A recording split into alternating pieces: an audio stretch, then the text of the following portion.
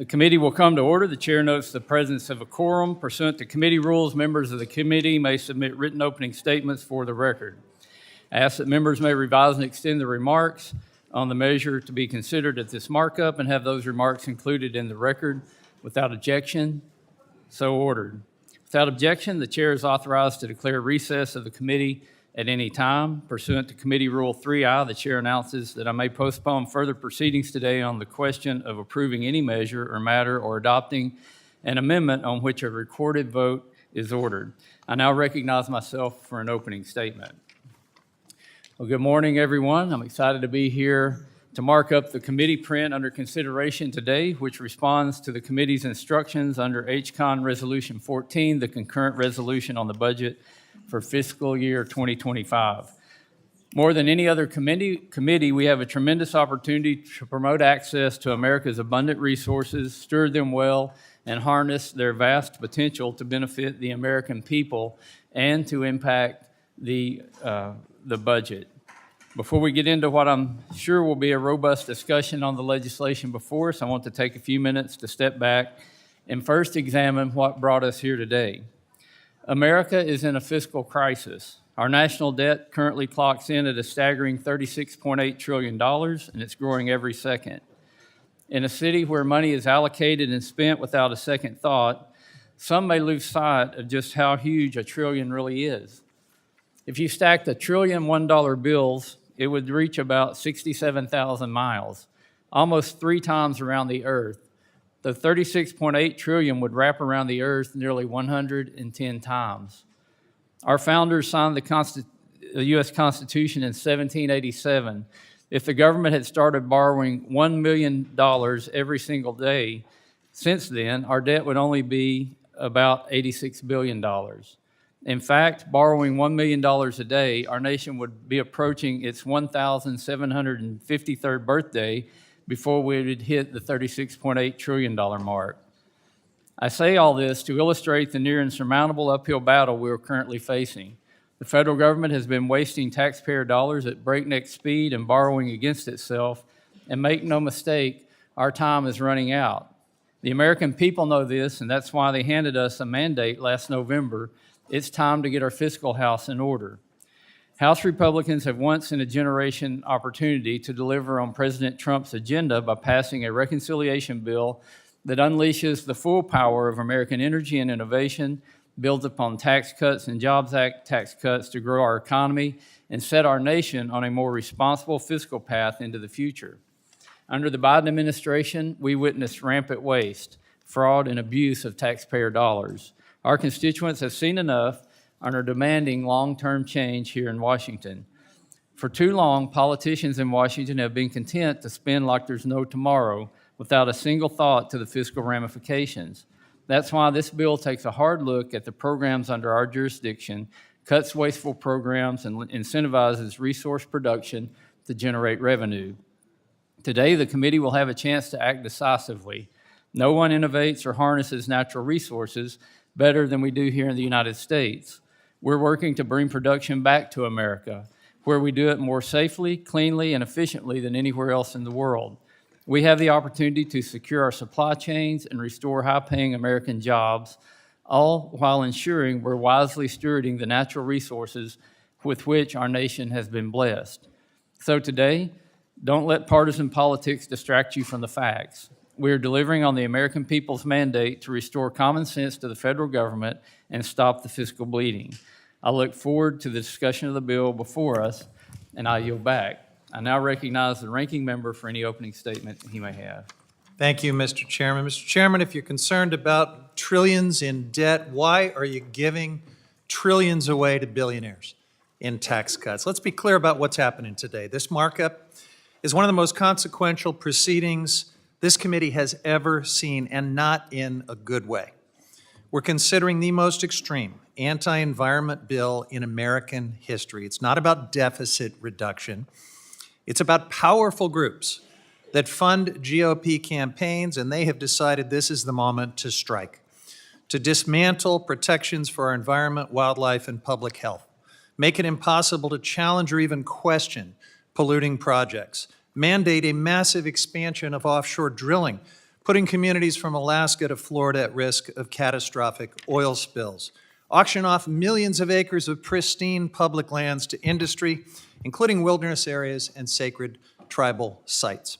And under the guise of a bill that slashes spending, give away billions in subsidies to the coal industry, corporate irrigators in California, and other special interests. The vast majority of Americans hate all of this.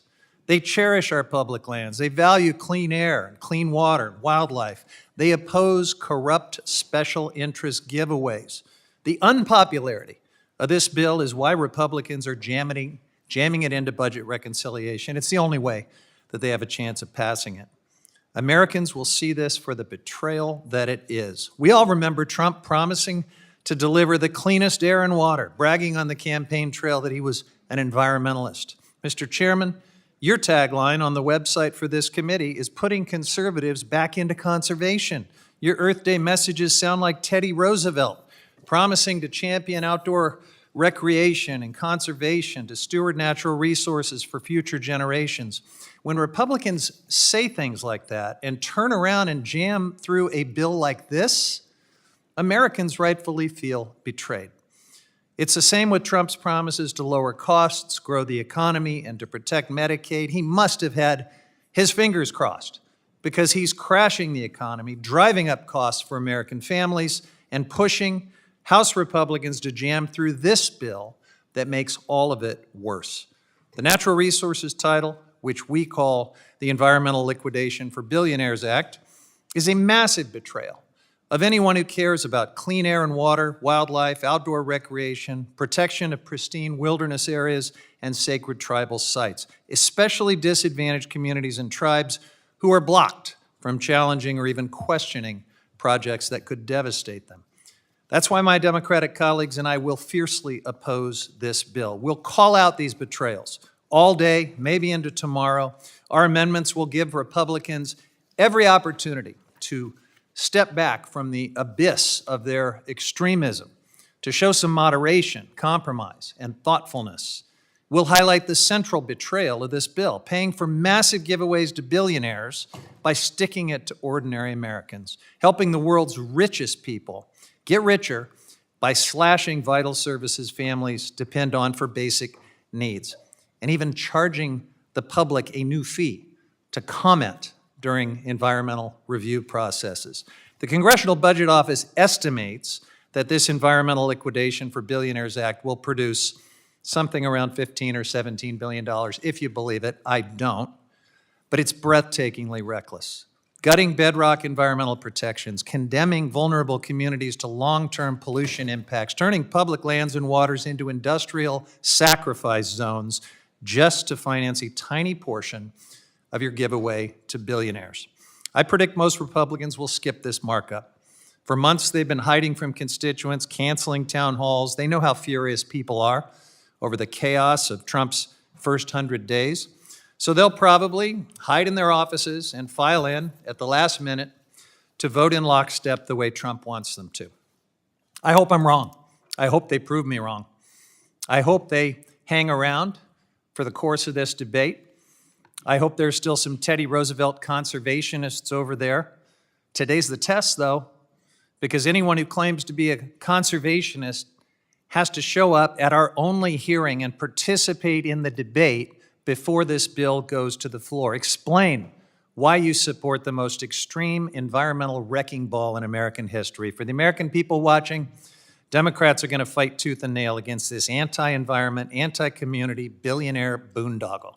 We're already fighting for your basic freedoms against a would-be dictator trying to dismantle our Constitution with fawning support from House Republicans. That fight now includes your freedom to breathe clean air, drink safe water, enjoy your public lands, and raise your families in communities protected by public health and environmental safeguards. I yield back. The gentleman yields back. Pursuant to the markup notice, it is now in order to consider the committee print to comply with the reconciliation directives included in Section 2001 of HCON Resolution 14, the concurrent resolution on the budget for fiscal year 2025. Without objection, the committee print will be considered read and open to amendment at any point. Does any member wish to be recognized for purposes of debate on the committee print? I recognize myself for 5 minutes. You know, I've often talked about my childhood in rural Arkansas and how I saw firsthand what being a responsible steward. And it didn't mean that you didn't use the resources that you had. It meant that you didn't let your resources go to waste, or that you didn't abuse those resources, that you left what you had in better shape for future generations. And that's what built the conservation movement here in America. It's not a preservationist movement where we say a hands-off approach. It's where we become responsible and good stewards of the things God has blessed us with. In my childhood experience, it goes back to a garden where we planted that garden, we tended it, we took care of it, and whatever came out of that garden was either eaten, it was frozen, it was canned, it was fed to an animal, or even saved for seed. We didn't let anything go to waste. And that's the kind of responsible resource management that we should be applying to our nation's resources as well. Our legislation unleashes the United States natural resource wealth to generate over $18.5 billion in savings and new revenue for the budget, while increasing access to America's abundant natural resources cleanly, safely, and responsibly. We've worked closely with members of Congress, state and local leaders, stakeholders, our colleagues in the Senate and the Congressional Budget Office to generate large revenues for the budget by answering President Trump's call to unleash American energy dominance. The opportunity to generate resource revenue has never been greater in the energy and mineral space. Global demand for affordable, reliable energy will only continue to grow, and President Trump has made it clear that America will rise to meet that demand. By reinstating onshore and offshore oil and gas lease sales, incentivizing responsible development in Alaska, holding annual geothermal lease sales, and ensuring a fair process for critical mineral development nationwide, we generate billions of dollars in new revenue and savings for the federal government. Increasing production right here at home will create American jobs and drive economic growth that's not even considered in CBO's analysis of the $18.5 billion.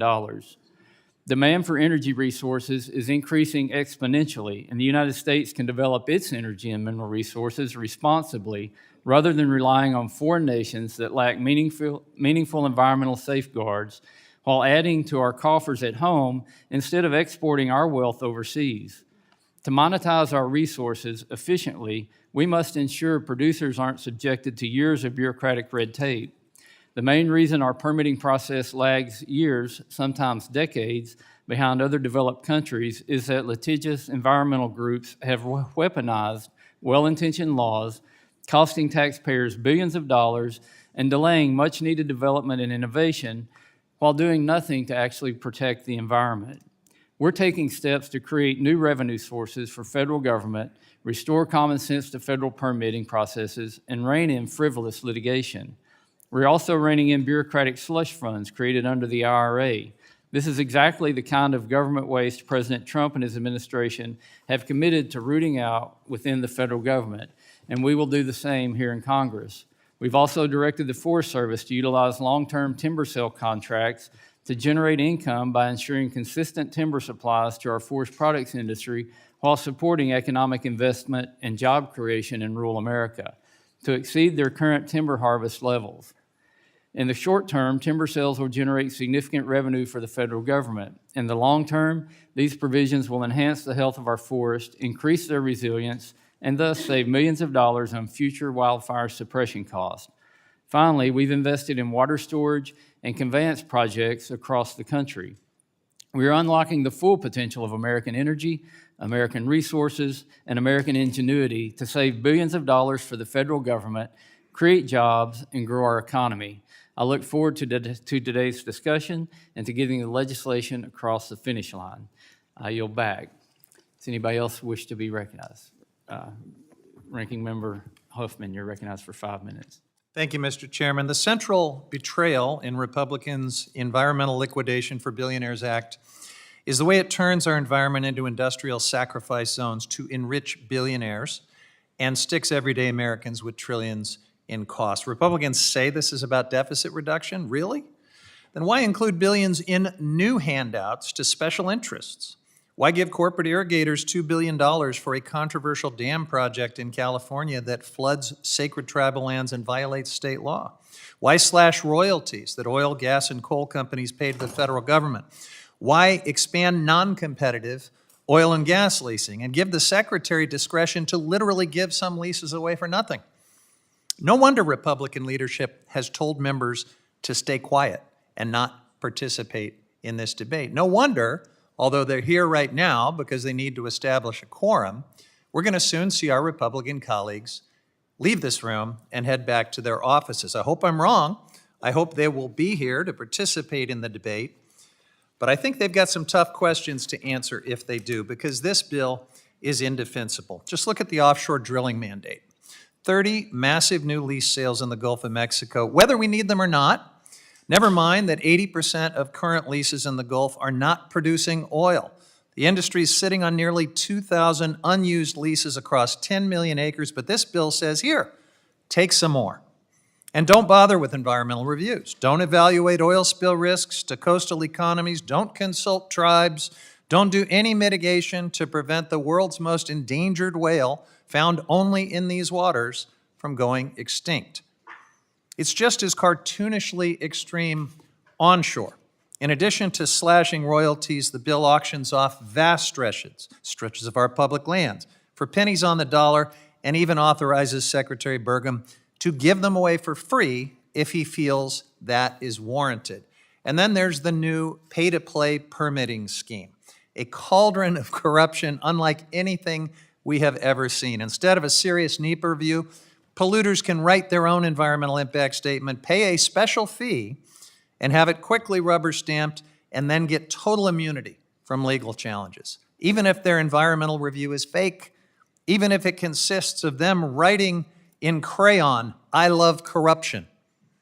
It's an elite buyer's club for corporate polluters. If you're wealthy enough to pay the fee, you get NEPA approval for your project to poison someone's air, contaminate their water, clear-cut the forest near some community, or bulldoze a sacred site. Maybe Republicans will even send you a note saying, "Thanks for shopping. Enjoy your immunity." Make no mistake, real communities all over America will suffer if this bill passes. Pollution will increase, including forever chemicals that foul our air and water and cause cancer. Jobs tied to outdoor recreation, conservation, and clean energy jobs, jobs that vastly outnumber fossil fuel and mining jobs, will be decimated. The climate crisis will get worse, and taxpayers will lose billions from the sweetheart deals that this bill lavishes on special interests. No wonder Republicans don't want to participate in the debate. They want to keep all of this on the down low. They're hoping Americans are too distracted by all the other Trump chaos to notice what's happening to their environment, their public lands, their health, and their wallets. But people will notice. They'll see exactly who this bill is for and who gets stuck with the costs. They'll know what you did to them. This bill is a smash and grab by a party that sees its governing trifecta slipping away. The worst 100 days for any president in modern history. Chaos everywhere. Polls cratering, recession looming, constituents demanding that you stand up to Trump, stop ducking town halls, do your job. And instead of listening and stepping back from the abyss of MAGA extremism, Republicans are rushing to give away the store to their big money pals while they still can. Americans see all of this, but they also see Democrats showing up and standing up for their right to clean air, a healthy environment, responsible stewardship of public lands, and policies that serve the public interest, not just big money polluters and profiteers. I hope a few Republicans will join us today in making this destructive bill less extreme by supporting the amendments that we are about to offer. Today would be a great day to get off the MAGA crazy train before it crashes. I yield back. The gentleman yields back. Is there further discussion on the committee print? Representative Stauber, you're recognized for 5 minutes. Thank you very much, Mr. Chair. Thank you, Chairman. I rise in strong support of the committee print and want to begin by thanking you for your leadership, along with the work of our colleagues on the committee to develop this package. But most importantly, I want to thank the staff of the Natural Resources Committee who have worked tirelessly over the past several months to put this package together. The package before us today raises $18.5 billion for the federal government over the next 10 years, an important step in lessening the burden that our annual deficits have on future generations of Americans. We're going to be able to do that in large part by allowing the American people to responsibly and safely develop our country's vast natural resources that belong to the American people and should be put to the best use on behalf of our country. By contrast, while today we will mark up a package that saves Americans $18.5 billion over the next 10 years, back in September of 2021, our colleagues on the other side of the aisle marked up a package as part of their most recent reconciliation bill that cost the American taxpayers nearly $32 billion over a 10-year window. Think about that difference. Mr. Chairman, I expect we're going to hear plenty of hyperbole today as how, quote, Team Extreme, end quote, is tearing apart, quote, bedrock environmental laws, end quote, laws of kneeling to, quote, big oil, et cetera, et cetera. I can promise my colleagues on the other side of the aisle, the Republicans today are not playing bingo today. Frankly, that couldn't be further from the truth. In fact, today, we're going to be responsibly unleashing America's natural resources, which will generate equitable returns for the American people through royalty, rental, and auction fees that are bound for the U.S. Treasury and ultimately Americans in every corner of this great nation. This package is a win-win for the American people.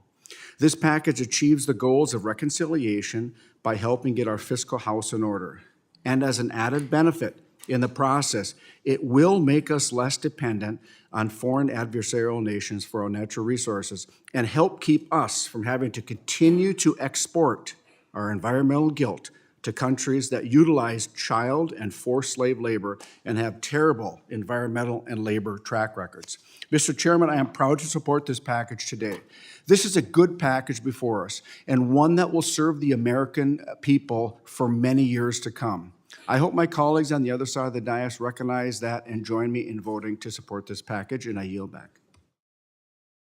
Gentleman yields back. Is there further discussion on the committee print? Ms. Ledger-Fernandez, you're recognized.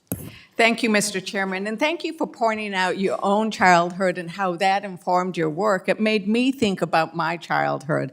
I grew up in the beautiful state of New Mexico, where we have some of, I think, the most gorgeous streams and mountains possible. And I hiked those mountains and we fished in those streams. And in some of those streams, you could not fish because mining had killed off everything in those beautiful streams. And it took decades for us to clean it up. I have been to places that should be as pristine as you could imagine, but oil spills have leaked into groundwater, and I have traveled through this state and noted the countless, but we actually have counted them, abandoned oil and gas wells that were never cleaned up. But I am also from a state that relies on oil and gas for our revenue in order to fund our schools. So we are a state that recognizes the value of this resource. And what have we been doing in the last so many years?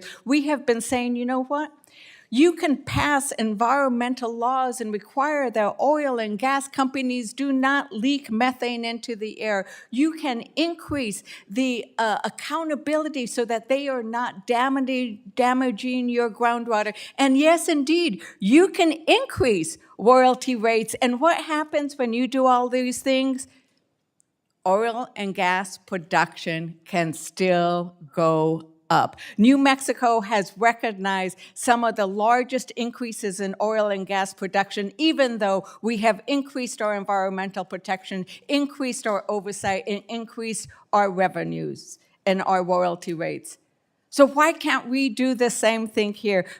We can't do the same thing here because Republicans are in charge. And Republicans, instead of saying, you know what, this is a good time to increase environmental protection, this is a good time to say, you know, those royalty rates that we've had since the 1920s, it was a good idea to increase them? No.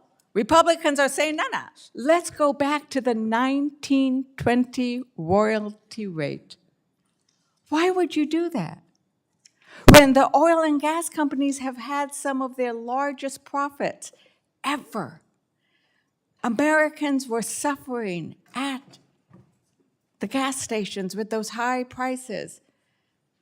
There was a possibility that oil and gas companies could have reduced their oil and gas, their prices at the pump, but they chose not to. They chose not to have accountability. But we are here on the guise of saying we need to do something about the deficit. Well, it is the Republican bill that will increase the deficit by trillions. By trillions. So this isn't about the deficit. This is about taking advantage of this moment and jamming through some of the worst environmental laws that this Congress will have seen. And this is about taking action which will hurt states like mine, which rely on oil and gas revenue. And when the federal government reduces its royalty rate, it is reducing the amount of revenue that a state like mine and a state like many of yours on this panel will receive. So think about your own citizens when you decide what you're going to vote on, because you are reducing the amount of revenue that your state will get. And for those of you who represent tribes, this bill will deprive your tribal nations from being able to provide input and review and objection to some of the biggest plans that will happen with regards to oil and gas and coal and uranium and other kind of mining. Why are you cutting off community input from tribes and from the communities that you represent? Community input is a good thing. We should not be afraid of listening to our citizens. And so we will indeed be offering amendments to provide you with an opportunity to think about your tribes, to think about your states, to think about should we be giving away our precious resources to China. Hopefully you will come to the conclusion that maybe we should not. Maybe we should protect our resources for generations to come so that we can continue to hike and ranch and farm in the beautiful lands that we all grew up in. Thank you very much, Mr. Chairman. The gentlelady yields back. Is there further discussion on the committee print? Mr. Magaziner, you're recognized for 5 minutes. Thank you, Chairman. I'm very disappointed by this Republican bill we have in front of us today because it's a missed opportunity. Now, this committee deals with serious topics, and we could be working together across the aisle to tackle them. We could be working together on good legislation to create good-paying domestic clean energy jobs so that we can affordably power this country for generations. We could be working together to support the fisheries surveys and weather monitoring and basic science at NOAA, which is critical to supporting fishermen and farmers in Rhode Island and all across the country. We could be working together to promote strong management of national forests and protecting against wildfires, supporting national parks. But instead, this bill guts all of those programs to pay for tax cuts for billionaires and giveaways to big oil. Understand what this is. This is a fire sale. My Republican colleagues are selling out farmers and fishermen, selling off our public lands, selling off our minerals. Before this markup is over, they may try to sell off the office furniture, anything that they can think of to try to find the money to pay for yet more tax cuts for Elon Musk and the billionaires who don't need it. This bill strips away funding from the national parks. We hear all the time on this committee about how badly national parks are under-resourced and understaffed, from the Great Smoky Mountains to Yellowstone to Slater Mill in Rhode Island. This bill cuts funding for parks even more. It cuts funding for national forests when we need to be investing more to prevent water fires. It takes away critical conservation funding for public lands, and importantly, and I'm going to be talking a lot about this today, this bill would cripple the life-saving work of NOAA. NOAA, which is vital to Rhode Island and coastal communities across the country to support the fishing industry, which is the source of thousands of jobs in my district. Weather monitoring at NOAA, which is fundamental to all of our daily lives. Just last week, the administration sent an agency-wide email announcing that they've eliminated 1,000 NOAA employees with over 27,000 years of collective experience. And what does this bill do for NOAA? Does it bring back those staff to help get fishing season open on time, to help get the agency fully resourced before hurricane season? No, it does not. It takes away funding, making it even harder to do all of those things. So why are we here? This is a question of whose side are you on? Are you on the side of the fishermen and the farmers and the working people of this country, or are you on the side of the billionaires and big oil?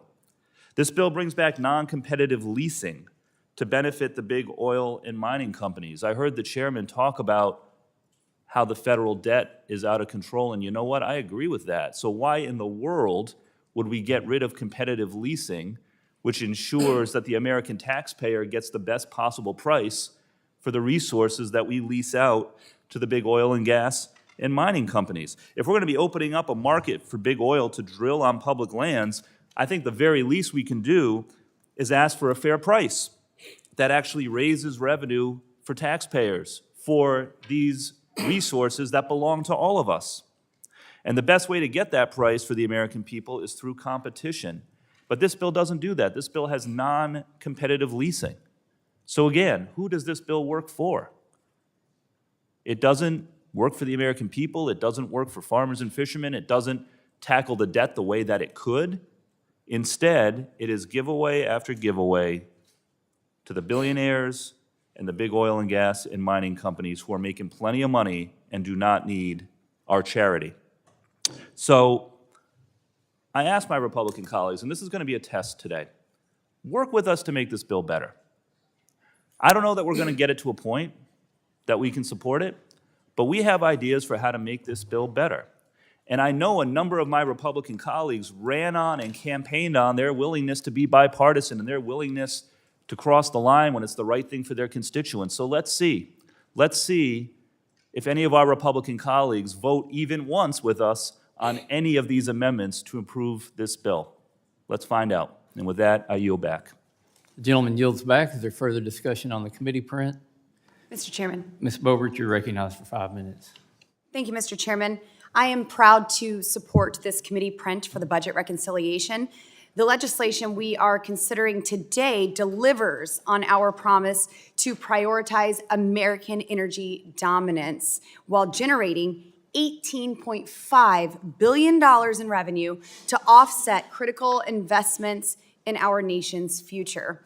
By mandating quarterly offshore oil and gas lease sales, expanding opportunities in the Gulf of America and Alaska's Cook Inlet, and authorizing new sales in the Arctic National Wildlife Refuge, this proposal taps into our nation's vast natural resources. This legislation also includes my American Energy Act that will help reduce the backlog at the Bureau of Land Management by extending the length of drilling permits to 4 years.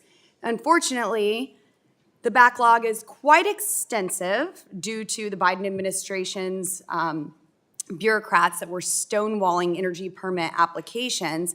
It also fixes the problem caused by activist judges and environmentalist litigants by reducing the power of judges to unilaterally vacate an energy lease that was approved by the Bureau of Land Management. These measures are projected to generate billions of dollars, ensuring that we fund priorities like border security, defense, and tax relief without adding to the national debt.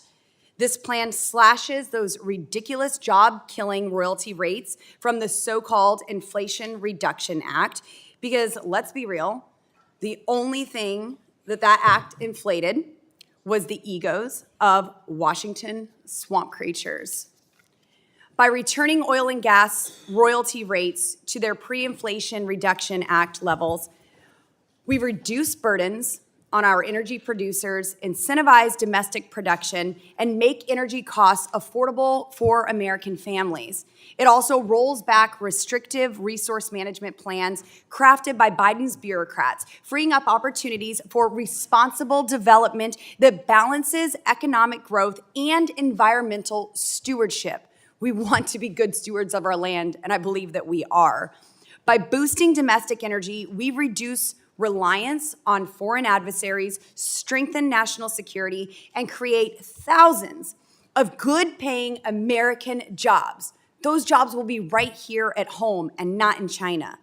This reconciliation package is part of our America First agenda that puts hardworking taxpayers first. It aligns with the president's America First agenda that puts a call in runaway spending, streamlined government, and delivers results. This committee has done its part by crafting a plan that not only meets its reconciliation instructions, but also sets a foundation for long-term prosperity. I urge my colleagues to support this committee print. Let's pass this legislation through committee, secure our energy independence, bolster our economy, and make America great again. Together, we can deliver on the mandate given to us by the American people to get one big, beautiful bill to President Trump's desk. I urge the adoption. I thank you, and Mr. Chairman, I yield. Gentlelady yields back. Is there further discussion on the committee print? Ms. Velasquez, you're recognized. Thank you, Mr. Chairman. Here we go again. This is my second budget reconciliation markup in the last 2 weeks. And without hesitation, I can tell the American people, Republicans are writing a budget for billionaires, not for working families.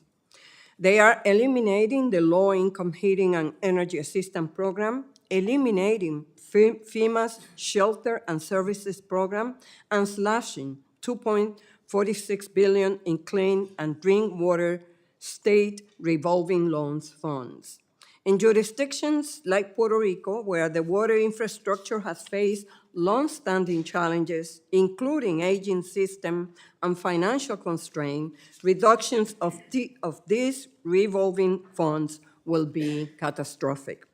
All of this to bankroll more tax giveaways to the ultra-rich. So I pose the question, whatever happens to fiscal responsibility? Oops, I forgot. It only applies when we have a Democratic president. As Republicans consider all avenues to make cuts for the rich, their proposals will hurt those that depend on Medicaid, Medicare, and Social Security. At a time when families are struggling with high prices because of tariffs, Republicans are doubling down on efforts to help big oil executives and billionaires profit any way they can. Republicans want to turn national parks and sacred sites into oil fields and strip mines, no cleanup required. It is reckless, dangerous, and an insult to frontline and tribal communities. Big oil doesn't need another handout. They're making record profits while Americans pay the price with polluted air, rising health risks, and climate disasters. Fossil fuels pollute. Climate change is real, and the numbers don't lie. In the 1980s, the US averaged just 3 major weather disasters per year. From 2014 to 2013, that number surged to 17, which is more than a 5-fold increase. The financial and human toll is staggering.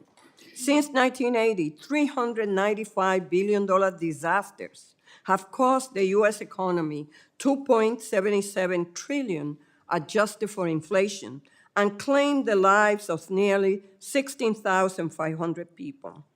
The GOP's plan is completely disconnected from the global reality we face, as it would gut clean energy jobs, wildfire prevention, mine cleanup, and tribal water infrastructure, killing good-paying jobs and exacerbating recovery costs in red and blue states alike. This is a full-on assault on climate resilience and public safety.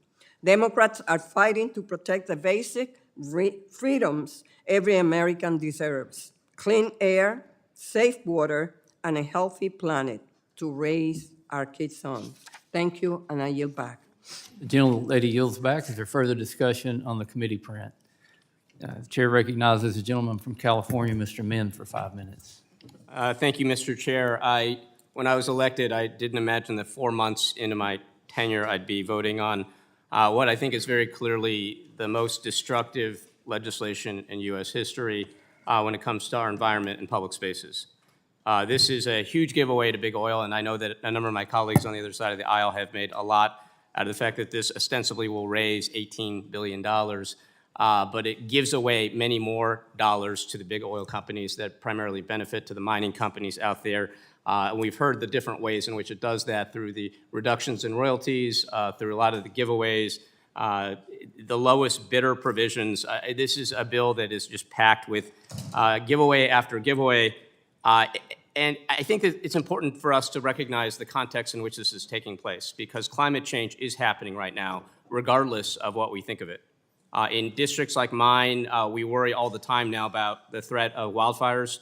We know that with the drier foliage that we have, with the harder blowing Santa Ana winds, which reach 100 miles an hour this past year, we are going to face that threat. We're facing rising temperatures throughout the world. India just hit 140 degrees last year.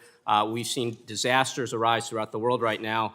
And we are starting to face biblical level temperature and climate right now.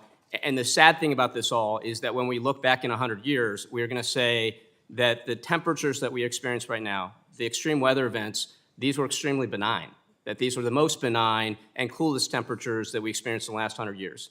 And so if we have people in our lives that we love, that we think are going to be around in 2050 or 2070 or 2100, we owe an obligation to them to act right now. And this is the opposite of that. We need to be moving forward, not backward. We need to be weaning ourselves off of fossil fuels, not moving aggressively back into what is an outdated technology at this point. We have a moral and economic imperative to do this, and yes, an economic one, because the dollars we're talking about, even if we ignore the fact that most of this bill is geared towards giving tons and tons to big oil companies, the economic impacts that we're facing from climate change are accelerating right now. Many, many billions of dollars, hundreds of billions of dollars in losses from the California wildfires just last year. We see natural disasters resulting in huge losses over and over and over, and these are going to accelerate. And any economist out there that's looking ahead has estimated that we're going to be facing many trillions of dollars in costs from climate change. So we need to be thinking about that. We need to be thinking about what it means when we talk about the American dream in this country. Because the American dream is, yes, it's about economic opportunity. It's also about allowing our children to grow up in clean spaces, to breathe clean air, to have access to our beautiful public lands in this country, to have access to clean water. And again, this bill does the opposite of that. And it does it by, again, investing in a retrograde past technology. When you look around the world right now, China, Germany, France, Canada, advanced economies are not investing backwards in more oil. They're investing in clean energy because they know that's where the future is. They're not investing in the horse and buggy. They're not investing in past technologies. They are moving to the future. Right now, we are aligning ourselves once again with countries like North Korea and Iran in investing in oil so heavily, like Russia. So again, I would just urge you all, we have a moral imperative to act right now, to act in a way that stewards our environment, that pays it forward to the children and unborn children that are out there. So I urge my colleagues to think carefully about this bill because it really is devastating to our economy, to our environment, but also to our future. I yield back. The gentleman yields back. Is there further discussion on the committee print? The gentlelady from New Mexico, Ms. Stansberry, is recognized for 5 minutes. Thank you. Good morning, everyone. I'm really pissed off this morning. This bill is part of a larger reconciliation package that is completely false in its premise.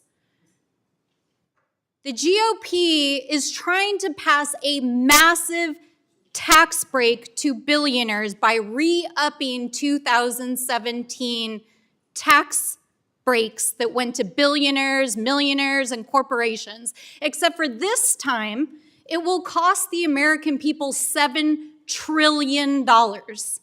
And to try to claim that they're going to be fiscally responsible, they're attempting to find a few $1 trillion in savings here and there.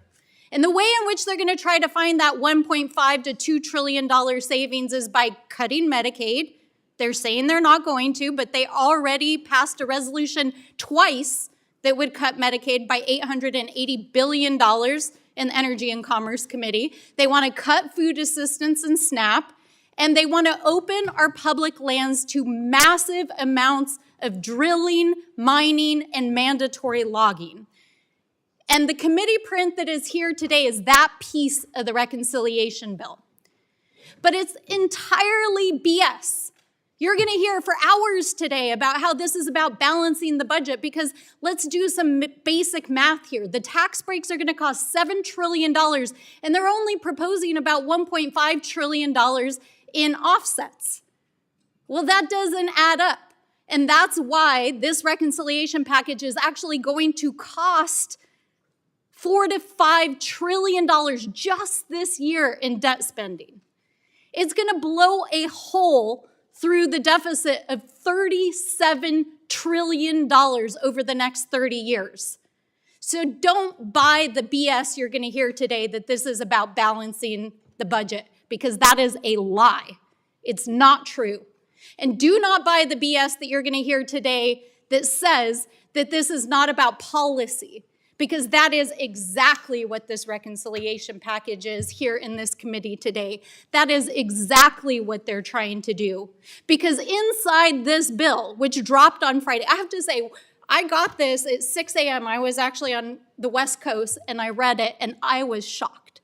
Has mandatory oil and gas drilling and lease sales on public lands and offshore, mandatory logging requirements.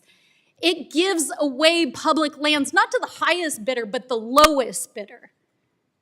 It has mandatory requirements that would do away with public review. That means that you couldn't participate in public planning. It means you couldn't participate in the process that was put in place 50 years ago for Americans to have their voices heard, so we didn't do destructive things on public lands and tribal lands. And it takes away your rights in the courts to actually contest what might happen as a result of opening public and sensitive lands to drilling, mining, and mandatory logging. That is actually what this bill is all about. And sure, it'll generate a few $1 billion, but also don't buy the BS that this is about unleashing American energy, because you know what's happening right now in the oil and gas markets? They're tanking, and they're tanking because of Donald Trump's tariffs. And you know who's stepping in? OPEC. Because what's happening right now is that our economy is in total chaos. And because of that, oil prices are going down, demand is going down, and so they're actually shutting down rigs right now in the United States. So the claim that by having mandatory lease sales is going to unleash American energy in the United States is just BS. It's not going to save you money. It's not going to unleash American energy. This bill is going to gut protections for public lands. It is opposed by tribes across the country because it would take away judicial rights. It would take away rights to review what is happening on sensitive public lands. And it is based on a completely false premise that will undermine the protection of our economy, the American people, our communities, and the environment. And that is why we are prepared to sit here all day and fight this bill, because it is complete BS. The gentlelady yields back. Is there further discussion on the committee print? The gentlelady from Oregon, Ms. Dexter, is recognized for 5 minutes. Thank you, Mr. Chair. I came to Congress as a mother who had a child dealing with climate anxiety from 5 years old on. Our children are fearing for the health of their planet. I also came here as a physician in pulmonary and critical care. I understand what happens to the body when we neglect environmental policy, when people are breathing polluted air. And I also came here as a Northwest native who is an outdoors enthusiast. I ski, I hike.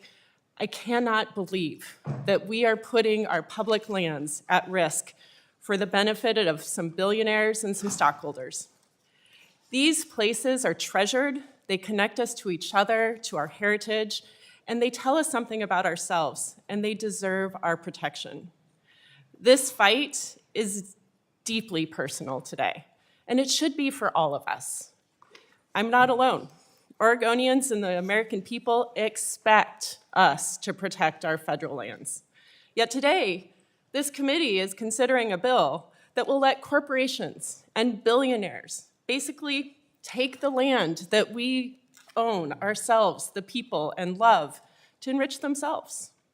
House Republicans are attempting to hand over public lands and waters to billionaires and big oil against the will of the American people.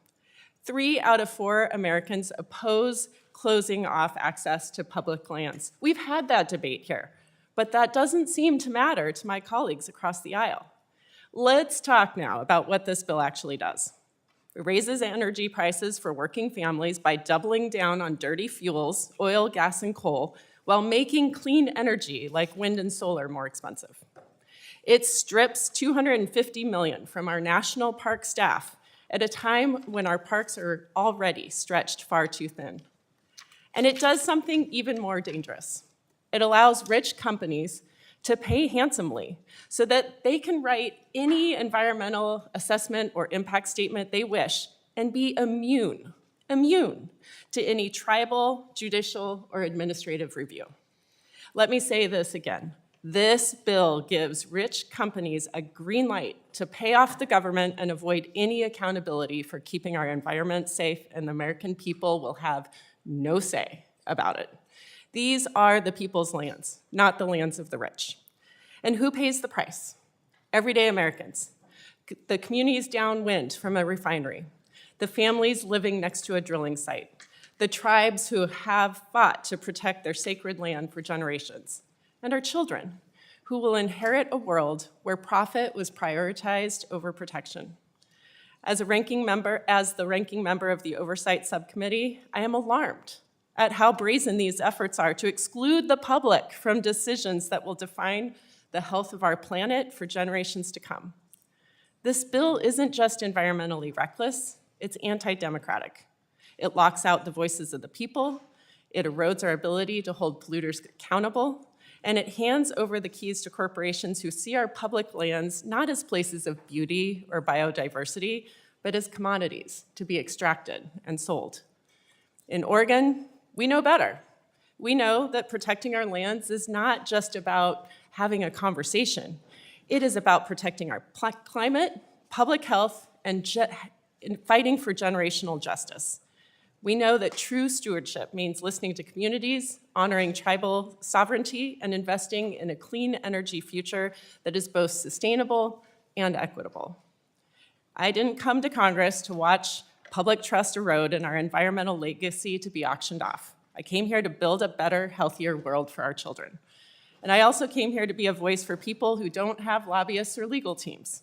I came here to fight for the children, mine and yours, who are counting on us to do the right thing. And that's what I will continue to do today, all day, tomorrow, and every day. To my colleagues, do not turn your back on the people who sent you here, who believe that you have their back. Do not turn your back on your children, who will live with the consequences of this moment. We can and we must do better. Thank you, Mr. Chair. I yield back. The gentlelady yields back. Is there further discussion on the committee print?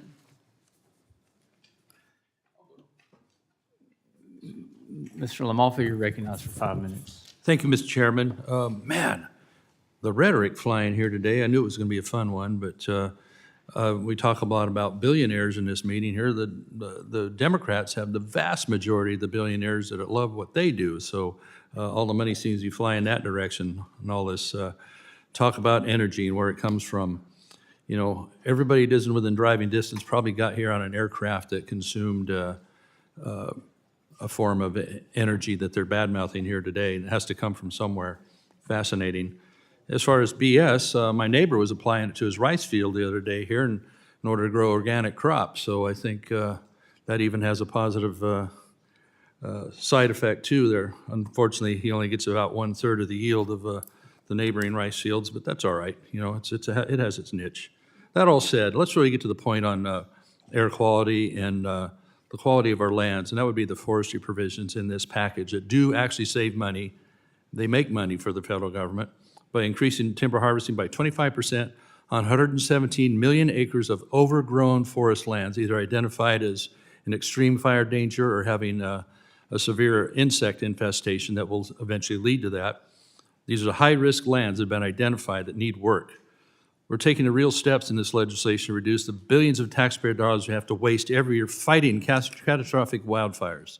A 1 million-acre fire happened in my district a couple years ago, whose such intense smoke plume went up into the jet stream and ended up descending on New York City, Philadelphia, Washington, D.C., where people were advised not to go outside and do exercise because of that 1 million-acre fire from lack of management, a severe lack of management. So we talk about mandatory harvest and mandatory work in the forest. Yeah, that's what we pay the U.S. Forest Service to do, is mandatorily doing the work that needs to be done so we can manage these lands and not burn our communities and burn the assets and burn the wildlife and soil the air and the waterways that are the results of year after year after year of 6-digit, even 7-digit fires that happen. The Forest Service used to turn a profit. Revenue from timber sales helped fund local schools, roads, and basic services in rural counties. Now we have to come hat in hand and hope we can pass the Secure Rural Schools funding in order to make up for what used to be the timber industry that used to provide wood and paper products to Americans. Now the U.S. is the #1 importer of wood products. Instead, we burn it. So there's provisions in this package in sections 80313 and 80314 move in the direction of fixing that. Congressional Budget Office estimates the increase in BLM timber harvest alone will generate $8 million in new revenue. Combine that with some reduced fire suppression and recovery costs, it adds up fast. These forestry reforms contribute directly to the $15 billion in total savings from the natural resources portion of the reconciliation package. And unlike a lot of what happens around here, that's just not theoretical. It's real dollars that don't have to be pulled from the taxpayers later on. Not just about savings, it's rebuilding a responsible forest management system that actually works for people, for parks, for recreation, for air quality, water quality, and wow, even jobs in local economies that used to have them. These provisions allow 20-year contracts so that if we were to build a mill, $100 million, $200 million mill in order to use these products domestically with local jobs and the people that build these mills, a 20-year contract would ensure that they will be able to make back their investment, which, a lot of people don't understand investment and costs like that around here, but if you're going to build the mill, you need to know that you're going to have the input, the throughput there for a period of time until a whim of another lawsuit or another administration comes along and stops it. If you want to have these mills, if you want to have the jobs, if you want to have the output, if you want to have the forest being cleansed, you need to have that infrastructure. So it would mean reversing the trend of having lost 1,500 sawmills since the year 2000, especially areas like mine in Northern California. We used to have a thriving timber industry, but so many of our western states. Rebuilding that infrastructure brings back the jobs, grows the tax base, and reduces the need for federal economic aid. Again, even more savings. So we're not even touching the wilderness. We're not even clear-cutting the national parks. These harvests are focused on areas already designated for timber production, non-wilderness and non-roadless, and they still follow strict management plans. We'd be thinning the most dangerous overgrown areas, the 117 million acres I lined out, the same ones that turn small fires into massive disasters year after year after year. So you want to talk about disaster costs, look at the last few years in the billions. Towns wiped out, all the damage sustained to the environment. These are preventable. So let's move in that direction with this legislation. It's common sense, it's conservative, and it's long overdue. I urge my colleagues to support these cost-saving reforms, finally start managing our forests like we mean it. I yield back. Gentleman yields back. Is there further discussion on the committee print? Mr. Hernandez from Puerto Rico, you're recognized. Thank you, Mr. Chairman. Mr. Chairman, this committee has the power and the responsibility to protect our planet. I was inspired when in 2022, this committee, under the leadership of Mr. Grijalva, secured $1 billion to bring solar panels to vulnerable communities in Puerto Rico. About $365 million of that is still pending disbursement. But today I am deeply disappointed. As one of the youngest members of this committee and of Congress, I'm disappointed to witness an unprecedented assault on our natural resources, on climate action, and on the future that my generation will inherit. And I am disappointed that the government of Puerto Rico, whose governor is a former member of this committee, is walking away from up to $1.3 billion in funding to appease this administration and to please fossil fuel special interests. Now, I want to say that again in Spanish for the benefit of my constituents. Nuestro gobierno está dejando sobre la mesa 1.3 billones de dólares que se pueden utilizar para atender nuestra crisis energética. Yes, the government of a bankrupt island with a collapsing energy grid has chosen to drop a $1 billion lawsuit against oil companies and to give up the fight for the $365 million that this committee allocated for clean, reliable solar power. Now, I have said publicly that I am willing to support any measure that brings stability to Puerto Rico's energy grid, even if this change is not brought on through renewable energy. However, we should not close the door on the opportunities we have to bring stability through environmentally friendly resources. Now, that lawsuit that the government is dropping was meant to compensate our people for the harm that they've endured. Those funds for solar panels were meant to lift up the most vulnerable with energy independence and dignity. And now, irresponsibly, those funds have been abandoned. And now, unfortunately, this committee has abandoned that sort of initiative that benefited people in Puerto Rico and across the United States. Politics is about choices. Some choose to protect polluters. I choose to protect their victims. Thank you.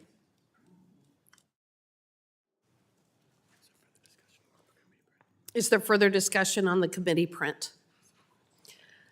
The chair now recognizes Ms. Elfeth. Thank you. Close, Madam Chair. Elfreth, thank you very much for that recognition. Colleagues, like so many of you, I came to Congress, and I'm sure this is true of both sides of the aisle, I came to Congress to protect, restore, and make available to the public, the broader public, to enjoy more of our natural resources.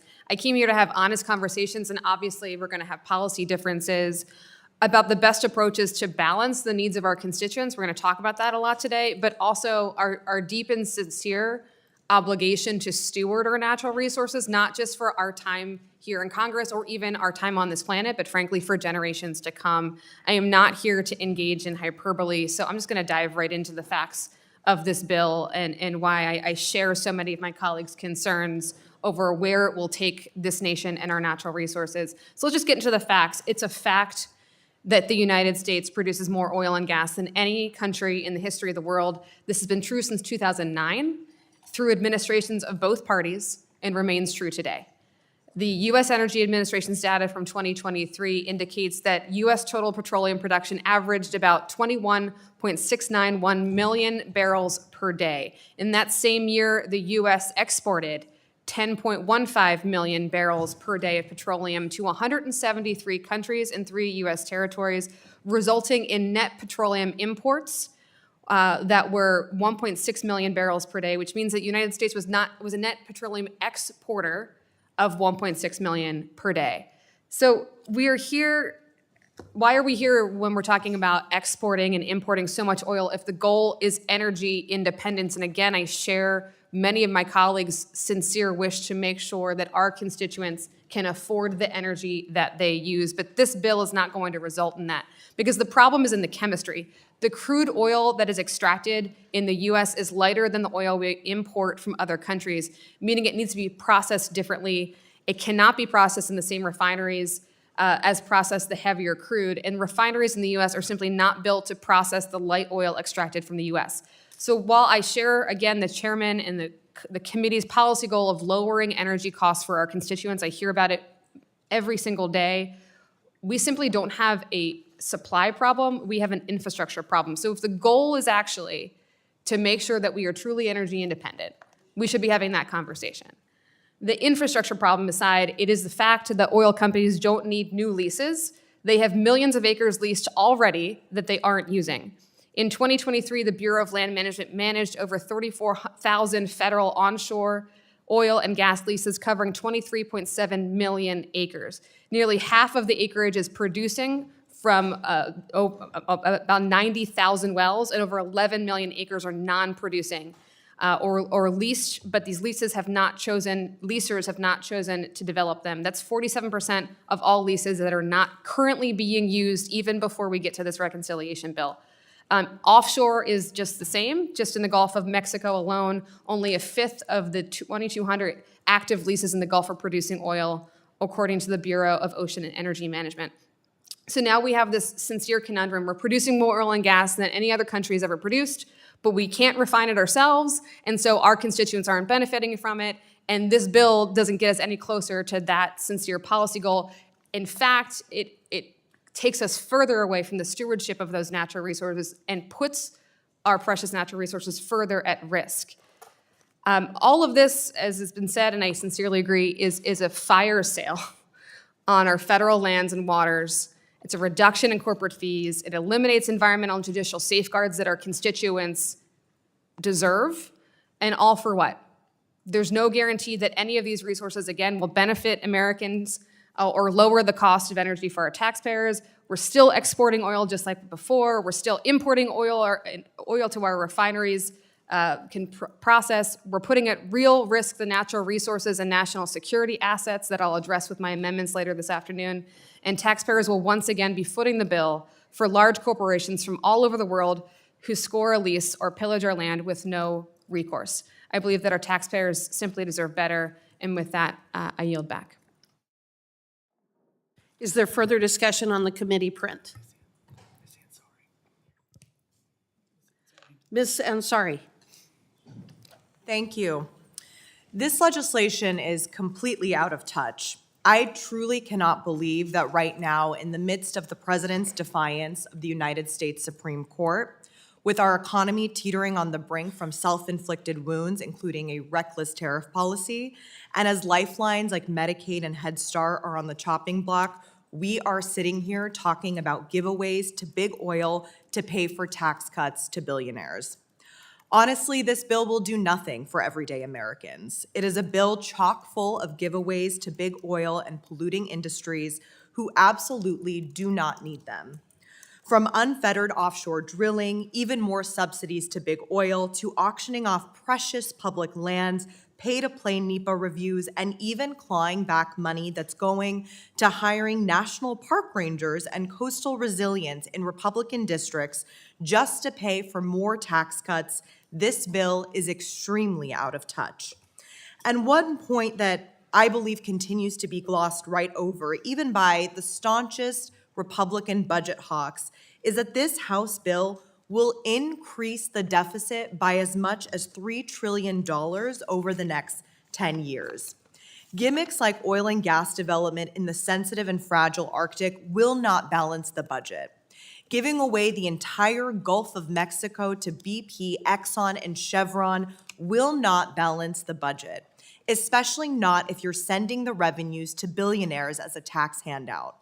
It will not even lower your energy costs. We are already the #1 exporter of gas and #1 producer of oil and gas in the world. And are you paying any less at the pump? No. And that doesn't even get to another way that this bill is ripping off taxpayers. We have record production levels. I'm going to say it again because my colleagues on the other side of the aisle often seem to forget about this. The oil and gas industry is making record profits on oil and gas, and they're lining their pockets with profits they are making off of our public lands. But American taxpayers aren't seeing any benefit from this. We are not seeing energy prices come down. And thanks to this bill, these companies would pay even less to the U.S. Treasury for royalties and rents. This is all while their leadership pats themselves on the back and gives themselves raises and bonuses. In 2024, Chevron CEO Michael Wirth saw total compensation increase by 23.4% to $32.7 million. ExxonMobil CEO Darren Woods' pay package for 2024 rose 19.3% to $44.1 million. ConocoPhillips paid its CEO, RM Lance, over $21 million. ExxonMobil, Chevron, ConocoPhillips, EOG Resources, and Schlumberger have seen record profits in recent years, including more than $250 billion in profits between 2021 and 2023. Now, in the last hour, I have also discovered that members of this committee, including the chairman of this committee, will also be benefiting thanks to the handouts that we are giving to oil and gas companies. For the public's awareness, members of Congress have to fill out periodic transaction reports if we are to buy or trade stocks. And it turns out that the chairman of this committee, for the first time since he has been in Congress, just recently filed a report and has traded stocks including BP, including ConocoPhillips, the one I just mentioned, ExxonMobil, and of course, Shell. So the corruption that is occurring is astounding. Not only will these billionaires and the CEOs of these companies be profiting, but the chairman of the committee responsible for overseeing this jurisdiction will also be profiting from these giveaways. Meanwhile, Americans will continue to struggle and the rich will get richer. The only thing that these budget gimmicks will do is drive up big oil profits, CEO pay, shareholder dividends at the expense of our public lands and the American taxpayer. Our constituents who are already facing a climate crisis with heat wave after heat wave, getting sick from pollution released by coal-fired power plants and petrochemical facilities next door, all while not improving our energy costs, this bill is an absolute disaster. I strongly oppose it, and I yield back. Is there further discussion on the committee print? Madam Chair. The chair now recognizes Mr. Ezell. Thank you, Madam Chair, and I applaud you for putting this together. As promised, we are finally addressing the United States national debt, and I'm glad to say that I'm here representing the people of Mississippi's 4th District and doing what they asked me to do. One way of addressing the debt is mandatory oil and gas lease sales. These sales have been needed for far too long, and mandating just 2 leases per year will produce millions of dollars in revenue, federal revenue, while increasing domestic oil production and generating jobs across the Gulf Coast. Under the Biden administration, the Department of Interior would grant land leases for migrant encampments, but not for domestic oil and gas opportunities, and that's a shame. The previous administration held 32 oil and gas lease sales, bringing in $345 million in revenue. Compare that to an American First Trump agenda that held 104 lease sales in the first term, bringing in $1.7 billion in revenue. Mandating these leases is beneficial to all Americans as it produces revenue for the taxpayer and the federal government. This has been one of my top priorities for this Congress. In addition to the primary focus of being a huge revenue raiser, these provisions will also allow our energy industry to have their certainty they need to provide reliable and dependent energy to all Americans. A second way to generate federal revenue is through long-term leasing on federal land for timber harvesting. Millions of acres of federal land are at risk for wildfire at any given time, which some is in my district, the DeSoto National Forest in my home. The worst part is that you do not know you are at risk of these wildfires until it's too late. Fuel for these fires sits untouched without any way to harvest them. Proper forest management is needed throughout the country. Within this package, we address proper forest management while generating revenue. This is vital for the federal economy. Thank you again for your leadership, Madam Chair, and I look forward to the results of this package we'll deliver for my constituents. I yield back. Is there further discussion on the committee print? The chair now recognizes Ms. Randall. Thank you, Madam Chair. You know, I'm here today in the service of the hardworking people of Washington's 6th District who want to see Olympic National Park, the Olympic National Forest, and our coastal marine sanctuary and the 100 miles of coastline on the Pacific protected for generations to come. I was elected to this body by those people who don't always have a seat at the table. And I joined this committee to find solutions to protect our public lands and natural resources and fight to keep them accessible for our children and grandchildren. These are places where we hunt, where we fish, where we hike, where we camp, where we enjoy air like nowhere else in the world. But my colleagues, Republicans on this committee, are actively seeking to sell off our public lands and finance giveaways to big oil to pollute our air and water.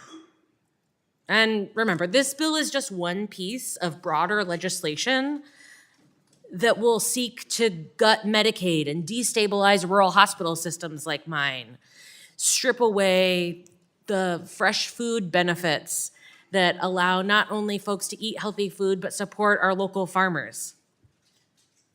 This proposal seeks to make our air dirtier, our water filthy, to dismantle our healthcare system so that when you inevitably have health complications from all the increased pollution, as my colleague, Dr. Dexter, so clearly pointed out, you won't even be able to afford treatment.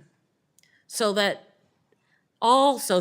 Republicans on this committee can finance $4.5 trillion in tax cuts for the wealthy and well-connected, and those seeking to get wealthier. Let me be clear. Selling off public lands for drilling, repealing critical environmental protections, defunding coastal restoration and habitat resilience work, and gutting the National Park Service does nothing for the average American, does nothing for folks who are already struggling to afford healthcare and housing and childcare, and whose closest doctor's office or hospital is already an hour away. This bill lines the pockets of the ultra-rich at the expense of our hardworking constituents, and that's why I'll be voting no. I yield back. The gentlelady yields back. Is there further discussion on the committee print? Ms. Dingle, you're recognized for 5 minutes. Thank you, Mr. Chairman. I am deeply concerned about the legislation this committee is considering today. Instead of advancing a budget that helps address the challenges Americans are confronting, House Republicans are combining the most extreme attack on our nation's natural resources and also have enormous cuts to Medicaid, Social Security, and other critical programs working families depend on every single day. This bill doesn't put America first. It gives massive handouts to pad polluters' pockets with no regard to the environment, which will harm communities, increase pollution, and weaken our nation's core conservation laws. I come from an area that has a great deal of pollution and has been trying hard to clean it up. We need to move forward, not go backwards. The reality is many parts of this legislation are unpopular policy items that Republicans on this committee have tried and failed to enact over the last 2 years. I have many concerns with this package, especially its attempts to weaken NEPA, the National Environmental Policy Act, known as Magna Carta around the world, the Endangered Species for Environmentalists and Conservation, the Endangered Species Act. It tramples over Americans' judicial rights, exploits our invaluable public lands, and dismantles key federal agencies responsible for the welfare and smart management of our natural resources. Not to mention, this bill would have catastrophic consequences on the health, protection, and future of the Great Lakes, which is 20% of the world's fresh water and surrounding communities. I want to make it clear that we should be focusing on expanding public access to federal lands, not auctioning them off. And we should be investing in our national park systems and national wildlife refuges, not making it harder for Americans to visit these special places. The legislation we're considering today scares me. It threatens our public lands, waters, and wildlife for the sake of billionaire tax cuts. It doesn't address the real challenges we face. And I hope my colleagues will vote against it the way it is now. We can and must do better. It's our responsibility to protect these priceless spaces for generations of Americans to come. Thank you, Mr. Chairman, and I yield back. Gentlelady yields back. Is there further discussion on the committee print? Mr. Soto, you're recognized for 5 minutes. Thank you, Chairman. It's time for some inconvenient truths. Climate change is real. Oil production has actually dropped under President Trump, and the reconciliation package will add $4.5 trillion to the national debt. First, oil production. It fell by 305,000 barrels in Q1, and now oil is under $60 per gallon. That's Texas crude at $58 today. So energy companies are actually, right now while we speak, capping wells because they don't make money right now. It turns out Trump's wrecking the economy lowers oil demand. It's kind of ironic, right? Trump's incompetence has lowered fossil fuel demand, something that we tried to work on for the last 4 years. Then you have EVs and hybrids. Those vehicles make up 20% of the new purchases. The demand is shrinking even more because of that. And so why would we have a plan that's stuck in time, a time warp to 2022, when it's 2025, and these are the kind of realities we're dealing with? So what are you doing here? Meanwhile, Florida gets pounded by hurricanes that get worse each year. We face extreme heat and rising seas, and the president has proposed a $1.5 billion cut to NOAA, $646 million cut to FEMA, and $1.2 billion in cuts to our national parks. You know, I feel like this could be done a better way if we join together. An organized, long-term clean energy transition. There's going to be a lot of jobs that will be needed for this. Mining, manufacturing, power plants, transmission lines that go across states, solar, wind, nuclear, even natural gas as a bridge fuel. And as fossil fuel demand continues to lower, energy-producing states are going to be under increased pressure to evolve your economies. This is why this would be a great time to do that. There's literally no need to pass away giveaways to major oil companies that are capping wells right now as oil demand sharply drops, especially when it would require the destruction of some of America's most precious wild spaces like the Gulf of Mexico, which is so important for tourism, for environment, for our way of life in Florida. And with that, I yield back. The gentleman yields back. Is there further discussion on the committee? Ms. Brownlee, you're recognized for 5 minutes. Thank you, Mr. Chairman.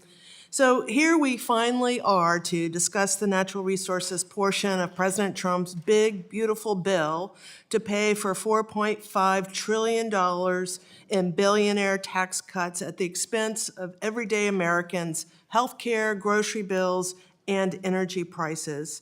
And let me say, I am, like my Democratic colleagues, appalled by the priorities House Republicans are offering up today. My Democratic colleagues on this committee have long called out the GOP agenda, polluters over people, and this agenda has never been on more display. This is perhaps one of the worst attacks on our public lands and waters that has ever come through this committee. So I want to break down just some of the impacts this proposal will have on the American public. Everyday Americans will be extorted for exercising their First Amendment rights to make their voices heard and challenge corporate polluters in the courtroom. National parks, wildlife refuge, and sacred landscapes will be turned into drilling and mining zones. Oil and gas CEOs will get discounted price handouts, while renewable energy development will be expected to pay more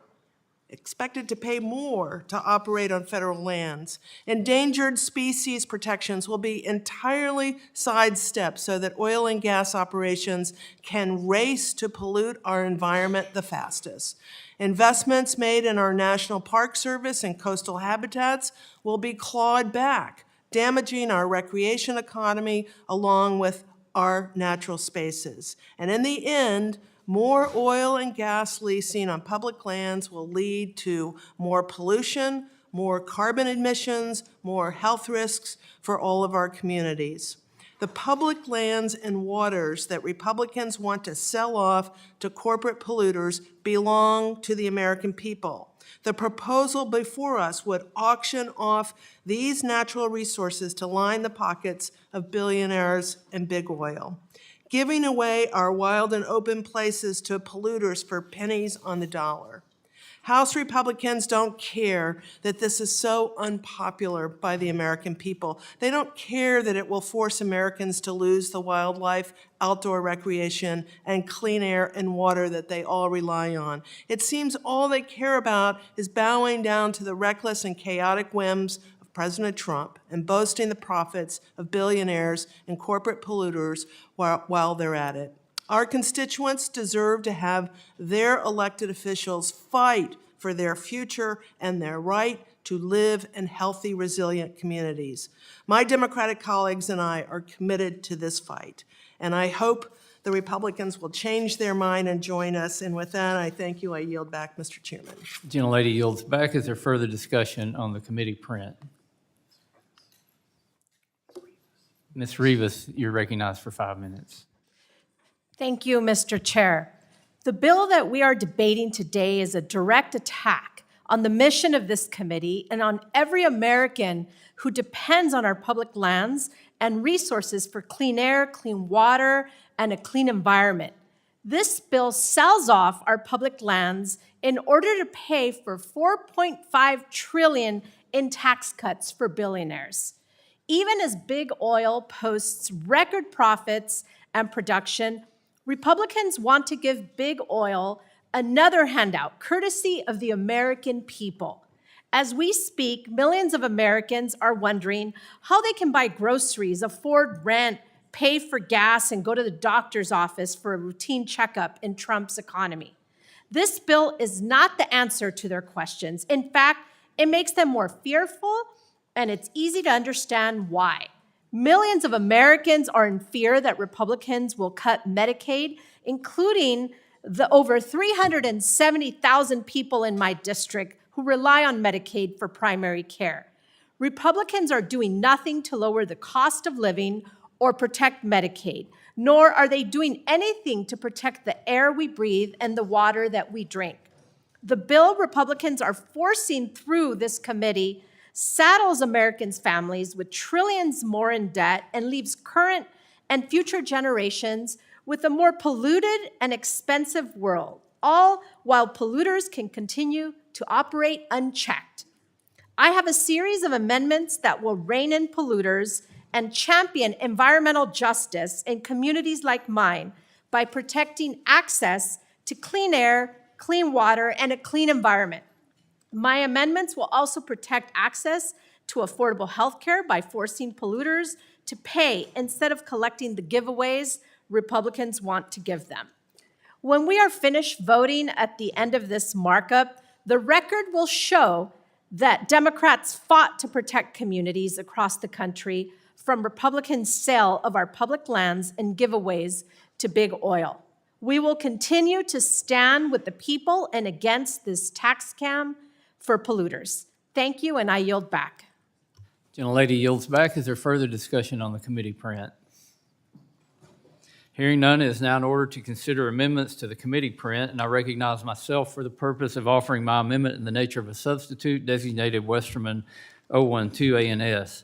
Without objection, the amendment is considered read and open to amendment at any point.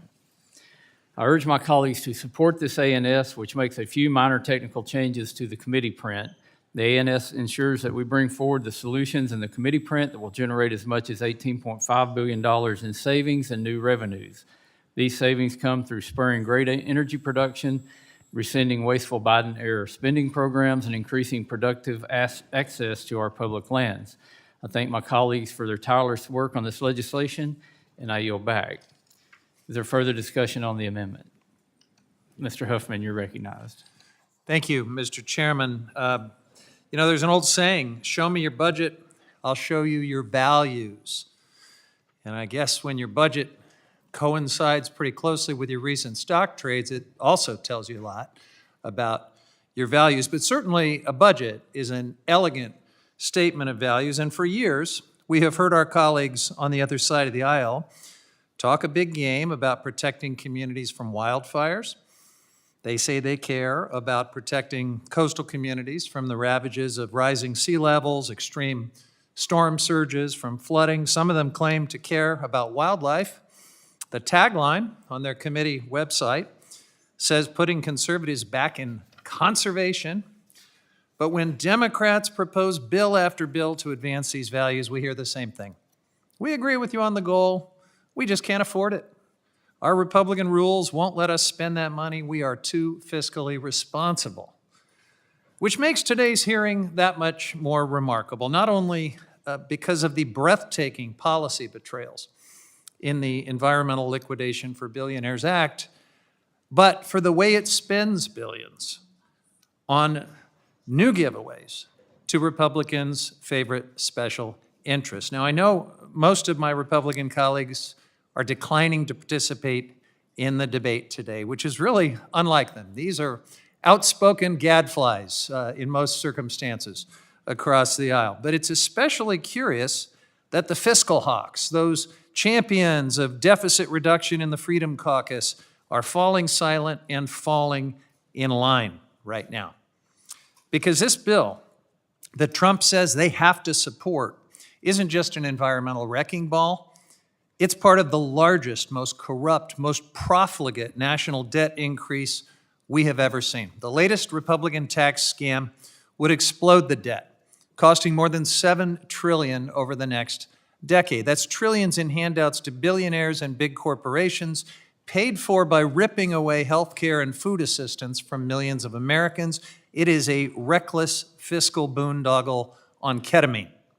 Now, if you're going to run up the national debt this much, you might ask, are Republicans at least putting some money into those things they always say that they care about, like wildfire protection and all those unfunded authorizations in the Fix Our Forest Act, increasing public access for recreation on public lands, coastal resilience, improving fisheries science, or funding tribal schools and infrastructure?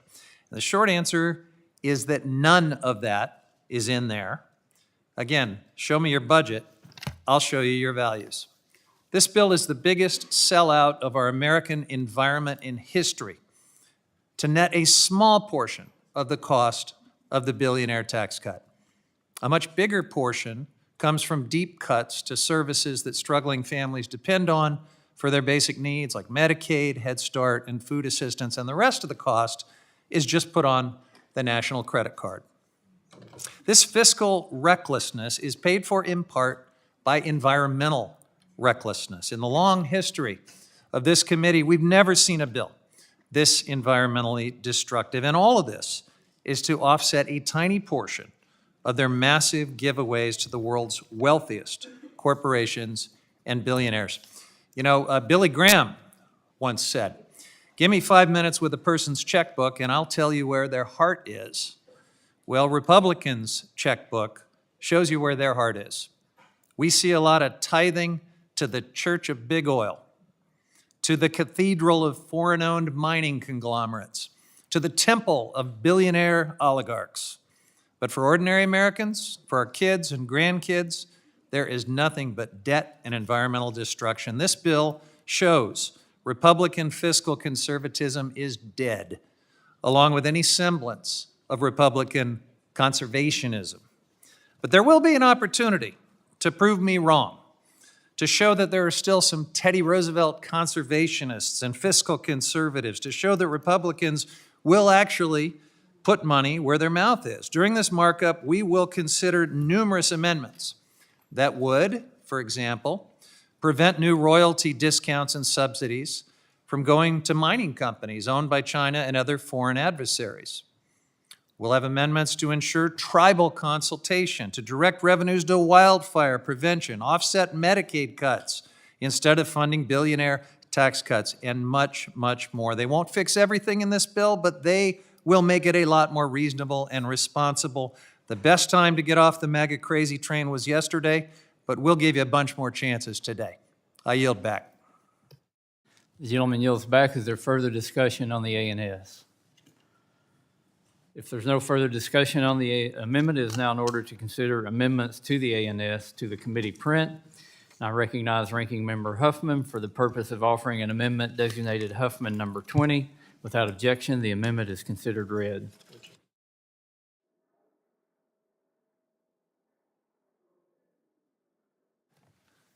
Thank you, Mr. Chairman. This amendment involves the Arctic Wildlife Refuge. This Refuge remains one of the last truly wild places left in America, indeed the world.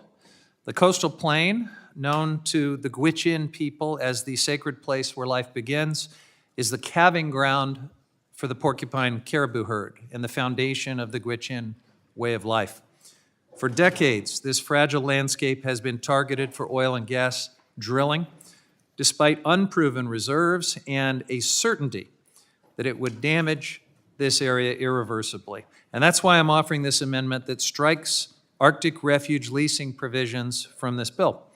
It strikes the provisions of the Trump Tax Cuts and Jobs Act from 2017 that opened up the refuge for drilling.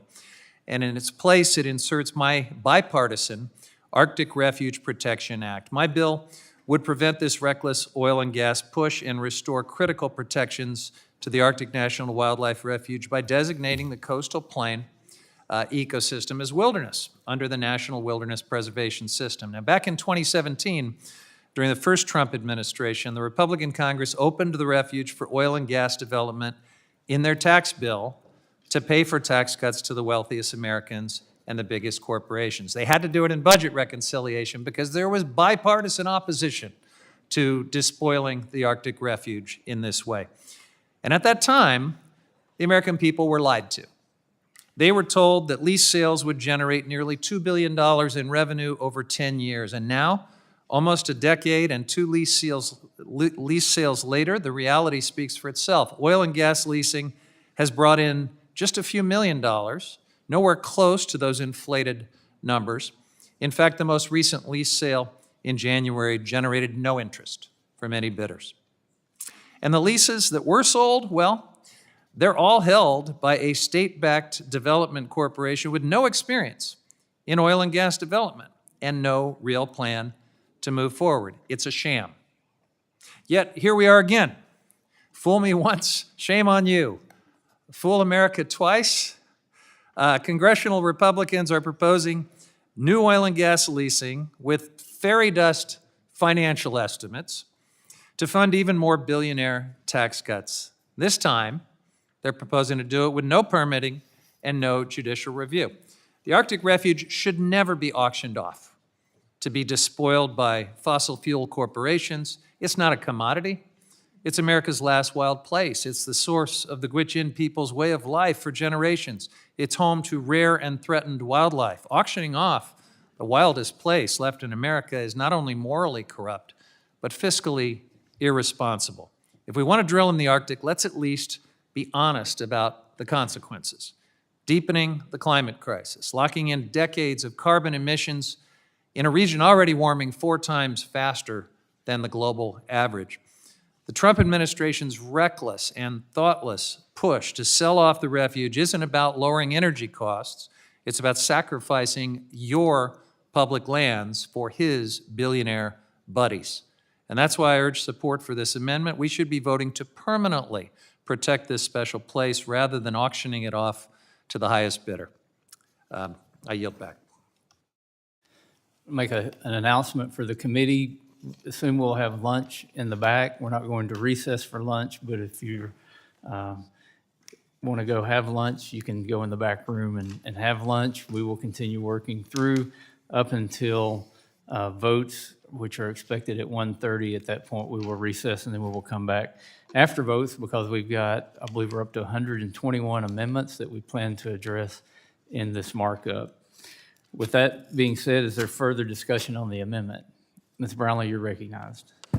Thank you, Mr. Chairman. I just wanted to put a word in that I support this amendment and proud to be a co-sponsor of the originating bill. As Ranking Member Huffman stated, this provision would permanently protect the coastal plain of the Arctic National Wildlife Refuge under the highest level of conservation and conservation status under federal law. The Arctic refuge is too important of an ecological and cultural resource to open up for oil and gas development. It's one of the last intact ecosystems, home to the largest national wildlife refuge, and critically important to the cultural stewardship of the Indigenous, Gwich'in Nation, who refers to this land as the sacred place where life begins.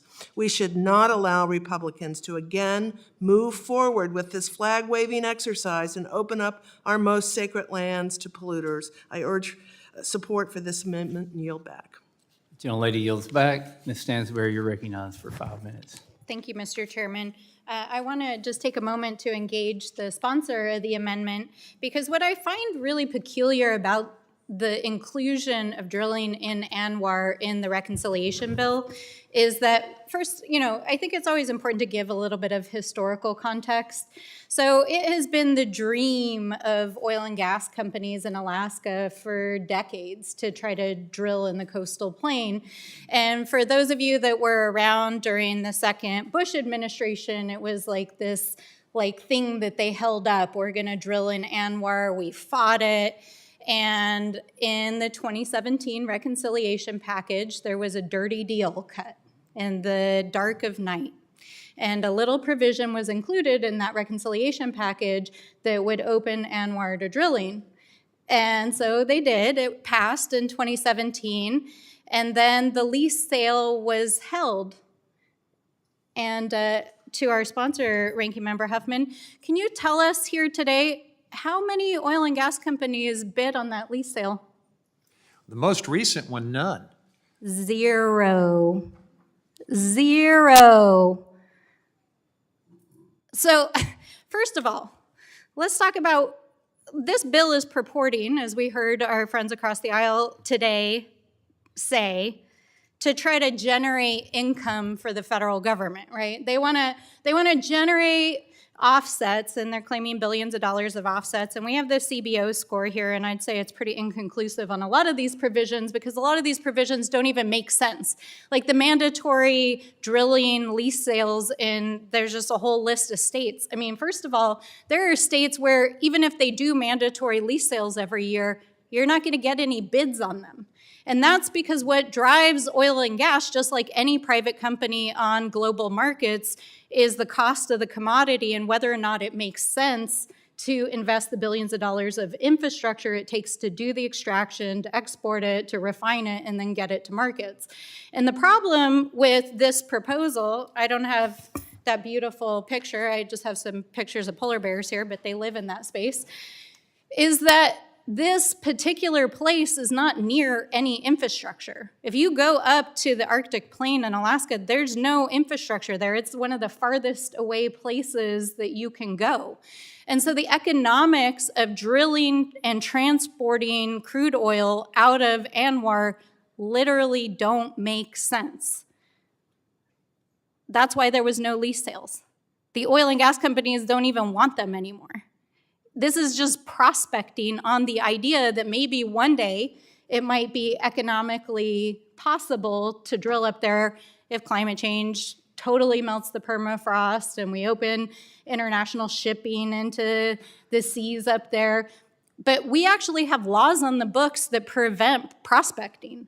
I mean, that because we don't want to open up these really sensitive places. So even if you ignore all the other reasons to not drill in this place because it's sacred to the tribal communities that live and have a subsistence lifestyle on this landscape, even if you ignore the reality that caribou travel literally over 1,000 miles to come and have their babies in this landscape, even if you ignore that this is a place that is so sensitive and precious that for countless generations, members on both sides of the aisle have tried to protect these lands. Even if you ignore all of those things, the economics of it don't make sense, and it generates zero income for the United States government. Will the gentlelady yield for another really cool Yes. feature of this bill?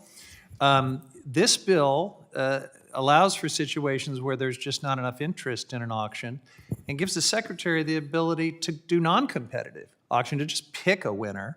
And then even though they're slashing royalties for fossil fuel companies under this bill, the secretary has discretion if he thinks there's just too much hardship for those poor fossil fuel companies to take them down further all the way to zero. So it's a pretty sweetheart deal. So basically, if I was an oil and gas company and I wanted to just sit on a lease sale, say, for 20 years, and the idea that maybe one day it might be profitable, I could do that? It's a blue light special in this bill. Yeah, well, we oppose it. Thank you very much.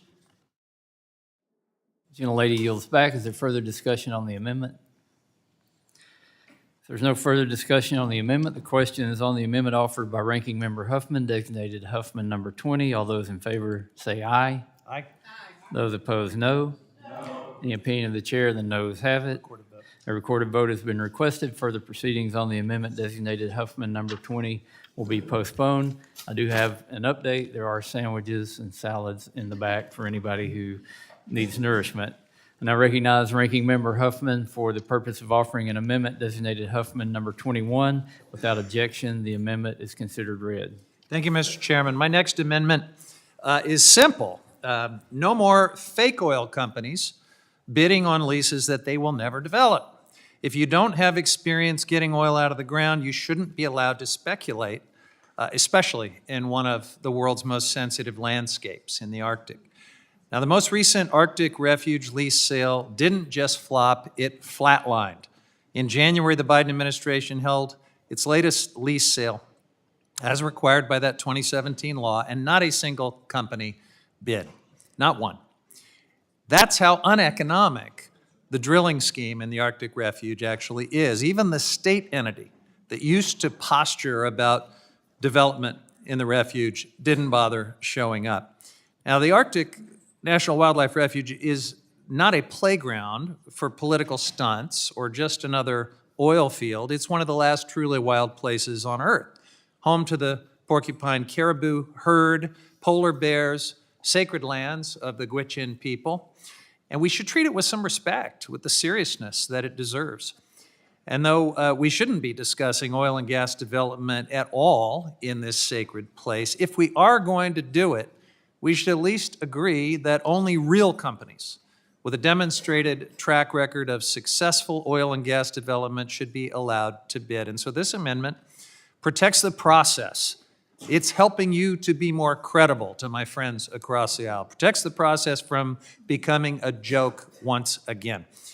So this is a very basic guardrail. If you have zero experience actually producing oil and gas, you shouldn't be bidding on some of the most ecologically sensitive and culturally significant land in the world. Lease sales should be about real development decisions, not staking claims for PR purposes. The Interior Department shouldn't have to waste time processing leases that are never going to be developed. This amendment keeps unserious actors out of a very serious process. Now, we're not rewriting the leasing program. We're just saying if you want to access the Arctic Refuge, prove you're capable of responsible development somewhere else first. The Arctic Refuge is sacred. It is very remote.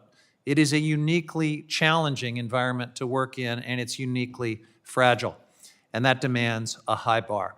This amendment sets that bar, one that respects the land, the people who depend on it, and the public trust we're meant to uphold. I urge support for this amendment and yield back. The gentleman yields back. Is there further discussion on the amendment? Mr. Chair. Ms. Leger-Fernandez, you're recognized. Mr. Chair, I support this amendment. Looking at that photograph, you are struck by the absolute beauty of the Arctic Wildlife Refuge. Last June, I had the benefit of being able to camp out there on the tundra, to be able to hike to the tallest peaks around us. It was like we were in Yosemite, but nobody was there, right? And that's precisely the point that was made earlier. Nobody was there but thousands of caribou that we watched migrate. And that when the caribou's migration patterns are interfered with, their population declines. And the reality is we do need and we do utilize oil and gas. But a molecule of oil and gas is the same wherever you drill it. So let's take care as to where we drill. for oil and gas. I represent part of the Permian Basin. It's a great place to drill for oil and gas. We have a boom going on now. We're the second largest producers of oil in the country. We have a place called Chaco Canyon, which we are trying to protect. Because if you drilled in Chaco Canyon, you could destroy sacred sites that can never, ever be replaced. And I think that's the key to remember. The other side is always telling us, you don't want, you're opposed. No, no, no, we're not opposed. We are for responsible development, development that honors the land upon which we will be producing oil and gas and natural resources. There is a way to do it right, and there is a way to do it that destroys that which is most precious to our citizens, the tribal members, and indeed the entire country. I saw birds there that had migrated from Africa in order to spend that Arctic summer where there is plenty of beauty and insects. So I think that this is the point. It is where do you do it and how do you do it? And how can you be most respectful of the land, the air, the water, the people, and the criaturas de Dios, the creatures of God, that also depend on those places. I support your amendment, Ranking Member. The gentlelady yields back. Is there further discussion on the amendment? If there's no further discussion on the amendment, the question is on the amendment offered by Ranking Member Huffman, designated Huffman number 21. All those in favor signify by saying aye. Aye. Those opposed, no. In the opinion of the chair, the noes have it. A recorded vote has been requested. Further proceedings on the amendment designated Huffman number 21 will be postponed. I recognize Ranking Member Huffman for the purpose of offering an amendment designated Huffman number 22. Without objection, the amendment is considered read. Thank you, Mr. Chairman. This amendment would require the Secretary of Interior to certify that coal is at least cost competitive with renewables before any additional federal handouts can be given to this industry. You know, coal, of course, was the energy of the 19th century. Despite its inefficiency and incredible pollution and health impacts, it did power the Industrial Revolution of the late 1800s. And just as Donald Trump seems to want to take the United States back to the 1890s on trade policy, foreign policy, civil rights, and social policy, he's trying to take us back to the 1890s on energy policy too. But I got to give him a little credit. At least he is not trying to bring back whale oil. But he is trying to make coal great again. And coal has been steadily declining over the past 3 decades. Roughly 80% of U.S. coal plants have closed or are scheduled to close as coal power has become more expensive and far less efficient than abundant renewables. But Trump and Republicans in this administration are throwing everything at the wall in an attempt to reverse this trend. And in this bill, they are overturning thoughtfully balanced resource management plans in the Powder River Basin, directly authorizing the expansion of a coal mine that is mired in legal problems, including being on probation with the Justice Department. And they're opening up 4 million acres across the West for coal leasing. That's an area the size of Connecticut. Secretary Burgum and House Republicans are attempting to give a lifeline to this dying industry to line the pockets of some of their rich pals and to peddle false hope to what's left of coal country, even as clean energy offers a much cheaper, safer, and more sustainable option. You know, their plan is not about balancing a budget or reducing costs for Americans. It is about bailing out a failing industry, ignoring economic reality, trying to live in a distant past and make coal and black lung and acid rain great again. As the rest of the world pursues a transition to cheaper, cleaner, more abundant renewables, policies like this make the United States a laughingstock. They surrender the future to the rest of the world, even to our adversaries. 99% of the existing U.S. coal fleet is more expensive to run than it would be to just replace it. with wind and solar. So literally, you could save money on 99% of existing coal projects by doing away with them and replacing them with renewables. I thought our Republican friends wanted to save money. Not only is coal more expensive, it is dangerous to our health and to our environment. Investments in the Inflation Reduction Act catalyzed a national transition to clean, affordable energy and provided well-paying jobs to communities that previously relied on coal. That's the promise. More jobs, healthier and safer jobs, a more diversified, cleaner economy, lower electricity bills. Wind and solar have coal beat in every single category: health outcomes, environmental impact, consumer cost, and abundance. But hey, if the Secretary of Interior can certify that coal is at least cost competitive, then be my guest. That's all this amendment does. Just show us that coal is not a total financial boondoggle. I urge support for this amendment and yield back. The gentleman yields back. Is there further discussion on the amendment? Ms. Dexter, you're recognized. Thank you, Mr. Chair, and I thank our ranking member for putting this forward, especially as somebody who actually gave my grand rounds on coal miners' lung and black lung. The impacts are enormous on health, and so you are exactly right. I only wish that it would also take into account the healthcare costs when making that decision about whether coal is cost competitive. If we really are fiduciaries here, this is a no-brainer. We should be looking at cost competition and making sure it's a good investment and that we get return on that investment before we move towards coal. So I will be in support and appreciate it being proposed. Thank you. The young lady yields back. Is there further discussion on the amendment? There's no further discussion on the amendment. The question is on the amendment offered by Ranking Member Huffman, designated Huffman number 22. All those in favor signify by saying aye. Aye. Those opposed, no. No. The opinion of the chair, the noes have it. A recorded vote has been requested. Further proceedings on amendment designated Huffman number 22 will be postponed. I recognize Ranking Member Huffman for the purpose of offering an amendment designated Huffman number 34. Without objection, the amendment is considered read. Thank you, Mr. Chairman. As currently written, this bill would nullify Public Land Order 7917, which was a long and hard-fought withdrawal of the land surrounding the Boundary Waters Wilderness Area. And it would automatically reinstate the Twin Metals mineral leases in the Superior National Forest with essentially no permitting, no public review, and no judicial review. Except, of course, if Twin Metals had a problem. If they had a complaint about any of this, they would still get judicial review. That's how stacked it is. Let me be clear.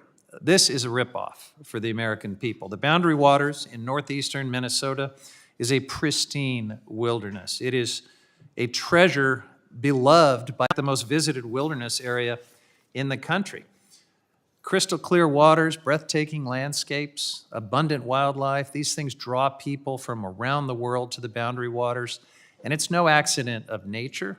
These are the results of more than a century of active protection of this special place.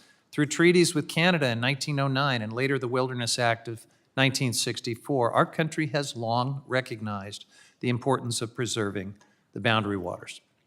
And for countless generations before that, and to this day, the Chippewa or Ojibwa people have stewarded this land and waters, and they continue to gather, to hunt, fish, and harvest in and around the area. The Boundary Waters supports a thriving outdoor recreation economy with hundreds of thousands of annual visitors and thousands of jobs across northeastern Minnesota. Twin Metals Minnesota, a wholly owned subsidiary of a Chilean mining company called Antofagasta, has been pushing to build a sulfide ore copper mine in the Boundary Waters watershed for over a decade. Now, in 2016, after an extensive environmental review process, including public input and scientific analysis, the Forest Service concluded that sulfur ore copper mining, which is significantly different than taconite mining that the region is used to, that this new type of mining would result in, and I quote,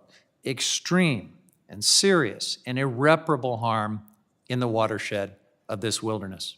Water in the Boundary Waters watershed flows north, meaning it goes right past the mine and into the protected wilderness. The Forest Service found that any spikes, leaks, or pollution would be all but impossible to contain, putting the entire ecosystem at risk.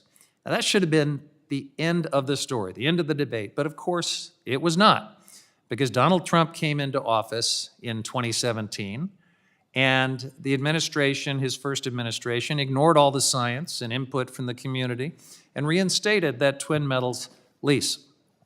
President Biden reversed that decision. But of course, this polluting industry sees Trump 2.0 as their chance to bypass the public and scientific consensus. Let's be clear, this is not about the federal budget deficit. The CBO estimates that the Twin Metals mine might produce a few tens of millions of dollars over the next 10 years, but that's pennies on the trillions of dollars Republicans are giving away to billionaires with their tax cuts, and this pollution will be forever. This isn't about the local economy, for sure. The outdoor recreation industry contributes $13.5 billion annually to Minnesota's economy. Compare that to $1.2 billion from the existing extractive industry. And this also is not about public opinion, because the public hates this. 70% of Minnesotans statewide oppose copper mining near the Boundary Waters. This is MAGA extremism in its purest form, ignoring science, public opinion, and economics in order to pursue a special interest giveaway. And in this case, we're talking about one of our nation's most special places, all so that the mining industry can make a little more money. Some places are just too special to mine. This is one of them. I urge support for this bill, or this amendment rather, opposition to the bill, and I yield back. Gentleman yields back. Is there further discussion on the amendment? There's no further discussion on the amendment. The question is on the amendment offered by Ranking Member Huffman, designated Huffman 34. All those in favor signify by saying aye. Aye. All those opposed, no. No. In the opinion of the chair, the noes have it. Request a recorded vote, please. A recorded vote has been requested. Further proceedings on the amendment designated Huffman 34 will be postponed. I recognize Ranking Member Huffman for the purpose of offering an amendment designated Huffman 35. Without objection, the amendment is considered read. Thank you, Mr. Chairman. Another amendment about the Boundary Waters. This is a uniquely pristine freshwater ecosystem, and sulfide ore copper mining, like the Twin Metals mine, which this title would automatically approve with no judicial review, I might add, it's just uniquely dangerous in this type of aquatic system. The Forest Service, when refusing to renew the expired Twin Metals leases in 2016, found that sulfide ore mining posed a, quote, unacceptable risk and could cause, quote, extreme and serious and irreplaceable harm to the wilderness. Recent research shows that even taconite mining for iron, long thought to be safe in the Boundary Waters watershed, is causing pollution in this wilderness area. Birch Lake, which flows into the Boundary Waters, is already listed as impaired for sulfate by the Minnesota Pollution Control Agency and the EPA. The sulfate pollution comes from two taconite mines located at the top of the watershed. There is publicly available data showing that this same pollution is traveling even further downstream, 35 miles, and directly impacting water quality in the Boundary Waters Canoe Wilderness area. Twin Metals mine would be a lot closer to the Boundary Waters. It would involve a type of mining that is far, far more destructive and toxic. Twin Metals would be approximately 15 miles upstream from the Boundary Waters, meaning any pollution from that proposed development would have much less distance to travel and would constitute an even greater threat to one of our nation's crown jewels. Now, this is not a question of if this mine will pollute, it's about when. The 2016 Forest Service decision I referenced earlier found that 100% of operating copper sulfide ore mines in the United States had accidental releases of pollution, 100%. You're turning America's most popular wilderness area into an industrial sacrifice zone. And once it's polluted, there's no cleaning up the boundary waters. The large and deeply interconnected water bodies and low alkaline levels, things that make this lake special, are sensitive to changes in water chemistry. It means that once pollutants are released into this system, it is almost impossible to limit their spread and the damage. We all have a responsibility to keep the boundary waters pristine. My amendment states that Section 80131, which would automatically reinstate the Twin Metals leases, shall not take effect until the Secretary of Interior, the EPA, the Army Corps of Engineers, and the state of Minnesota certify that mining in this watershed will not lead to the degradation or impairment of water quality in the Boundary Water Canoe Wilderness Area or Voyageurs National Park. I urge support for clean water and wilderness, and please support this amendment. I yield back. The gentleman yields back. Is there further discussion on the amendment? If there's no further discussion on the amendment, the question is on the amendment offered by Ranking Member Huffman, designated Huffman 35. All those in favor signify by saying aye. All those opposed, no. In the opinion of the chair, the noes have it. A recorded vote has been requested. Further proceedings on the amendment designated Huffman 35 will be postponed. I recognize Ranking Member Huffman for the purpose of offering an amendment designated Huffman 36. Without objection, the amendment is considered read. Thank you, Mr. Chair. Well, today with this bill, we see Team Extreme at its finest, coming in hot with a reconciliation bill that looks really familiar to some of us. Remember Project 2025? During campaign season, my Republican colleagues pretended not to know what it even was. So why do Republicans keep feigning ignorance while pushing legislation that is pulled straight from its pages? I'll tell you why. Because Project 2025 came to be deeply unpopular with the American people. They saw it for what it is, a dystopian proposal that poses an existential threat to our democracy. That's why Donald Trump lied about it.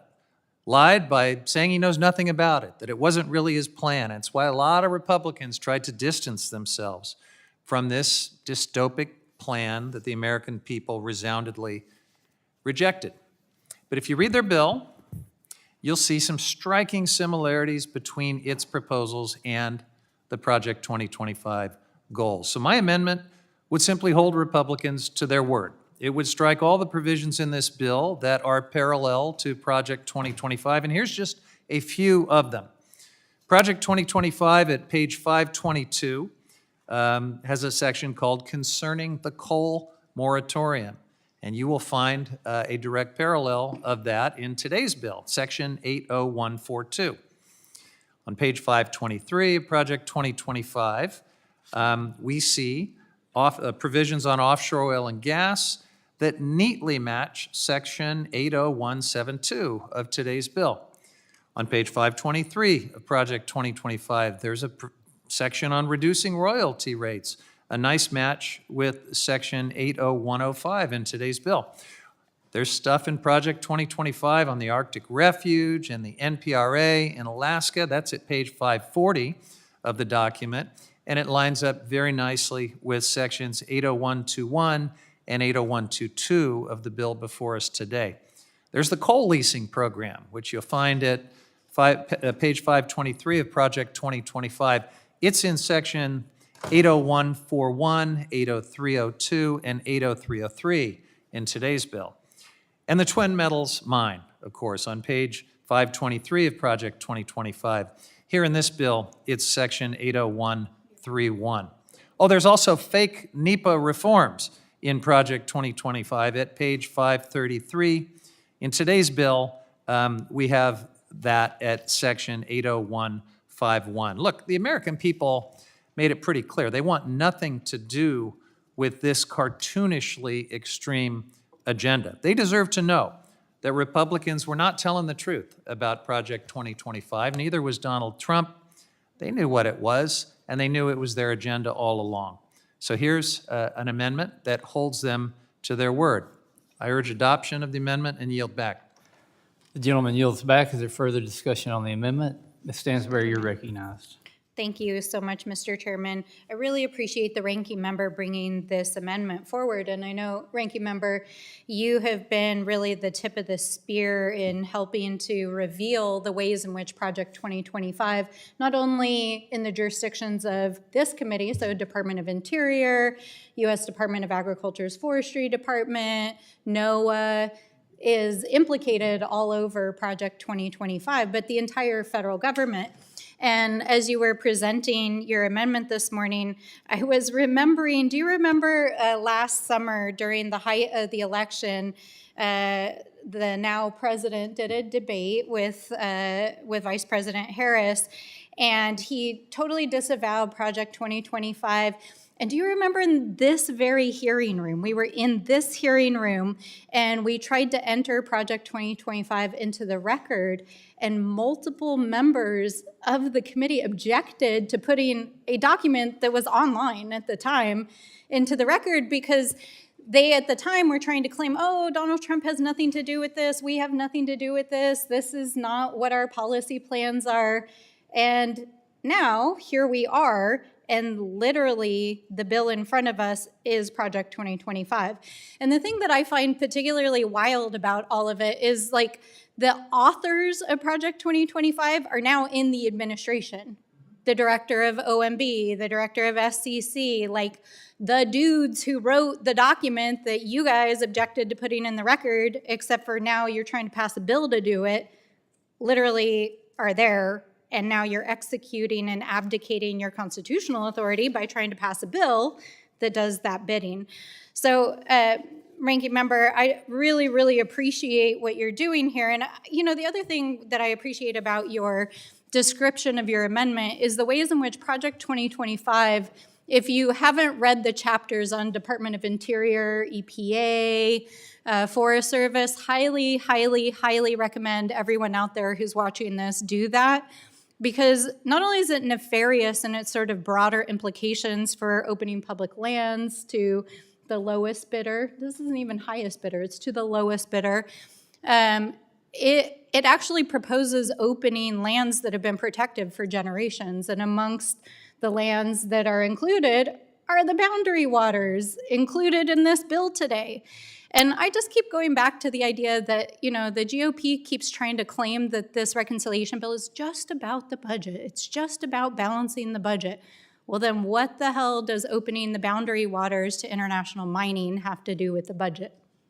It doesn't have anything to do with the budget, my friends. This is Project 2025. Mr. Ranking Member, I'm happy to yield more time to you if you want to talk more about it, but I just think it's extraordinary. It is, but, you know, they did assure us that it wasn't their agenda. Donald Trump promised that he knew nothing about it, wasn't his agenda. So I would think Republicans would be quick to support an amendment that just holds them to their word, right? Yeah, they didn't even want it in the record when we tried to put it in the record, but now their bill, maybe Mr. Chairman, would you like to disavow Project 2025? Chairman? Doesn't look like it. Yeah. Okay. All right. Well, thank you, Mr. Ranking Member. I yield back. Gentlelady yields back. Is there further discussion on the amendment? If there's no further discussion on the amendment, the question is on the amendment offered by Ranking Member Huffman, designated Huffman number 36. All those in favor signify by saying aye. Aye. All those opposed, no. In the opinion of the chair, the noes have it. A recorded vote is requested. Further proceedings on the amendment designated Huffman 36 will be postponed. I recognize Ranking Member Huffman for the purpose of offering an amendment designated Huffman 39. Without objection, the amendment is considered read. Thank you, Mr. Chairman. My amendment is very simple. It would pause the 30-day offshore oil and gas lease mandates in this bill until we address the devastatingly high cancer rates in Cancer Alley, Louisiana, until we at least bring those down to match the national average. It is time to stop turning disadvantaged communities into cancer sacrifice zones. Residents of Cancer Alley, a stretch of Louisiana lined with more than 150 chemical plants and refineries, face a 47% greater chance of developing cancer than other Americans. Let me repeat that for you. Simply by living in this part of Louisiana, residents bear a lifetime cancer risk 47% higher than the rest of the country. That is absolutely unacceptable and unjust, or at least that's how we should feel about it.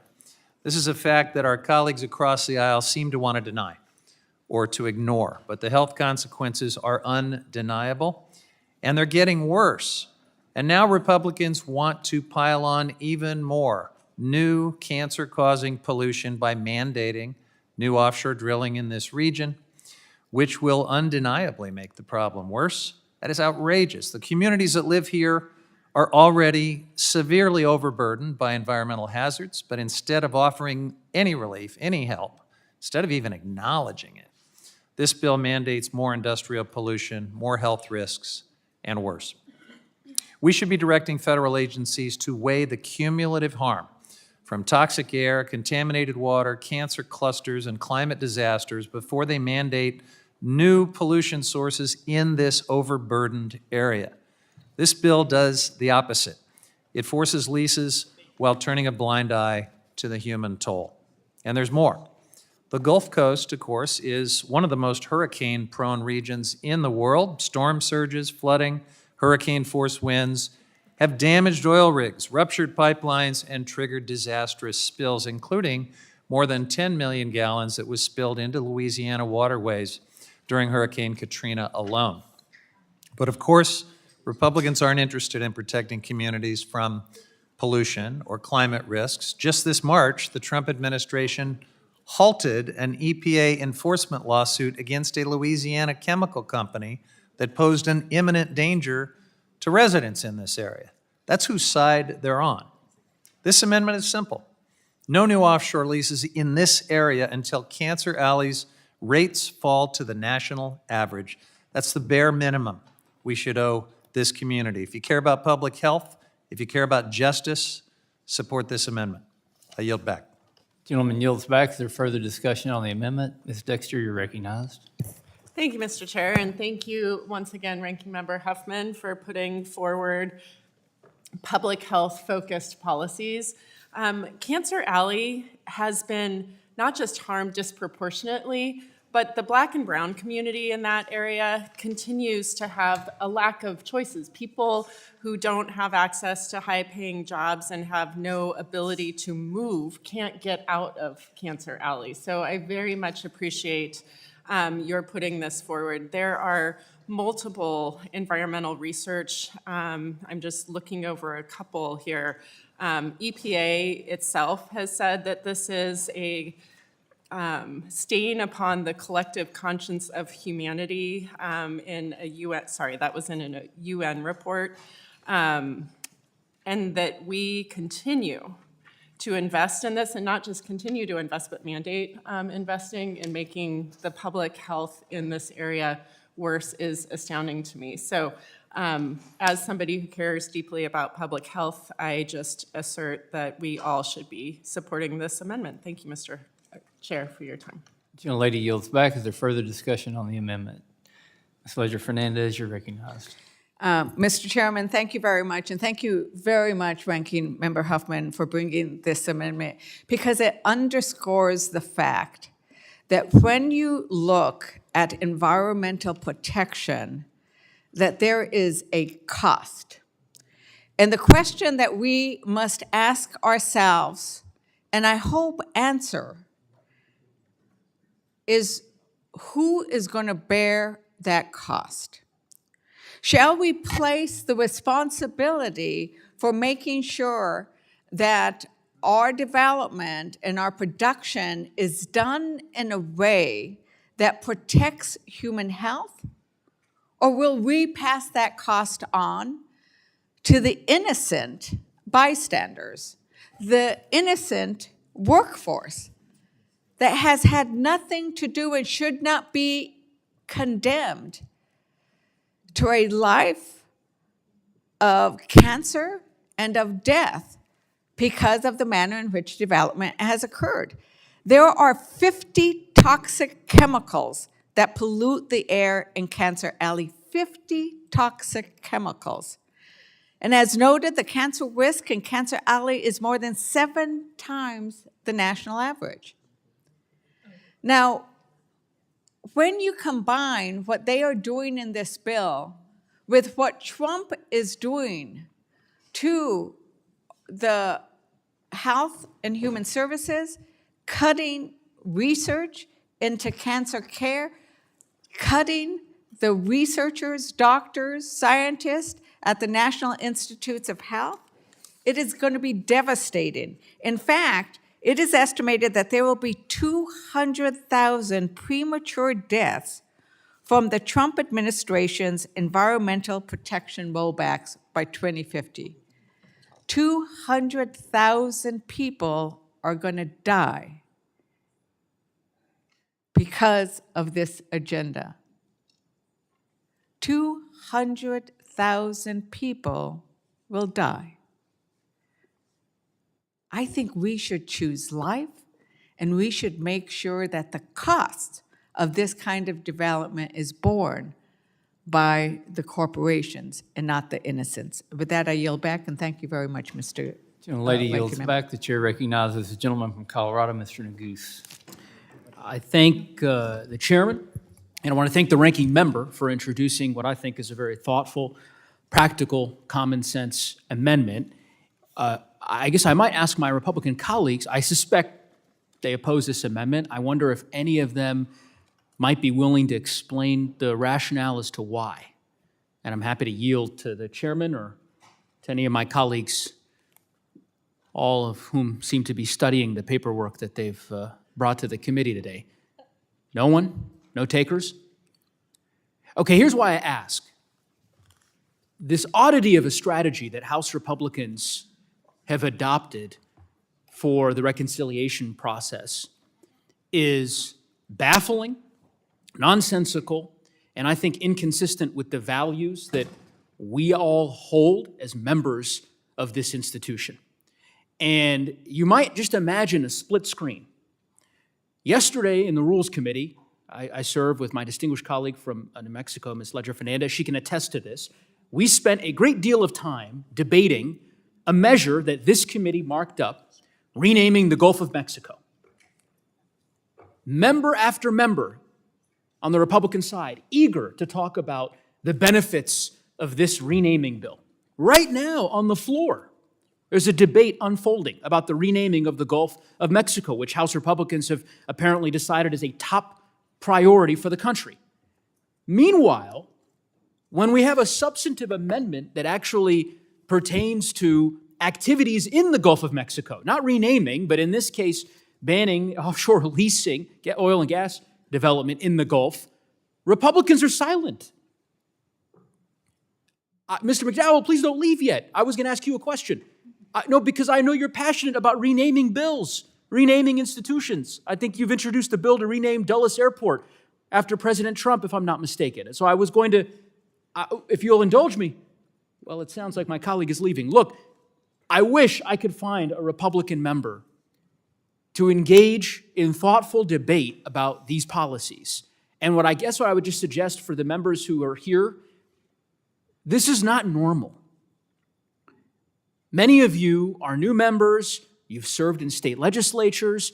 I'm not familiar with this type of gag order being, and I don't know if it was issued by the Speaker, I don't know if it was issued by Chairman Westerman. I find the latter of which hard to believe because I've worked with Chairman Westerman for a long time, and I just can't, he's someone who has relished debate, so it's difficult for me to comprehend him issuing that kind of order. I get it. You want this reconciliation markup to go quickly, and it would probably go quicker if you were willing to engage in some debate and back and forth, which is healthy and, in my view, necessary on behalf of our constituents. So I support this amendment on the merits, and I support debating the amendment because I think that's what our constituents elected us to do. They asked us to come here to Washington. They put their trust and confidence in us to debate the issues, not to sit silently for hours on end and be unwilling to defend our ideas. With that, I'd yield, unless the ranking member would like my remaining minute and 32 seconds. I thank the gentleman. I mean, you're pointing out something that certainly is distressing me too. Our Republican colleagues have found the time to go down to the floor and debate the renaming of the Gulf of Mexico today. That's what they're doing right now. But a cat's got their tongue here in the Natural Resources Committee on their own bill, which is the most cartoonishly extreme environmental destruction bill this country has ever seen, and they won't even talk to us about it. We're proposing amendments to save lives from toxic fossil fuel pollution. They won't even answer basic questions. They get up, and I guess they're heading down to the floor to talk about the Gulf of America. We're talking about a bill that is a raging conflict of interest that will enrich their pals in the fossil fuel industry and actually enrich some of them with stock they have recently purchased, and they won't engage in debate. These are not shy, wallflowers across the aisle. We know these colleagues of ours. They are not shrinking violets. They usually relish public debate. You can't keep them out of public debate. But today, they're in the Federal Witness Protection Program. So, Mr. Neguse, thank you for drawing out the hypocrisy of what's happening here in this committee today, and I yield back. I thank the ranking member. I certainly couldn't agree more. I have respect for many of my colleagues on the other side of the aisle, and so I would just suggest to you, you don't have to stay silent for the entire duration of this hearing. You're not going to get in trouble with the speaker or with the chairman if you engage in a little bit of debate on some of these matters and some of these bills, and I appreciate the chairman for his indulgence. Gentlemen, as time has expired, is there further discussion on the amendment? Ms. Randall, you're recognized. Thank you, Mr. Chair. What feels to me like, I don't know, a whole year ago, but it is in fact not much longer than 100 days ago, President Trump came to the House floor to talk about some of his priorities. And, one of the guests he pointed out in the balcony was a boy who some of you may remember he acknowledged as a cancer survivor. Someone whose life had been saved by scientific research and medical care, whose story should be one that we all celebrate, right? Children surviving life-threatening illnesses is worth celebrating. But it was really hard for me to listen to in that moment because he has also been, he had at the time and continues to, proposing significant cuts to medical research, especially if the research says we have to use a diversity of samples. Ooh, scary. To medical care, Medicaid, that is saving the lives of so many children and people across the country. And now, when our ranking member proposes an amendment that is in line with supporting healthcare access and life-saving care for individuals who are at a much higher risk of death by cancer, the colleagues who have been over these last 100 and some days purporting to stand in service of this president's priority, set aside that that's not our constitutional duty, but they are silent. We're silent on fighting cancer for folks who are at a much higher risk, 7 times the risk of dying of cancer, of contracting cancer, than the rest of the United States. And we know that toxic chemicals, that oil and gas drilling, that the pollution that we are seeing prioritized over public health, over Medicaid, over food assistance, over anything that serves the people, that pollution puts folks at higher risk. So we're taking away health care and opening up, a fire sale on the opportunity to unleash fossil fuel pollution and toxic chemicals on people. And it is so hypocritical to me that we point out, folks stand and applaud a child who has survived cancer, but are unwilling to even speak to efforts to call out, to protect, to ensure that more individuals in this country do not die from environmentally caused cancer. Happy to yield my time back to the ranking member. I thank the gentlelady. Your passion for this issue is so welcoming. It's something that every one of us ought to feel when you think about these communities. They don't have a say in the dozens and dozens of polluting petrochemical plants that keep getting added to this region. They're just trying to live there, and they've got to breathe the air around them. They've got to drink the water around them. And you would think all of us would be able to find some empathy and concern for them and at least offer them something in this legislation. And instead, we have a bill that only offers them a mandate for 30 more offshore drilling operations in this region. It's really quite shameful. So I thank the gentlelady for pointing out the amorality and the hypocrisy that we see here. I yield back. The gentlelady yield back. Is there any further discussion on the amendment? If there's no further discussion on the amendment, the question is on the amendment offered by Ranking Member Huffman, designated Huffman 39. All those in favor signify by saying aye. Aye. All those opposed, no. In the opinion of the chair, the noes have it. Recorded vote, please. A recorded vote has been requested. Further proceedings on the amendment, designated Huffman 39, will be postponed. Mr. Chair, I move to adjourn.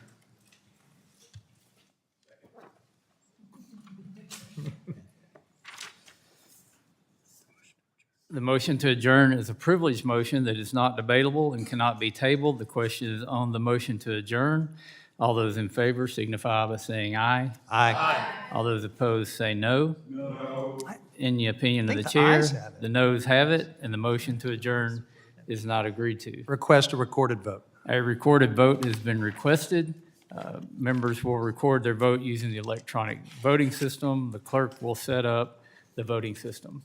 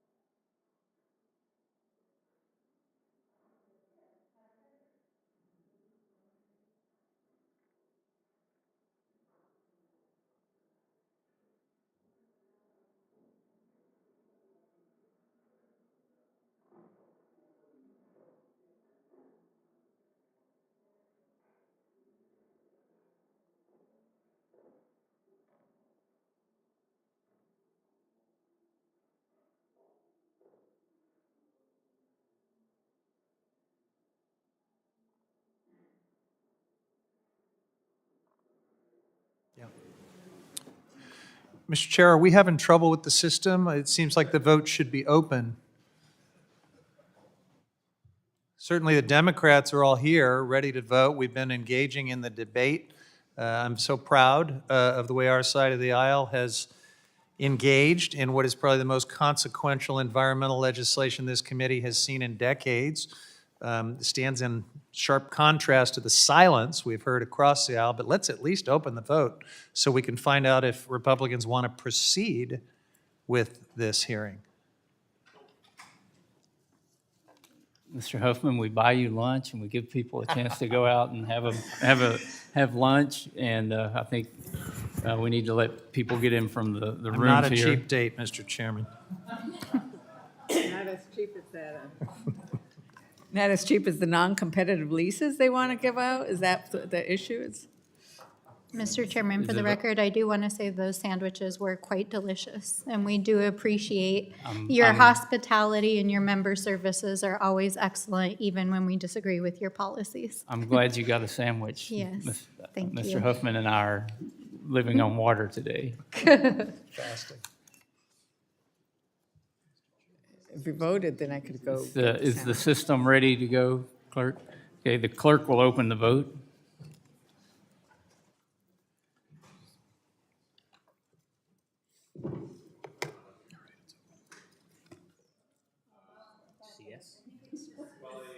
I can only do one at a time, unfortunately.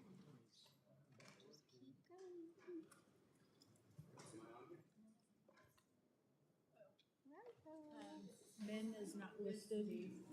Congressman Men is not listed. Wow. Oh. That's not That's for nice. the clerk.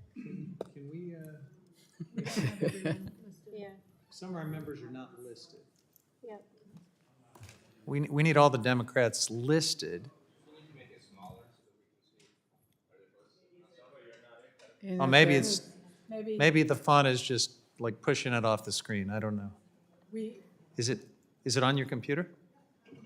So we just can't see it on the big board. Between M and N. Amen. There's several of our, there we N is go. there between M and N. Problem solved. Okay. Yeah. Thank you.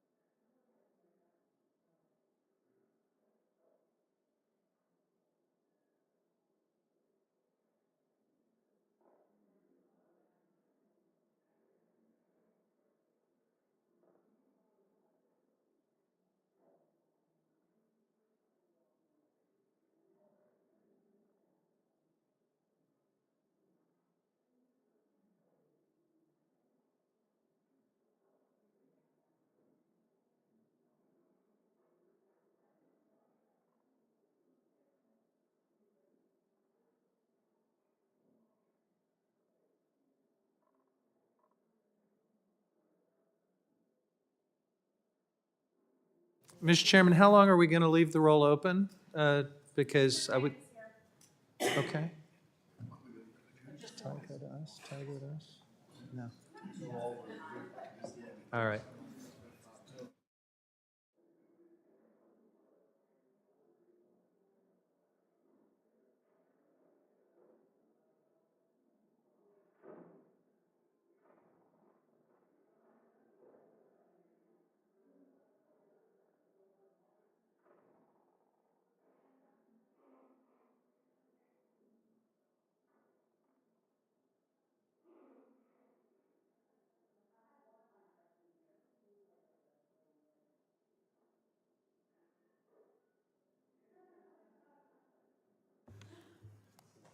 Are there Republican members on the Bill Maher show now? Is that what's going on?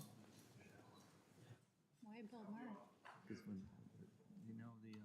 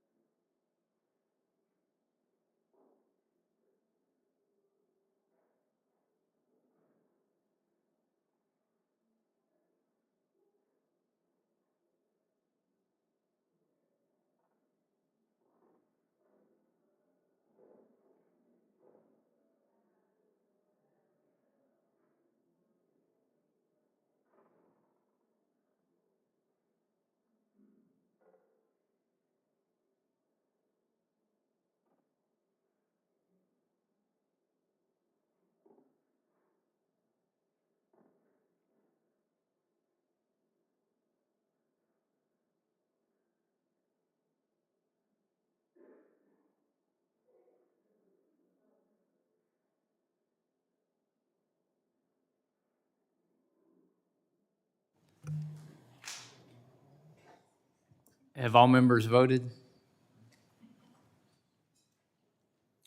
Does any member wish to change their vote?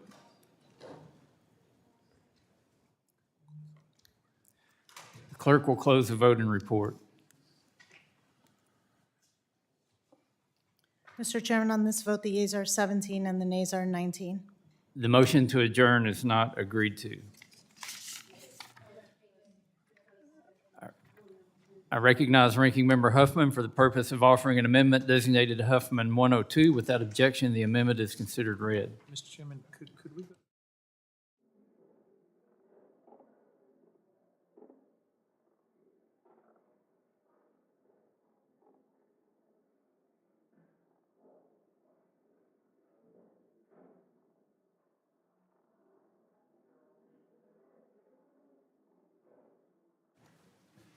All right, thank you, Mr. Chairman. Mr. Chairman, now that we've got your attention, we hope you'll hang around and actually participate in the debate. We've got questions, we've got important things to discuss, and we want you to be part of the conversation. That's the way the deliberative process here in a deliberative body is supposed to work. So please hang around.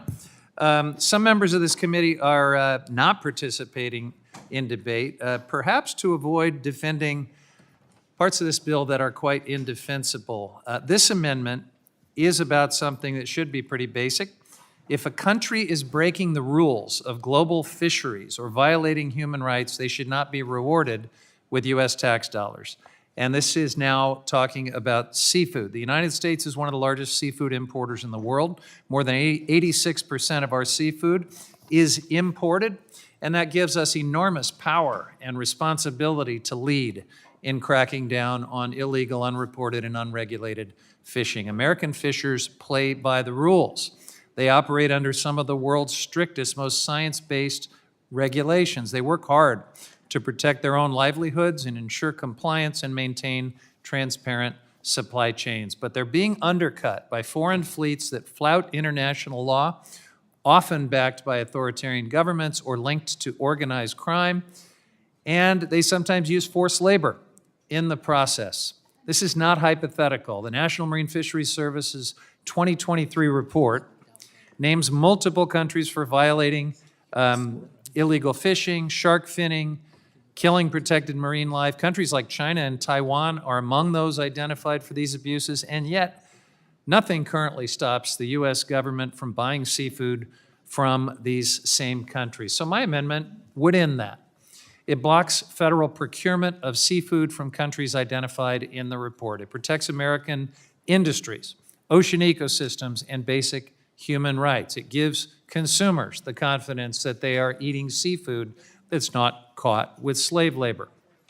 But instead of helping us lead with integrity, Republicans seem too busy handing out tax cuts and subsidies to their billionaire buddies in this bill. In doing so, they're letting our competitors eat our lunch, sometimes literally. They're weakening U.S. leadership, making it easier for bad actors to take advantage of our markets, our workers, and our values. Looming over all of this is Trump's second-term chaos machine, mass firings, illegal deportations, Elon Musk's war on the federal workforce, a flurry of imperial edicts dressed up as executive orders. This administration is flooding the zone with dysfunction. And the courts have noticed. Judges keep striking down these unconstitutional power grabs, even the judges that Trump himself has appointed. The Republican majority doesn't want to talk about any of those things, and so they're not debating with us today. But here we are, and this amendment at least gives us a chance to stand up for U.S. fishers and the rule of law, for a fairer global marketplace and an honest seafood supply chain. I urge adoption of this amendment and yield back. The gentleman yields back. Is further, Mr. Neguse, you're recognized. Well, I thank the chairman. I certainly support the amendment on the merits, but I just want to, and perhaps don't want to belabor this, but touch on the latter point that the ranking member articulated around the lack of debate or any willingness of our colleagues to engage thoughtfully on these amendments that we have proposed. I know Mr. McDowell is back. We welcome you back to the committee. I know we missed you a moment ago, and I just wanted to give you another opportunity, if you might, now to be able to explain to us the rationale behind that renaming bill of Dulles International Airport, honoring President Trump with that name, and if you might be willing to just expound a bit upon your rationale for the bill and why you think it's an important expenditure for the Congress to make. I mean, look, I think folks at the White House may be watching this, and they may be wondering whether or not there's anyone who's willing to defend that particular bill, or I suppose this larger reconciliation bill that this committee is considering. My colleague from Colorado might have a word, if I heard. No? Is that not? No one. Mr. McClintock, a formidable debater, someone whom I've enjoyed verbal jousting with on the Judiciary Committee, not a word? Not a word. Well, what a shame. What a shame. It has nothing to do with the subject at hand. Well, no, I'm not asking you about the Dulles Airport. This is dilatory in the extreme. I would love... You're welcome to waste your time. You're not going to waste my time. Well, I would say, Mr. McClintock, I would love to debate this particular amendment with you. My reference to Mr. McDowell's bill regarding the renaming of Dulles International Airport to be Donald J. Trump Airport was a reference to the fact that many of your colleagues are on the floor right now debating the renaming of the Gulf of Mexico. Right now, debating renaming the Gulf of Mexico.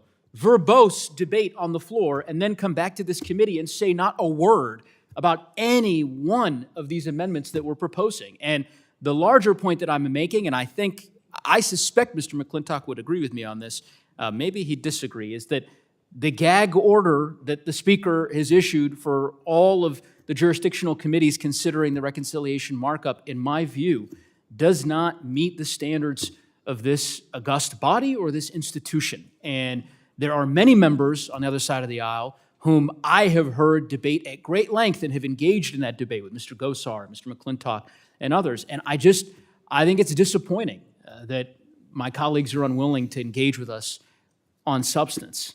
But that's the choice that they have made, and that's a choice that they'll have to defend. I'm happy to yield to the ranking member. You know, I'm just wondering, to my colleague from Colorado, if our Republican colleagues have somehow been kidnapped and converted into a mime troupe, I wonder if they'll at least do the cool thing where they try to get out of the glass box or the rope deal.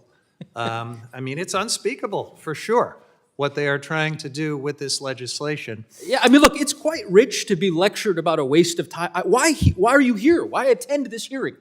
Just to sit here for 10 hours and say nothing? This is what your constituents pay you for? I mean, why not defend your values? Defend the provisions in this reconciliation bill. Clearly, you feel passionate. And by the way, I'm not impugning your motives. I recognize Mr. Gosar and I have very different worldviews about energy policy in the United States. I'm just simply saying, take the opportunity, let's debate it. Let's debate why on the merits you believe this is the right approach, and I'll offer in good faith my rebuttal to that, as we do every day in the the Federal Lands Subcommittee with Mr. Tiffany, and in Judiciary with Mr. McClintock. That is what has me and I think many of my colleagues on this side of the aisle particularly outraged at. Would the gentleman answer a question? Do you think that this silence from across the aisle is emblematic of the broader silence we're hearing on the entire Article I power of this Congress in the face of a wannabe dictator that appears to not even have read Article I of the Constitution? I think it is symptomatic of the Republican majority's decision to abdicate the vast majority of our powers under Article I to the executive. And I also think it is a reflection of the fact that these policies that they're pursuing are deeply unpopular with the American people. If they weren't unpopular with the American people, I suspect that my colleagues on the other side of the aisle, whom I respect, would be willing to defend those ideas here. And it sounds like my colleague from Colorado, Mr. Craig, may be geared up to do. I'm happy to yield to the gentleman. No, okay, that was a false start. Well, I thought that was the case. In any event, I digress. I yield back. Gentleman yields back. Is there further discussion on the amendment? Mr. Magazine, are you ready? Thank you, Mr. Chairman. I'm starting to think that the R's across the table from us are not Republicans, but robots. No speaking, no debating, no independent thinking that I can see or that I can glean. So here we are. I've heard of a do-nothing Congress, but I'm literally seeing it in real time. Not a single effort to debate us on any substantive issue. We are going to be voting on amendments soon. And you know what? You may disagree with a lot of these amendments, but there's some pretty good ones in here, some pretty common sense softball amendments in here. Let's see if any of our robot Republican colleagues have the courage to cross the line and vote yes on any common sense amendment. Because I know that when they go home to their districts, our Republican colleagues are telling their constituents, of course I'll be bipartisan, of course I'll work with both sides, I'll work with Democrats when it's the right thing to do. Let's see it. But again, we are not looking at the Republican caucus, we are looking at the robot caucus, who have been instructed not to speak, not to vote independently, not to really do anything except fill a seat, apparently, and it's disappointing. It's disappointing because this amendment that we are debating is a good amendment. I represent a fishing state. I have one of the largest fishing ports in the Northeast in my district. Thousands of people make their livelihood from the fishing industry in my district in Rhode Island. And this amendment that Ranking Member Huffman has introduced helps the American fishing industry by saying that we are not going to support other countries who are breaking the rules by employing slave labor, by ignoring environmental standards. We are not going to support other countries' efforts to undercut our American fishing industry. People's jobs are at stake here. People's livelihoods are at stake. Cracking down on bad actors like China, who engage in illegal fishing, will raise wages for fishermen in my district and all across the country, red states and blue states. So again, can anyone on the Republican side tell me why this is a bad idea? Or why it's a good idea? Anyone? Bueller? Like, it's getting to be ridiculous. So I hope that people back home are watching, because I'm sure if they are wondering why half the Congress refuses to speak, refuses to venture any sort of an independent thought, and instead have given away their voice and their constituents' voice to a Republican leadership who has so little respect for their own members that they have told their own members, don't say a word for an entire markup. I mean, what does your own leadership think of you if they don't trust you to speak? I yield back. The gentleman yields back. Is there further discussion on the amendment? If there's no further discussion on the amendment, the question is on the amendment offered by Ranking Member Huffman, designated Huffman 102. All those in favor signify by saying aye. Aye. All those opposed, no. No. In the opinion of the chair, the noes have it, and the amendment is not adopted. Recorded vote, please. A recorded vote has been requested. Further proceedings on the amendment designated Huffman 102 will be postponed. I recognize Ranking Member Huffman for the purpose of offering an amendment designated Huffman number 105. Without objection, the amendment is considered read. Thank you, Mr. Chairman. All right, how about international wildlife conservation? That's something our friends across the aisle often support. At least historically they have. Will you at least talk about that with us? I'm going to give you an amendment to give you a chance to make this bill a little better on that. Now, while we sit here and debate this bill, we know that Donald Trump is pursuing actively the greatest retreat from global leadership of any president in the history of the United States, from allowing Putin to run roughshod over Ukraine to abandoning our strongest allies in Europe, starting a mindless protectionist trade war with nearly every country on earth. Trump's ability to make America weaker, less safe, and less prosperous seems to know no bounds. We are in enough trouble on the hard power side, but when Trump has appointed a Secretary of Defense who apparently thinks it's cool to text classified war plans to friends, family, and random journalists, complete with emojis, we are in real trouble, folks. But it's the soft power side where the lack of strategic thinking really shines. You see, for generations, the United States has complemented a strong military with strong diplomacy and support for countries around the world that could harm Americans or American interests if they destabilized.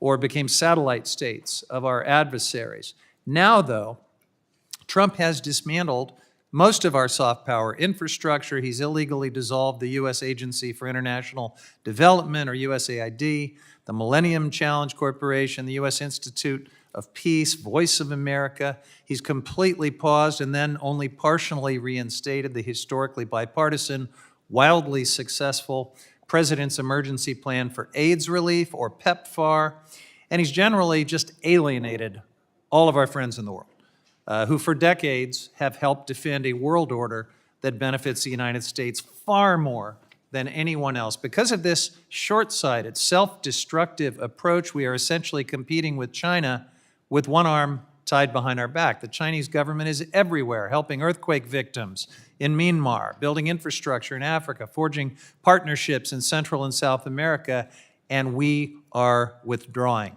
Trump has not spared the diplomatic efforts in this committee's jurisdiction either. The Fish and Wildlife Service's international grant programs are frozen, and their work to collaborate with other countries on global fish and wildlife conservation has ground to a halt. This is a huge problem because in addition to helping address the worldwide biodiversity crisis, the Fish and Wildlife Service is a key player in disrupting wildlife trafficking rings by organized criminal syndicates, some of which have links to terrorist groups, many of which steal wildlife from other countries and export it to China. So my amendment gives Republicans on this committee the chance to improve our national security by redirecting funding from oil and gas giveaways back to international wildlife conservation, something they have always said they care about. We cannot simply stand by and watch President Trump torch our global leadership and hand the mantle of leadership over to President Xi. I urge support for this amendment and yield back. Gentleman yields back. Is there further discussion? There's no further discussion on the amendment. The question is on the amendment offered by Ranking Member Huffman, designated Huffman 105. All those in favor signify by saying aye. Aye. All those opposed, no. In the opinion of the chair, the noes have it. A recorded vote has been requested. Further proceedings on the amendment designated Huffman 105 will be postponed. I recognize Ranking Member Huffman for the purpose of offering an amendment designated Huffman 106. Without objection, the amendment is considered read. Thank you, Mr. Chairman. All right, now we're going to go to conflicts of interest, ethics. I mean, surely we're going to get some support across the aisle, or at least a debate, at least some conversation on this. So look, Elon Musk is no ordinary government official. We know that. He's the richest man in the world. He's the CEO of multiple companies that do billions of dollars in business with the federal government, and now he leads the very office that's slashing agency budgets, eliminating staff, and reviewing operations across departments that oversee and contract with his businesses.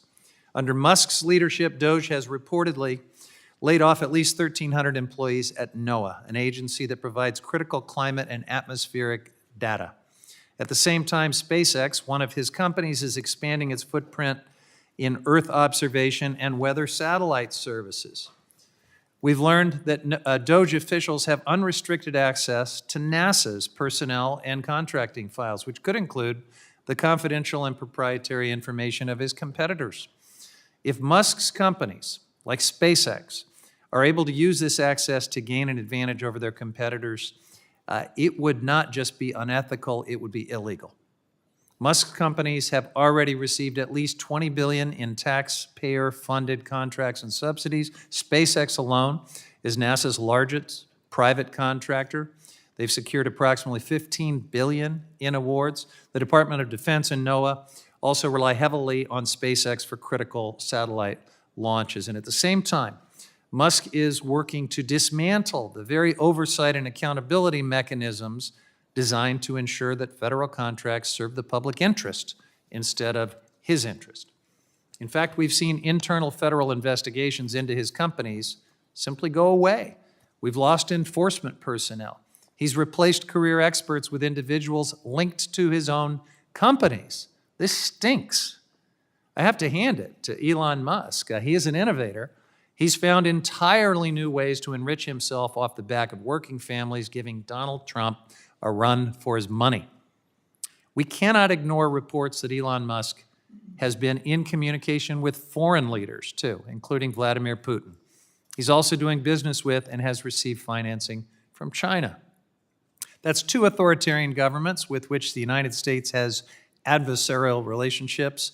When someone in charge of sensitive government functions like this, with unprecedented access to sensitive federal information, is simultaneously conducting business with a foreign adversary of the U.S., you'd think that would cause some concern.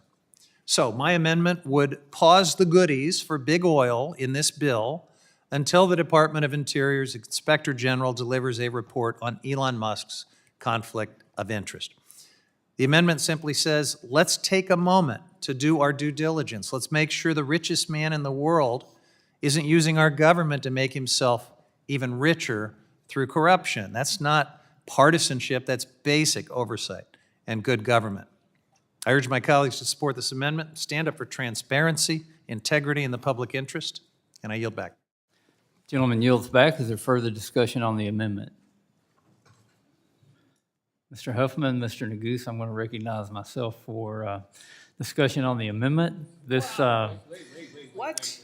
And I want to make the point that we're, I think, on Amendment 10 of 121 amendments that are primarily designed to undermine the reconciliation process. This amendment is an example that's focused on policy, not on budget, and therefore we really have nothing to add to that.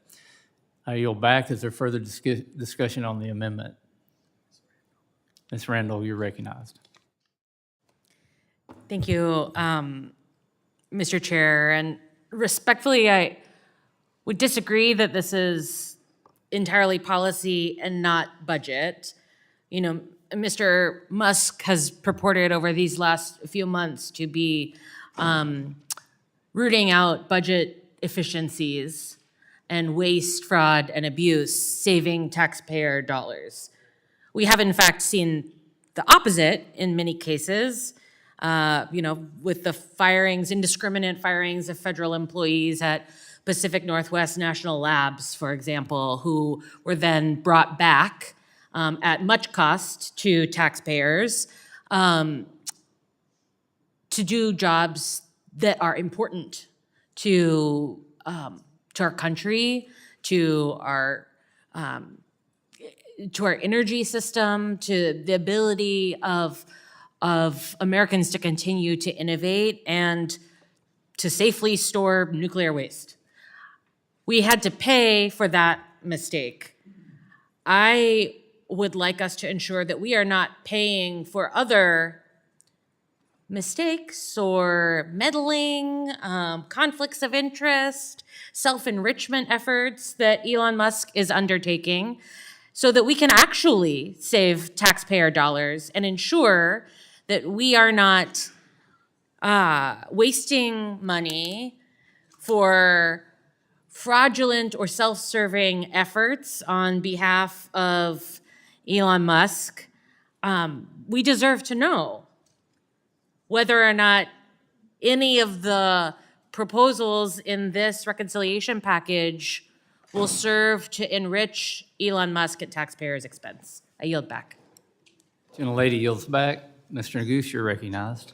Well, first, let me say I support the amendment by the ranking member. I also want to thank the chairman for engaging in at least a modicum of debate. I don't know what the right word would be to describe that brief 40-second exchange, but scintilla. But it's more than we've been getting the last couple hours, so I appreciate it.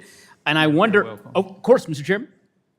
You're welcome. Well, I appreciate that.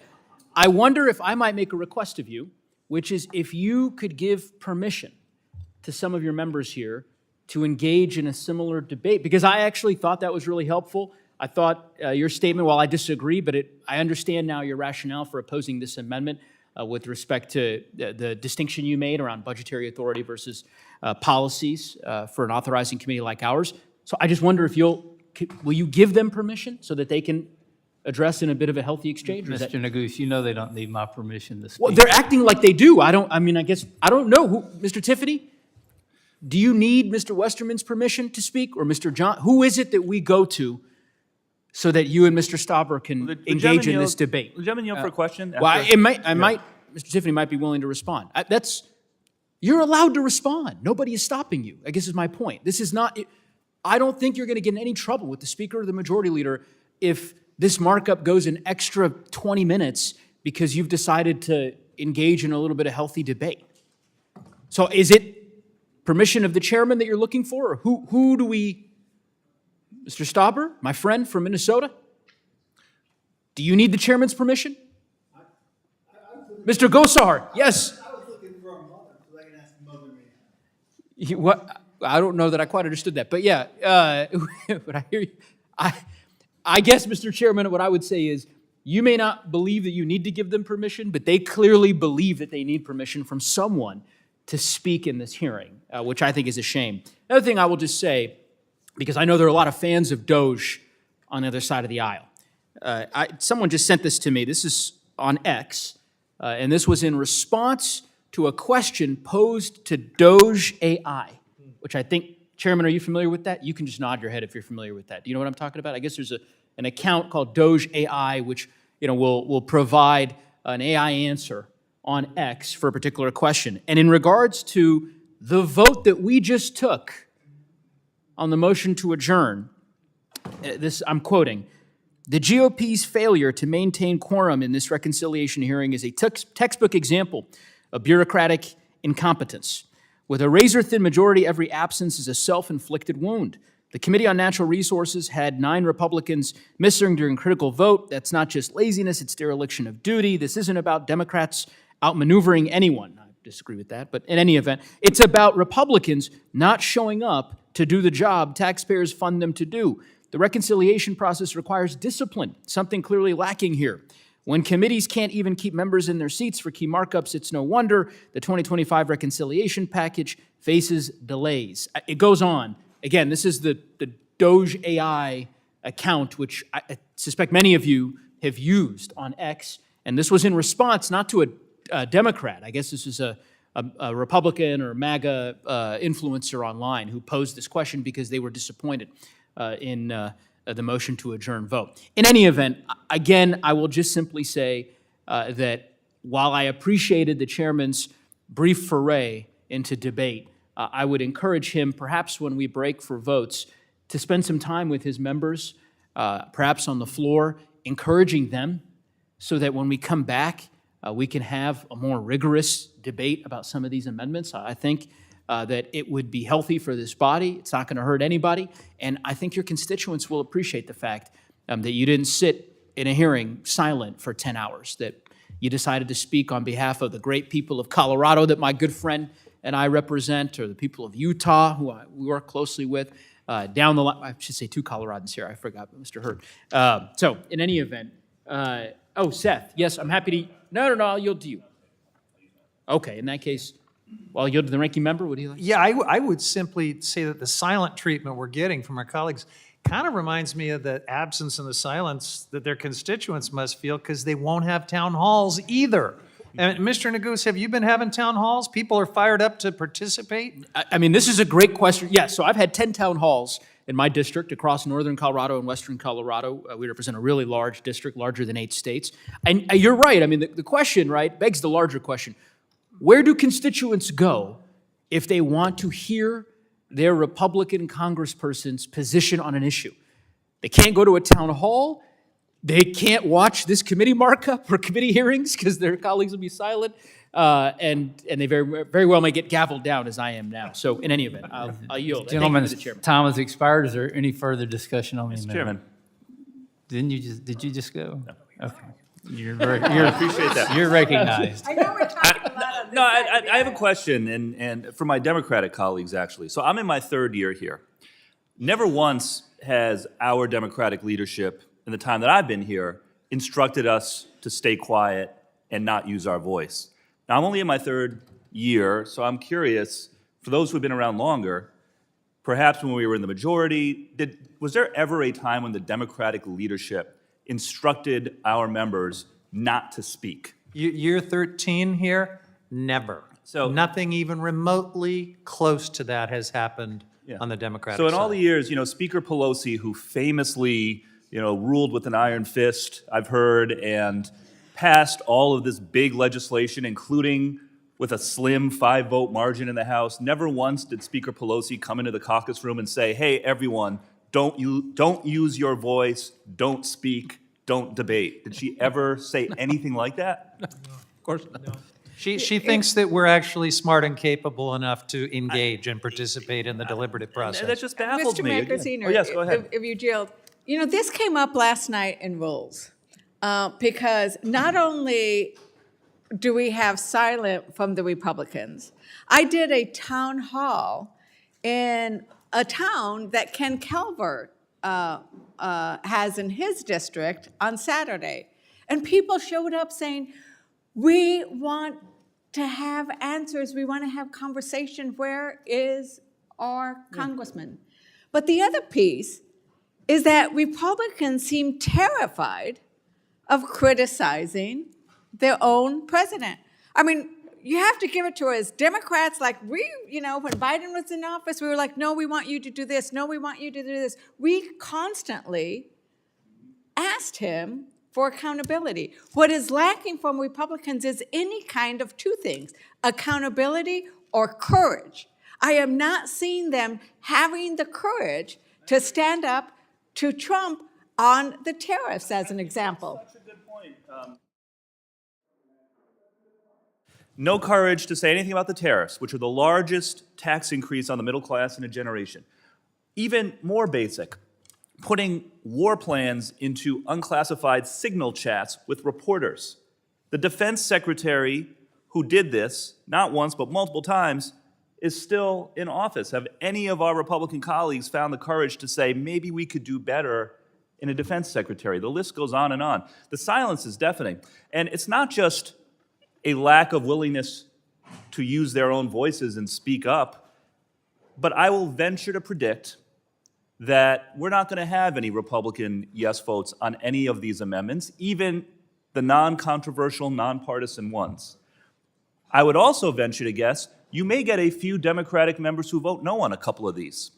I certainly intend to vote yes on almost all of them, if not all of them. I think there's a lot of good amendments here. I think we'll have mostly yes votes on our side. But I wouldn't be shocked if a couple of our members feel that the right thing for their beliefs in their district is to vote no on a couple of them. But let's see what happens. Let's see what happens with the robot Republican Congress if anyone has the guts to show any independence at all. We'll see. And I'll yield back. Gentleman yields back. Is there further discussion on the amendment? There's no further discussion on the amendment. The question is on the amendment offered by Ranking Member Huffman, designated Huffman 106. All those in favor signify by saying aye. Aye. All those opposed, no. In the opinion of the chair, the noes have it. A recorded vote has been requested. Further proceedings on the amendment designated Huffman 106 will be postponed. That bill was votes, so we're going to recess and convene as soon as possible after votes.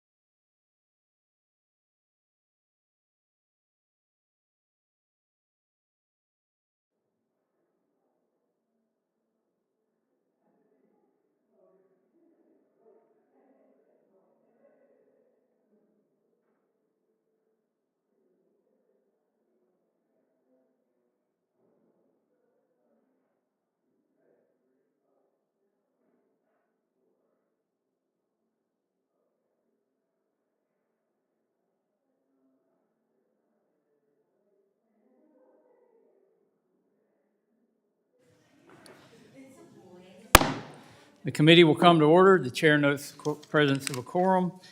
I recognize Ranking Member Huffman for the purpose of offering an amendment designated Huffman 162. Without objection, the amendment is considered read. All right, thank you, Mr. Chairman. Now we're going to see if we can get our Republican colleagues engaged in a debate and maybe even a few votes on an attempt to prevent their mining royalty giveaways from going to our foreign adversaries. That seems pretty non-controversial, right?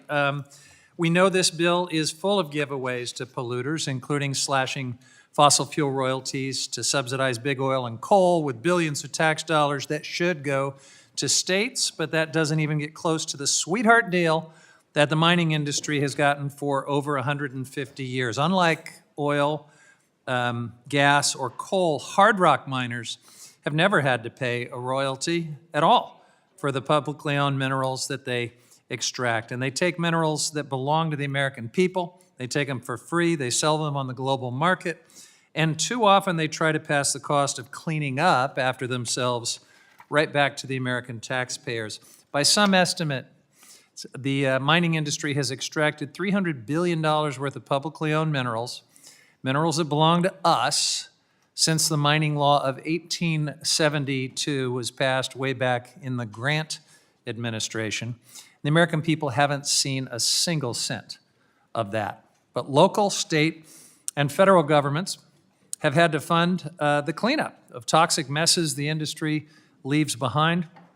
These are around 500,000 abandoned mines in the West, and the EPA estimates it would take up to $54 billion to clean them all up, much more than the entire annual federal Superfund budget. So this is a massive subsidy for the mining industry by any analysis. And as I said, we're not even getting guaranteed minerals for the United States, for our manufacturing, our technology, our national defense, even though we're certainly paying for this. Most unprocessed minerals are shipped straight to China, which dominates global mineral refining. So in essence, all of us, all of you, the American people, are paying the mining industry to mine your lands and ship your minerals straight to China and leave you with nothing but the pollution and the destruction and the bill. Let's not forget that Chinese government-backed companies and other multinational companies owned or controlled by our enemies abroad are allowed to mine on our public lands.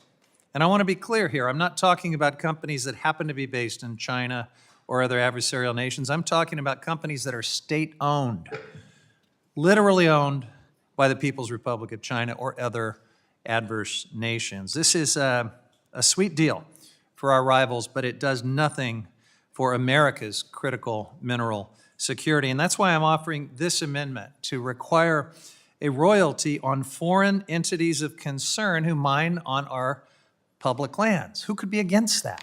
How could you possibly be against that? If this administration allows Chinese government-owned companies like Rio Tinto to destroy a sacred place like Oak Flat at incalculable cultural and spiritual costs to the Apache tribes who've worshiped there since time immemorial, then at the very least, these adversary-owned companies should pay us for the copper that they are taking, instead of us giving them our natural resources for free and getting stuck with the cost. This shouldn't be controversial, folks. Even the National Mining Association has supported a hard rock mining royalty, and hopefully we can all get behind making it harder for our enemies to profit off of our lands and resources. I urge your support for this amendment, and I yield back. Gentleman yields back. Is there further discussion on the amendment? There's no further discussion on the amendment. The question is on the amendment offered by Ranking Member Huffman, designated Huffman number 162. All those in favor signify by saying aye. Aye. All those opposed, no. In the opinion of the chair, the noes have it. A recorded vote has been requested. Further proceedings on the amendment designated Huffman 162 will be postponed. I recognize Ranking Member Huffman for the purpose of offering an amendment designated Huffman 197. Without objection, the amendment is considered read. Thank you, Mr. Chairman. I want to talk about yet another provision in this bill that would sacrifice a truly special place just to appease corporate development interests. The Ambler Road is a proposed 211-mile industrial road along the Arctic National Park and Preserve in northern Alaska. And I'm hoping that Mr. Begich, among others, is very familiar with this and will want to participate in this critically important conversation. For years, Alaska Native communities have strongly opposed the Ambler Road. 90 tribes and First Nations have passed or signed on to resolutions voicing their opposition. That's because constructing this road would decimate the fragile Arctic ecology and wildlife that many communities depend on for their subsistence way of life. Caribou, fish, water resources, wetlands, and vegetation would all face severe harm from this proposed industrial development, and in turn, the cultural practices of local Athabascan and Inupiat peoples would suffer. Who would benefit from this? Well, the Ambler Road is supposed to support a proposed copper mining project in the Ambler Mining District led by the Alaska Industrial Development and Export Authority, or ADA. ADA has proposed this development on behalf of primarily foreign-owned mining companies. Here we go again, with the idea that these companies will reimburse the state for costs to build the road. And yet, there are no actual contracts in place, no mining plans for these operations, limited proof that these deposits are economically viable to develop. They're going to build the road anyway.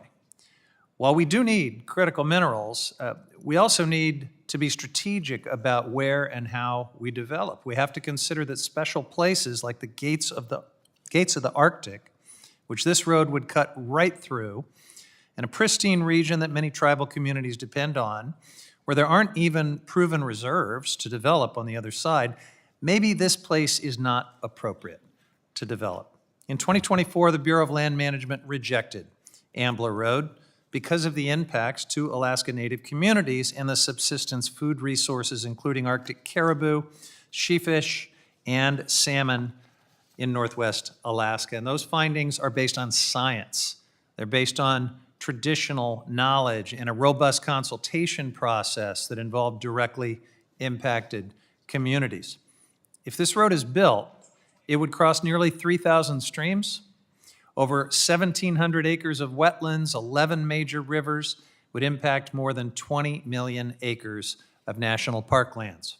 I want to enter into the record a letter from Alaska tribes and tribal organizations representing 90 tribes, First Nations, and communities which stand united against legislative mandates of Ambler Road. Without objection, so ordered. This legislative mandate is cowardly. My amendment requires the Secretary of Interior to engage in a real, thorough, meaningful tribal consultation before this section can be enacted. That seems like the least we can do. I urge support for this amendment. I hope my colleagues across the aisle, especially the gentleman from Alaska, will at least have the courtesy to tell us where they stand, what they think about this critically important issue to so many Alaska Natives. I yield back. Gentleman yields back. Is there further discussion on the amendment? There's no further discussion on the amendment. The question is on the amendment offered by Ranking Member Huffman, designated Huffman 197. All those in favor signify by saying aye. Aye. Those opposed, no. No. Any opinion of the chair? The noes have it. Recorded vote. A recorded vote has been requested. Further proceedings on the amendment designated Huffman 197 will be postponed. I recognize Ranking Member Huffman for the purpose of offering an amendment designated Huffman number 220. Without objection, the amendment is considered read. Thank you, Mr. Chairman. Now we're going to give our Republican colleagues a chance to do something that they say they care a lot about to support the Bureau of Reclamation, which is so critical for water supply reliability in the West, and yet it's been devastated by cuts and fork-in-the-road memos and DOGE and its chainsaw.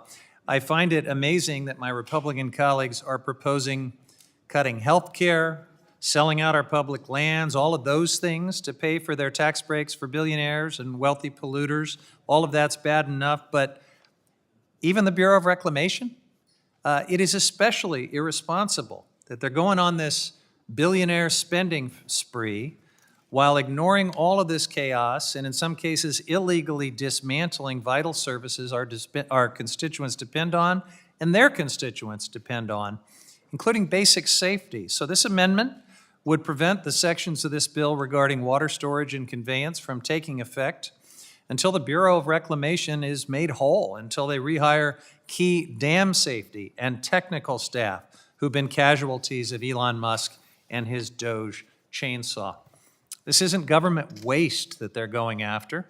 These are engineers, scientists, inspectors who are essential to making sure water infrastructure projects are safe, sound, and legal. Many of them are paid for by water contractors, and so cutting them loose doesn't even save the Treasury any money. They're the ones who do the modeling, the safety reviews, the environmental compliance work, and without them, the Bureau of Reclamation doesn't have the capacity to manage big, complex, and risky projects. And yet, in the span of just a few months, these experts have been pushed out or they've left. Some were told their positions no longer aligned with this new efficiency effort by Doge. Meanwhile, the bill in front of us would greenlight billions for one project to expand surface storage without requiring that the agency even have the team to do its current job responsibly, let alone add this massive new project to its workload. So we may not be naming specific projects in this section, but we all know where the money is supposed to go. It's to Shasta Dam in Mr. LaMalfa's district. This is something that my Republican colleagues have long fought for, despite several scientific, legal, and logistical points saying it is a bad idea and it is illegal under state law. If we are considering moving forward on something like a $2 billion dam raise that would violate state law, flood a protected river, destroy tribal sacred sites, then at the very least, can we make sure that the Bureau of Reclamation just has the technical and dam safety expertise that are required for it to do its job and to properly evaluate and oversee this new project? Simple amendment. It just says, put your staff back in place first, ensure the Bureau has the minimum expertise and institutional capacity to do its work safely and legally. I urge support and yield back. Gentleman yields back. Is there further discussion on the amendment? If there's no further discussion on the amendment, the question is on the amendment offered by Ranking Member Huffman, designated Huffman 220. All those in favor signify by saying aye. Aye. All those opposed, no. In the opinion of the chair, the noes have it. A recorded vote has been requested. Further proceedings on the amendment designated Huffman 120 will be postponed. Excuse me, Huffman 220. I recognize Ranking Member Huffman for the purpose of offering an amendment designated Huffman number 221. Without objection, the amendment is considered read. Thank you, Mr. Chair. It's a strange day in this committee when my colleague, Mr. LaMalfa, won't talk about his favorite pet project, the Shasta Dam raise, when Mr. Begich from Alaska won't talk about a wildly controversial project opposed by dozens and dozens of Native communities in Alaska, when so many of my colleagues just seem to have, I guess, received orders. Someone from on high, I don't know if it was Donald Trump or the chairman or someone else in leadership, I guess does not trust them to speak. And they have been muzzled today on the one public hearing that we get before this bill goes to the floor of the House on the most consequential piece of environmental legislation this committee has seen in decades. It is just remarkable. But let's try this one. Let's see if we can coax them into a little bit of engagement in the deliberative process. This amendment would clarify that nothing in the bill authorizes the Bureau of Reclamation to violate state law, particularly laws that protect salmon or other native fish species. You know, the Bureau of Reclamation has been under statute and policy complying with state laws since 1902. This is a long-standing principle and precedent. And so it's a pretty simple concept. If a proposed federal project would break state law, it shouldn't proceed. We shouldn't set a new precedent, violate the precedent that's been around for more than a century. This amendment makes that clear. There's no preemption here, no special carve-outs, just respect for state authority, state water rights, state environmental protections that have been on the books for decades. Now, this is very important when it comes to California's salmon runs. These species are hanging by a thread. Entire communities, including tribal nations and fishing-dependent economies, rely on healthy salmon, and projects that damage critical spawning habitat or further degrade our river systems don't just violate state law, they jeopardize cultural survival, food security, and entire ways of life. Now, I know we're not naming specific projects in this bill's water sections, but everyone knows what this section I'm talking about does. It is a thinly veiled earmark. There are ongoing efforts to move forward with a project that would flood the McCloud River, a river specifically protected under California's Wild and Scenic Rivers Act. And it would cut off key salmon habitat. The kind of project that they are pushing is illegal under California law. It's why the state of California has opposed this project for many years. And without this amendment, the language in this section could be interpreted as allowing it anyway. So if my colleagues across the aisle respect state water law, there should be no objection to this amendment, especially from those who are always preaching about states' rights, unless, of course, that only applies when states agree with you. Otherwise, you're just confirming our suspicions if you vote no on this amendment. Now, let's remember why the McCloud River is protected in the first place. It's one of the most pristine rivers in the state, home to some of the last remaining stretches of cold water habitat critical for salmon and steelhead recovery. It's culturally sacred to the Winnemem-Wintu tribe. It holds deep ecological value as a unique undammed system, and that's why California's Wild and Scenic Rivers Act specifically safeguards it, to prevent it from being flooded out and destroyed. If you believe in salmon recovery, if you believe in the rule of law, if you believe states and tribes should have a say in how their natural resources are managed, you have to support this amendment. It doesn't ban anything that complies with the law. It just makes sure that any project funded under this bill is legal. I urge support for this amendment, and I yield back. The gentleman yields back. Is there further discussion on the amendment? If there's no further discussion on the amendment, the question is on the amendment offered by Ranking Member Huffman, designated Huffman number 221. All those in favor signify by saying aye. Aye. All those opposed, no. In the opinion of the chair, the noes have it. Request to record. A recorded vote has been requested. Further proceedings on the amendment designated Huffman number 221 will be postponed. I recognize Ranking Member Huffman for the purpose of offering an amendment designated Huffman number 247. Without objection, the amendment is considered read. All right, thank you, Mr. Chairman. MAGA Republicans have really jumped the shark with this unprecedented polluter pay-to-play permitting scheme in this bill. We're going to give you a chance with this amendment to clean that up, to not be associated with something that frankly should be embarrassing to anyone who supports this bill. So I'm offering this amendment to strike this indefensible section of the bill, a provision that lets corporate polluters pay for rushed environmental reviews and then shield themselves totally from any legal consequences.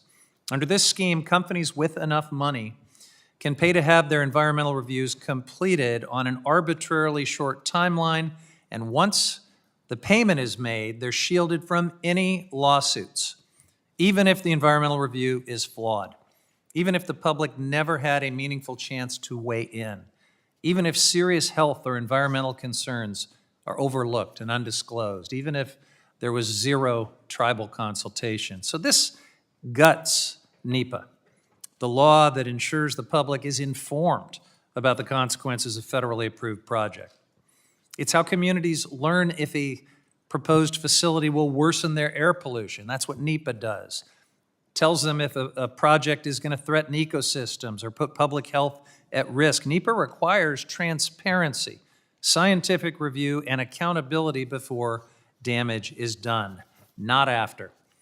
This provision in the bill eliminates all of that. It lets polluters sidestep the rules, avoid any legal accountability just by writing a check.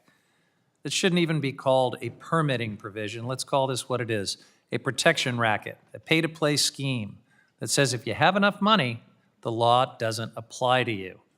If you can cut a big enough check, you can cut out the check of the courts. My amendment strikes this shameful section in full. If you believe communities deserve to have a voice when their environment is on the line, then you should vote yes on this amendment. I yield back. The gentleman yields back. Is there further discussion on the amendment? If there's no further discussion, the question, oh, I'm sorry. Representative Stansberry, you're recognized. I apologize, Mr. Chairman. You know, I really appreciate the ranking members bringing this particular amendment to our attention, because I think one of the pieces of this bill that I found particularly shocking when I read it, when it dropped, was that it strips out all of the protections for the public, for our tribes, for the affected parties, for the environment. You know, it's one thing, I've been in this business a long time. I've worked on natural resources issues. I've been a water resources manager for over 20 years. And I think both Mr. Huffman and I and Assistant Leader Nagoose have a lot of battle wounds from working in the natural resources world.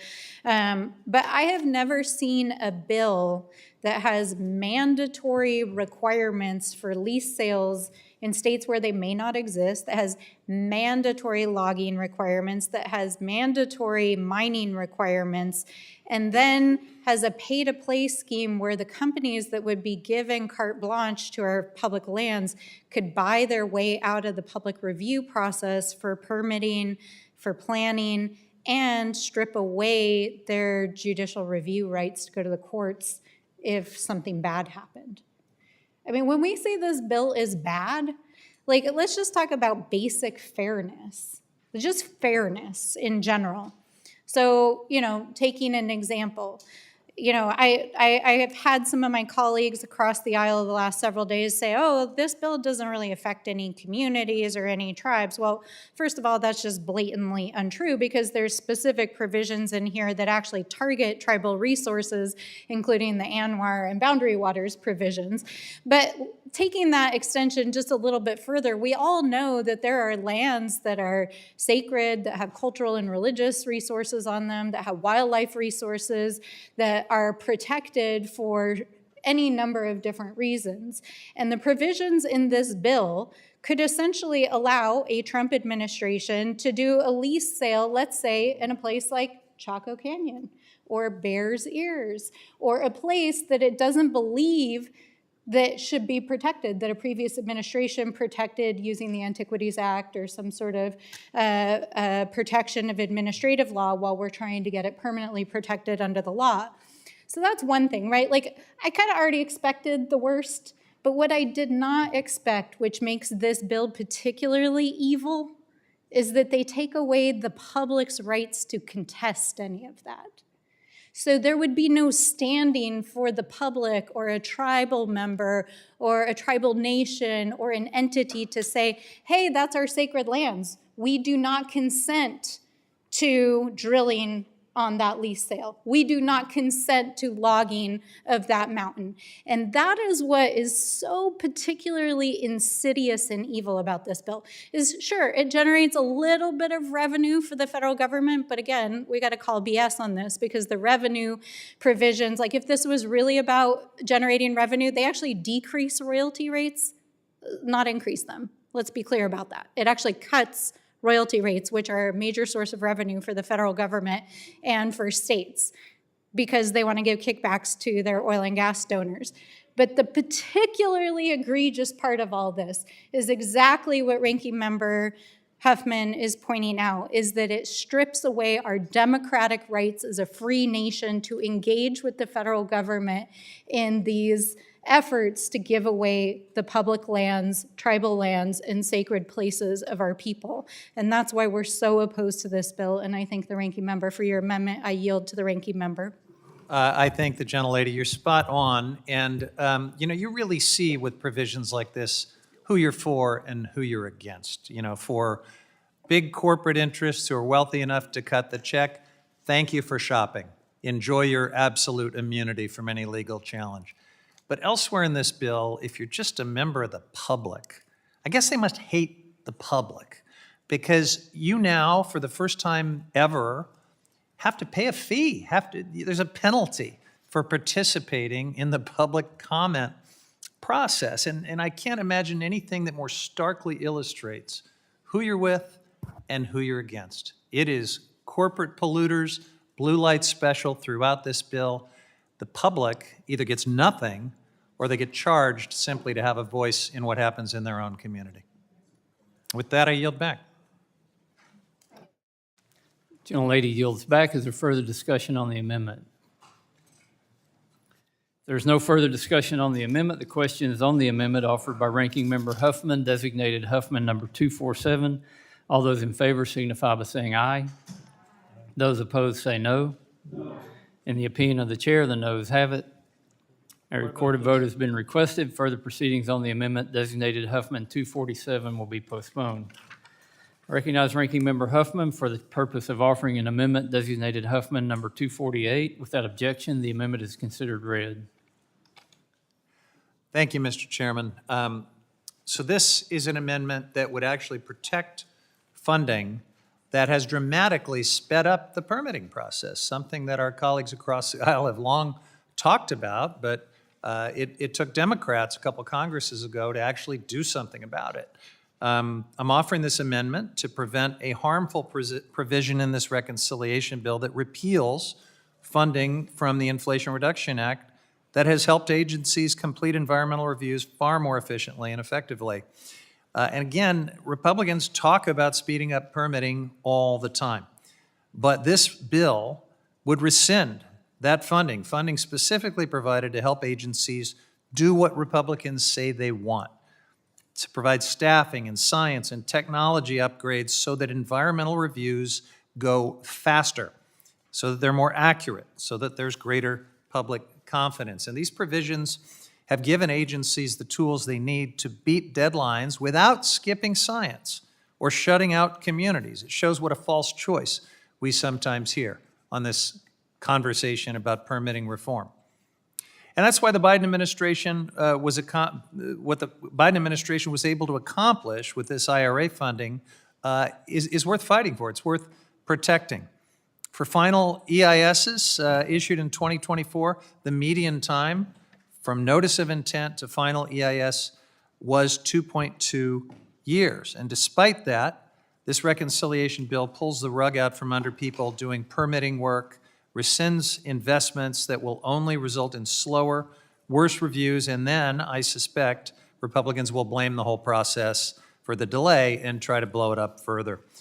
We can avoid that outcome. We have seen what happens when permitting staff are gutted. Elon Musk and Doge indiscriminately fired permitting staff recently, and then they had to put them back when the consequences became clear. So I want to recognize that Chair Westerman does not propose rescinding this funding for agencies under our committee's jurisdiction, and I do appreciate that, but unfortunately it seems other committees didn't get the message. They are including cuts that would kneecap agencies across the government, that would actually slow down permitting. And so my amendment simply says that this bill can't take effect unless the Comptroller General certifies that it doesn't rescind these IRA investments that have streamlined the process, that have helped agencies conduct timely, effective environmental reviews. That's what we should do if we're serious about permitting, not eliminate these tools that resource agencies need.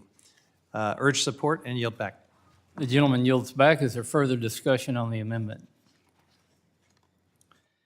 If there's no further discussion on the amendment, the question is on the amendment offered by Ranking Member Huffman, designated Huffman number 248. All those in favor signify by saying aye. Aye. All those opposed say no. The opinion of the chair, the noes have it. A recorded vote has been requested. Further proceedings on the amendment designated Huffman 248 will be postponed. As a status update, that was number 16 of 121. All of the amendments Mr. Huffman has filed to date. And we're going to move on to Representative Neguse. And I recognize the gentleman from Colorado, Mr. Neguse, for the purpose of offering an amendment designated Neguse number 11. Without objection, the amendment is considered read. Well, I thank the chairman. I have about 10 or 11 amendments, but I'll make a good faith offer that if the chairman will just debate me a bit on some of these amendments, I'd be willing to consider not pursuing all of the amendments. So I'm not asking for much, maybe just 40 seconds, 50 seconds of debate on a few of these, and we can move forward. think about it while I present this particular amendment, maybe give it some thought, Mr. Chairman. Okay, I appreciate that. Thank you for giving me the opportunity to offer this amendment. This amendment is very simple. It would ensure that the Republicans' reconciliation bill will not strip funding or staff from NOAA programs that protect communities and local economies from extreme weather and natural disasters. This should not be controversial. Communities, farmers, businesses across our country in each of our districts rely on life-saving data and services provided by NOAA, including the NOAA facility in my district in Colorado. Our constituents rely on this information to navigate floods, fires, hurricanes, and other natural disasters. From weather forecasts to storm alerts, NOAA data plays a vital role in protecting lives and supporting livelihoods across the United States and informs industry operations for agriculture, energy, tourism, and more. Bottom line, NOAA keeps our communities safe through their life-saving efforts and environmental monitoring. But, tragically, we know the Trump administration is laying the groundwork to break up NOAA and potentially privatize its operations, stripping away funding, firing hundreds of staff. It would have a devastating economic impact for the state of Colorado. And they are doing all they can, as we speak, to devastate agency operations. The skinny budget that has been submitted for fiscal year 26 further crystallizes those plans, a $1.3 billion, 28% cut to the bulk of NOAA, which aligns with the leaked OMB passback, which eliminates the Office of Ocean and Atmospheric Research entirely. All in all, we're talking about a 50% cut to the National Ocean Service, a 29% cut to the National Marine Fisheries Service, and a 74% cut to the Office of Ocean and Atmospheric Research Programs, eliminating the OAR line office. And these plans also include de-obligating, taking money back from a variety of different IRA grants and canceling advance appropriations from the IIJA, the Infrastructure Investment and Jobs Act. Bottom line, I just cannot overstate how harmful these plans are for an agency that every American, whether they may know it or not, relies on every single day. This amendment would protect NOAA, protect those core operations, and in my view would inure to the benefit of each and every American, which is why I'm so hopeful that my colleagues will support it. And just to be clear, to give you all a sense of why this matters beyond Colorado, I'm going to read an article. This is just 4 weeks ago from the Alaska Beacon. The headline, Internal Memo Outlines Stark Impacts of Federal Downsizing an Alaska Regional Fishery Agency. And this article goes through in great detail the potential implications for the state of Alaska. I'll quote here, these chronic staffing shortages at NOAA Fisheries Alaska region have been greatly exacerbated by the Trump administration's efforts to cut the federal workforce. The article goes on to detail the implications of the particular memo in question. I'm happy to yield to my colleague from Alaska or to any of my colleagues here to explain to me why they might support this amendment, or more likely than not, and I get it, why they oppose the amendment. But I do think their constituents, I think your constituents, deserve that explanation, deserve to hear from their representative about why they might believe that this amendment, which I think is a prudent one, and would ultimately, as I said, inure to the benefit of the people in Alaska and the people in Colorado and every corner of the country, but they deserve to understand your rationale. And so I would urge my colleagues to support the amendment, but even more than that, I guess, I would beg my colleagues to debate this amendment so that we can have an honest discussion about the policies embedded in your reconciliation bill. And with that, I yield back. Gentleman yields back. Is there further discussion on the amendment? Mr. Huffman, you're recognized. Thank you, Mr. Chairman. I support the gentleman's amendment. This is incredibly important, but I want to go to the point that several of us have made, just this curious silence, this refusal to be part of the deliberative process we see across the aisle. And Mr. Neguse, if I'm not wrong, you're a lawyer, right? I am. And like me, you've tried a few cases? I have. So you're familiar then with the federal rules of evidence and how in some situations silence can allow a jury to infer things. Silence can be deemed acquiescence in a situation where a witness would normally be expected to say something. If they don't, that can be inferred as acquiescence or agreement. I mean, you've used that probably in some trials to impeach a witness, right? So what do you think the jury of the American people should be inferring from this really strange and unprecedented silence that we're seeing across the aisle? Well, I would say my colleague from Rhode Island captured this so perfectly earlier when he talked about the leadership in the Republican caucus essentially co-opting the voice of their members. I just can't imagine a scenario in which a member of Congress would refuse to defend their values, defend their position on a bill or an amendment for 5 hours, 8 hours, 12 hours, because what? The Speaker of the House asked them to? The chairman of their committee? It's a baffling enterprise.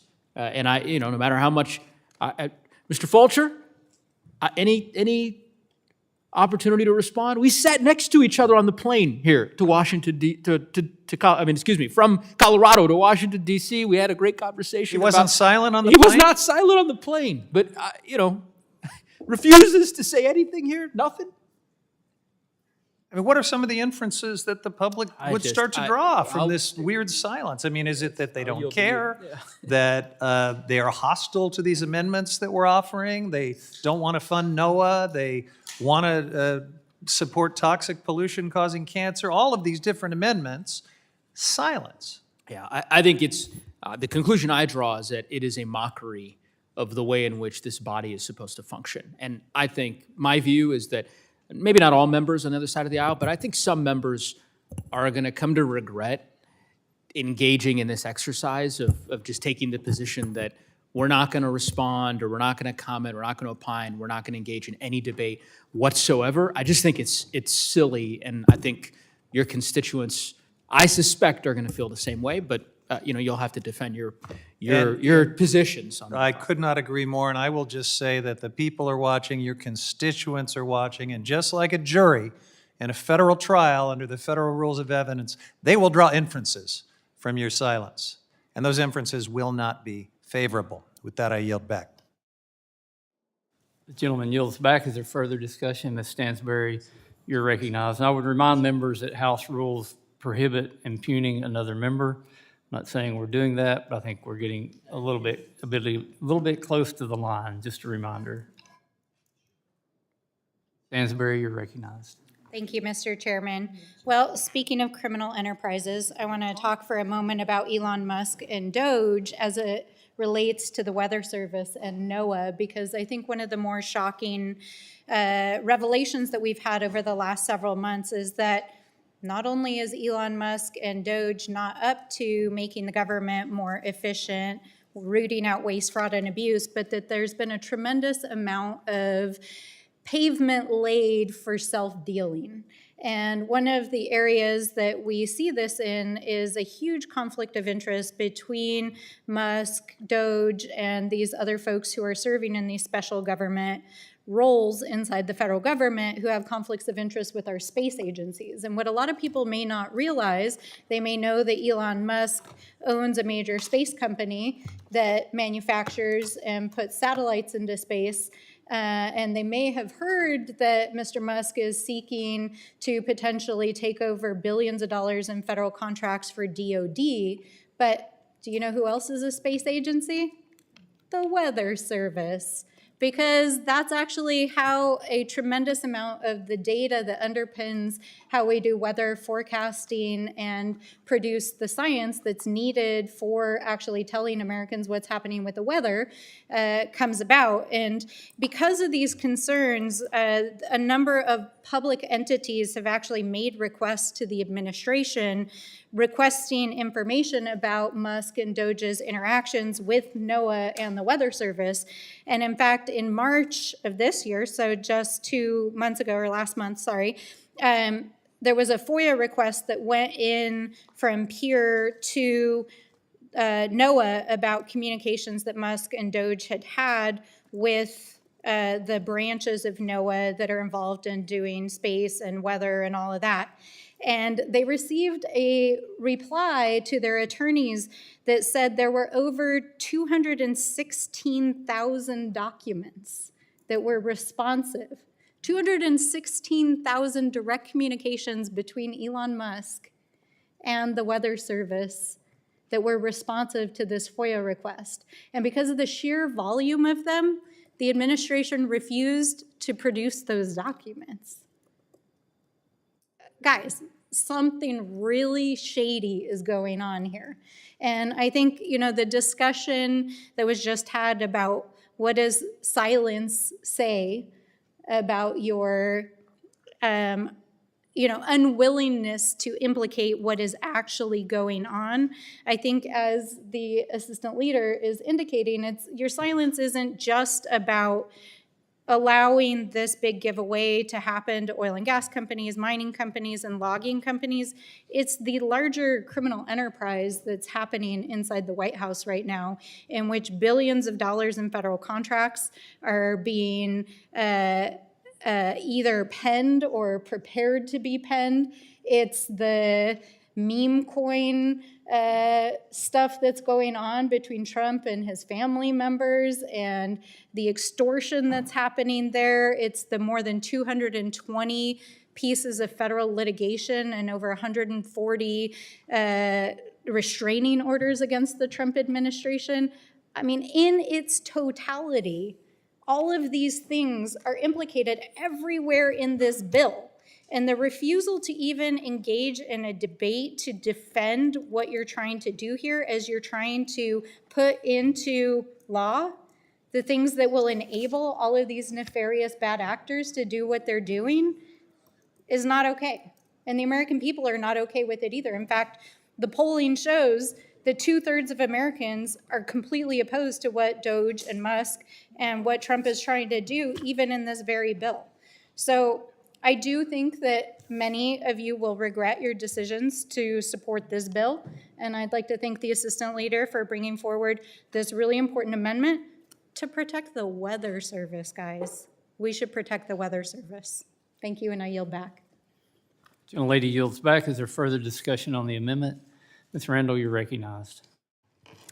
Thank you, Mr. Chair, and gratitude also to the assistant leader for this good amendment.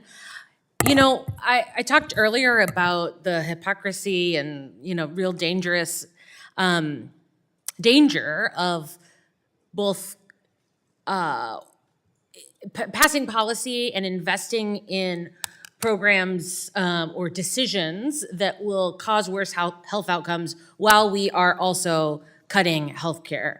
And I think this amendment is another example of our efforts to save the American people from a similarly bad decision. So my district is on the coast, Pacific coast. We have communities, many tribal nations, who have villages that are being moved away from seawalls that are crumbling. And tsunami that are getting worse and worse.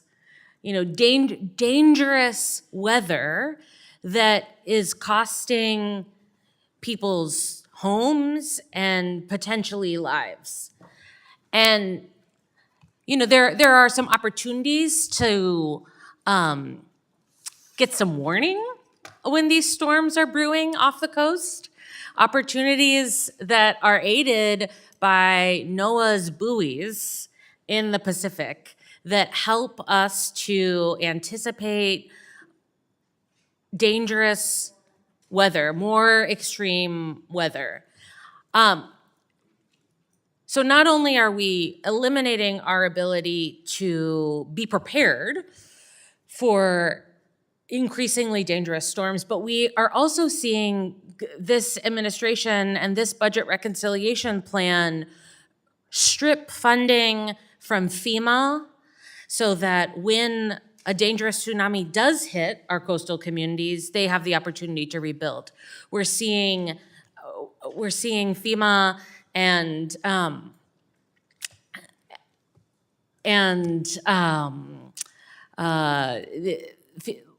not just BRECK grants, but other grant programs like the Tsunami Tower that would allow many people in these coastal communities to find a safe place to weather this storm.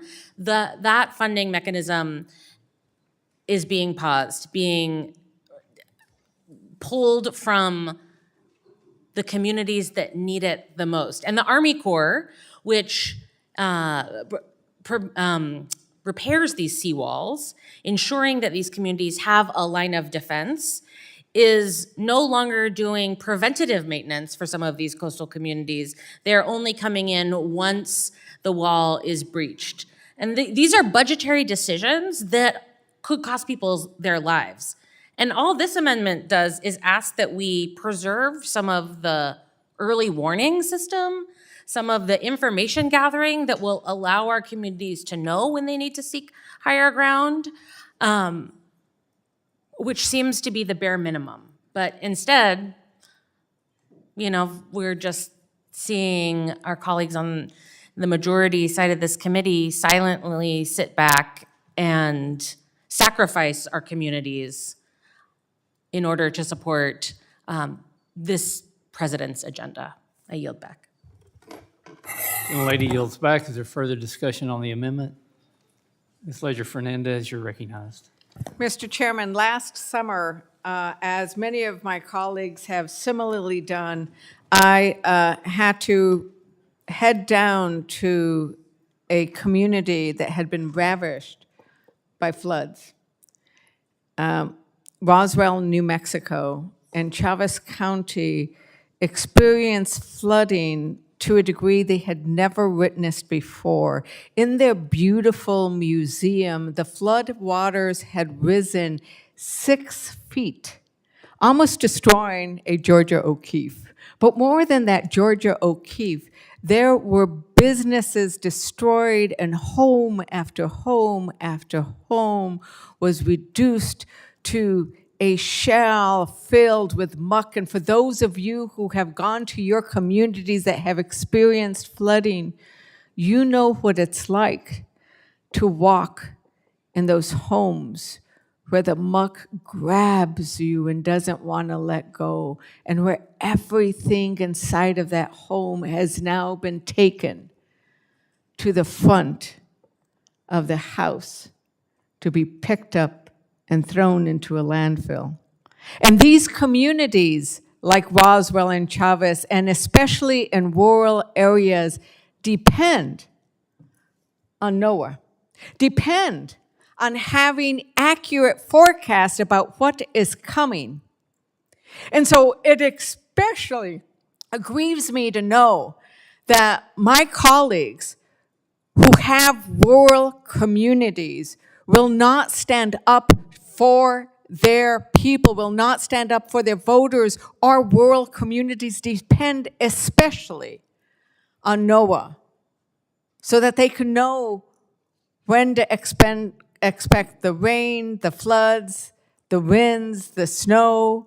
How much water are we going to be expecting in our reservoirs so we know whether we should plant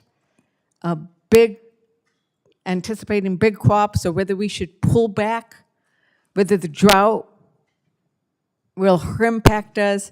So if you have rural communities, you should be voting in favor of this amendment. And the fact that Republicans are abandoning their rural communities should have those communities up in arms. How dare you take away and undermine our weather service so that you can then give it to private corporations? I'm sorry, the weather is something that we need the government to be involved in. Yes, there are things that we could do better in government all the time and make it better, but the last thing you want to do is privatize it so that farmers and ranchers can no longer afford to buy the basic information that will keep them safe and that will help them grow the crops and raise the livestock that we need to put on our tables. But yeah, go to Roswell, Go to the other communities that have suffered from floods and from hurricanes and from tornadoes and say it's all right to gut these communities. It's not all right. And Republicans should not be standing for this. And with that, I thank you, Assistant Leader, for this amendment, and I yield back. Gentlelady yields back. Is there further discussion on the amendment? If there's no further discussion on the amendment, the question is on the amendment offered by Mr. Neguse, designated Neguse number 11. All those in favor signify by saying aye. Aye. All those opposed, no. No. In the opinion of the chair, the noes have it. A recorded vote has been requested. Further proceedings on this amendment will be postponed. Recognize the gentleman from Colorado, Mr. Neguse, for the purpose of offering an amendment designated Neguse number 68. Without objection, the amendment is considered read. I thank the chairman. This is amendment number 2 for me. As I said, I think I have 9 amendments. My offer still stands. If the chairman would just indulge me in a little bit of debate, I'm happy to consider dropping 1 or 2 of those amendments. Just to make the case to you on why, from a time management perspective, it's in your interest. The debate on that last amendment was about 25 minutes. So, I dropped 2 of these amendments. You're saving an hour on your markup. All I'm asking is just for a little bit of back and forth. I just want to understand your position on some of these amendments. So give it some thought, if you might, Mr. Chairman, and I'll proceed with this particular amendment. But Mr. Neguse, I would say we wouldn't want to deny you the opportunity to discuss all of your amendments. There's your little bit of debate. You can do with it as you like. Well, I was hoping for a little bit more than 10 seconds. So in my view, that would not meet the standard that I was offering. But I digress. To me, it seems pretty clear to anybody who's watching, given your reluctance to take that deal, that this has nothing to do with saving time.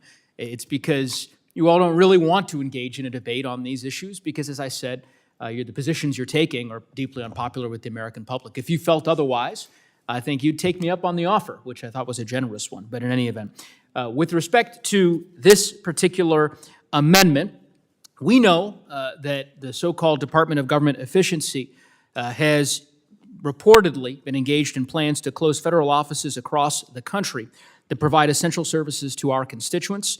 Not only are these efforts senseless, in my view, and short-sighted, but they will cause irreparable harm to local communities across the country. The president does not have the authority to eliminate congressionally authorized agencies or give billionaires unfettered access to sensitive information within the federal government, but that has not stopped the Trump administration from doing so. In communities across America, federal offices or rather staff within those federal offices and agencies, in particular land management agencies, doing incredibly important work on behalf of the citizens of our country. Just to give you an example, nearly 20 facilities in Colorado have been put on the list for prospective cancellation. That list includes Bureau of Reclamation facilities in Durango, U.S. Fish and Wildlife facilities in Grand Junction, National Park Service facilities in Fort Collins, and more. The list also includes a U.S. Forest Service facility in Fort Collins that I have frequented repeatedly over the course of my service in the U.S. Congress. This facility is the headquarters for the Arapahoe and Roosevelt National Forests, and in addition, it serves and has served as an emergency operations center during active wildfires. I know because I have been there. Given the severity of wildfires in recent years in our state and across our country, it makes no sense for the Trump administration to cancel the lease for this facility and for the other facilities that I have referenced. It is clear that this administration's intent is to attack the dedicated public servants and the core services that are performed on our behalf, that protect our natural resources, our treasured public lands, and our way of life in the Rocky Mountain West, which is why this particular amendment is so important and why I'd encourage my colleagues to support it. Again, this is not an amendment that would solely benefit Colorado. Far from it. It would benefit virtually every district that is represented by a Republican member in this committee. In particular, those who represent the Western United States. I hope my colleagues will consider supporting it. and I will yield back the balance of my time. Gentleman yields back. Is there further discussion on the amendment? Ms. Ledger-Fernandez, you're recognized. Mr. Chair, we held a hearing last week in this committee room where the BIA informed us that they had not had any consultation with any tribe before there was an announcement of the cancellation of almost half of the BIA offices. Almost half of the BIA offices proposed for closure without any consultation, which tells you that these lease closures and everything else, they aren't being done with any kind of thoughtful consideration of the needs of the people, the tribes that they serve. It is simply a numbers game. Let's close half. Let's get rid of 10% of the VA. Let's get rid of half of that. Let's close. It has no meaningful reference. And indeed, many of those offices, those BIA offices, those leases that are going to be canceled and not renewed, are in the members of this body's districts.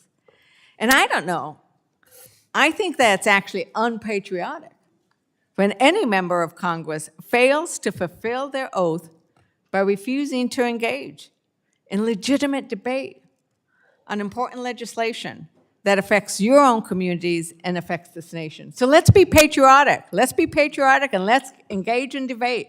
That's why you were sent here. Let's get the job done by having the debate. I don't know what you're so afraid of. Like you're afraid of standing up to Trump. You're afraid of standing up for anything, it seems, if you're not willing to tell us why you support this or why you oppose it. You were sent here to debate and to represent your constituents and to let them know where you stand and why. With that, Mr. Chairman, I yield back. Gentlelady yields back. Is there further discussion on the amendment? Mr. Huffman, you're recognized. Thank you, Mr. Chairman. This is another great amendment. I want to thank the Assistant Leader for it, but I want to go back to the conversation that we were having and we'll probably continue to have to just try to get our heads around this weird silence, this refusal of Republicans to participate in any kind of debate against any of this. I mean, some of the most controversial provisions we've seen in decades in this committee, and they just won't talk about it. And I'm trying to understand why that might be, Mr. Neguse, and I know that we've talked about the fact that, you know, it could be, one inference is that their leadership just doesn't trust them and has therefore given them this gag order. That certainly has been reported in the press and it could be part of it. The other, we've talked about the deep unpopularity about many of the provisions in this bill. I mean, the Arctic Refuge, Ambler Road, the boundary waters, I mean, so many of these things, the grotesque giveaways to coal and mining interests. I mean, the public absolutely doesn't like that, and it could be that they just want to kind of keep this in a very low profile, but there may be another reason, and you know, we're here on a bill that's going to try to go through budget reconciliation. This is the only way they can pass some of this stuff because it's so deeply unpopular. In order to be successful in the Senate, they've got to clear the Senate parliamentarian. And the truth is, there's a lot of policy change lurking in this thing that's dressed up as a budget bill. I mean, look what they're doing to NEPA with their pay-to-play permitting provision. That's a complete gutting of NEPA for all kinds of projects. They are upending decades, in some cases a century of protection for places like the boundary waters.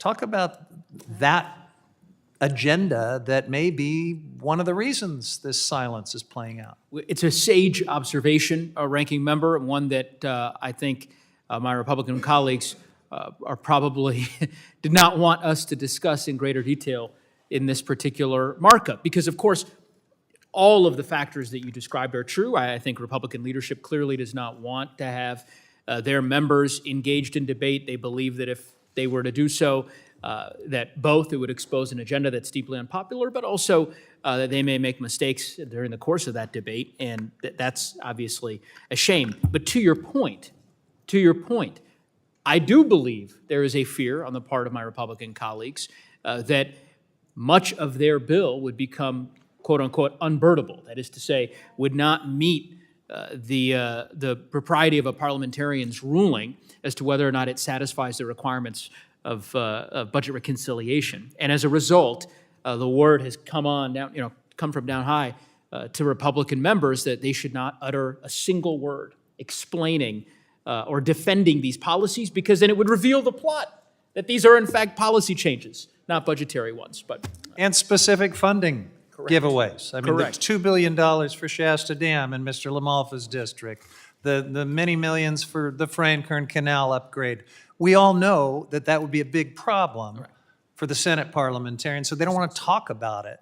Precisely. There's no question that's what they're doing here. That's precisely right. Although, of course, notwithstanding your silence, the parliamentarian is not just going to ignore this language. They're going to review the language. They're going to reach their own determinations, and I suspect that they're going to concur with Ranking Member Huffman's conclusions. So, in some respects, you might as well debate these measures here now, because who's to say how many of them are going to ultimately land in the final bill in the Senate, given the likelihood that they won't meet parliamentarians' muster. And the other reason, of course, that it's silent on the other side of the aisle is that a lot of their budget number assumptions, they're trying to pretend that this thing comes close to balancing out. It's fairy dust. Right. If they had to defend the assumptions for their Arctic refuge lease sales in the face of what we know, if they had to defend so many other aspects of this fairy dust that they're going to try to get through the CBO and the Senate parliamentarian, it doesn't pass the straight face test. I will say in their defense, because I saw my good friend Mr. Tiffany's eyes lit up when you described the budgetary numbers as fairy dust, not once but twice. Mr. Tiffany, did you contest that? Can we do a wellness check? I'm mistaken. We got to do a wellness check on Mr. Tiffany. I mean, he spent part of his career, I believe, as a radio personality. This guy can talk. Mr. Tiffany? There's something wrong here. It is a shame. I am...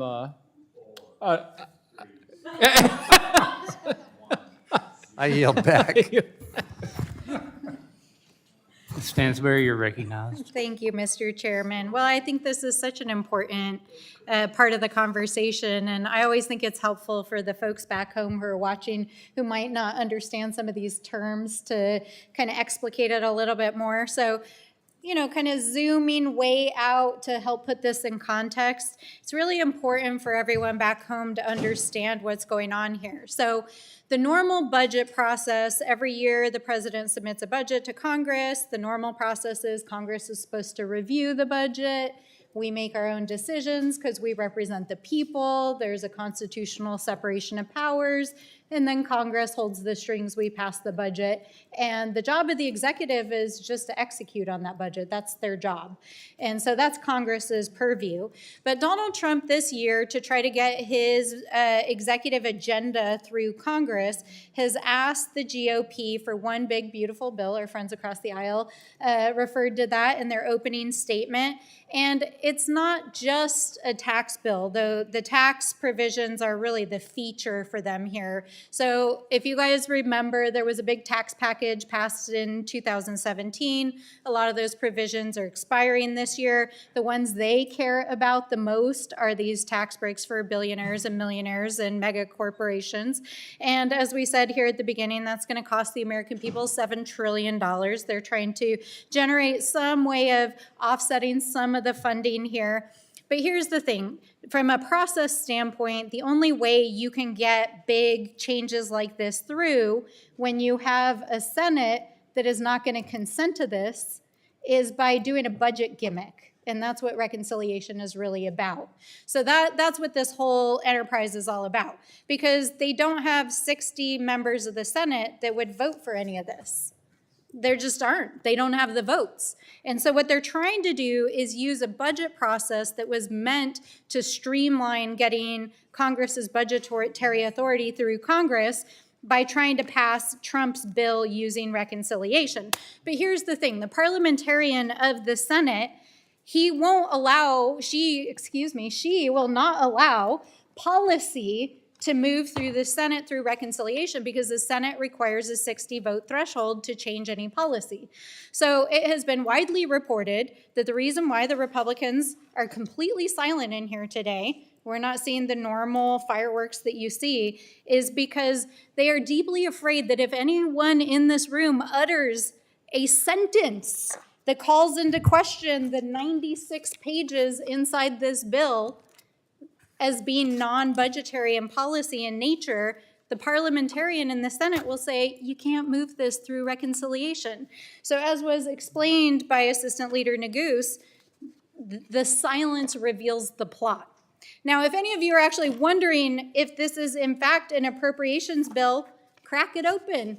If any of you have ever read an appropriations bill, the way an appropriations bill is drafted is it says X number of dollars are appropriated for X dates for the following purposes. Well, I'm flipping through this bill right now, and here's what I see inside of it. It wants to do mandatory leasing of oil and gas. It lists all of the states we're going to do it in. It has land use plans in it. It's revoking land use plans, non-competitive leasing. It's got requirements in here around logging. It's got some permit kickbacks. It's got permitting fees. It reduces royalty rates for oil and gas companies, geothermal leasing. Oh, it also covers rights away for, oh, wait, here we go. Opens up the MPRA, ANWR. Oh, judicial proceedings. That doesn't have anything to do with the budget, Mr. Chairman. This takes away the rights of the American people to use the courts. I would squarely say the parliamentarian is not going to rule that as being budgetary. Mining, specific mining. What else have we got in here? Oh, BLM, coal. Oh, guess what? We're going to start mining coal again in places where it's not economical. It guts NEPA, acreage requirements, outer continental shelf, geological surveys, renewable energy. Oh, look here's some new water funding for dams in California. None of this is budgetary. And that, my friends, is why they're not opening their mouths today. And with that, I yield back. Gentlelady yields back. I remind members to address their remarks to the chair, and please refrain from engaging in individual personalities. Is there further discussion on the amendment? That wasn't We need more specifically personality addressed to over you, here. Ms. We're trying to Senator. get Is there further discussion on the amendment? If there's no further discussion, the question is on the amendment offered by Mr. Neguse, designated Neguse number 68. All those in favor signify by saying aye. Aye. All those opposed, no. In the opinion of the chair, the noes have it. A recorded vote has been requested. Further proceedings on this amendment will be postponed. Recognize the gentleman from Colorado, Mr. Neguse, for the purpose of offering an amendment designated Neguse number 87. Without objection, the amendment is considered read. I thank the chairman. This amendment is very simple. I represent the headwaters of the Colorado River and have seen just how necessary this river is to our communities and our state. This bill would support drought resilience investments for the Colorado River and the lower basin and upper basin states. And there are a myriad of reasons why I believe that this amendment, which would redirect subsidies within this bill from fossil fuel companies to these critically important projects on drought resiliency for the Colorado River, myriad of reasons why I think this amendment makes a lot of sense and why I would hope my colleagues would support it. Perhaps I'll try something a little different this time, because I have made repeated offers to the chairman to try to engage him in debate. I've made good faith efforts to convince my colleagues that they should rise to the occasion and on behalf of their constituents be willing to defend their values, defend the positions that they have taken. But that has fallen, unfortunately, on deaf ears and sort of just blanket refusal on the part of my Republican colleagues to engage in any kind of debate. So what I will just do, I will give my Republican colleagues an opportunity to explain to their constituents, to their colleagues, and to the American people why they believe this amendment should not be approved by the committee.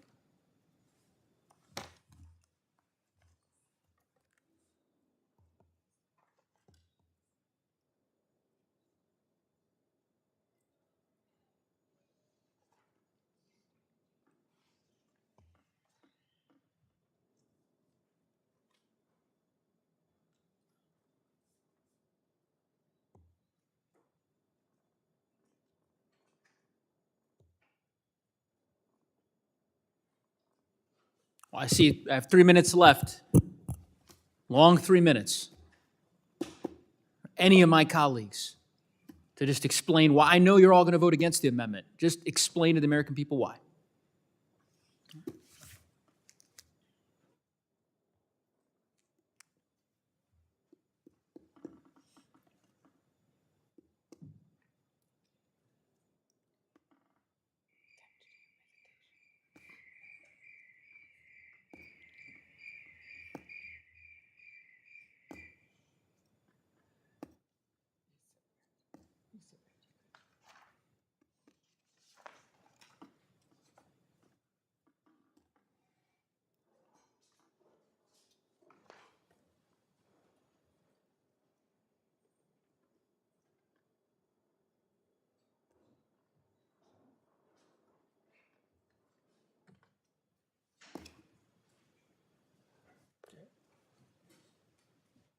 Gentlemen wish to yield this No. time? Well, I'm happy to yield to you if you'd like to explain to me why you're against this amendment. That's all I'm asking. Oh. Well, maybe we'll do this for every amendment.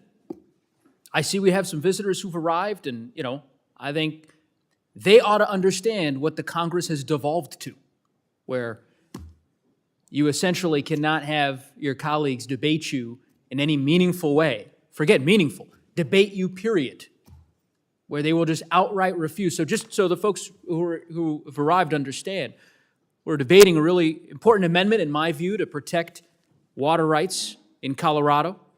And I'm just asking my colleagues on the other side of the aisle to debate me and perhaps explain why they agree with it or disagree with it.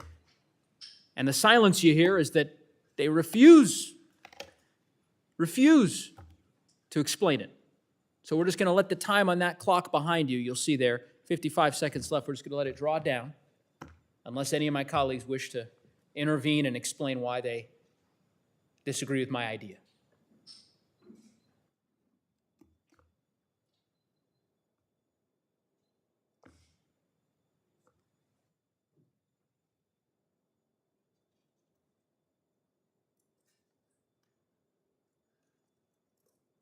For the students that have joined us, this is not normally how it works. Unprecedented. Not the way the Congress is supposed to function.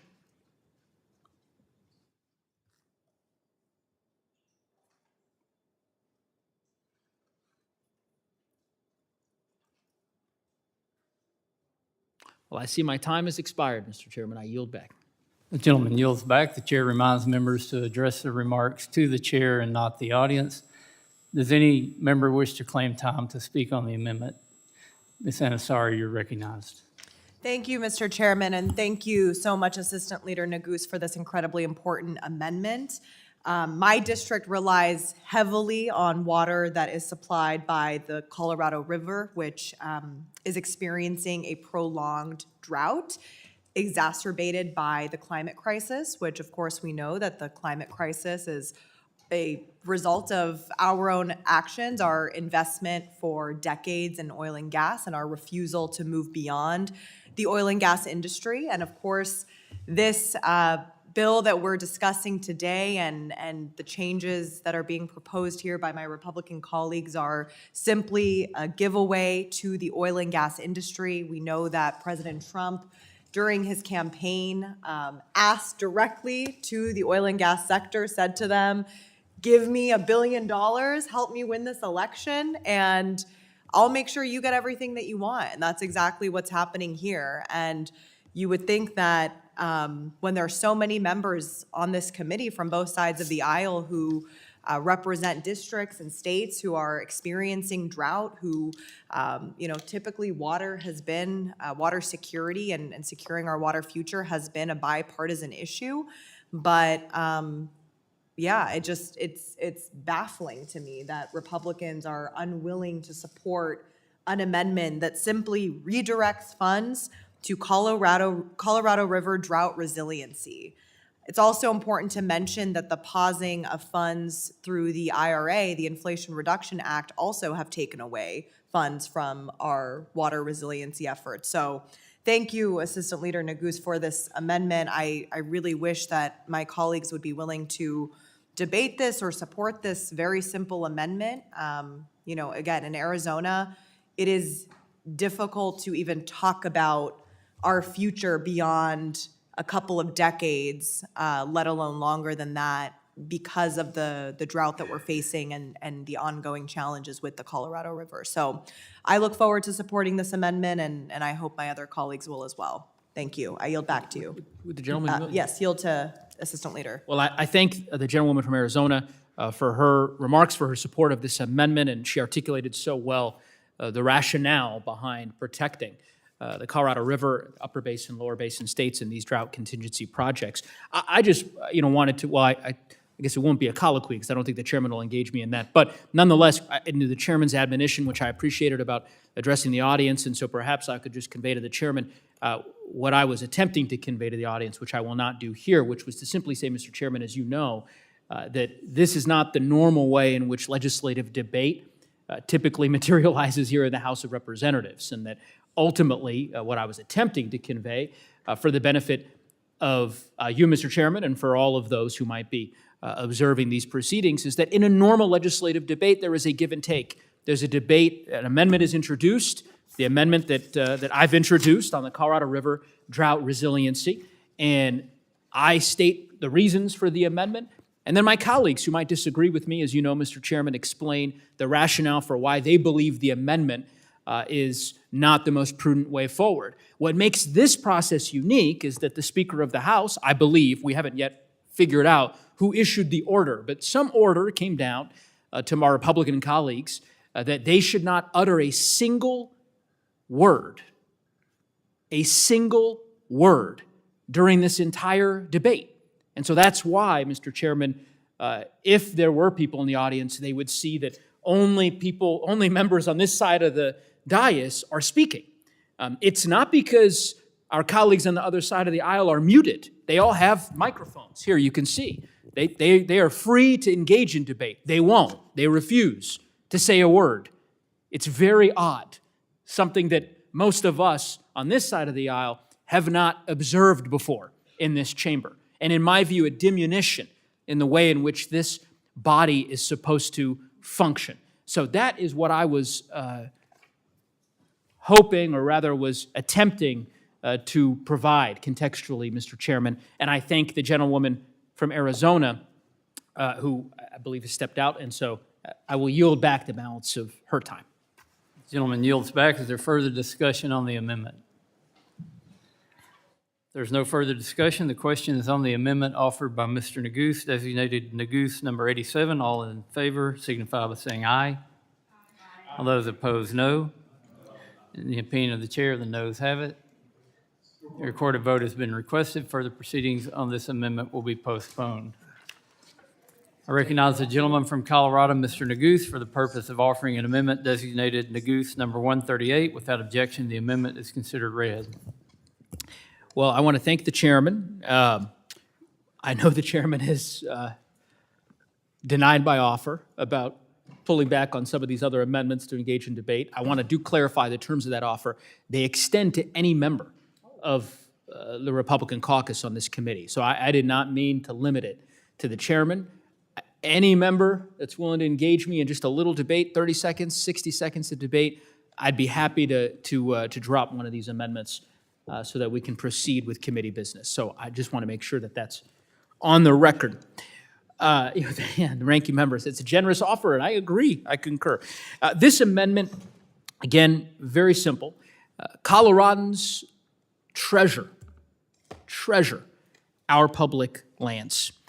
And the vast majority of Americans feel the same way. That is why I'm offering this amendment to prevent any of the funds made available in this bill from being used to shrink or revoke the boundaries of any existing national monuments. We know that the threat posed to these national monuments and to our public lands is real. We see that evidenced in the budget plan that was released by the Trump administration last week, which paired drastic budget cuts for national monuments and parks and public lands with a call for deep reductions to undo and revoke national monuments. Back in Colorado, I was proud and honored when President Biden designated the Camp Hale Continental Divide National Monument. In my district, I worked alongside Senator Bennett for years to champion those protections. It was designated through an open and transparent process with overwhelming local bipartisan support. It is critical to protect these treasured public lands, which is why I offer the amendment that I submit to you today. And I would welcome the opportunity to debate the amendment with my colleagues. I know a number of my colleagues I've engaged in a similar debate with before about our national monuments and the nuanced policy debate that I think we've had in the past with both the chairman and Mr. Stauber, and so would welcome their input on this amendment and their feedback. Mr. Chairman, you care to respond at all by chance? Do you support the amendment? Are you look? It's your time, Mr. Neguse. You won't say whether you support it?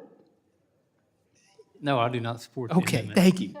Thank you for telling me. I never thought I would thank the chairman for opposing my amendment, but just being able to get him to say I oppose the amendment is a start. Mr. Stauber, do you oppose the amendment? You're going to vote on it in like 2 minutes. The country's going to know your position on it. I remind members to address the remarks to the chair. Oh, Mr. Chairman, does Mr. Stauber oppose the amendment? I'm directing the remarks towards you. Is that not? I yield back to, I yield to the ranking member. Sure. I'm just wondering if the gentleman from Colorado can tell from this angle. Mr. Stauber's working his phone there. His thumb is very nimble. Do you think he's playing Candy Crush or Minesweeper? I don't know. I again ask members to address the remarks to the chair. Mr. Chairman, I will say it pains me. It pains me because, again, I have great respect for Mr. Stauber and for many of my friends on the other side of the aisle, and I have to imagine that they find this as absurd as I do. I mean, if we are left to, we're now in a position in which Republican colleagues are not allowed to say whether or not they support or oppose an amendment when they will be voting on that amendment a mere few minutes later. I don't think that's how craven this process has gotten. I don't understand. Mr. Chairman, how about this? I'll ask a question. Of course, I don't expect an answer, but was there a formal memo at all issued by Republican leadership in terms of how the hearing should proceed, of members being allowed to answer questions or not answer questions or say whether they support amendments or? Okay, well, you might consider, yeah?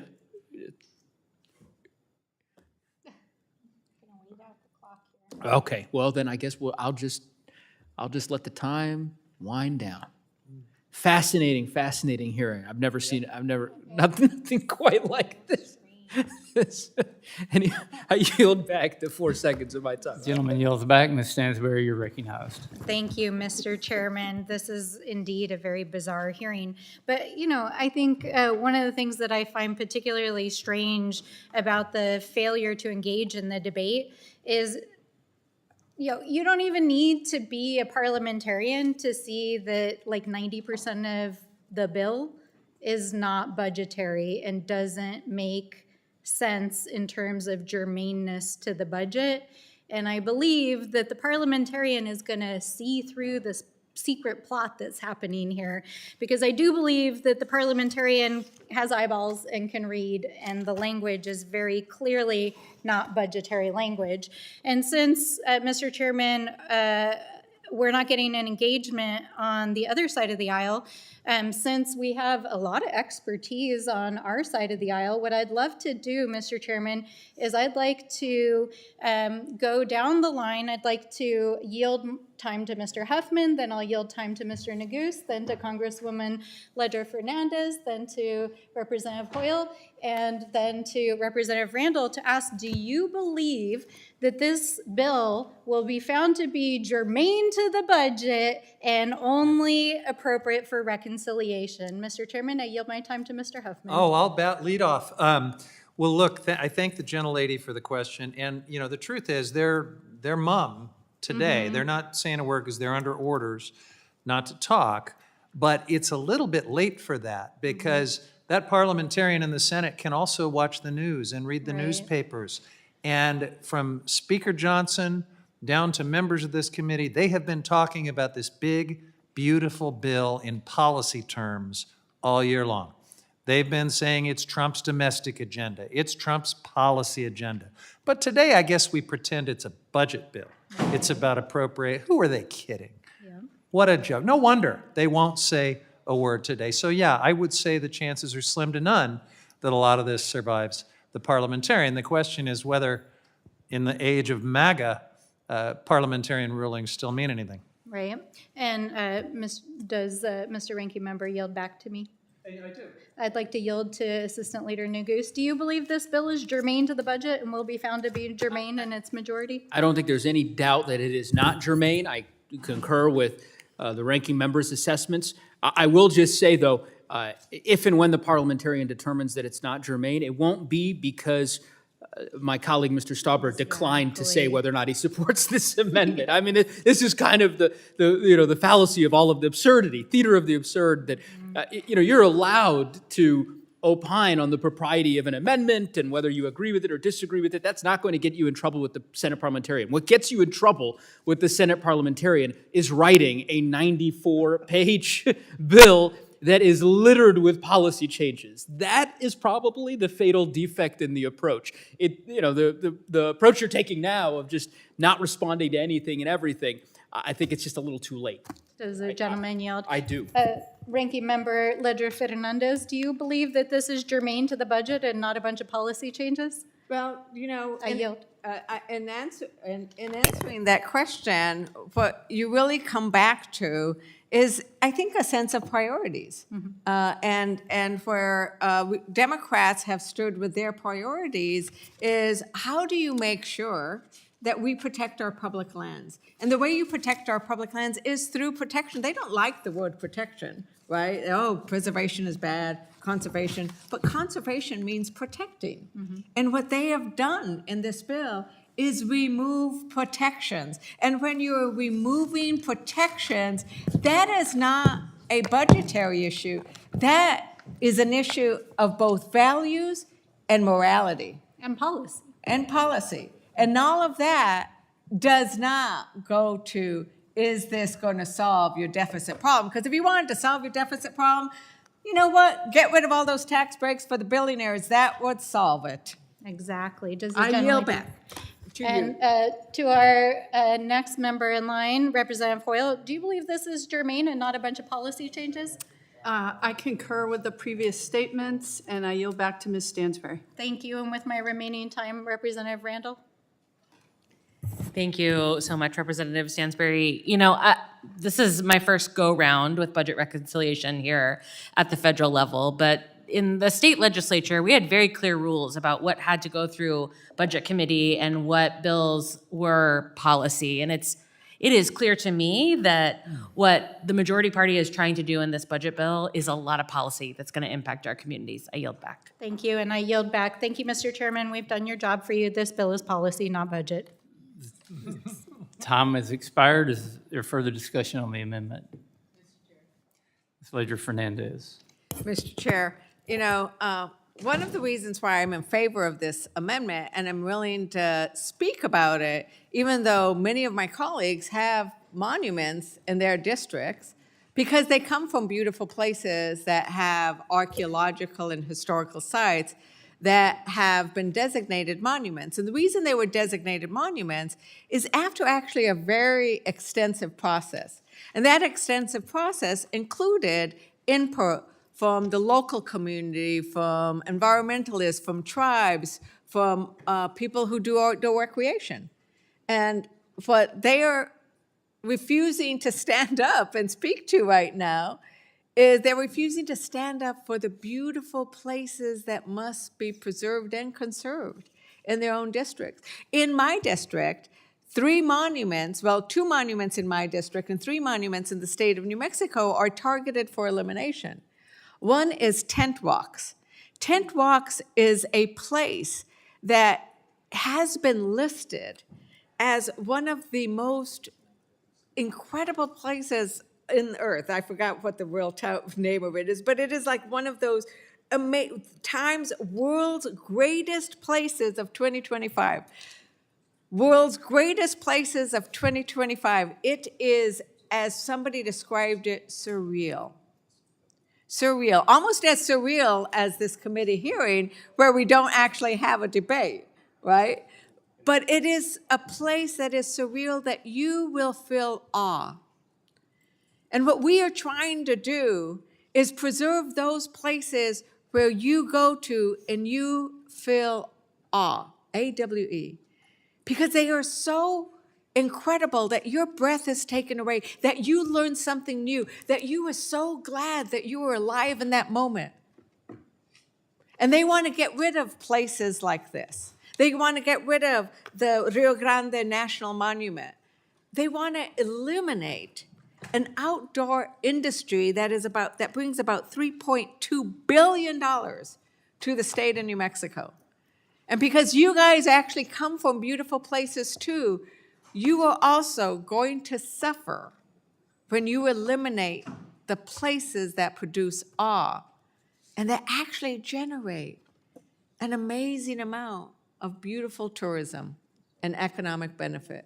And so thank you very much for this amendment, Assistant Leader, because we should all be standing up for those places in our districts that produce awe. And I yield back.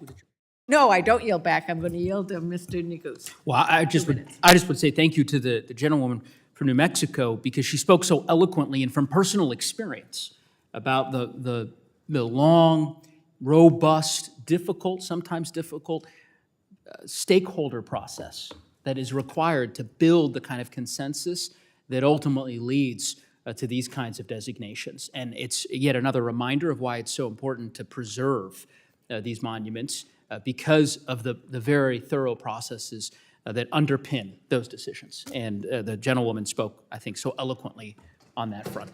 And I would also point out that in the world's greatest places of 2025, there is not a dime that is going to go to help pay for the tax cuts for the wealthy supporters of Trump and the Republicans, because there's nothing there but beauty.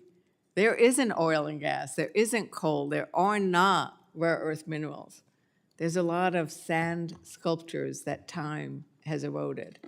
So it is not a budget issue when you seek to preserve or eliminate these places.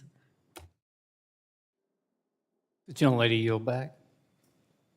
Mr. Huffman, you're recognized. Thank you. I really want to thank the gentleman for this amendment because what you're really doing here is asking what are your priorities when it comes to our public lands and our special places, and you're giving Republicans and Democrats a chance to say that these incredible antiquities, these special places that have been preserved as monuments, get protected. And we know that the American people loves that. Poll after poll shows you that they support protection for these amazing places. So this amendment really gives us all a chance to just say what we care about. And so, I want to, I think we already know this, but I do want to enter into the record this article from May 6, 2025 from AmericanProgress.org, talking about how Congress's tax bill sells out America's public lands and waters. And it talks about some of these special places that are under fire. Without objection, so ordered. Thank you. And Mr. Negus, like you, I have a district that's park-rich. Many of these national monuments that we're trying to protect with this amendment are managed by the National Park Service. And, the one part of this budget that probably will survive the bird roll are the rescissions of huge amounts of money for the National Park Service.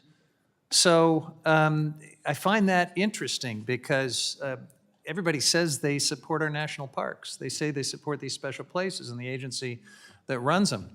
But they're slashing funding for the Park Service. Interestingly, they are finding money to fund Donald Trump's gaudy Garden of American Heroes.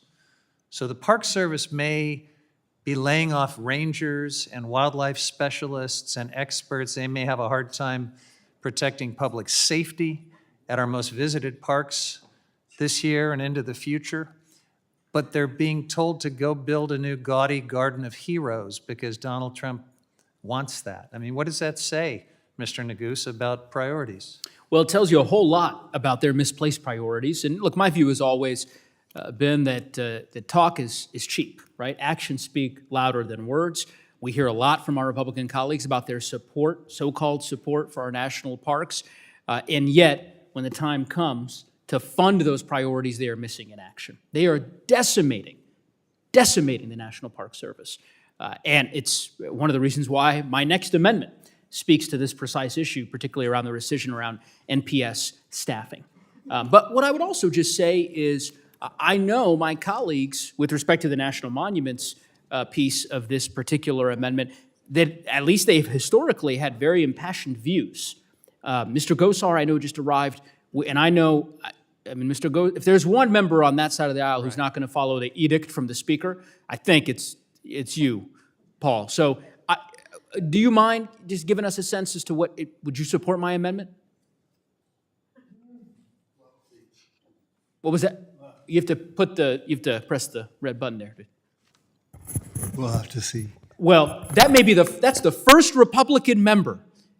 The first Republican member at a 5-hour hearing outside of the chairman to respond. Thank you, Mr. Gosar. Apparently the gag order doesn't apply to you. It applies to your colleagues, but not to you. Am I right? No. Oh, no? It does apply to you? Well, you're not sure. Maybe it's limited in scope. It applies with respect to indicating support or lack thereof for an amendment, but not the rationale? We'll just say, I wanted permission and you didn't have a mother over, so I could ask the mother. That's the second time you've referenced that. I'm still confused, but nonetheless, I appreciate Representative Gosar engaging me at least a little. And this is Ranking Member Huffman's time. Ranking Member, I don't know if you want to have an exchange with Mr. Gosar. I will just say, reclaiming my time, I'm just really grateful for that extended commentary by Mr. Gosar. And that is the most meaningful debate participation we've seen from any Republican today in the most consequential hearing in this committee in decades. Would you yes, yield? I yield. I mean, I would say, Mr. Chairman, you might want to consider having a brief recess and a convening of your members just to make sure you all are on the same page about what you can and cannot say and whether members should be engaging in debate or not. Because we may have, Mr. Gosar, the genie may be out of the bottle at this point. By virtue of you answering that question, we might be starting here with an extended debate. And I will just close by saying that I think we've established it's a qualified gag order. Qualified, yes, that's right. It has limited terms and conditions, but I hope, back to the point of priorities in the National Park Service budget, I hope that our friends across the aisle would not, if they ever build this gaudy Garden of American Heroes, include Teddy Roosevelt, because he is rolling in his grave today over what they are doing. I yield back. Gentleman yields back. Is there further discussion on the amendment? If there's no further discussion, we will now do one of the great tenets of democracy, and everybody will find out where everybody stands on the issue, because the question is on the amendment offered by Mr. Neguse, designated Neguse number 138. All those in favor signify by saying aye. Aye. All those opposed, no. No. In the opinion of the chairs, the noes have it, and the amendment is not adopted. A recorded vote has been requested. Further proceedings on this amendment will be postponed. I recognize the gentleman from Colorado, Mr. Neguse, for the purpose of offering an amendment designated Neguse 139. Without objection, the amendment is considered read.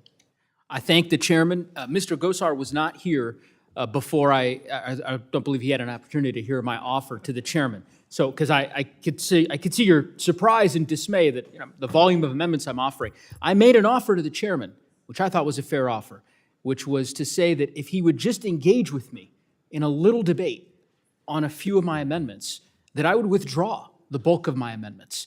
Each of these amendments taken about a half hour of debate. So this markup would end a lot quicker if the chairman were just willing to engage in a little healthy back and forth. So anyway, the offer extends to you, Mr. Gosar. You may save this committee an hour of debate if you're willing to just debate this amendment with me. I'll be willing to consider withdrawing the rest of them. See, you forget, I'm from a family that is very split.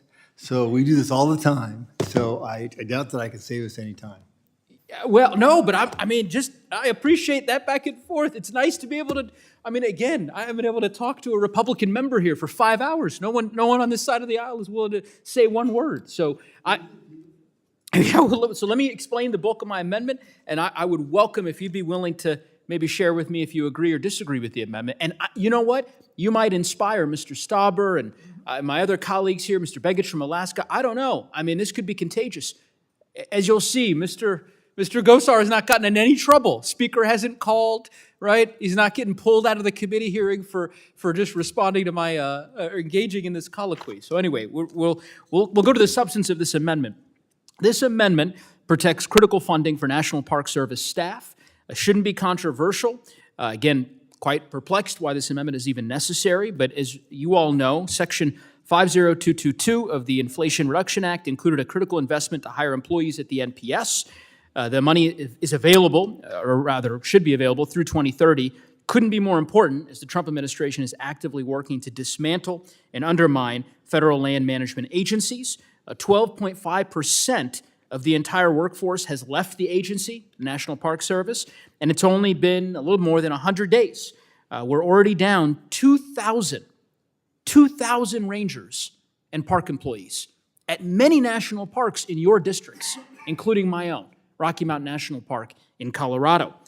We know that this is a short-sighted and reckless approach, and there's an easy way to ameliorate that, and that's by supporting this amendment. So I would ask my colleagues to support this amendment. Again, I think it's a common sense, practical measure that would protect our national parks. And while I am hopeful that my colleagues will support it, I'm even more hopeful that perhaps one of my colleagues on the other side of the aisle will be willing to debate it so that I can just understand your point of view as to why you think that protecting our national parks is a bad idea. And I'm happy to yield the balance of my time to the gentleman from Arizona if he'd like. And if you mentioned that you do this debate a lot. So I've got 2 minutes. You don't have to worry about asking for your own time. I just would welcome the debate on this amendment. I'll yield back. What was that? I'll yield back. The order came down, didn't it? You got a text message or something? Somebody texted you and said, no more talking at this hearing? You sure? Okay, well, I don't know, something happened, because in any event, well, I'm not ready to yield back yet, Mr. Chairman. I saw your hand there. Ms. Stansberry, if you or Mr. Magaziner. You know, I thank you, Mr. Neguse, for introducing this amendment. National parks are America's best idea and a major employer in most of your states. Not mine. We actually have one of the fewest of any state number of National Park Service employees. But I was just looking at the data. If I read this correctly, I see in Oregon, Mr. Bence's state, 21,000 employees. In Nevada, Mr. Amodi's state, 2,000. The chairman's state, Arkansas, 4,000. The list goes on and on. 21,000 was Mr. Begich's state in Alaska, 11,000 in Oregon. Mr. Hurd, I don't know you yet because you're new. What state are you from? I thought I would get him. Can you just tell me what state you're from? Sir, hello? Can you tell me what state you're from? I remind the members to address their remarks to the chair and not to individual members unless you're engaged in a colloquy. I mean, I'd yield, obviously. Okay, well, I tried. I yield back to Mr. Leguse.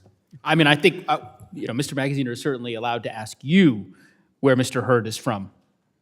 I, of course, know he's my neighbor in Colorado, and it's good to serve with him on the committee, but in any event, apparently that's, I guess that answer might, get afoul of the parliamentarian when this thing gets over to the Senate, so we wouldn't want to endanger the bill.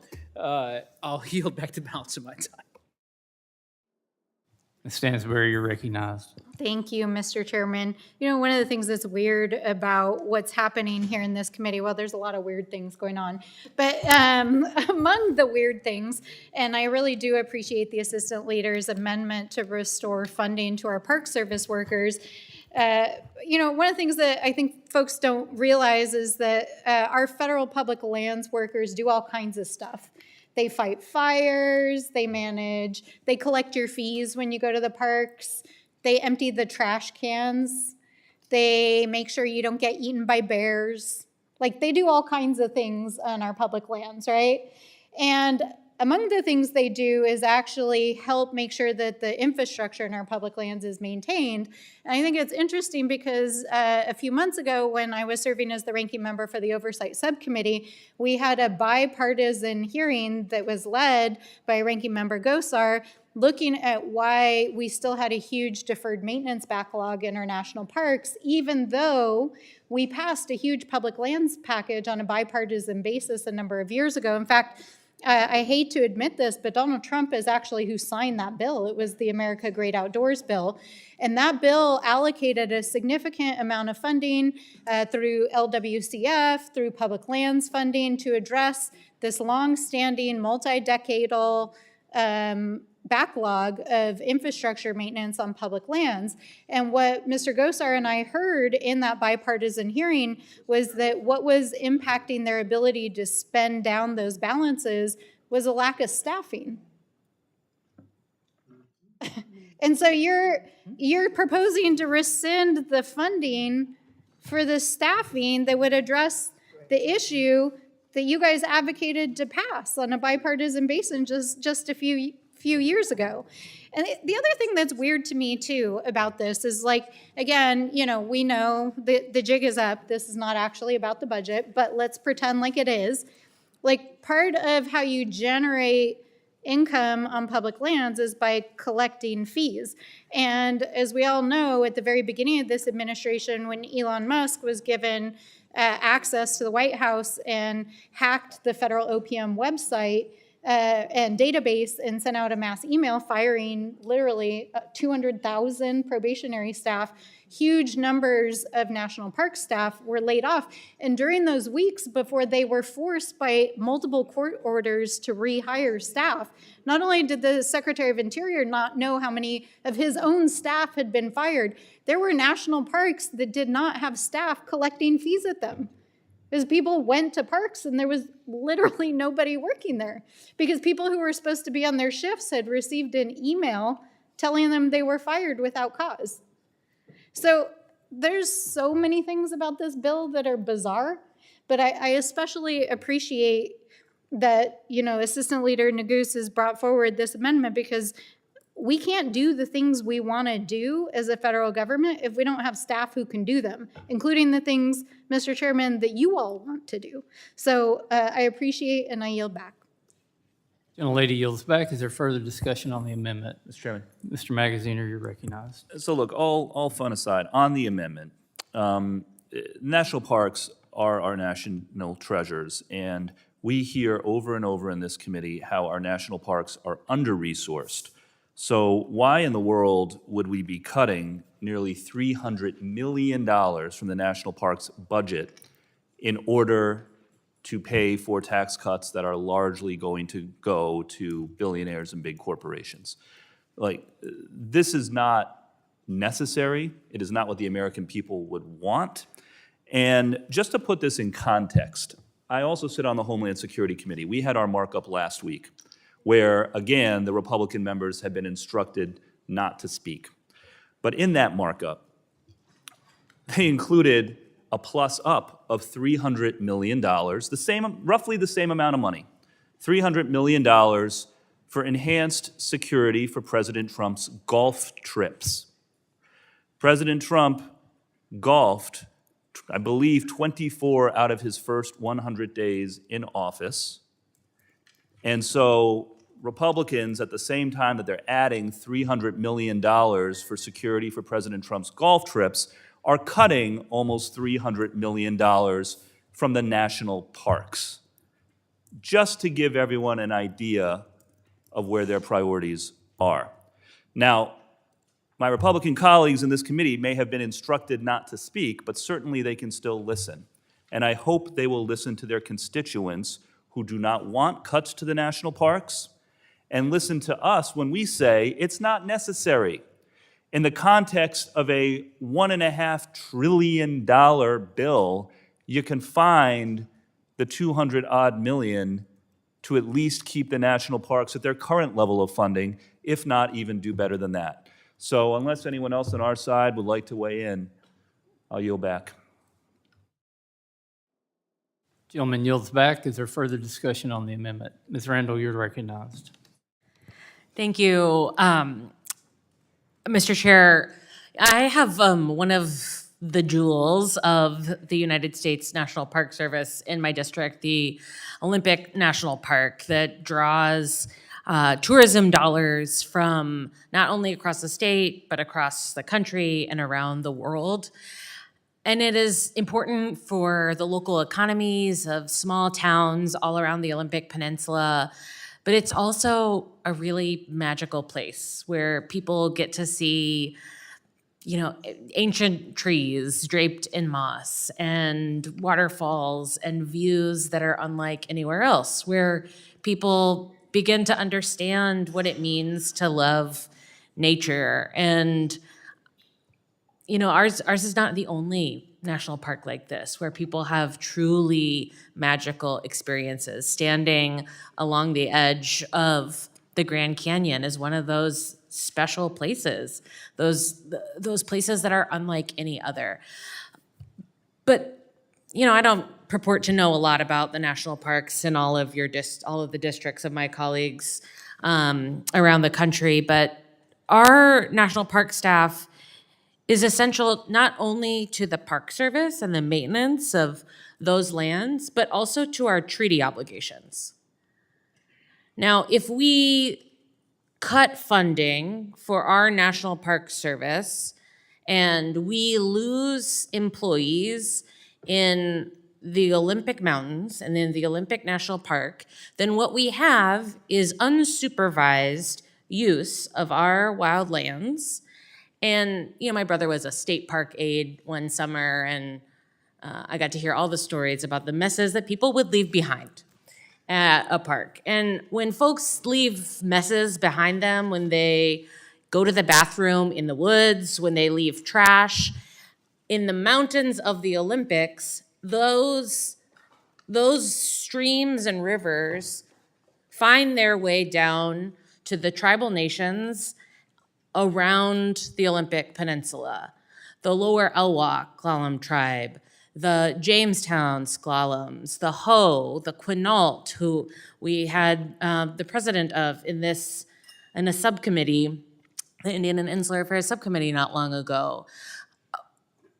Our responsibility to be good stewards of our lands and waters requires us to make sure that our national park staff are doing their jobs to maintain our wilderness lands. And I imagine that mine is not the only district that has this intersection with tribal nations and treaty obligations. And I would just caution my colleagues in this committee who say, and I believe you, that they support our treaty obligations and they support the tribal nations across this country.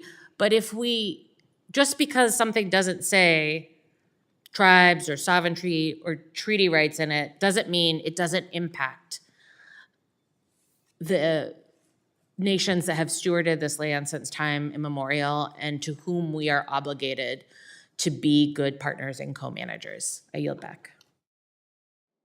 Gentlelady yields back. Is there further discussion on the amendment? Mr. Huffman, you're recognized. Thank you. I just want to take a moment to circle back to our conversation about the real content of this bill before us being overwhelmingly policy, huge policy changes. And you don't have to take my word for it. I would like to enter into the record, Mr. Chairman, an article from Fox News recently, just a week and a half ago, where Speaker Mike Johnson is saying on the record that this legislation is about Trump's priorities on defense, taxes, energy, and the border, that this big reconciliation bill is the legislative vehicle, as I've explained to people, through which we will deliver the President's America First agenda. So I'd like to enter that into the record, Mr. Chairman. Without objection, so ordered. If any of my colleagues would like some time, I'm happy to yield. Otherwise, that's all I wanted to say. Gentleman, yield back. Thanks. Is there further discussion on the amendment? There's no further discussion on the amendment. The question is on the amendment offered by Mr. Neguse, designated Neguse 139. All those in favor signify by saying aye. Aye. Those opposed, no. In the opinion of the chair, the noes have it. Recorded vote. A recorded vote has been requested. Further proceedings on this amendment will be postponed. And with that, Mr. Chair, I move that we adjourn.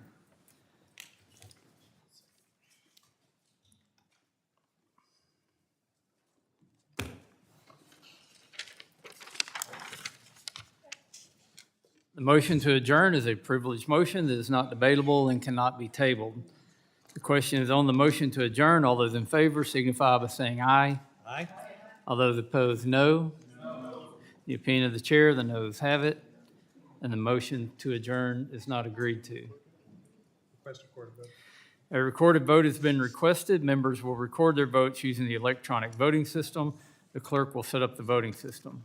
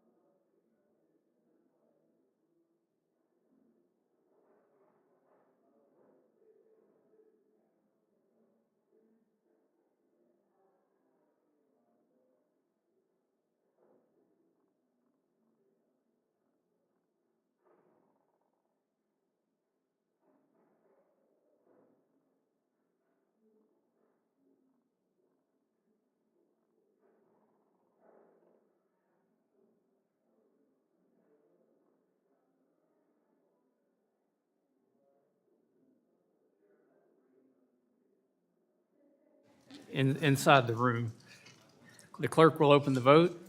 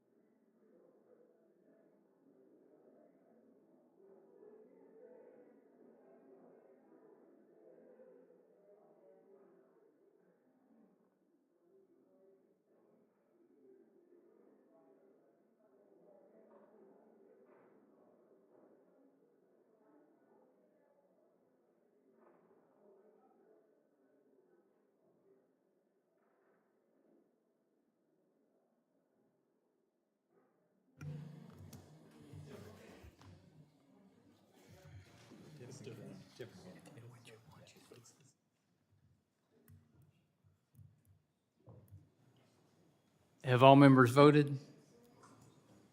Does any member wish to change their vote? The clerk will close the vote and report.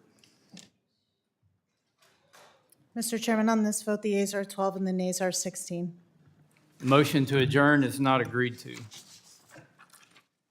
I recognize the gentleman from Colorado, Mr. Neguse, for the purpose of offering an amendment designated Neguse 185. Without objection, the amendment is considered read. I thank the chairman. We're going to give it another shot. I hope my colleagues might entertain the notion of debating me on this amendment, but waiting with bated breath here. The recent termination of thousands of federal employees across the Department of Interior and Department of Agriculture has left our firefighting capabilities severely diminished as we head into the summer months. Many of the employees who have been terminated or have taken the offered deferred resignation program held red card qualifications, meaning, as we all know, that they are certified to support wildfire suppression efforts as wildfires break out. These individuals hold full-time jobs with their agencies, but they're also trained professionals who who are certified and ready to protect our communities from the devastating impacts of wildfires when needed. Folks in my district and across the state of Colorado are no strangers to wildfire. In the last several years, we've had the largest wildfire in the history of Colorado, the Cameron Peak Fire, the second largest wildfire in the history of our state, the East Troublesome wildfire in Larimer County, Grand County, decimate our state. And as the summer months approach, my team and I are hearing daily from constituents, fire chiefs, city and county leaders, and more about their fears for what this summer could hold. Even Vicki Christensen, who was the chief of the Forest Service during President Trump's prior administration, right? So this is President Trump's former head of the Forest Service, has called the cuts to that agency crazy. Those are her words, not mine. Crazy. She's right. It makes no sense to terminate thousands of folks in the Forest Service who are red card holders. These are the people who will be helping fight wildfires in Colorado, in Utah, in Idaho, in Wyoming, in Montana, in the months ahead. We've heard reports that as many as 3,000 Forest Service staff who have left the agency since January were red card holders. 3,000. I would hope that my colleagues would join me in what I would think is a common sense, prudent amendment to this bill to ultimately ensure that we take immediate action to reinstate all qualified personnel who were terminated, ensuring that they return to active duty without delay so that they can be available to help with the wildfires to come. The last thing I will just say on this, Chairman referenced to the necessity to talk about the substance of these amendments. This is not theoretical. There will be wildfires in the months ahead in every single one of those states that I mentioned. In Idaho, in Wyoming, in Utah, in Nevada, and in Colorado. And I know damn well that my colleagues on the other side of the aisle from those states will demand resources on behalf of their communities when those wildfires metastasize across their states and their districts. They have an opportunity now to do the right thing and protect their communities by supporting this amendment, reinstating these red card holders. This is not partisan. It shouldn't be political. It's common sense. So I would urge Chairman and my colleagues to support the amendment, and I'll yield back the balance of my time. The gentleman yields back. Is there further discussion on the amendment? There's no further discussion. Mr. Chair. Oh, Ms. Leisure-Fernandez, you're recognized. Mr. Chair, as somebody whose district suffered the largest wildfire in history in the state of New Mexico, I must speak in favor of this amendment. And I think that it is incumbent upon each of us to be able to say to my constituents when I go home, I spoke in favor of saving our forests from the fires that will come. And when they say, but we're not getting rid of firefighters, they are lying to you. I have met with those who have been let go, those who have been pushed out, and as you describe it, they hold the card. They are trained. They need to be there because they're providing. They're the hydrologists, they're the meteorologists, they're the people who are helping on the ground to fight the fires. And so once again, I think we need to ask our colleagues to look into their conscience and decide whether they have the courage to stand with the ranchers and the farmers and the fishermen and the hunters and the communities and the home builders and the small businesses who derive their lives, their livelihood, and their identity from these beautiful places that you get to call home that will burn. And when they are burning down, remember your vote today. And remember the fact that you refused to even explain why you were not willing to stand up for your constituents and for those forests. And with that, I yield back. Gentlelady yields back. Is there further discussion on the amendment? Mr. Magaziner, you're recognized. I just think it's important, thank you, Chairman. I think it's important to put this in context here. Remember what got us to this point. Elon Musk hired a group of teenage and 20-something neophytes with no experience in government at all to come in, pour through everybody's personal private data, and then start firing federal employees left and right with no plan and no expertise or logic behind it whatsoever. They just started firing people, these 20-year-olds who had no idea what they're doing. And they made mistakes. They fired the people in charge of guarding our nuclear stockpile, then realized, oh shoot, we messed up, we should rehire them. But they couldn't find them for days because those people had been shut out of their emails.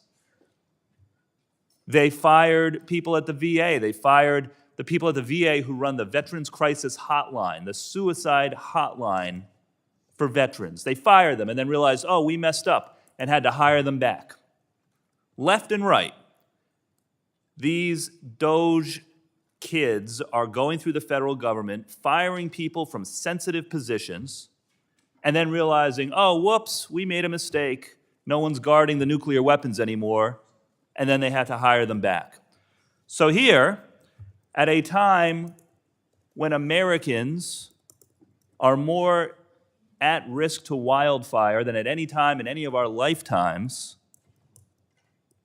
these Elon Musk Doge kids have fired a bunch of people who fight fires. Think any of them has ever fought a fire before?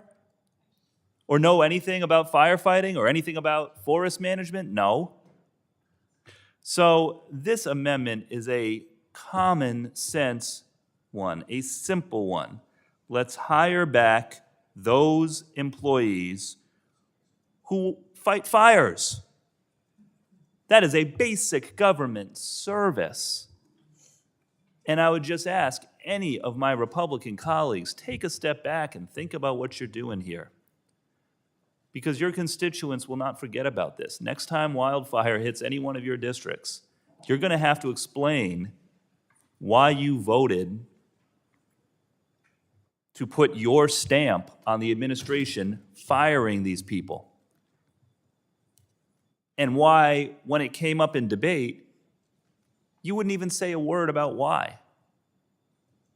So think about this. You've got some time between now and when we vote to reconsider. And I'll yield to Ms. Stansberry. Okay, I'll yield back then. Gentleman yields back. Ms. Stansberry, you're recognized for 5 minutes. Thank you, Mr. Chairman. I just want to highlight the purpose of the amendment. Assistant Leader Nagus and I were in a subcommittee hearing in this very committee last week where we had the opportunity to ask questions of the Forest Service and state foresters and other stakeholders. And I think both of us raised the issue of staffing, and as Mr. Magaziner has pointed out, the Forest Service is in total disarray right now. In fact, if any of you have not spoken to your Forest Service staff in your districts, I highly, highly encourage you to. Because what's going on right now is between the mass firing of probationary staff, the early retirement deferred resignation that was offered, and the so-called RIF restructuring that is happening both at USDA, Forest Service, and Department of Interior, we've got tens of thousands of Forest Service and other public lands workers out there that don't know if they're going to have jobs tomorrow. And as a result of all this so-called restructuring, they haven't staffed up for the fire season. And your own bill here today actually cuts funding that was in the Inflation Reduction Act and bipartisan infrastructure bill that was put there to prepare for the fire season. It includes cuts to programs that would be used for actually doing forest management, which I know, Mr. Chairman, is something that you're very passionate about as a forester. So again, there's so many weird things going on in this bill. But one thing I would definitely bring to this space, and I'm not just debating to debate on this particular issue, is that I don't want any forests to burn. I don't want any of our family members to lose their lives. I don't want people to be hurt.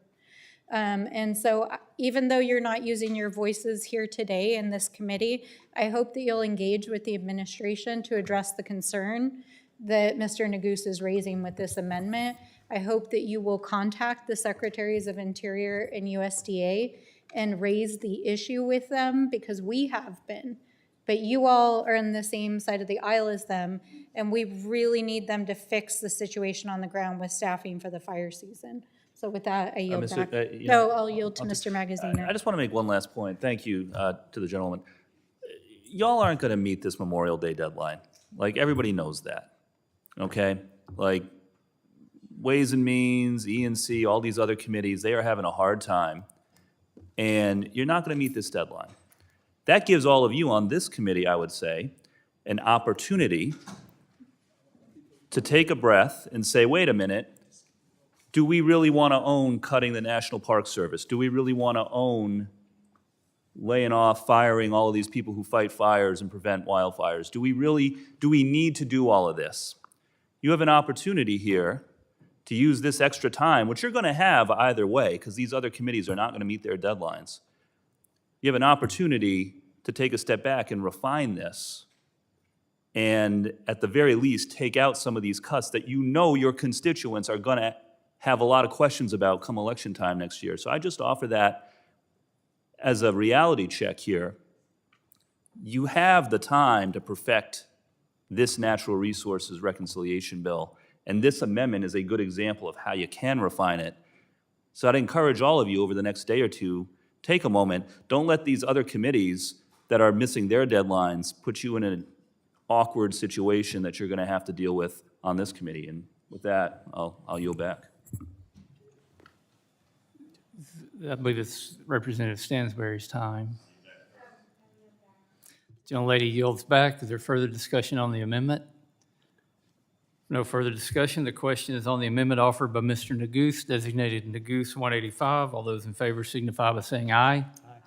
All those opposed, no. In the opinion of the chair, the noes have it. A recorded vote has been requested. Further proceedings on this amendment will be postponed. Recognize the gentleman from Colorado, Mr. Neguse.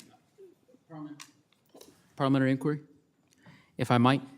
I wonder if the chairman might be willing to share with me whether Neguse number 225, the amendment that I was just about to offer, if he believes it's budgetary or policy. If he believes that it's the latter, then I'm happy to withdraw it.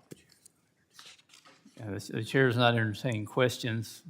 You can present your amendment or withdraw it, and we'll vote on it after that. Okay, well then I'll go ahead and submit the amendment. Offer the amendment. And I thank the chairman for giving me the opportunity to offer the amendment. Hold on one moment. Without Sure. objection, the amendment is considered read. Sure. Does the chairman have a position as to whether or not this amendment is budgetary or policy? I'll skip all the debate. We'll just go to a vote. If I just am curious, if the chair, not even curious, I'm legitimately, you've said before on some of these amendments that you believe they are budgetary, they're policy, not budgetary, and so therefore it's a waste of the committee's time to debate them. And so I asked the question in good faith, if you think this is policy as opposed to a budgetary amendment. As a matter of parliamentary inquiry, it's not my decision, it's the Senate parliamentarian's decision. So if you think it's budgetary and want to proceed and think you can get it passed. But you opined whether some of the other ones are budgetary. Yeah, in general, I think most of your amendments are policy-related, aimed at undercutting the final product. Okay, well, I appreciate that feedback, because all this amendment does, all it does, is strike a section of this bill. So if the amendment is policy, then certainly the underlying provision in the bill is policy, Because that's all this amendment does. It doesn't add any new language. It's literally just strikes one provision of the reconciliation bill. And as the chairman, I think, noted, I don't want to recharacterize his words, but insofar as he believes that that general characterization of all my amendments being policy rather than budgetary is true in this instance, then it would render that particular provision of your bill a policy provision, which it clearly is. If the chairman wants to engage in that further, no? Okay, so I think we're in agreement on that. I'll just explain the bulk of this, or substance rather, of this amendment. The amendment strikes section 80305 of this bill. That section would overturn the BLM's Colorado River Valley and Grand Junction resource management plans. So just again, to kind of explain the context here, there's a section of your bill, the Republican bill, that overturns the Bureau of Land Management's Colorado River Valley and Grand Junction resource management plans. That is clearly policy, not budgetary, no doubt, which is why I suspect the chairman's initial observation about my amendment was that it is a policy-based amendment because it's trying to strike policy from your bill. And while I suspect that this amendment will fail and my attempt to strike this policy will fail, the parliamentarians' effort to strike this policy will not fail, in my view, at least if the parliamentarian is consistent with her prior rulings and the consideration of similar provisions in the Senate. With respect to the substance of this bill, or excuse me, of this particular amendment, both of these land management plans enhance protections for special designations, native trout crucial habitat, eligible wild and scenic river segments, area of tribal significance, Colorado Natural Heritage Program potential conservation areas, managed wildlife emphasis areas, and an expanded area of critical environmental concern. They are plans that were developed in consultation with local communities across western Colorado, and I believe that it is both on policy grounds imprudent to overturn these land management plans, and then, of course, consistent with the chairman's view, I believe that it also would violate the Byrd Rule to include this particular provision in the broader reconciliation bill, which is why I propose the following amendment to strike it entirely. And I'm happy to yield to the ranking member if he'd like, or, sure. I don't know if we're going to coax an answer out of the chairman, but Mr. Neguse, I think it's a stand-up thing to offer Republicans a chance to repair an obvious parliamentary flaw in this bill that they claim is so essential to advancing Donald Trump's agenda. I mean, you're throwing them a lifeline here. And I just wonder, where did that generosity come from? I'm a generous guy, but I don't know if they'll see it that way. Look, I think it's, I couldn't agree with you more. Practical, common sense way of both addressing the merits of what I think is a thoughtful amendment, but also helping remedy what is, again, a fatal flaw in their bill, in that it is littered with these policy provisions that ought not be there. So I yield back 10 seconds remaining of my time. Yes. Gentleman yields back. Is there further discussion on the amendment? If there's no further discussion, the question is on the amendment offered by Mr. Neguse, designated Neguse 225. All those in favor signify by saying aye. Aye. All those opposed, no. No. In the opinion of the chair, the noes have it. A recorded vote has been requested. Further proceedings on this amendment will be postponed. Recognize the gentleman from Colorado, Mr. Neguse, for the purpose of offering an amendment designated Neguse 253. Without objection, the amendment is considered read. Well, Mr. Chairman, this is my last amendment. I know you're devastated. I had hoped that cooler heads would prevail and that we might reach an accord that would have saved the committee the time of having to debate all of these bills, although, of course, it's been a one-sided debate. I don't know that we can use the phrase debate, I mean, given the lack of any meaningful exchanges back and forth here with my colleagues. But nonetheless, I will offer this amendment. The amendment would simply prohibit funds in this bill from being used to facilitate the large-scale fire sale of our public lands that we know has been contemplated by President Trump and by our colleagues on the other side of the aisle. I will simply state what I said before Americans treasure our public lands, and we ought to be pursuing policies in this committee that are consistent with those values and in my view, a commitment that has been sacrosanct on the part of the American public in preserving our public lands. This bill falls far short of those ideals and quite the opposite, tramples all over them. And in my view, this amendment would be a simple, common sense way of addressing that issue. And so I would hope that my colleagues would support it. Given that it is the last amendment and that I have belabored this point entirely in terms of the lack of debate with my colleagues on the other side of the aisle, I'll simply close by saying I recognize that at the conclusion of this hearing, Republicans are going to pass their portion of the Republican reconciliation bill. And we will proceed with markups on a variety of other bills that are important to members. And I suspect that my colleagues are going to want to kind of just treat it as business as usual, pretend that this never happened, that this temporary qualified gag order was never issued by the Speaker or by the Chairman. I don't think the American public are going to forget. I think, and I say this with all sincerity, that the tactics that you all have decided to employ, you all more broadly, every committee, every jurisdictional committee that's taking up a piece of this reconciliation bill, does a deep disservice to the American public, to our constituents, to the way in which this institution is perceived. The group of students that were here visiting, I have no idea where they were from. They're probably from one of your districts, from one of your states.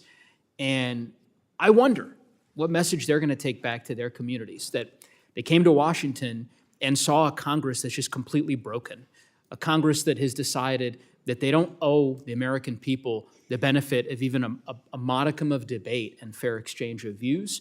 I just think that it isn't consistent with, in my view, your values. And I say that as a colleague and as a friend. So, it is what it is. You've made your decision, and there's clearly no changing your minds, with the exception of Mr. Gosar, who at least was willing to engage in some banter. But in any event, I just think it's disappointing, and I wish that y'all would have chosen a different course. But I'm happy to yield if there are any members that would like an opportunity to.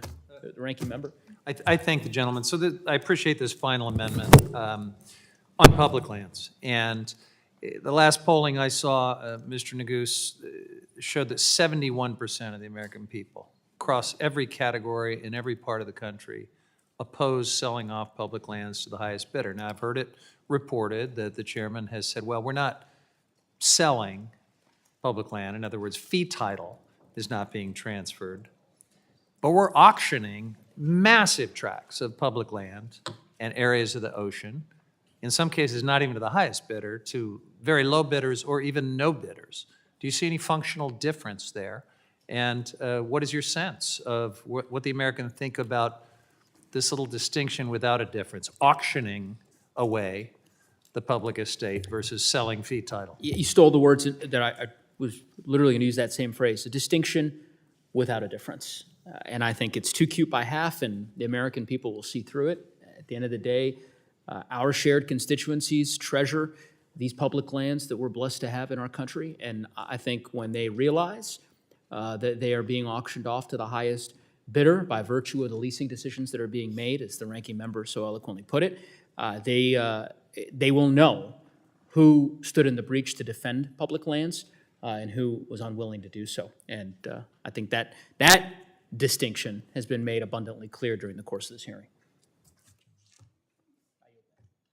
Gentleman yields back. Ms. Stansbury, you're recognized. Thank you, Mr. Chairman. And I know that Assistant Leader Neguse is concluding his amendments, but I think that the important part of the argument that he brought to this debate today is really pointing out, number one, that the vast majority of the bill in front of this committee today is a policy bill. It is not a reconciliation.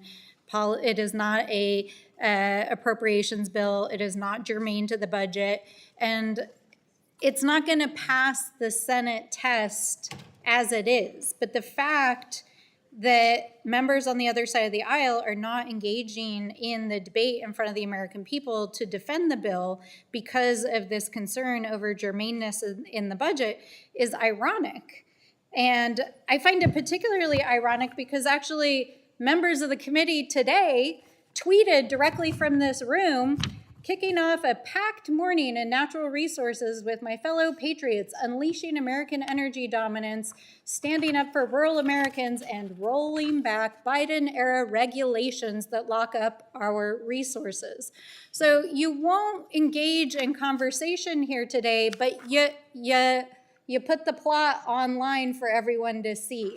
And in particular, your members are admitting publicly that this is about rolling back regulations that protect the environment. They did it online. You won't let them speak here in this committee room, but they gave up your plot on Twitter. So I will point the Senate parliamentarian to your member's own tweets when she reviews the bill. Thank you very much. I yield back, or I'll yield to Mr. Magaziner. Thanks.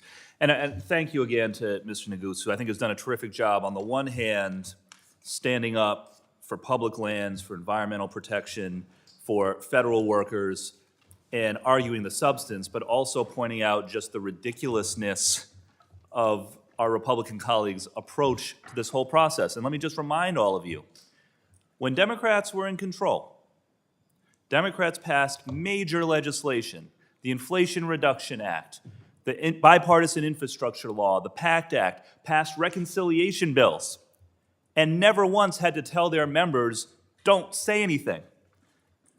We faced election cycle after election cycle. Never once has the Democratic leader told members, don't do any town halls. And so, I mean, just the disrespect of the Republican leadership toward their own members is mind-boggling. I mean, you can get big things done without telling your membership, don't speak, don't debate, don't engage. We know because we've done it on our side, or at least those who were here when we were in the majority. And so, to my Republican colleagues, have a conversation with your leadership at some point. They ought to show you more respect. And you ought to show your constituents more respect, because your constituents didn't elect you to just come here and stay quiet and speak only when you're told to speak and vote the way you're told to vote. Like, you are legislators. Act like it. And with that, I'll yield back to Ms. Stansberry. Gentlelady yields back. Is there further discussion on the amendment? Ms. Ansari, you're recognized. Thank you, Chairman, and thank you again to Assistant Leader Neguse. I just had a couple of comments, talking about you mentioned the bipartisan support for public lands, and it reminded me, I've been doing a number of listening sessions since I was sworn in on the 3rd of January. One of the first ones was with environmental leaders in Arizona, and Arizona is, of course, the epitome of a purple state. Some still call it a red state. We have, the state voted for Donald Trump this year for president, but also voted for a Democratic senator. We have a Democratic governor. Anyway, what really resonated to me from that listening session was polling on support for public lands in Arizona. And not only is that type of polling true across the board, but in Arizona, a recent poll as recently as February of this year, done by Colorado College Conservation in the West. They've been doing this polling for 15 years. And overall, 70% of Arizonans said they believe it is more important to protect water, air, wildlife habitat, and recreation opportunities than to maximize drilling and mining. I also think it's important to note that 35% of those polled identify, it says, with the MAGA movement, and still the polling was this strong. So this amendment in particular regarding public lands, I think should be so bipartisan. I think in any other context, if Donald Trump wasn't the president and, there wasn't this kind of authoritarian nature over members of Congress, I don't see why this amendment would not pass. So, again, I think, I hope that people across the country, I know in Arizona, they are paying attention to this absurdity and this recklessness, because it doesn't matter what political party you're from. You likely believe that we should have public lands preserved and not accessible to additional drilling and mining. So just wanted to point that out, and I'm happy to yield to any of my colleagues who still would like to speak, and thank you again, Representative Neguse, for all of your amendments. Gentlewoman, yield back. Is there further discussion on the amendment? If there's no further discussion, the question is on the amendment offered by Mr. Neguse, designated Neguse number 253. All those in favor say aye. All those opposed, no. The opinion of the chair, the noes have it. And the amendment, a recorded vote has been requested. Further proceedings on this amendment will be postponed.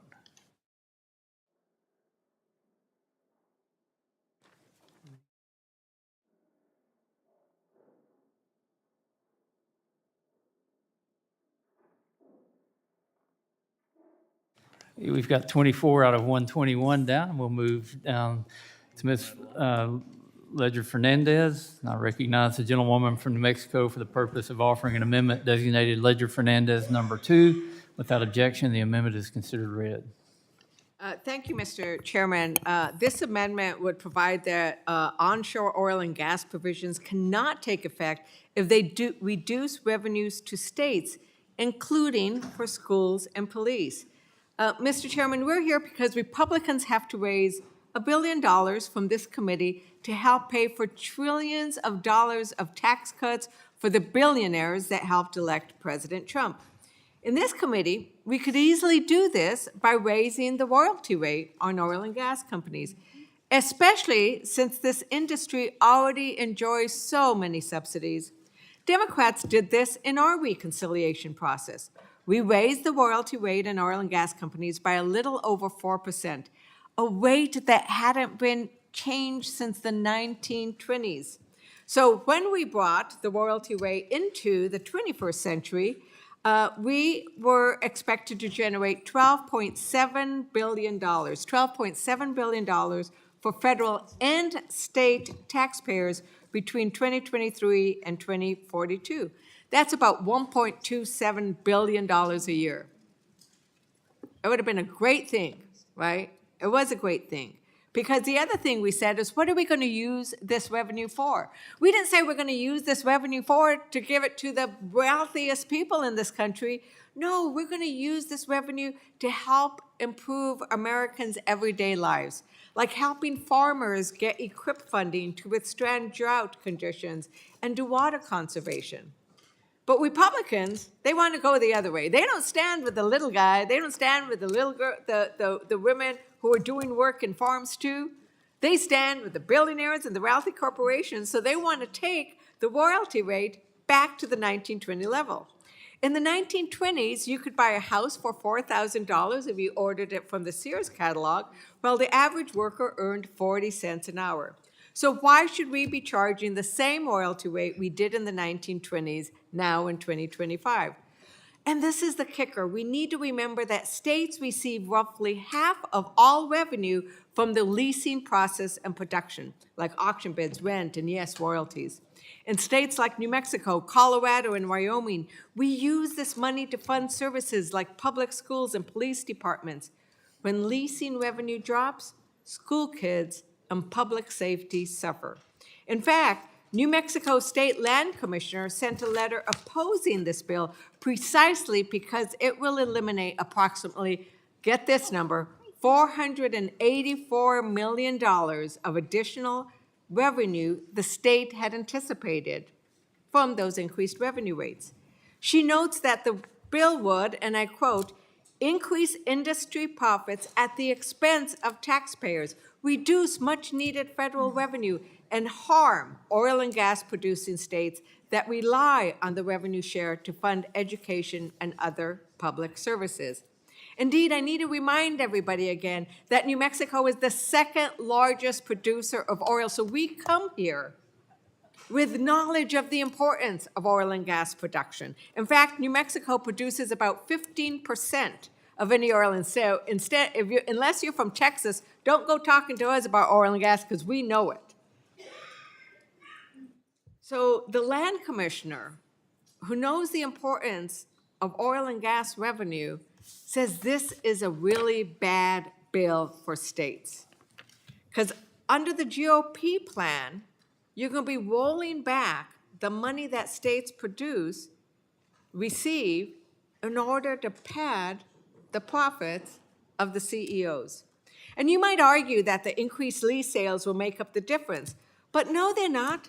Because when you have non-competitive leasing, when you're just forcing lease sales, you're not going to get much of a return.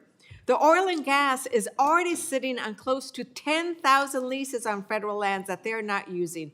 Why give them more when they're not using what they have? Indeed, if you want to address the fact that oil and gas leasing is going down, let's have a debate on the Trump tax trade, their tariffs.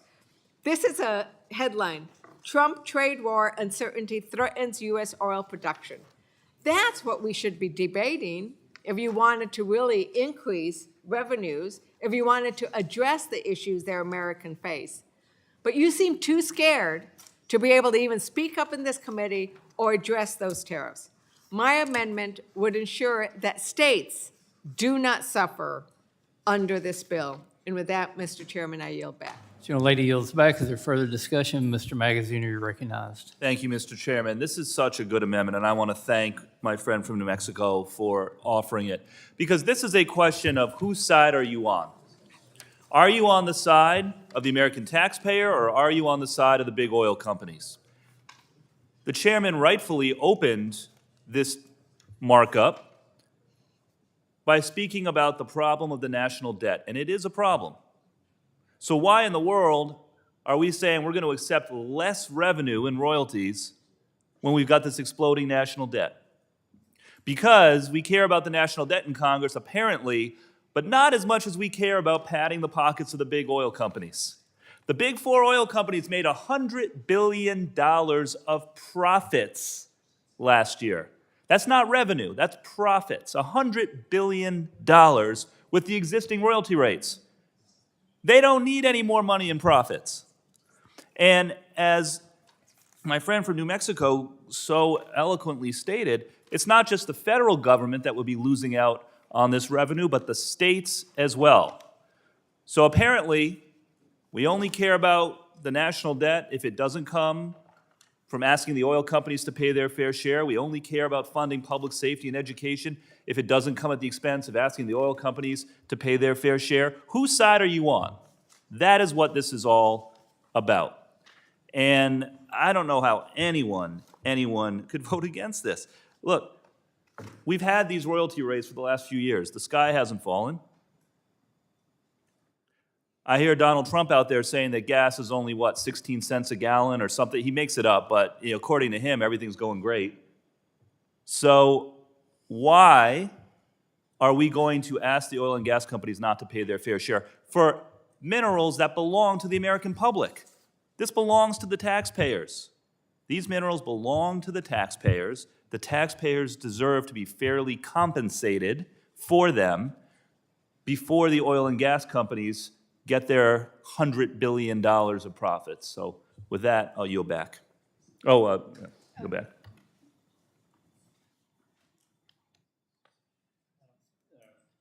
Representative Stansberry, you're recognized. I don't know if he was yielding to you or if you were seeking Very recognition. good. Thank you, Mr. Chairman. I want to say thank you to Congresswoman Ledger Fernandez for bringing this really important amendment that would strike one of the more egregious parts of this bill, which is about reducing royalty rates for oil and gas companies on plots of federal lands. And I want to highlight a few key features of why this is so problematic. So first of all, our federal lands belong to the people. They belong to the people of the United States. And we, as a country, generate a tremendous amount of revenue from our public lands and from extractive activities on public lands. In fact, it is the #2 largest source of income for the federal government. So if you wanted to actually increase revenue for the federal government, then you would actually want to increase royalties, not decrease them. That's just basic math. So let's start with the math. Now, The concept, the idea that somehow increasing what were already fairly low royalties on federal lands will discourage oil and gas production is just factually untrue, because the state that has the highest royalty rates, among the highest royalty rates in the West, is Texas. And guess where oil and gas is booming right now? It's booming in Texas. That's right. Because the good people of Texas, in its wisdom, recognized that the revenue from royalties on state lands were a boon to the state of Texas. And that's why they have such high royalty rates. It did not discourage oil and gas development in Texas at all. Now, I know the oil and gas companies love to tell us that. I served in our state legislature. They often came and told us if you increase royalty rates that it will decrease production, but it's just not factually true. Because what actually drives production is the price of oil and the amount of capital infrastructure and costs that those oil companies have in the ground in a specific place. And they're gonna drill where the resource is and where they can get it out the cheapest and make the largest profit margin. So the idea that we would reduce royalty rates to balance the budget just does not make logical sense. So that's the first piece. The second piece is the piece that, that my dear friend from New Mexico has highlighted, which is the impacts to the states. So our states that are large oil and gas states share in the revenues that come in from oil and gas drilling on federal lands. They get a revenue share. So the federal government gets part of the royalties and the states get part of it. And in states like New Mexico, it is a significant part of our state income. It also is in these states where you've got mandatory lease sales. And those lease sales are going to be inactive because the rig count in these states is already going down. So this is just prospecting. This isn't actually going to generate real revenue in real time in our states. So the CBO score is also BS on this bill because it's not going to actually generate the revenue that you're saying that it's going to. But the impacts on our states will be huge. And that is not going to discriminate as whether or not it's a red state or a blue state. All of the states that revenue share will be impacted, and the federal government will be impacted, and the revenue of the federal government, and the debt, and the deficit. So I think it's really important that we address this fundamental deficiency, but I do think, it's relevant to point out what Representative Ansari pointed out a moment ago, that this is frankly just a kickback to Donald Trump's donors. He asked oil and gas companies to give him $1 billion at Mar-a-Lago right before the election. And guess what? With these royalty decreases, he's going to give them back a whole lot more than a few $1 billion. With that, I yield back. The lady yields back. Ms. Dexter, you're recognized. Thank you, Mr. Chair, and thank you to Representative Sheriff Fernandez for bringing this very important amendment. As somebody who just finished serving in my state legislature, I'm deeply concerned about how my colleagues in the state are going to be dealing with this. There's no question that our overall budget reconciliation bill is going to push costs to the state, whether it's SNAP, Medicaid. We know that that is going to be part of the strategy here. And so we're giving them a twofer. Not only are we going to push these costs to the state, but we're removing many states' currently reliable federal royalties. Many of those in Oregon, I'm guessing most of them looking at the Baker Field office and Vail District, BLM land, fall in Republican-led districts in my state. I find that concerning to our constituents that not only are we saying you will get less money from the royalties, but you're going to have to pay more out of the state, and you will have to do that just to maintain current Medicaid, SNAP, and other benefits, which we know are coming. So I I'm concerned that we would not want to make sure that our state budgets are left harmless and maintained. This seems like a no-nonsense, very straightforward, common sense amendment, as I know my Republican colleagues are very interested in passing, and I urge our colleagues to support that. Thank you, Mr. Chair. I yield back. Young lady yields back. Is there further discussion? If there's no further discussion, the question is on the amendment offered by Ms. Ledger Fernandez, designated Ledger Fernandez. Somebody seeking, Ms. Randall, I'm sorry. You're recognized.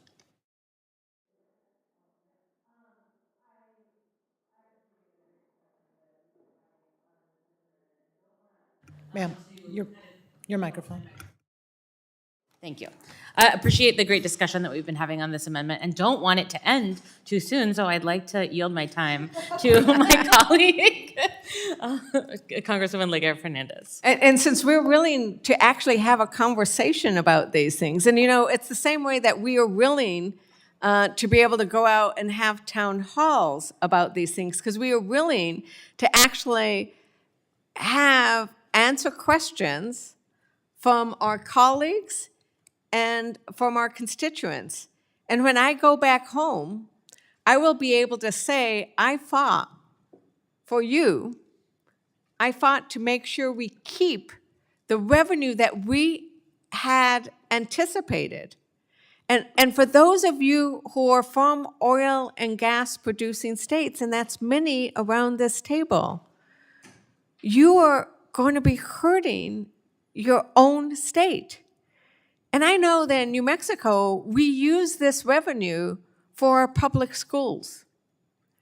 And so you keep telling us, well, we're going to cut $330 billion from the Federal Education Committee. So what are we going to do when in the state of New Mexico, we also are losing $500 million because you're reducing the revenue, the royalty rate on oil and gas? And now we don't have the money that would normally come through the Department of Education. Remember, the Department of Education, who are you cutting the funds for? That's the thing, is they are standing with the corporations that made $100 billion in profit, and they are cutting the funds of the kid who is disabled and needs help in school. They're cutting the funds of the pregnant woman who needs help so she can have a healthy pregnancy and a healthy birth, and she uses Medicaid for that. But they will give more money to the corporations who made $100 billion in profit. I love the way you describe it, Representative Magaziner, of who are you standing with? Where are your priorities? What are your choices? Because that is exactly what you're talking about. I yield my yielded time to you. I just did a little math here. $100 billion of profits. Say you took half of that, $50 billion a year for 10 years. That's like a third of what you need for your reconciliation bill. You don't have to cut Medicaid. Just ask the oil companies to take half of their profits and contribute it back to the U.S. Treasury, and no one has to lose their health care. Something to think about. I know that they're having a hard time over at ENC. You can help them out. So with that, I'll yield back to the gentleman from New Mexico. That is really a good point, right? When you're trying to figure out what to do with the $880 billion that you want to cut from Medicaid, the $330 billion that you want to cut from education, and pushing all that back on the states. And that's not even talk about the nutrition programs.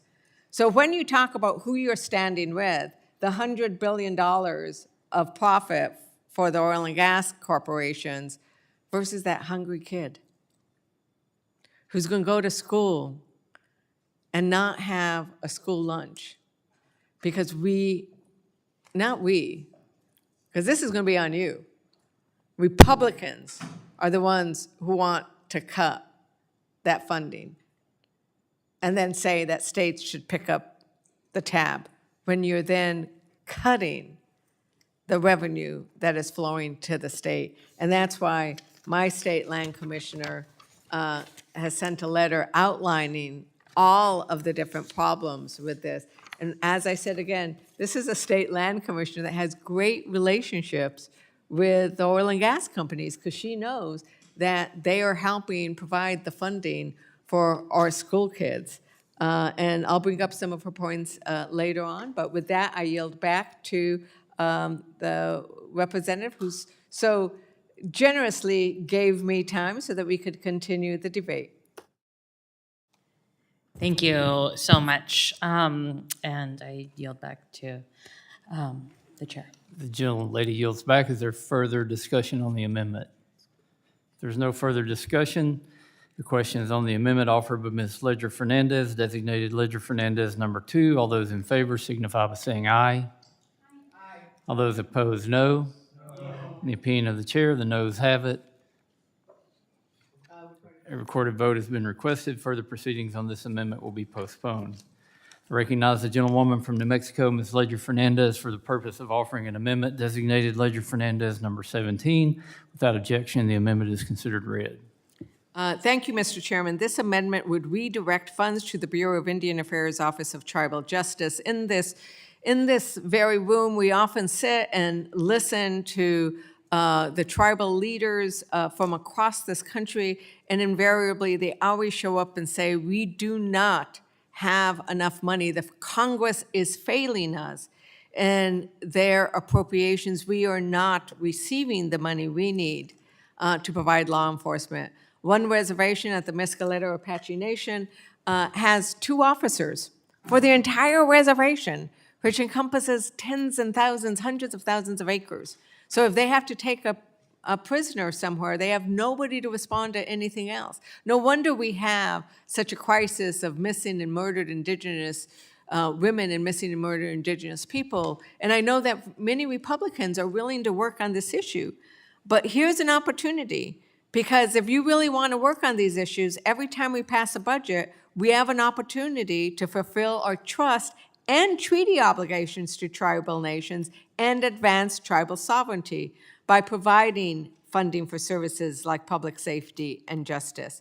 And as many of us heard last year at our subcommittee that the Republicans put on, opportunities and challenges for improving public safety, this chronic underfunding is the reason why they can't fulfill their obligation to both the tribal citizens and others who come onto the reservation.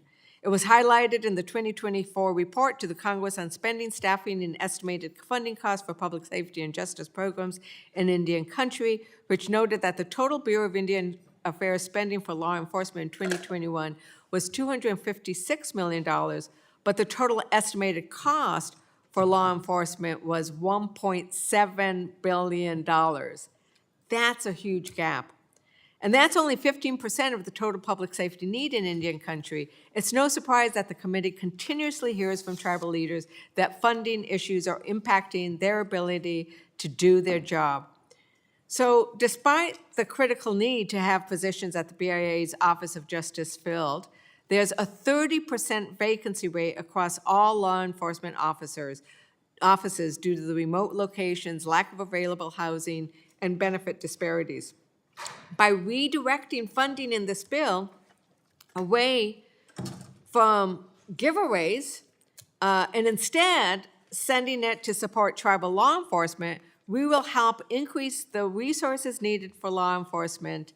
Specifically, my amendment would redirect the big oil subsidies to the Bureau of Indian Affairs Office of Justice Services.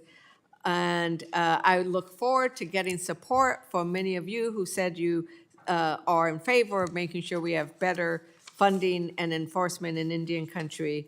And with that, Mr. Chairman, I yield back. Gentlelady yields back. Is there further discussion? Ms. Stansberry, you're recognized. Thank you, Mr. Chairman. I appreciate the amendment that the gentlelady is bringing today for several reasons. First and foremost, we know that our sovereign tribal nations need extra funding across the board for every possible service, program, and entity that serves the citizens of our tribal nations.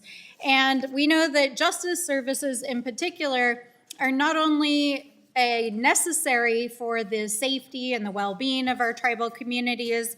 They're also, in many cases, actually a treaty responsibility of the federal government. In fact, in one of our tribal communities in my district, which Congresswoman Ledger Fernandez just referenced at Mescalero Apache, when the Mescalero people signed a treaty with the United States government, there were arrangements made in that treaty regarding the requirements that the federal government would provide in exchange for the cession of lands. So this is mandatory. This is something that's just got to be done. But I think it's important to point out, Mr. Chairman, that on Friday, the president dropped his so-called skinny budget, which is the normal budget process. And even though we've had bipartisan, not skinny pop, thank you very much, but the budget that the president dropped gutted programs across the board. And this is the normal appropriations bill, not this reconciliation bill. And one of the more shocking sets of rescissions that were in that budget was almost $1 billion in cuts to the Bureau of Indian Affairs. I mean, that's a huge proportion of the tribal budget. Now, the federal government, especially the executive branch, is governed by a set of laws that say that the federal government has to consult with tribes. And when tribes came to see me this year during the budget consultation process, they told me that politicals didn't even show up from Department of Interior, and the career staff were like, we don't even know if we're gonna have our jobs tomorrow. And so they couldn't engage on the consultation process. Well, it's very clear that Donald Trump did not consult with tribes because they would not have consented to $1 billion in cuts to programs. And among the programs that were specifically called out was cuts to justice programs. And that's just so weird to me. There's so much, like, nothing makes sense anymore. The whole world is upside down.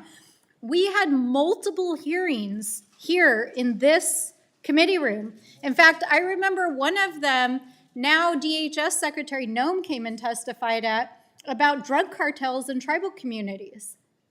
And the whole argument was that we need more justice funding. And then the Trump administration cut justice funding. I mean, like, none of this makes any sense whatsoever. So I just wanted to say I very much support your amendment, and I yield to the gentlelady. And I think this goes back to, you know, where do you stand? And in the end, when you just talk the talk, but then don't vote in favor of what you say. So Republicans are always talking crime, you're always talking law enforcement. But if you're not willing to actually send the money to pay for the officers and to buy the patrol cars, don't say it. We cannot afford, the people who are facing some of this criminal activity cannot afford hypocrisy. If you stand for law enforcement, you cannot stand for law enforcement and not pay for the law enforcement officer. And this is what this is intended to do. And one of the tribal leaders I met with this weekend, he actually pointed out something that I think you said very well, Representative Stansbury, that this is not a giveaway.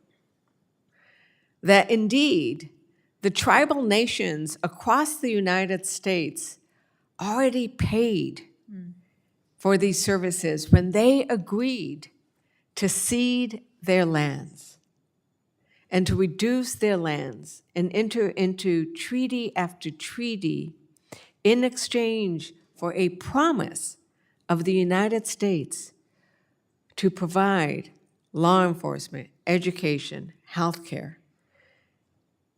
We should not be breaking those promises. This is an opportunity for you to vote in favor of upholding those promises. I yield back. Gentlelady yields back. Is there further discussion on the amendment? I recognize myself.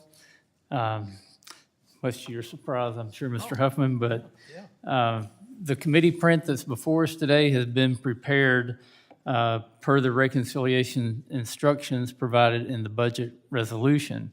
Of the many rules of reconciliation, we have to adhere to the process, and that is if a committee is not instructed, matters within that committee's jurisdiction cannot be included in the resulting reconciliation bill. Now, the Senate Committee on Indian Affairs did not receive reconciliation instructions. This amendment, along with a lot of other amendments, would be assigned to the SKIA committee in the Senate, and so they would be inappropriate. As a matter of fact, they would jeopardize our whole committee print. So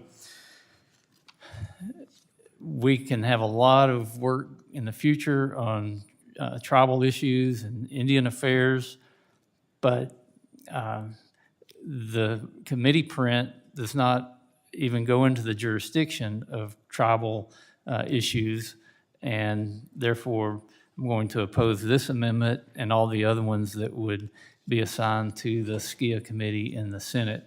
Is there further discussion? Mr. Huffman, you're recognized. Mr. Chairman, I'm just trying to think about what you just said. You folks have been running roughshod over the rules of reconciliation. This bill smacks of having absolutely no regard for the four corners of a budget bill and a reconciliation bill. It's policy on steroids. And yet, all of a sudden, we hear this, we finally hear from one of our Republican colleagues, I suppose that's a good thing, but you finally engage in debate to suddenly be a stickler for Senate procedural and parliamentary rules.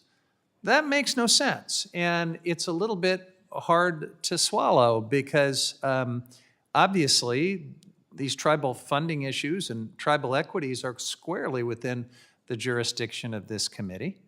We're giving you a chance to put your money where your mouth is. You've held hearings about the backlog in maintenance and construction of Indian schools. You say you care about the MMIP problem. You've spoken eloquently about your commitments to Indian country, and now you're, after flouting the actual rigor of budget reconciliation, you've suddenly found a pretty convenient excuse to not do the right thing by Indian country. I think everyone sees this for what it is. They see the inconsistency. They see the contradiction, the hypocrisy, and I will certainly yield the balance of my time to the gentlelady who authored this amendment, which I strongly support, because I think this is outrageous. So we're talking about money. We're talking about money. And this reconciliation process is supposed to be about money. And so what we are saying is let's put money into funding law enforcement in Indian country. And I think that this committee should be in favor of doing that. And so there we are. This is about money, and this is about priorities. A budget reflects your priorities, and I think my priorities are for funding law enforcement. It just proves the point. They're not willing to actually make a difference, even though they speak about law enforcement over and over again. They won't actually spend the money to actually improve things in Indian country. I will yield the balance to the other part of the dynamic duo from New Mexico. Well, Mr. Chairman, I think if any tribal leaders are watching this debate, it won't fall on deaf ears or unnoticed that suddenly the rules apply when it comes to our tribal communities. That should tell you everything you need to know about what's happening in this room right now. Oh, this has nothing to do with policy, this is just budget, but when it comes to amendments that would fund tribal priorities, fund tribal communities, protect tribal lands, suddenly the rules apply. I think we all know what's happening here. I yield back. Is there further discussion on the amendment? If there's no further discussion, the question is on the amendment offered by Ms. Ledger Fernandez, designated Ledger Fernandez number 17. All those in favor signify by saying aye. Aye. Those opposed, no. No. In the opinion of the chair, the noes have it, and the amendment is not agreed to. A recorded vote has been requested. Further proceedings on this amendment will be postponed. We will now go to correction. I recognize a gentlewoman from New Mexico, Ms. Ledger Fernandez, for the purpose of offering an amendment designated Ledger Fernandez number 38. Without objection, the amendment is considered read. This amendment would strike the section that reduces coal royalty rates from 12.5 to 7% and redirect that funding to IHS. In the last few years, we've worked on a bipartisan fashion to improve health care for Native Americans. For the first time for fiscal year 2023, we passed advanced appropriations for the Indian Health Service. This bipartisan feat was critical to improving health care for Native Americans. It gave both IHS and, importantly, tribes who won their own health facility certainty so they could adequately budget and hire staff.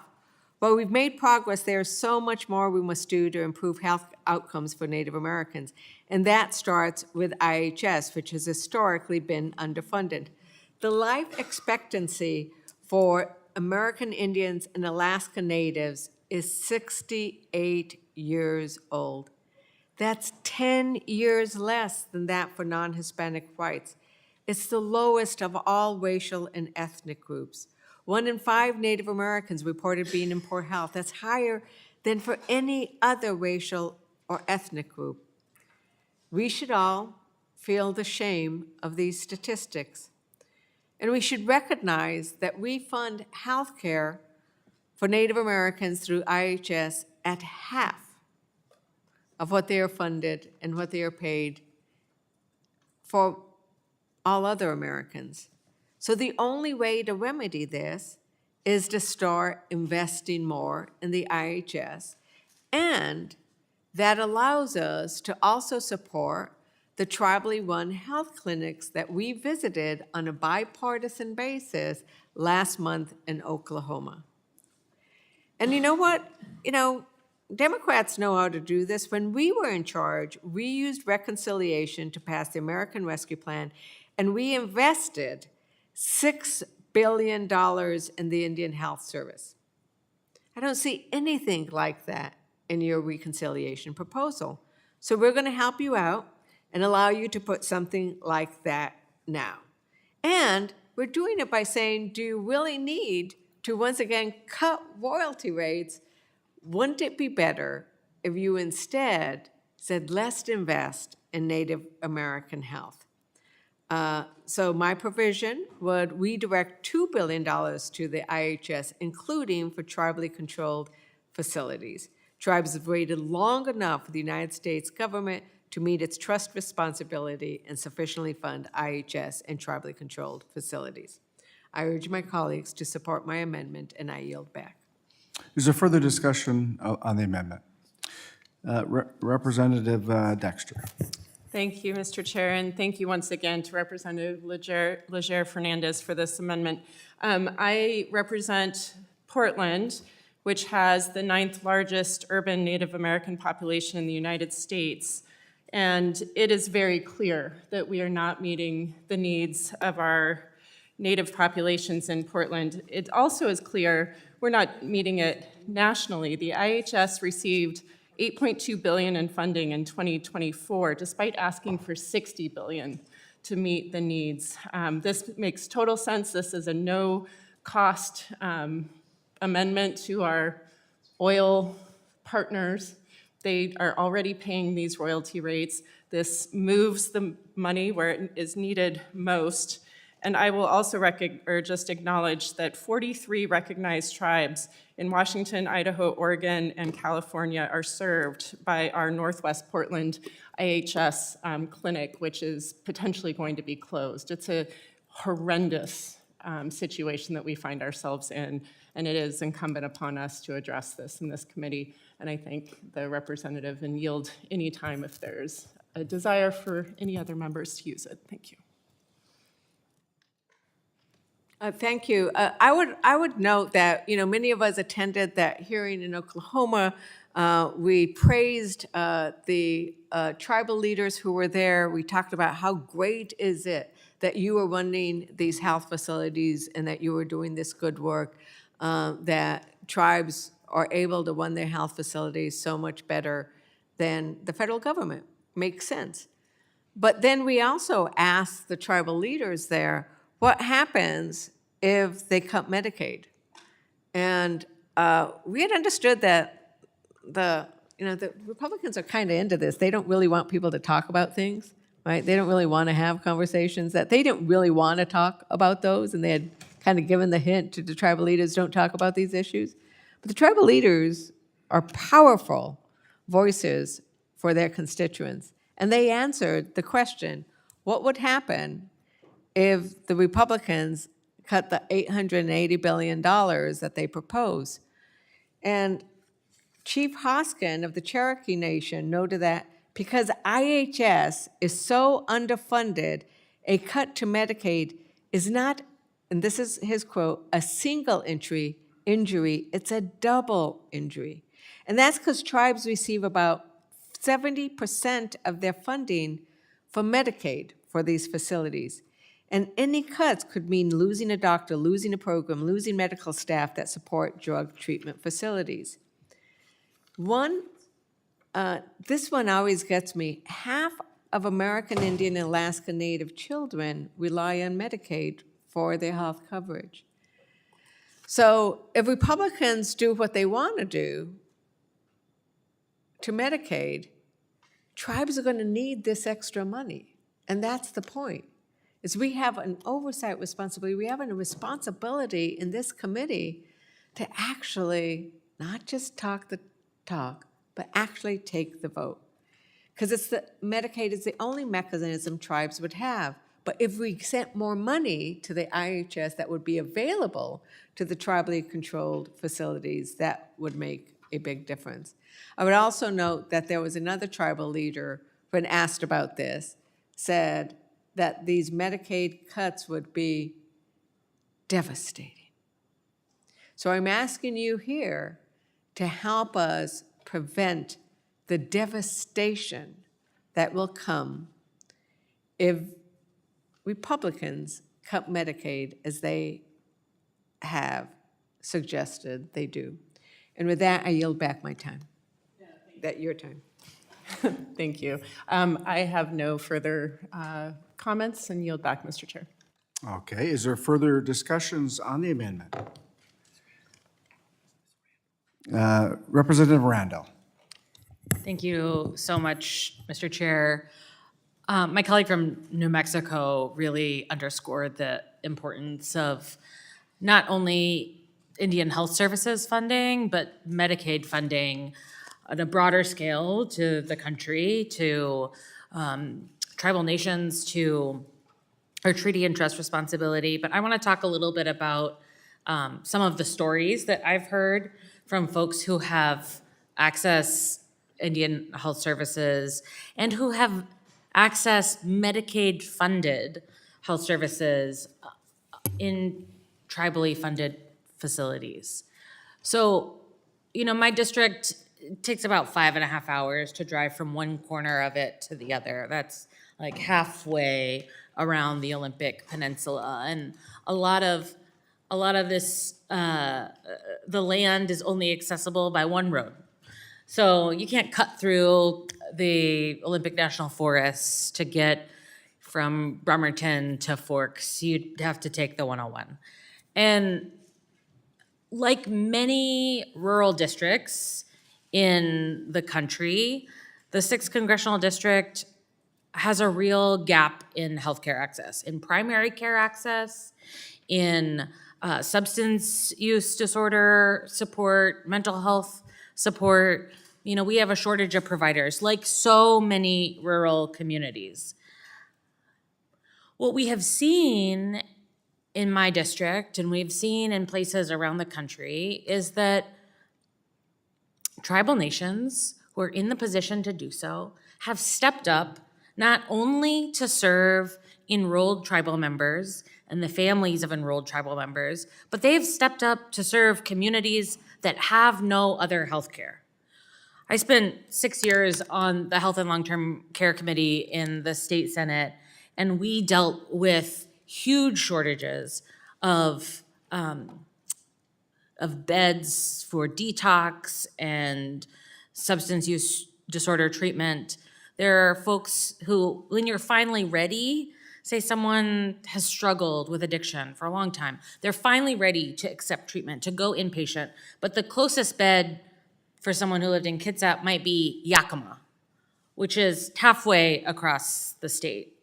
But now that the Jamestown S'Klallam tribe and the Puyallup tribe and the Quinault Indian Nation have invested in facilities for medication-assisted treatment and detox and substance use disorder treatment, holistic care that is offered not only by really caring providers, but in a beautiful space that everyone deserves to access healthcare in. There are folks whose lives are being saved because instead of having to choose between staying near their family or going across the state to get care, they can get care in their communities. But all of this is at risk if we defund Indian Health Services and the Republican agenda to cut Medicaid is successful. That will mean that people will die in communities without health care. And not just in my community, not only looking out for my neighbors, my constituents in the 6th District, we're talking about communities across the country where tribal health services are the only health services accessible. And yes, we're not doing enough. We have more to do. As Dr. Dexter said, we have to continue investing in healthcare that is meeting the needs of our neighbors. We have to ensure that, you know, the average lifespan of a tribal member is not a decade shorter than their non-Hispanic white American colleagues, as my colleague from New Mexico said, but we can't do worse. We have to do better, and we cannot go backwards. I can't believe that my colleagues on the other side of this committee room wouldn't support this amendment. I know that all of us support healthy tribal communities, support our treaty and trust obligations. I have heard everyone in this room speak to that before. I'm just really disappointed today. Yield back. Thank you. Is there further discussion on the amendment? Ranking Member Huffman. Thank you, Mr. Chairman. I really want to thank the gentlelady for this amendment. Obviously, I strongly support it. I represent more than 2 dozen tribes in my Northern California district. And this is one of those moments, folks, where you're either for tribes or you're against them. There's no other way to nuance it. You're going to have a chance to vote on an amendment that protects tribes. And you also say that you don't want to cut Medicaid. Well, this protects tribes and lets you get on the record on that. I mean, you're not going to be able to nuance your way out of this, folks. Your silence is going to speak quite loudly. And I just want to say that as we've been debating here over the last 6 hours or so, and our Republican colleagues refuse to say anything, somebody on their staff is putting out slick Instagram slides defending the bill.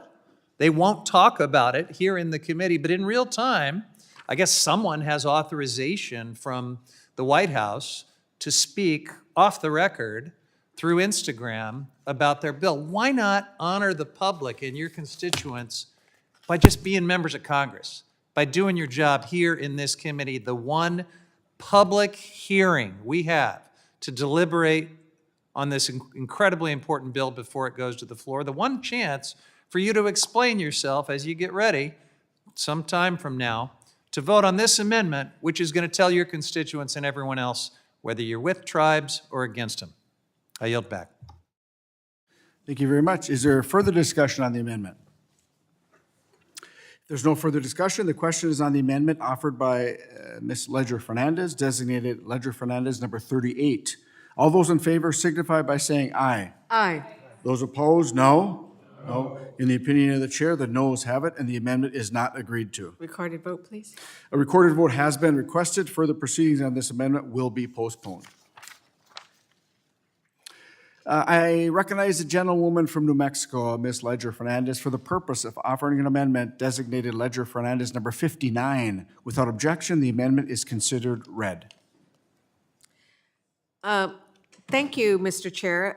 This amendment, just to summarize it, would make sure that the act would not take effect until after the Department of Interior certifies they will not authorize any mining project within a national forest if the Secretary finds that the project applicant is a foreign entity of concern or a subsidiary of a foreign entity of concern. Basically, we don't want to let China or Iran or Russia come in and take our natural resources for free.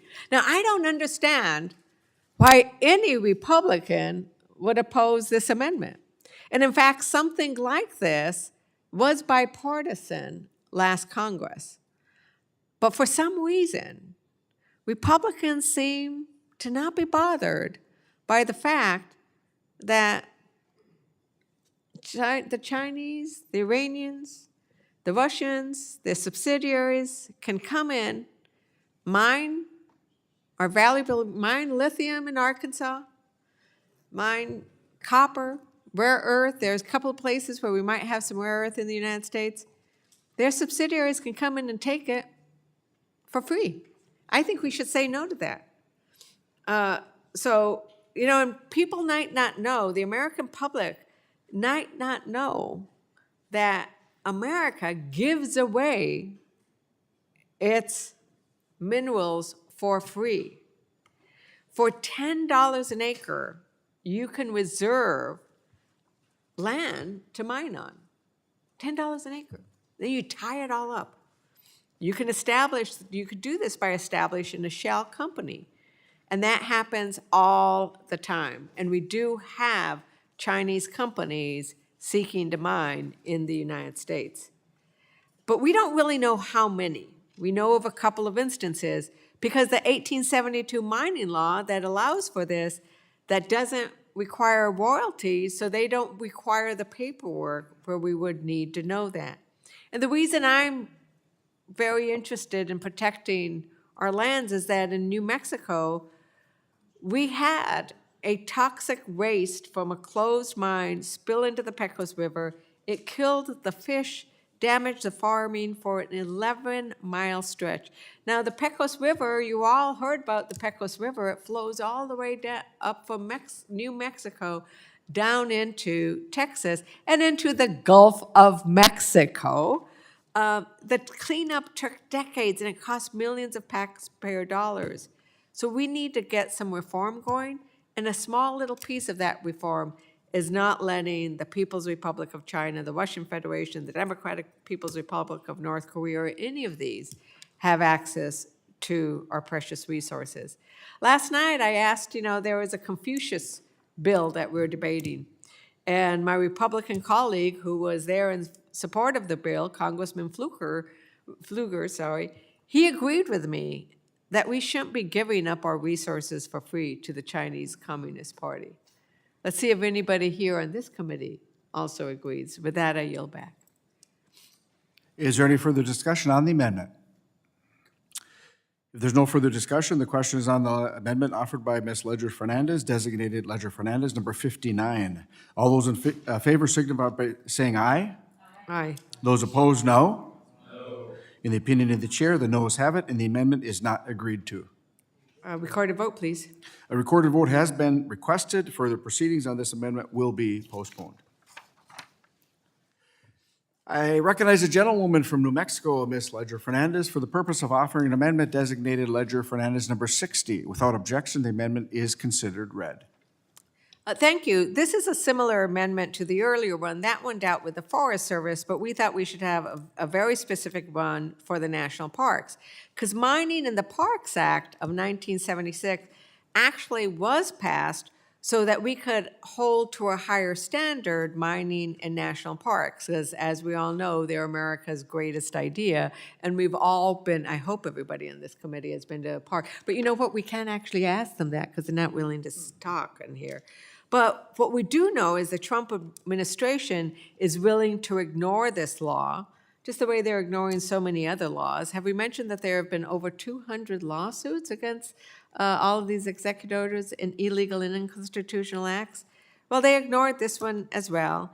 And in April, the Trump administration illegally allowed a foreign-owned mining company to proceed with mining in the Mojave National Preserve under an expired plan of operations issued by the BLM before the land entered the park system. And the thing about it is the Park Service had already charged the company for operating without appropriate permits and damaging sensitive habitats. So this foreign-owned mining company was already doing bad things. But the Trump administration said, go ahead. So I think we need to draw the line somewhere. And if you're not willing to protect our forests or BLM land, how about our national parks? Do you care enough about our national parks to protect them from foreign bad actors? So once again, as our wonderful Representative Magaziner keeps asking, who do you stand with? Who are you with? Are you with the American people? Are you with the Chinese Communist Party, Russia, and Iran? So that's the question before you. I urge adoption of my amendment, and I yield back. Is there further discussion on the amendment? If there's no further discussion, the question is on the amendment offered by Ms. Ledger Fernandez, designated Ledger Fernandez number 60. All those in favor signify by saying aye. Aye. Those opposed, no. No. In the opinion of the chair, the noes have it, and the amendment is not agreed to. Recorded vote. A recorded vote has been requested. Further proceedings on this amendment will be postponed. I recognize the gentlewoman from New Mexico, Ms. Ledger Fernandez, for the purpose of offering an amendment designated Ledger Fernandez number 69. Without objection, the amendment is considered read. Thank you, Mr. Chair. You know, all Americans support efforts to improve government and make it more efficient. Everyone wants to root out waste, fraud, and abuse. That's a bipartisan priority. But you know what? We don't need to do it with a sledgehammer or a chainsaw. Unfortunately, that's completely lost on President Trump and Elon Musk, who came to town with the idea of completely dismantling the federal government rather than determining how do we make it work for the American people. And one of the casualties is our forests. When House Democrats were in charge, we used the budget reconciliation process to secure historic investments to promote climate resilience, forest restoration, and community safety. Now, I know Republicans hate the word climate resilience. Americans know we are in trouble. Our climate is causing and wreaking havoc across America, and people who are living through floods and tornadoes and record hurricanes know that. So that's why we put money into climate resiliency and to addressing forest mitigation. But the Trump administration, even though Congress appropriated that money, the Trump administration has frozen wildfire mitigation grants and programs just because they included references to climate change. Didn't think about what was this doing. In fact, they have a whole list of words. And if you happen to have a word on their discouraged list, their algorithm will freeze the funds. Do you know that women, female, and females are on that discouraged word? That's why so much funding that's intended to help with women's health research and other stuff is getting gutted. But climate is also getting gutted. In my district, I recently toured the Carson National Forest where critical work was stalled ahead of the dangerous wildfire season. The smoke is already in the air, and these grants were frozen. These were important grants. Like if you went out and looked at the forest where they were doing the mitigation work, it was like those pictures, Chairman, that you like to show of what does a healthy forest look like. So those pictures, I was walking in those pictures, but right next to it was the place where they could no longer do the work because Trump and Doge and Musk had frozen the funds. So that's not how you do business. You can't sort of start things, stop things. We're supposed to have a promise to be able to do this. Let's actually protect this work. My amendment will help end the uncertainty and chaos brought about by the Trump administration's arbitrary cuts, and community organizations that are very involved and supportive of these mitigation work, they'll know that they can depend on that. Because as Representative Stansbury noted earlier, for the first time in history, people don't trust that the federal government will live up to its contractual obligations.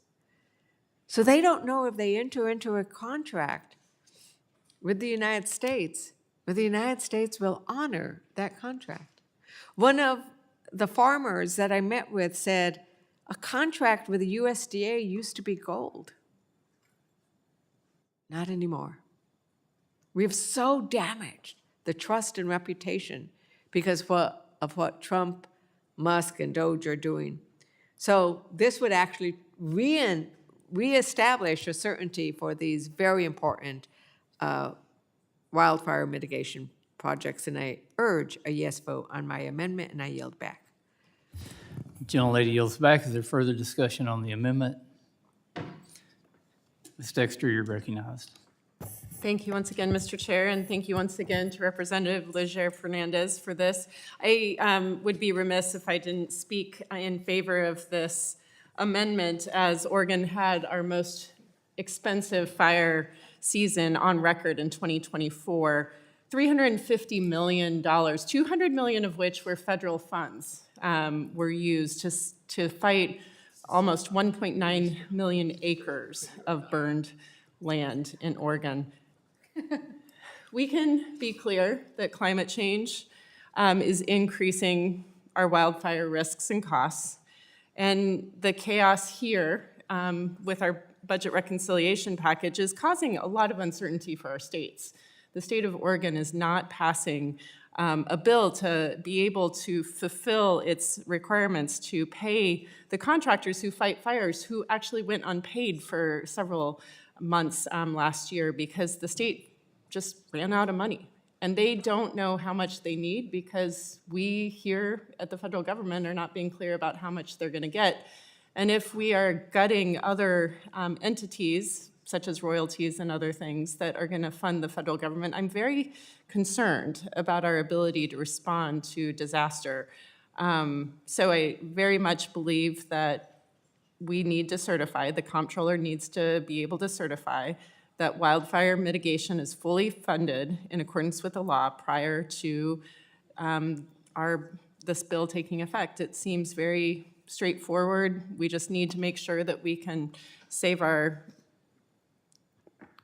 priorities in order that they should be prioritized, and that should be people and property over oil and gas priorities. Thank you, business owners for oil and gas. Thank you, Mr. Chair. I yield back.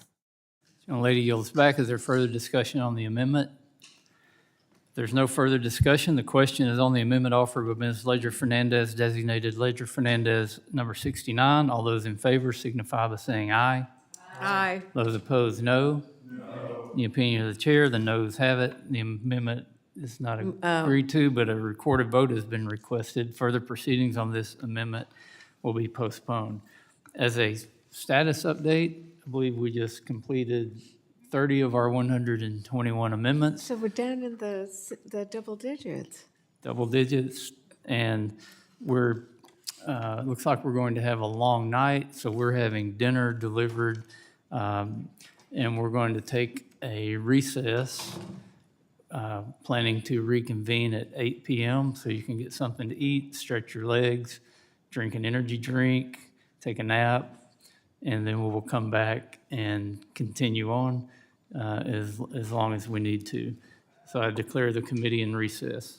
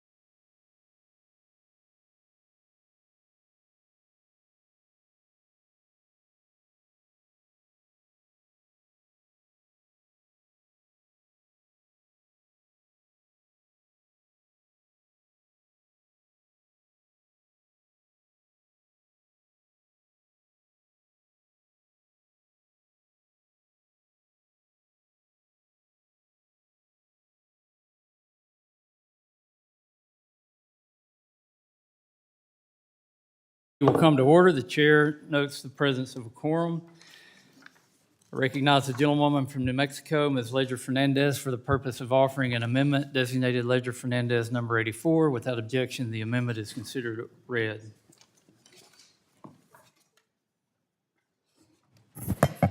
Thank you, Chairman, and hope everybody enjoyed their break because we are at it again, and we look forward to the lively conversation that we will be having with Republicans this evening and into the morning. And the amendment that I am bringing actually touches on exactly that issue of the fact that Republicans don't seem to want to talk, debate, vote, or have the courage to address the tariffs. Under the Constitution, Congress is supposed to regulate trade and have taxes. But what the Republicans have done is literally frozen time. Republicans did an obscure little rule that said, we will not allow a resolution to consider the tariffs to come to the floor because there shall be no calendar days from this day forward in March. So since March 11th, there are no calendar days that exist in Congress for considering Trump's tariffs. So you guys are worried about how long we might be here tonight? Well, imagine how the American public is feeling when you are too afraid to even vote, debate the tariffs, as is your constitutional duty. And we know that Americans are terrified. They remember the last time we went into a recession, which was under a Republican president. It took a Democrat to pull him out, which he did. And now this recession, caused solely by Trump's tariffs, is terrifying families in my district. It is causing layoffs, truck prices. We love trucks in New Mexico. Those are going through the roof. So, you know, my amendment would simply require that the Secretary and GAO certify that the trade war won't increase the cost of energy for American families, because we know it is. Even though sun and solar are purely homegrown, they are not subject to international prices the same way that oil and gas are. In order to put up those farms and those windmills, you need products from other countries. So indeed, I think that your bill is not going to do anything for the issue that Americans care most about right now, which is their pocketbooks. And so with that, Mr. Chair, I urge Republicans to have some courage to discuss, debate, and vote on the tariffs. And with that, I yield back. Gentlelady yields back. Is there further discussion on the amendment? Mr. Huffman, you're recognized. Thank you, Mr. Chairman. I appreciate this amendment because I really think the outrageousness of that vote that our colleagues took to literally tie their own hands to prevent themselves from using their Article I authority over trade and commerce right there in the Constitution by creating a gimmick that makes it impossible for them to vote on anything that would override Trump's fake emergencies and his tariff tantrums. It's one of the remarkable abdications of responsibility that we've seen in this Congress, and it does seem to fit a pattern. We have colleagues right now that won't talk during debate. They sit there like mimes, and members of Congress are supposed to participate in a deliberative process. The public is supposed to benefit from an open, transparent debate and deliberation. So there's something going on in this Congress unlike anything I've ever seen. And when that vote happened, I'll yield to the gentlelady, but when that vote, unprecedented vote, tying your own hands, blocking you from overriding Trump's tariffs, even as they cause all of these shipping containers to turn around from other countries, even as Trump is now saying, well, maybe a recession is okay, even as he's saying maybe we have too many toys on the shelves anyway. Maybe we don't need so many toys this Christmas. It's like the Burgermeister Meisterburger who declared no more toys in Tinseltown. That's what's going on, and our Republicans sit there mute. They've tied their own hands on Article 1 tariff authority, and they won't participate in debates. Have you ever seen anything like this? Well, I would ask you. I yield to the gentlelady. I would ask you whether you've ever seen anything like it. Because, we had that conversation earlier about, Democrats were willing to criticize Biden. Yeah. And I think that during the Bush administration, there was an ongoing debate among the parties. I have never seen a party so afraid of their leader, because we've never seen a leader who has governed with vengeance and revenge as a priority. Yeah, I And, remember and that voting- is different than caring about your community, but the people, the representatives who serve in the people's house are supposed to be the closest to the people. You are supposed to be a mirror image, a beautiful portrait of them, think, feel, and act like them. And the only way you can do that is to show up at town halls, to ask questions, to come into these halls, carrying their voices and their stories and share them with us. We do all of that all the time. I'm constantly sharing with you all, especially my rural voices of the ranchers, the farmers, the people who are worried about their hospitals closing. We share that in committee, but Some not of those tonight. folks are getting hit the hardest by these tariffs and trade wars. Yeah, it's remarkable. I remember, being in some normal Congresses where we sometimes went against our own president on trade deals. I did a couple times because I didn't think they were a good deal. Can you imagine in this Congress, just one of our colleagues speaking ill of Donald Trump's tariffs? Well, I guess we'll never know because they're not speaking, and they've certainly prevented themselves from taking any kind of action in Congress. It's just really tragic. There's something wrong with the Republic when the legislative branch, when the Article 1 branch with Trade and Commerce Authority just surrenders it, ties its own hands. I yield back. Gentleman yields back. Is there further discussion on the amendment? If there's no further discussion, the question is on the amendment offered by Ms. Ledger Fernandez, designated Ledger Fernandez, number 84. All those in favor signify by saying aye. Aye. Those opposed, no. No. The opinion of the chair, the noes have it. A recorded vote has been requested. Further proceedings on this amendment will be postponed.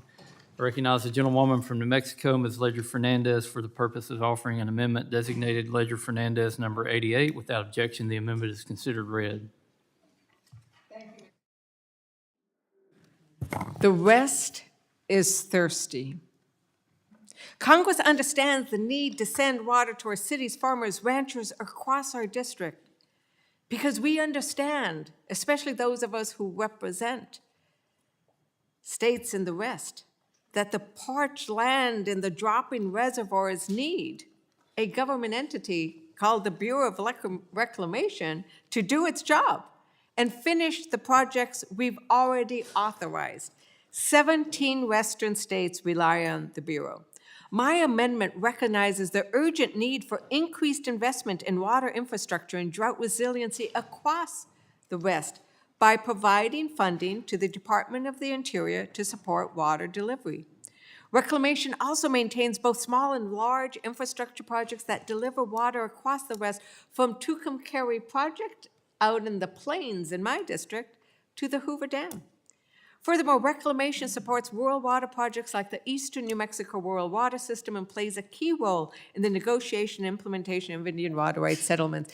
I attended a blessing where for 2 hours, a medicine man blessed us and told us the history of how the Navajo Gallup Water Project came into being and how the people prayed for it, and how us in Congress carried and acted on those prayers so that we could get water to the 250,000 people who don't have water or reliable water. They haul their water. These are the kinds of projects that the Bureau does so that when children, let me share a story because I show up. People tell me stories and I will share them with you here, even though you're not telling us your stories. I want to hear your stories. When children are asked to describe what water looked like, they drew trucks with the containers in the back of the trucks that are used to deliver water to their homes. So my amendment would simply add $1 billion to the Department of Interior for drought and water delivery means so that we could have that greater security. And I spoke with many members and former members of the Bureau of Reclamation when I was at that blessing and groundbreaking. They had tears in their eyes because so many engineers and others were being forced out. And they didn't know if they would be able to complete the projects that they had started because of the cuts. So we're asking for $1 billion so that water can flow in the parched cities and towns that many of us represent. With that, I yield back. Gentlelady yields back. Is there further discussion on the amendment? If there's no further discussion, the questions on the amendment offered by Ms. Ledger Fernandez, designated Ledger Fernandez 88. All those in favor say aye. Aye. All those opposed, no. No. The opinion of the chair, the noes have it. Recorded vote, A Mr. recorded Chair. vote has been requested. Further proceedings on the amendment will be postponed. I recognize the gentlewoman from New Mexico, Ms. Ledger Fernandez, for the purpose of offering an amendment designated Ledger Fernandez number 230. Without objection, the amendment is considered read. So this is about tribes' judicial review. Republicans, thank you, Mr. Chair. Republicans seem to be afraid of having an independent judiciary review issues that come to the United States, whether it be by presidential action, by executive action. I don't know what they're afraid of. Perhaps it's the Constitution, because our Constitution has 3 branches, and the checks and balances for which the United States of America is famous for requires that we have 3 branches and that people get to go to court. Judicial review is especially important for tribes who've lost so much to mining contamination, pollution. You know, they've had so many lands stolen from them and lives lost to some of the degradation, uranium mining, so much. And they've gotten some of the results that they needed because they were able to go to court. So sometimes the federal government gets it wrong. It gets it wrong a lot. So we should be able to let people go to court, especially when we're dealing with sacred and cultural connections, water, air, and health. So Republicans are proposing today, however, to eliminate access to judicial review for major federal projects. And they are doing it by saying a company can pay to pollute, can pay to plunder. No review, pay a little bit extra, and get out of court review, get out of jail free. They have immunity from lawsuits, even if a tribe has real concerns about the impact that perhaps pollution or development will have on its cultural resources, water, or treaty rights. This is directly at odds with the tribal sovereignty that so many of us come into this room and say we believe in and we will honor. So my amendment will protect judicial review in this bill for all tribal, cultural, and natural resources. I urge my colleagues to stand with Indian tribes, to stand with tribal sovereignty, and support this amendment, and I yield back. Gentlelady yields back. Is there further discussion on the amendment? If there's no further discussion, the question is on the amendment offered by Ms. Ledger Fernandez, designated Ledger Fernandez number 230. All those in favor signify by saying aye. Aye. All those opposed, no. No. The opinion of the chair, the noes have it. A recorded vote has been requested. Further proceedings on this amendment will be postponed. I recognize the gentlewoman from New Mexico, Ms. Ledger Fernandez, for the purpose of offering an amendment designated Ledger Fernandez number 231. Without objection, the amendment is considered read. Thank you, Mr. Chairman. And this amendment goes to a particularly onerous aspect of this bill because it is favoring the big corporations. But if you happen to be a tribe, if you happen to be a citizen, you actually have to now pay a fee. a protest fee. That had never been the case before, because these are America's resources. Americans shouldn't have to pay to be able to be heard. And so what my amendment would do was say that $150 base fee just to file a protest with an extra $5 per page, and then an extra $10 for every additional lease, parcel, right-of-way, or drilling permit? Oh my God, you're charging American citizens per page? How outrageous is that? Going back to Mr. Magaziner's great question for us, who are you with? Clearly, you're not with the citizens and the Americans of this great country, and you're not with tribes. But because we have a special responsibility to tribes in our government-to-government relationship, in our treaty, in our trust obligations to them, I am suggesting that we not make it harder for them to participate in this process, but that we remove the protest fees that they would apply.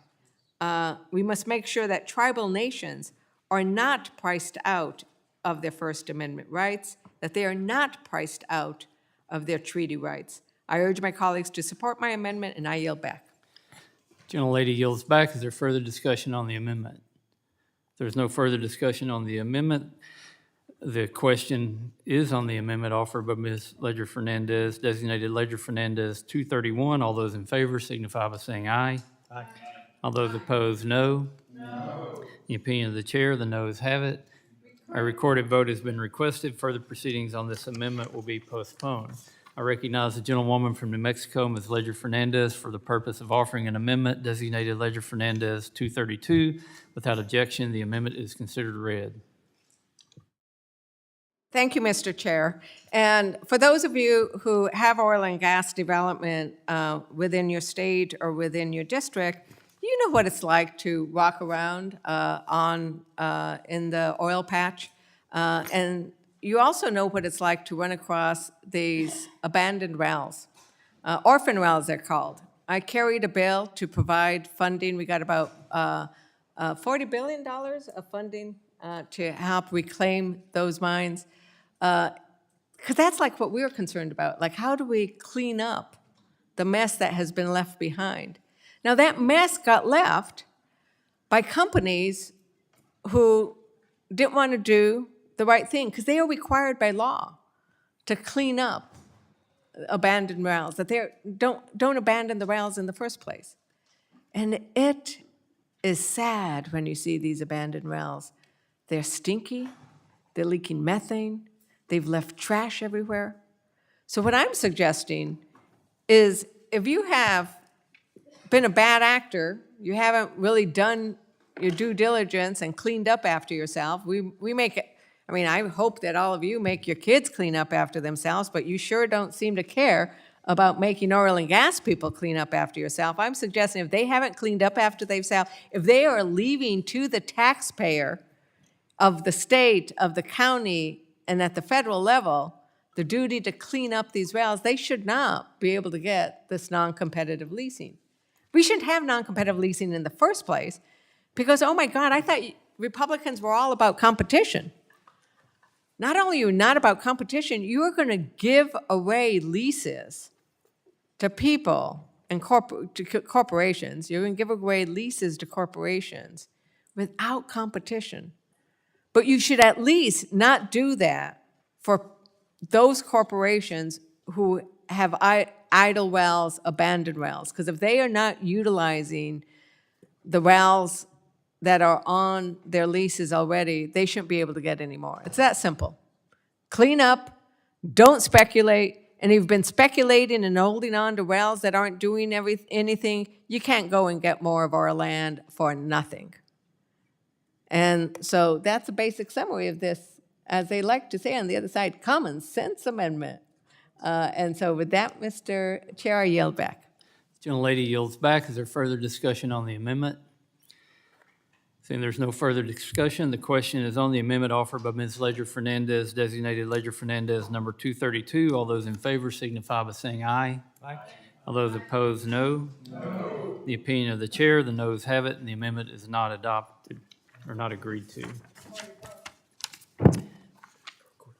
Oh, a recorded vote has been requested. Further proceedings on the amendment will be postponed.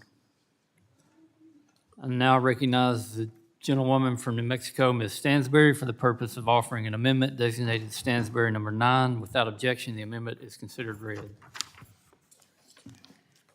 Thank you, Mr. Chairman.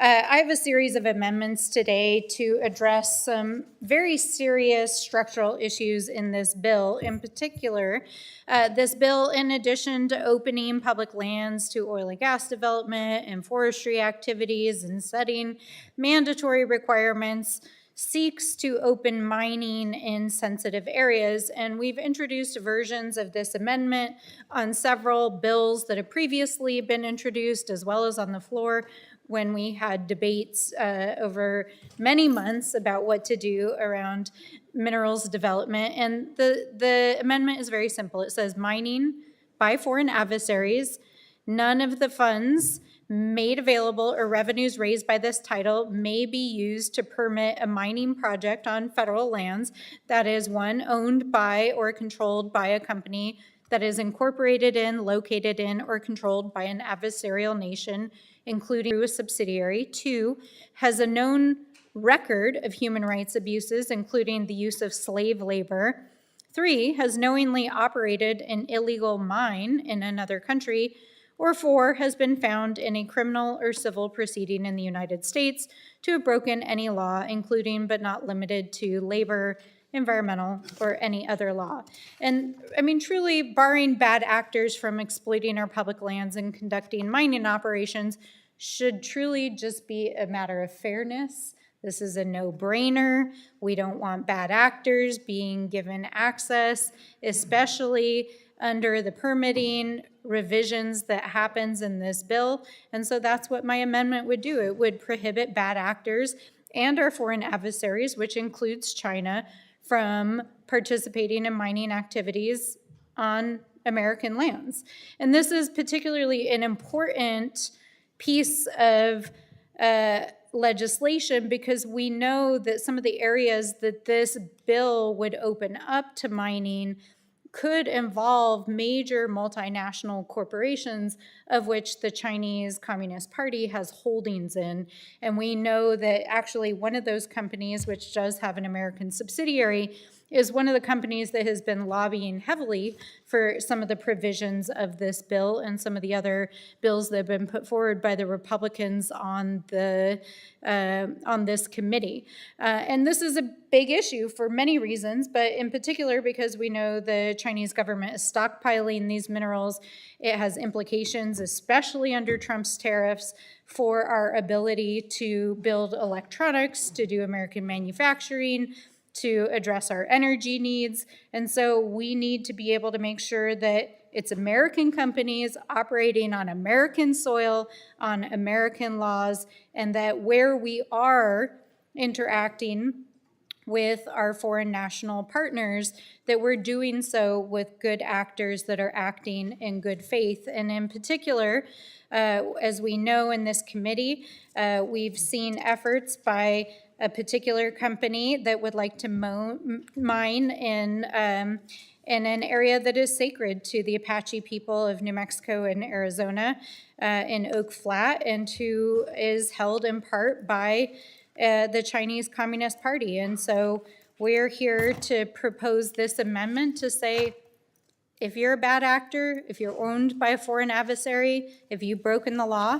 you shouldn't be able to operate here in the United States on our public lands and be given the kickbacks that are in this bill. And with that, I yield back. The gentlelady yields back. Is there further discussion on the amendment? Mr. Chair. Ms. Ledger-Fernandez. So, Mr. Chair, this is yet another opportunity that we are giving Republicans to actually vote consistent with their rhetoric. Because they say over and over again that China is our enemy, and they use China as a boogeyman all the time. Well, if you actually are that concerned, and I do believe we should be that concerned. We should be that concerned about China. So if you are that concerned about China, take a vote now, take a vote earlier on my amendments to say China cannot have our natural resources. They can't have our lithium from Arkansas. They can't have any rare earth minerals that they are looking and exploring in New Mexico. They can't have the copper out of Arizona. They can't have it. It's that simple. So are you going to stand with making sure their American resources stay in American hands, or are you going to say it's okay if China gets them? And it's not hypothetical. We already have companies that are subsidiaries of China operating in the United States. And you said, if I may yield to you, you said lobbying for these provisions. Is that right?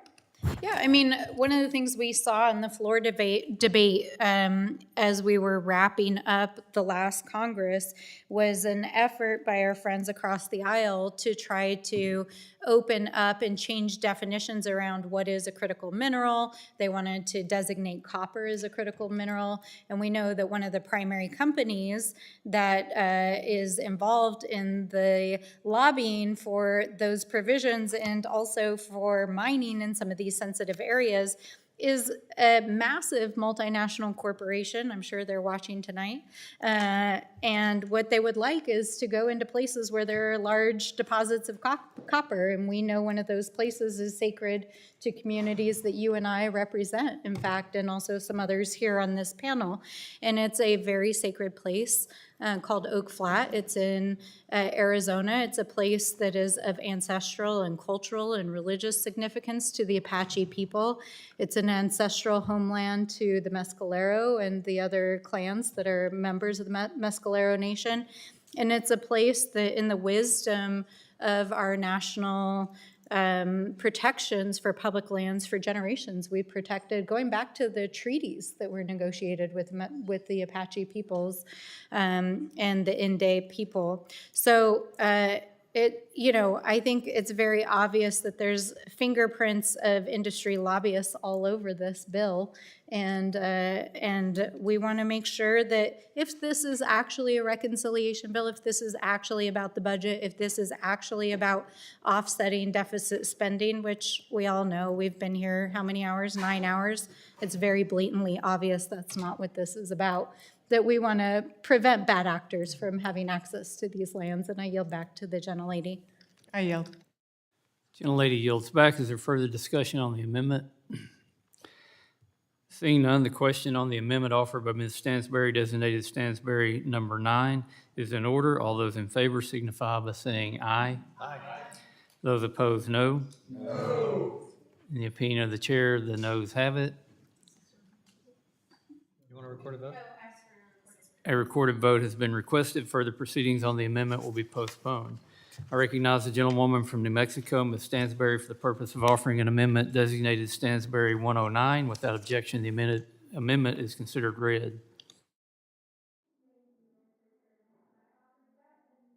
Thank you, Mr. Chairman. I offer yet another amendment meant to rectify some seriously damaging language inside of this bill. Again, I don't believe that this language will pass the so-called Byrd rule or the rules governing whether or not this is budgetary, but that is the provisions that are requiring lease sales of oil and gas drilling in ANWR, which we know is one of the most ecologically and culturally sensitive places in the northern Alaska plains. So what my amendment does, building on what ranking member introduced earlier today, it would strike the content of section 80121, which is also stricken in the amendment offered by Mr. Huffman, but it also clarifies that nothing in this title or this provision of the reconciliation bill shall undermine or negatively impact culturally significant subsistence resources as identified by Alaska Native tribes or any other federally recognized tribe. And this amendment is an amendment that is particularly important for the Gwich'in people who depend on access to the subsistence resources that are a part of the ANWR area. And in fact, the Caribou clan, the Porcupine Caribou clan, has relied on the porcupine caribou herd, which travels into Anwar every year for thousands of years. In fact, the Gwich'in people, their identities, their culture, their religion, their way of life is completely tied to the migration of the porcupine caribou. And if you've never actually witnessed it yourself, if you've never seen films about it, it's an extraordinary herd of animals. They travel over 1,000 miles across the northern Yukon and into Anwar.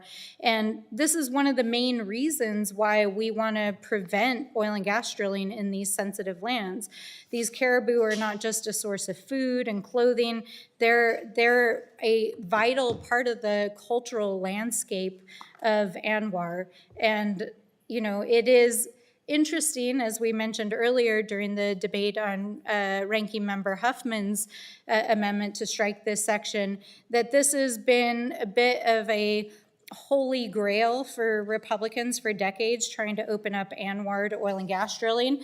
And we'll note, you know, none of the oil and gas companies actually want to drill there right now because it's not economical. So this is all prospecting, but it would essentially allow them to lay claim. Well, we're not living in the 19th century. This is not like you get to go to the frontier and put a flag in the ground and say, we want to claim this forevermore. These are the sacred lands of the Gwich'in and other Alaska Indigenous communities. And the protection of the birthing grounds of the porcupine caribou is vital to the protection of the Arctic. And so we want to make sure that we're protecting the subsistence way of life of the Gwich'in community, of all Alaska Native communities, and to prevent any provision in this bill from being utilized to impinge on the rights of any community, any tribal community, to access resources that are important to their sovereignty, to their cultural identity, and which are protected as a resource. And so, Mr. Chairman, I appreciate that, you know, you and I've had we had a conversation earlier this week about the impacts of this bill on Indigenous communities, but the Gwich'in people have been very clear. This is why we have tried to oppose drilling in Anwar for many, many years and decades, is because it would have immense impacts on these communities and immense impacts on their ability to practice their subsistence and their cultural and religious practices. And that's why we would like to strike this language and make sure it does not impact the subsistence strategies of any tribal community. So with that, I yield back. Gentlelady yields back. Is there further discussion on the amendment?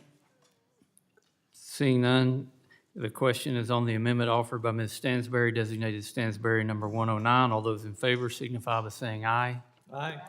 All those opposed, no. No. The opinion of the chair, the noes have it.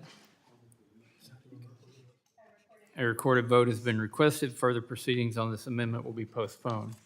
I recognize the gentlewoman from New Mexico, Ms. Stansberry, for the purpose of offering an amendment designated Stansberry 150. Without objection, the amendment is considered read. Well, Mr. Chairman, we're moving at a fast clip to take away the rights of our Indigenous communities. I'm shocked to see that there's no engagement on these topics tonight, but I guess all is to be expected. This amendment would require amounts provided in the bill, since this is supposedly a budgetary bill, to be provided to the offices of Inspectors General for the U.S. Department of Interior, to the Department of Agriculture, and to the Department of Commerce, which fall under the jurisdiction of this committee, funding or such sums as would be necessary to provide a full accounting to Congress of the impacts of DOGE on these agencies. This includes the impacts of DOGE, or the Department of Government Efficiency, on agency staffing, involuntary separations, and departmental restructuring, because as we've seen, Elon Musk and DOGE from the very get-go of this administration engaged in mass firings, illegal personnel terminations, and impacts that even the agencies themselves don't have a full accounting of. As far as we understand it, many of these these agencies don't even know who all is still even working for them and what the status of those staff is.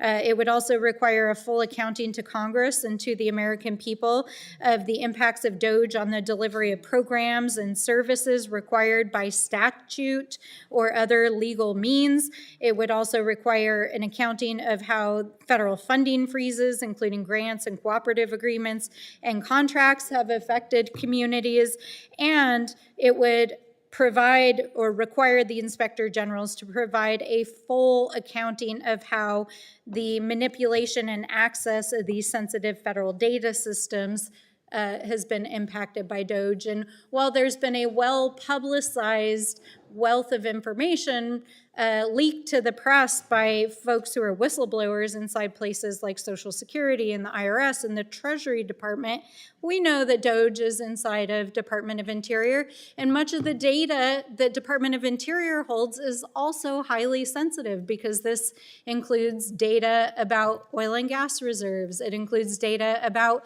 our reservoirs and the operation of American water systems. These are data that are actually considered in some cases classified because of the national security implications and the well-being of the American people. And so we want a full accounting of what they've been doing inside these systems. This would also investigate any laws or rules that have been broken in the conduct of these activities by either current or former employees of DOGE, and a full accounting of the individuals who are responsible for such activities. And we have launched over 100 investigations in the Oversight and Accountability Committee on DOGE's activities, but this amendment would specifically direct the expenses in this so-called budget bill be used by the inspector generals, which are the nonpartisan investigatory bodies of these agencies, to actually understand, account, and to respond to Congress and the American people about how DOGE has impacted our public lands and science agencies. And with that, I yield back. The gentlelady yields back. Is there further discussion on the amendment? Seeing none, the question on the amendment offered by Ms. Stansberry, designated Stansberry, number 150, is in order. All those in favor signify by saying aye. Aye. All those opposed, no. No. The opinion of the chair, the noes have it. A recorded Vote has please. been requested, and further proceedings on this amendment will be postponed. Recognize the gentlewoman from New Mexico, Ms. Stansberry, for the purpose of offering an amendment designated Stansberry 163. Without objection, the amendment is considered read. Thank you, Mr. Chairman. Man, I guess we don't even want any transparency anymore. I guess that's why we're abdicating Congress's oversight authority. We don't even want to know what DOGE is doing at the Department of Interior, it sounds like, on the GOP side. The next amendment is about protecting polar bear habitat. It's a no-brainer. Oil and gas activities, including exploration, development, production, transportation, infrastructure, et cetera, just should not happen within the maternal habitat of polar bears, which are a threatened species. It's really that simple. And with that, I yield back. Gentlelady yields back. Is there further discussion on the amendment? If there's no further discussion, the question is on the amendment offered by Ms. Stansberry, designated Stansberry 163. All those in favor signify by saying aye. Aye. Those opposed, no. No. The opinion of the chair, the noes have it, and the amendment is not agreed to. Oh, man, we're not going to protect tribal communities. We're not going to protect polar bears. All right, I request a recorded vote, and I have recorded another vote amendment. has been requested. Further proceedings on the amendment will be postponed. I now recognize the gentlewoman from New Mexico, Ms. Stansberry, for the purpose of offering an amendment designated Stansberry number 176. Without objection, the amendment is considered read. Thank you, Mr. Chairman. This amendment would do two things, and it's a 5-sentence amendment. It would strike sections 80307 and 306 of the committee print. And basically, what those sections of this bill do is cut funding that was appropriated by this body under the Inflation Reduction Act. And as You all are well aware the Inflation Reduction Act was not only the largest and most significant investment in clean energy in American history, it was the most important bill in investing in our clean energy infrastructure to ensure that the United States is not only competitive and ready to embrace a clean energy future, but to repatriate American manufacturing back to American soil. So this bill would protect the language that appropriated those dollars that is creating thousands of good-paying jobs in New Mexico and all across this country in the clean energy sector. It would make sure that we're protecting the investments that the IRA made in conservation and working lands. This includes $6 million for conservation of stewardship programs in New Mexico. It includes funding that helps our tribes. It's funding that helps communities deal with pollution, and it's important funding to deal with forest fires and preparing for the resilience of our national forests. So this is an amendment to help protect those critical investments of the Inflation Reduction Act and to make sure that those sources of funding are available to our communities. And with that, I yield back.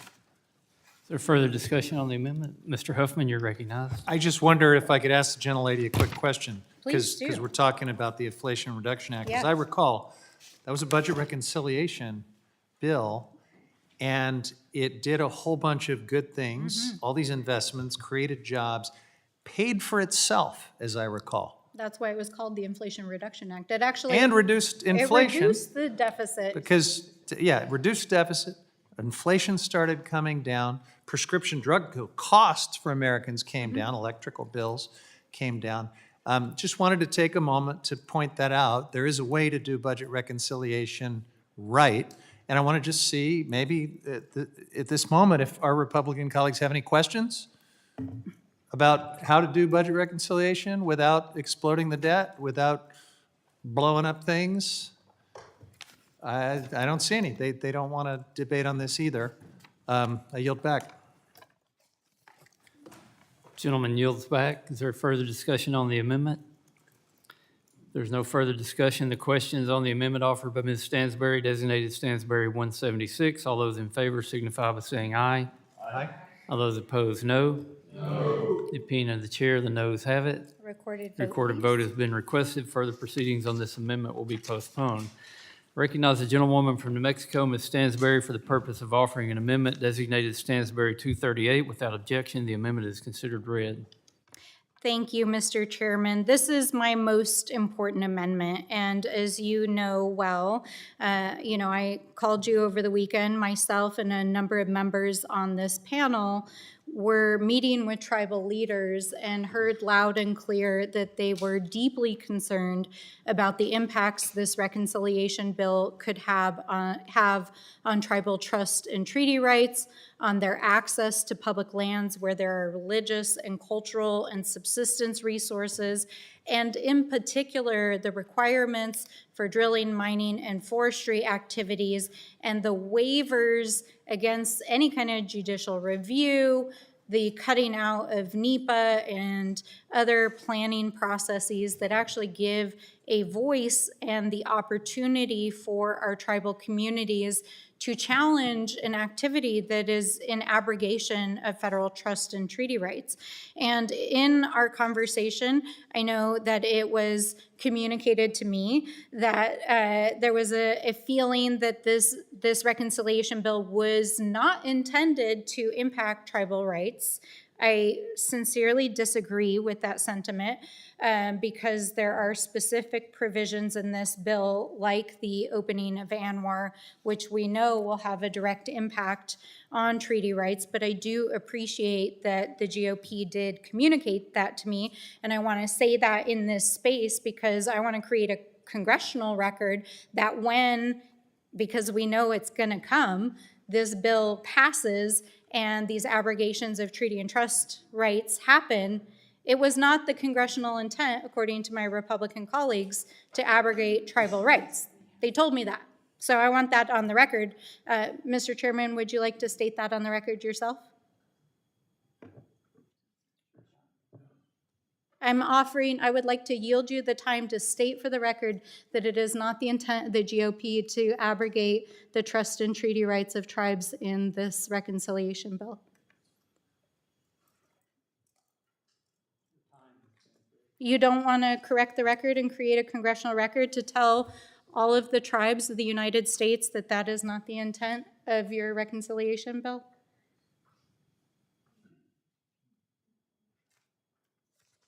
Would any other member of the GOP like to clarify?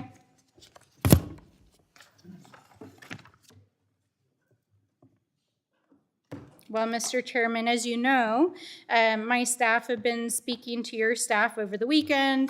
I was actually, yesterday morning, I heard from my staff that there had been good engagement on a bipartisan basis. And when I heard that there might be interest in actually either adopting a bipartisan amendment to establish a congressional record to clarify this, or to put some report language, I literally cried a little bit because I was like, well, thank God we can finally do something that's going to protect our communities.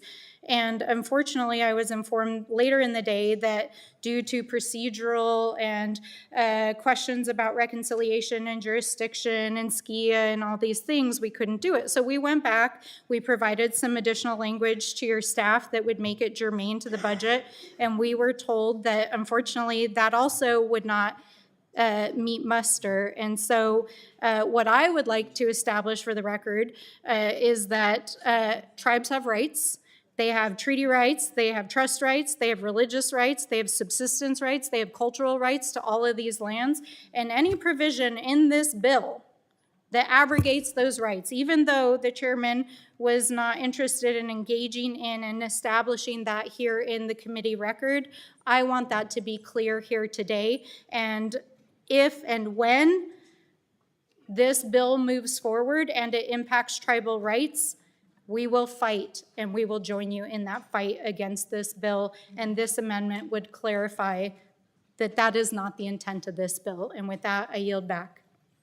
Gentlelady yields back. Is there further discussion on the amendment? Mr. Huffman, you're recognized. Yeah, this is remarkable. This is an incredibly important amendment that is simply seeking clarity on something that ought to be so basic. It ought to just be a core value. And there are provisions all through this bill where we believe the bill has the effect of cutting tribes out of consultation. And Mr. Chairman, I'm just asking you, on the record, provide us the assurance that it won't do that. It's a chance to just assure the Indian country that you're not eliminating their consultation, and the chairman is walking out as I speak. So it's just rather remarkable that we're expressing this concern. We're giving them every opportunity to clarify that they're not screwing Indian country by eliminating tribal consultation, and we can't get them to provide that basic assurance. Quite remarkable. I yield back. And would you mind yielding some time I yield to the me? gentlelady. And, you know, one of the questions that came up in my discussions with our friends across the aisle was whether or not there were any tribes that might oppose provisions. Now, we know very well because these tribes have been coming to talk to us, and we also know that tribes, tribal leaders, and tribal organizations have been communicating with the chairman and with members across the aisle because I have copies of those pieces of communication. And I know for a fact that organizations like the Native American Rights Fund, which is the premier nonprofit litigation organization that defends the rights of Indian country, weighed in directly with the chairman against provisions in this bill that do impact tribes. And so if it is the intent of our colleagues across the aisle to not impact tribal communities, we provided the opportunity, one, to add a savings clause, two, to provide report language. And guess what? That does not affect in any way, shape, or form the reconciliation nature of this bill. It doesn't affect jurisdiction. It doesn't affect what committees it goes to in the Senate. And we provided time here on the record for the chairman or any member on that side of the aisle to clarify that you do not intend to impact tribal rights. And I invite you, I've got 2 minutes and 38 seconds left. If there is any member of the Republican side of the aisle right now that would like to state for the congressional record that it is not your intent to impact tribal rights, now is your opportunity. Your silence will be interpreted otherwise. And that basic assurance would not in any way violate the budget instruction to Senate committees, that procedural excuse that we heard earlier on why they couldn't support tribal funding. This time, it's just completely hollow and silent. Yield back.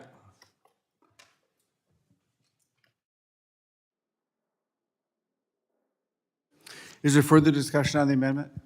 A recorded vote, please. Oh, are you on the amendment? You gotta- I'm sorry. you gotta vote No, first. no. You gotta vote. Representative, let me finish my statement, then I have a good idea what you're going to ask for. If there's no further discussion, the question is on the amendment offered by Ms. Stansbury, designated Stansbury number 238. All those in favor signify by saying aye. Aye. Those opposed, no. No. In the opinion of the chair, the noes have it, and the amendment is not agreed to. A recorded vote has been requested. Further proceedings on this amendment will be postponed.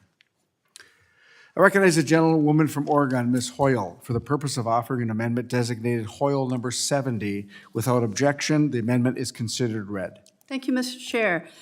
We can all agree that confronting the wildfire crisis is a national priority, but reducing wildfire risk and protecting communities takes more than agreement. It takes careful planning, collaboration, and investment. We were able to get investment in record hazardous fuels reduction and prescribed fire across the country through the IRA. What we've seen recently is an active dismantling of the federal workforce responsible for this work, hollowing out agencies like the Forest Service, the Bureau of Land Management, and in some cases, literally firing the people who are carrying out wildfire mitigation on the ground and the people who support our wildland firefighters who put their lives on the line to protect our lands and our homes. Now, we know the Forest Service can't do this work alone, and that's why I strongly support tools like the Good Neighbor Authority and partnerships with nonprofit organizations like the Northwest Youth Corps and Lamakatsi Restoration Project, where I come from. These local organizations do the work to reduce wildfire risk through hazardous fuels reduction while providing critical job training opportunities for young people who thrive in these programs.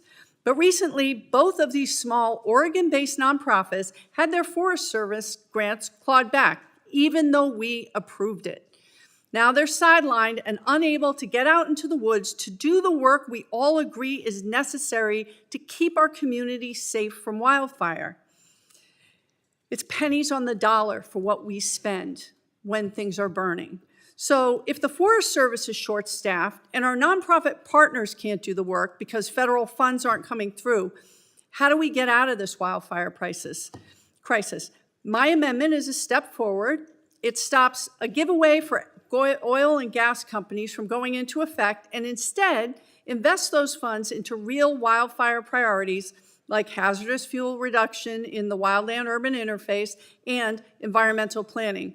Like many of you on this committee, I believe in comprehensive, bipartisan solutions to the wildfire crisis, and I have voted in that way, and I've worked with many of you. And that solution does require federal funding. And my constituents on all sides of the political spectrum believe this is what we should be doing with our taxpayer dollars. So let's use this bill today to make a real down payment on fixing our forest instead of giving another handout to big oil. That's a much better use of taxpayer dollars. I urge support for my amendment, and I yield back.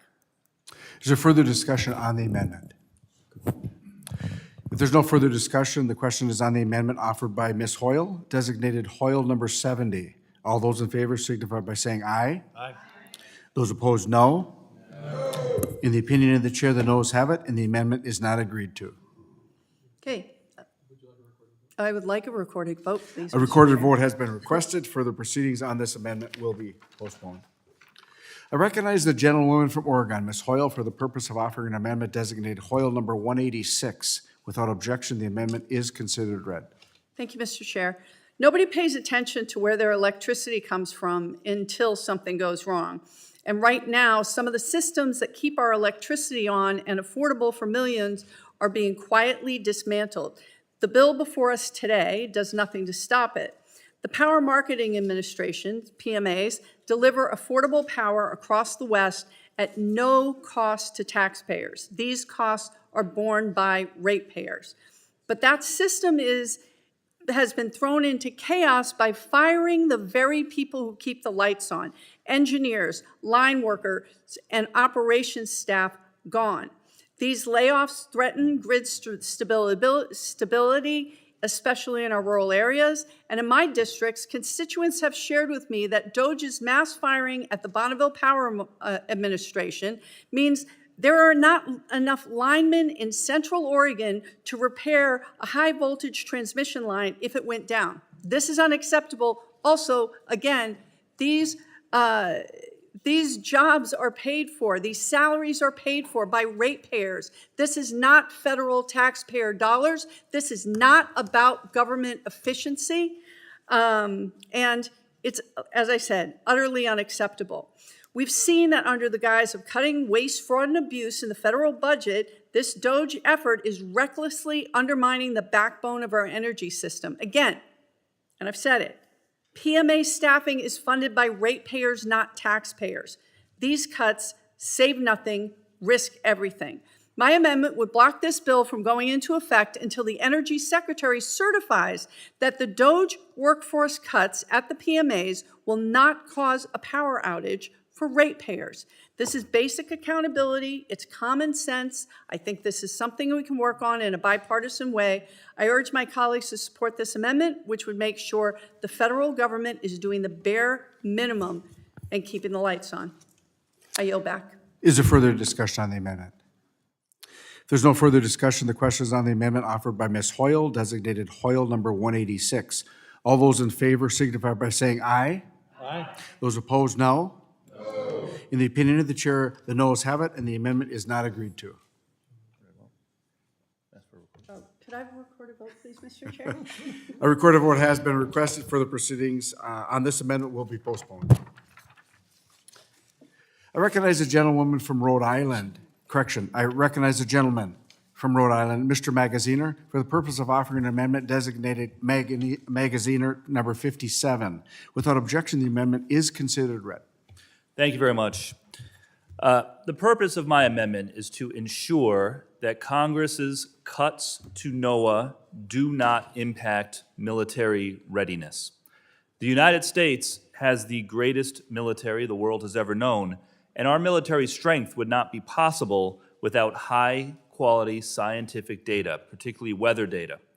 And if you're going to move a fighter squadron or a carrier strike group, you're going to want to have the best possible data about the conditions on the air and in the water. The Trump administration has also made it clear that they want to strengthen our military posture in the Arctic, which at a general level is a good thing to do. And this is a particularly challenging environment to operate in the Arctic with sea ice, extreme weather, and rapid shifts in temperature. NOAA plays a vital role in making sure that our military has the best possible data to make strategic decisions and execute. And this is one more reason why the Trump administration's plan to gut NOAA is so alarming. Donald Trump and Elon Musk have already undermined NOAA's ability to collect and share data with the military by firing well over 1,000 people and doing it in a chaotic, uncoordinated way. Now, Republicans in Congress are trying to make those cuts permanent in order to pay for tax cuts for billionaires. Here's what retired Rear Admiral John White had to say about this spring. Quote, "Without the NOAA information, without leading the world in this, then our national security and the safety of our men and women in uniform is at risk. And," he says, "it worries me a lot because I just know that there are men and women in uniform out there who rely on this information. There are parents and husbands and wives who rely on having the best information possible to keep their loved ones safe and to make sure that we maintain our national security and that home and away game advantage for years to come.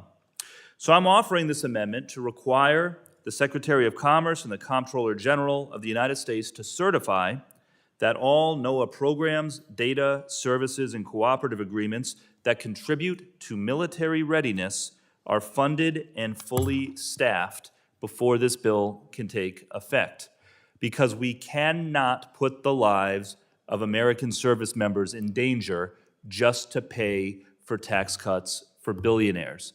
And I would hope that if we can find bipartisan agreement on anything, it should be this. Our nation's service members deserve the very best, the best intelligence, the best information, the best data. NOAA plays a vital role in providing that information to our military. That mission cannot be undermined by Donald Trump and Elon Musk and congressional Republicans looking to make cuts to pay for billionaire tax cuts. Let's at least agree on that, and I'll yield back. Thank you. Is there further discussion on this amendment? If there's no further discussion, the question is on the amendment offered by Mr. Magaziner, designated Magaziner number 57. All those in favor signify by saying aye. Aye. Aye. Those opposed, no. In the opinion of the chair, the noes have it, and the amendment is not agreed to. I request a recorded vote. The recorded vote has been requested. Further proceedings on this amendment will be postponed. I recognize the gentleman from Rhode Island, Mr. Magaziner, for the purpose of offering an amendment designated Magaziner number 213. Without objection, the amendment is considered read. Thank you very much. NOAA's mission is to understand and predict changes in climate, weather, oceans, and coasts, to share that knowledge and information with others, and to conserve and manage coastal and marine ecosystems and resources. NOAA conducts scientific research that fully supports 1/3 of the U.S. economy. Now, the Trump administration has illegally made devastating cuts to NOAA already, and now House Republicans are trying to make those cuts permanent. This will hurt fishermen, farmers, small businesses, and others who depend on NOAA for accurate data on the weather, on fish stocks, on the condition of our oceans, and more. This Republican bill that we are considering tonight cuts hundreds of millions of dollars in funding from an agency that is indispensable in states like mine, where thousands of people make their livelihoods from working on the water. NOAA's fishery surveys and ocean research help fishermen know where to fish, what, and when. If those surveys are incomplete or undermined, there is a real risk that the quotas given to fishermen will be artificially low, costing them money. NOAA issues permits to fishermen and opens and closes seasonal fishing seasons. If those permits are delayed because of these staffing cuts, every missed day costs money out of a fisherman's pocket. I'm already hearing from fishermen who are saying that these ridiculous delays in getting their permits is already hurting them. One fisherman from the Gulf said recently that last year he got his permits same day when he filed for them. This spring, he filed again and then had to wait 9 days before the agency even acknowledged that they'd received his application because of Elon Musk's staffing cuts that my Republican colleagues here in Congress are trying to make permanent. And it's not just Rhode Island fishermen that depend on this work. Fishermen further down the Atlantic coast and on the Gulf and in Alaska all depend on NOAA to support their lives and their livelihoods. Take a look at some of these recent headlines here. The Anchorage Daily News, NOAA firings hit crucial Alaska Weather Service and fishery research. The Duluth News Tribune, proposed NOAA cuts put Great Lakes research and safety at risk. The Houston Chronicle, I'm a fishing boat captain in Galveston. Cuts to NOAA put the U.S. fishing industry at risk. I could go on and on. Commercial fisheries support millions of jobs and hundreds of billions of dollars of economic activity, and all of that will be hurt if NOAA is gutted the way my Republican colleagues propose. As we just discussed, NOAA also partners closely with the armed forces. Its weather data helps our armed forces make informed strategic decisions in defense of our nation. NOAA conducts research with the Navy to develop new technologies to monitor high seas and better understand the oceans. This research is helping our armed forces maintain their advantage. NOAA plays a central role in helping Americans understand the weather every day. If you open up the weather app on your phone or watch the weather report on the evening news, what you see, the data you see, comes mostly from NOAA collected data. There is not a replacement for that. NOAA does that work to forecast the weather that all Americans rely on. Newsmax, weather forecasts will worsen with DOGE cuts. Why do my colleagues on the Republican side want to make that permanent? If you're a farmer, the data is essential to making decisions about when to plant and harvest. So for all of us, NOAA plays a crucial role, no matter where you live, what state you represent. I am not exaggerating when I say that cuts to NOAA are a threat to American lives. But don't take my word for it. President Trump's chief NOAA scientist in his first term said, quote, about these cuts, if they go through, you can't count on your weather app to call you up and alert you to a tornado.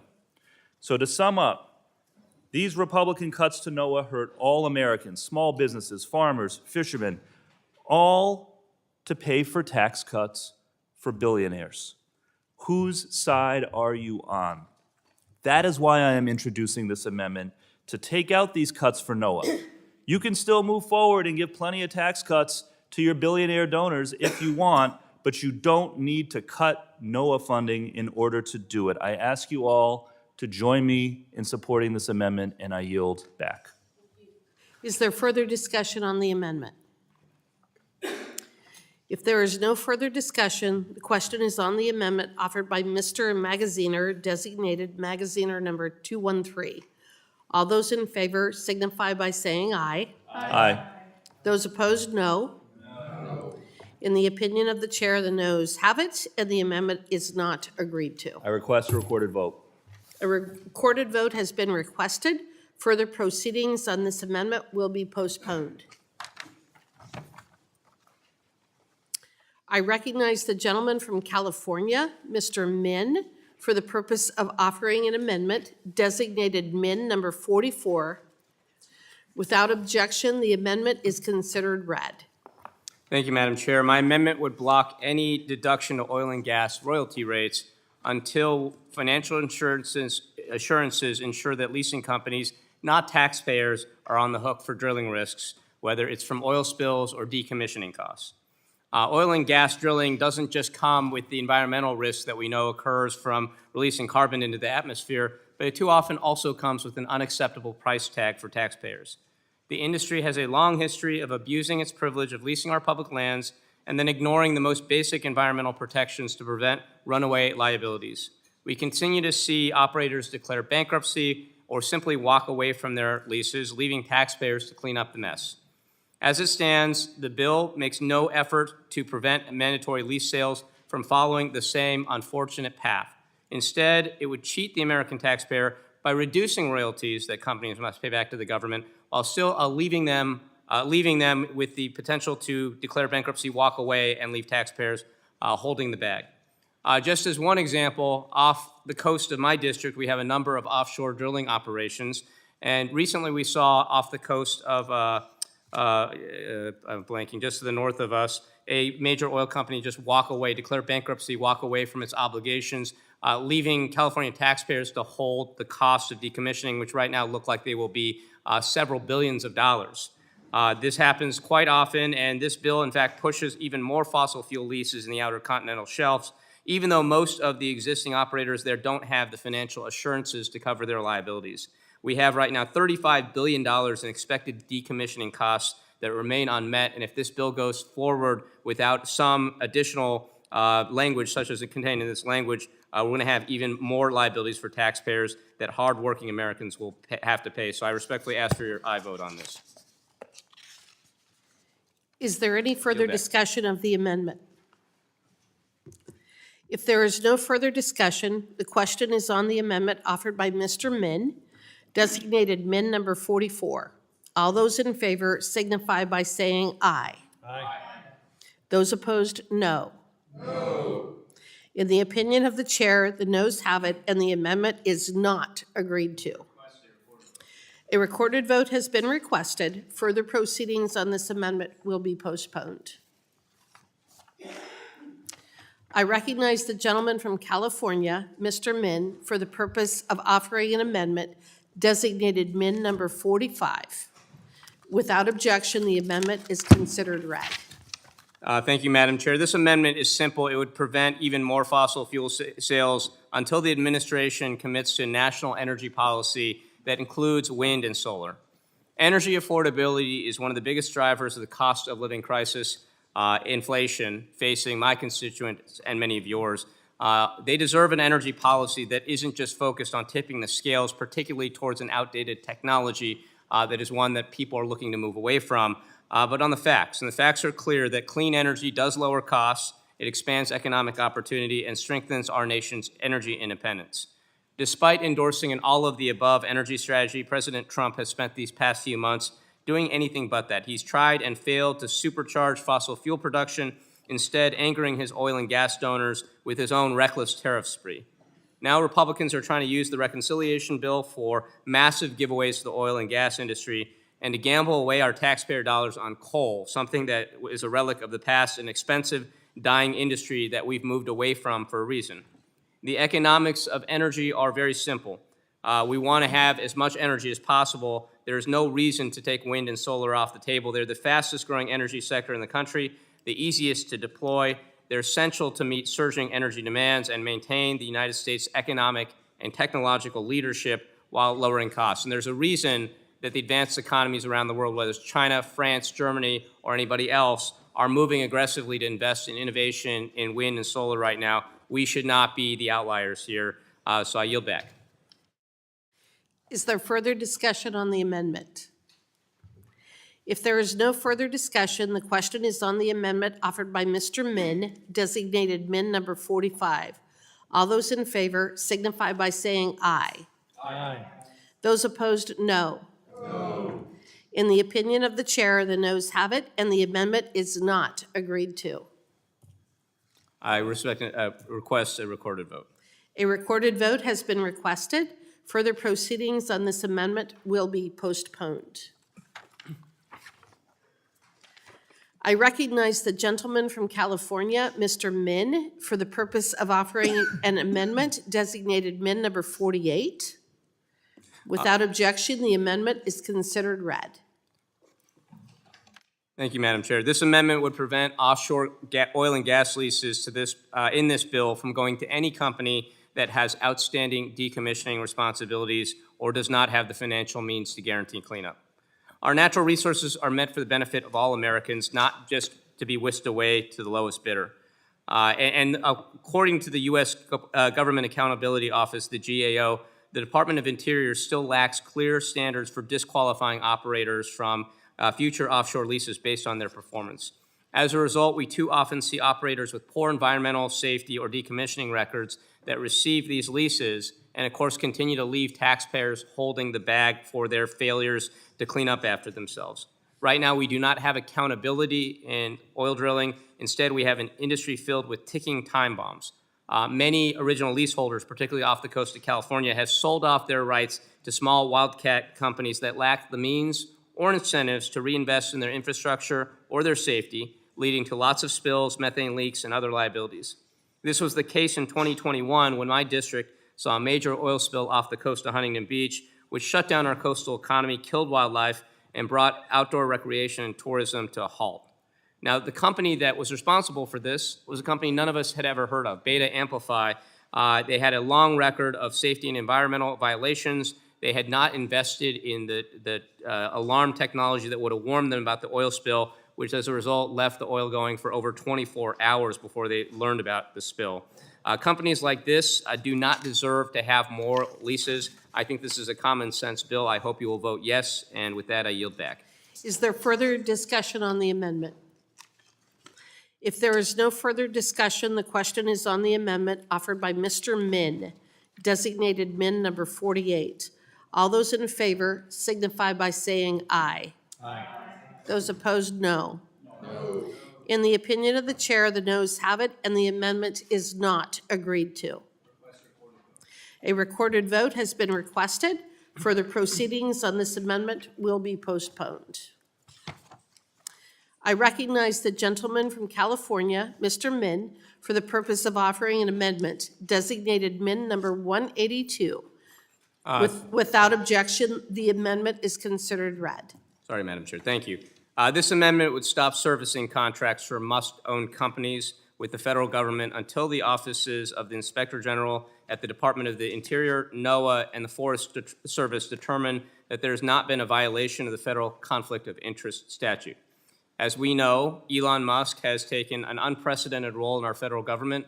He is a special government employee who has refused to disclose anything about his conflicts of interest, even as he is firing federal workers across different agencies at a whim, even as he is rerouting funds that we in Congress have appropriated, even as he is purporting to delete or terminate agencies that we in Congress have created with our Article I authorities, which I may remind you are authorities that are exclusively granted by the Constitution to Congress and only Congress. And so the president himself cannot exert the authorities that Elon Musk has been asserting, let alone a special government employee that is supposed to be temporary and consultative in nature.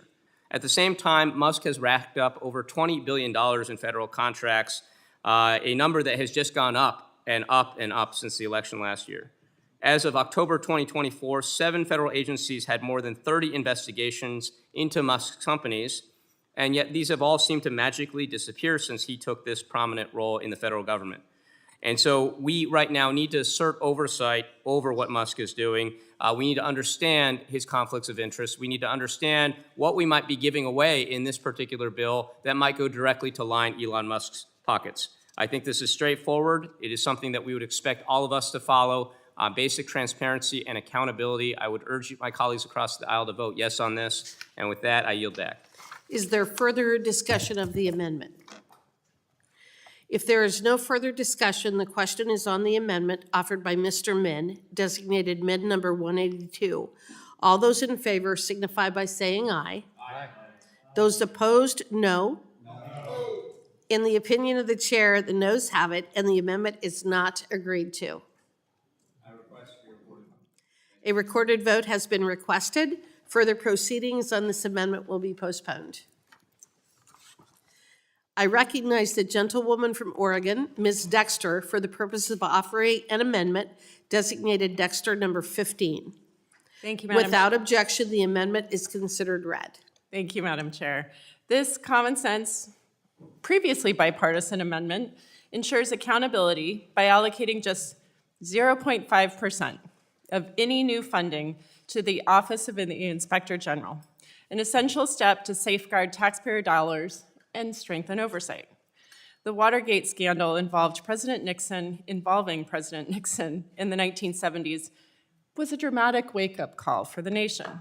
The corruption that was shocking then truly pales to what we are seeing today. Unfortunately, several good government reforms came out of it. One of the most important reforms was the creation of the offices of the Inspector General. Each major agency has its own OIG to dig up hidden waste, fraud, abuse, and corruption, something we all can agree is worthy of effort. In Congress, we rely on their eyes and ears to tell us what's going on in an agency that the agency may not want to tell us. The American people rely on them to keep their bureaucrats honest.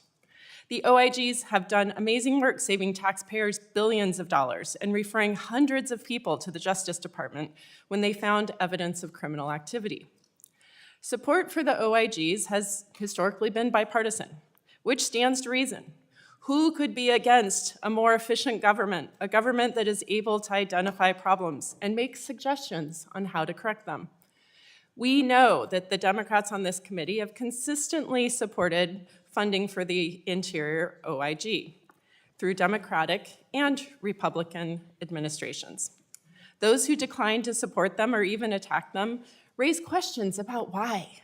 So let's pause to ask ourselves, why would someone in Congress or a presidential administration not want waste, fraud, abuse, and corruption to come to light? Sadly, that is exactly what we're facing. On Friday night, January 24th, 2025, President Trump fired more than 15 inspectors general in an email that lacked the justification or the 30-day notice required by law. The 3 inspectors general in this committee's jurisdiction were all included in that mass firing: Department of the Interior, Department of Commerce, and the U.S. Department of Agriculture. Shortly after that, the Democrats on this committee released released for the first time a list of facilities the Trump administration wanted to shutter, which included a proposed closure of the main offices of the Office of the Inspector General. Ironically, the office they are proposing to close is the least expensive option. Moving those same employees to the main interior building would cost taxpayers significantly more money every month, not to mention the moving costs. Firing them would also cost the taxpayers dearly. In just 6 months, under former Inspector General Mark Greenblatt, the OIG, the Interior OIG, oversaw investigations that yield $161.8 million in investigative recoveries, 58 convictions, 55 personal actions, and 67 procurement remedies. During the last reconciliation markup in this committee in 2021, House Democrats were in the majority. In its earliest draft, the bill didn't include the customary provision to give 0.5% of funds to the OIG so that they could keep up with the new revenues. Then Ranking Member Westerman offered Amendment Number 1 to add the OIG provision. Democrats agreed, and the language was added without hesitation or without controversy. Like the Westerman Amendment from 2021, mine today ensures that the OIG gets just the standard 0.5% of new funds to maintain oversight and accountability. I urge my colleagues to adopt this common sense, well-worn, historically bipartisan amendment offered by our own chairman in 2021 on behalf of all Americans who believe in a more efficient and effective government. Thank you, Madam Chair. I yield back. Is there further discussion on the amendment? If there is no further discussion, the question is on the amendment offered by Ms. Dexter, designated Dexter number 15. All those in favor signify by saying aye. Aye. Those opposed, no. In the opinion of the chair, the noes have it, and the amendment is not agreed to. I would request a recorded vote, please, A Madam Chair. recorded vote has been requested. Further proceedings on this amendment will be postponed. I recognize the gentlewoman from Oregon, Ms. Dexter, for the purpose of offering an amendment designated Dexter number 51. Without objection, the amendment is considered read. Thank you, Madam Chair. I am offering this amendment to prohibit any of the new lease sales in this bill from including any tracts where oil and gas development would occur within 3,200 feet, approximately 1 kilometer, of a school or hospital. Because if we can't agree to protect our children and the sick from toxic air, then what really are we doing here? The bill is nothing short of a massive giveaway to big oil and gas, written for industry lobbyists, not for the communities who will bear the consequences. As a pulmonologist and critical care physician, I cannot overstate how dangerous oil and gas pollution is to human health, especially when it happens near the places where people live, work, and heal. The science is overwhelming and unequivocal. Living near oil and gas drilling is linked to severe and sometimes irreversible health outcomes, including increased risk of cancer, asthma, birth defects, preterm births, high-risk pregnancies, low birth weights, hospitalization, respiratory problems, and skin conditions. Children and infants are especially vulnerable. Their bodies are still developing. They breathe more air per pound than adults, and they are less able to detoxify pollutants. For them, oil and gas pollution doesn't just mean coughing or wheezing. It can mean permanent damage, reduced lung development, neurodevelopmental disorders, IQ loss, pediatric cancers, and increased lifetime risk of chronic disease. I want to be clear. The only solution really is to phase out oil and gas production entirely. But in the meantime, we can at least take steps to reduce harm to our communities. One of the most effective evidence-based ways to do that is increasing the distance between toxic industrial sites and the places where people, especially children, live and receive care. This isn't radical. This is common sense. It's what science demands. Creating a health buffer around schools, hospitals, and homes dramatically reduces communities' exposure to harmful air pollution. For decades, the fossil fuel industry has treated our communities like sacrifice zones, polluting with impunity, leaving behind astronomical health costs, environmental destruction, and cleanup bills that taxpayers are left to pay. This bill continues that legacy, and we should not allow it. If we're going to hand over vast areas of our public lands and waters to oil and gas, the very least thing we could do is impose some basic life-saving guardrails to minimize the harm to the American people. We should all agree that we owe our constituents at least that. I urge support for my amendment, and I yield back, Madam Chair. Is there further discussion of the amendment? If there is no further discussion, the question is on the amendment offered by Ms. Dexter, designated Dexter number 51. All those in favor signify by saying aye. Aye. Those opposed, no. No. In the opinion of the chair, the noes have it, and the amendment is not agreed to. A recorded vote has been requested. Further proceedings on this amendment will be postponed. I recognize the gentlewoman from Oregon, Ms. Dexter, for the purpose of offering an amendment designated Dexter number 229. Without objection, the amendment is considered read. Thank you, Madam Chair. This title includes a blatant attack on one of the most fundamental rights we have as Americans, the right to speak up, speak out, and be heard. Right now, under the Mineral Leasing Act, the public has a voice. Individuals, tribes, landowners, and communities can file formal protests to challenge oil and gas leasing decisions made by the Bureau of Land Management. This empowers local communities to express their views on large extractive projects being built in their own backyards. But this bill tries to silence that voice.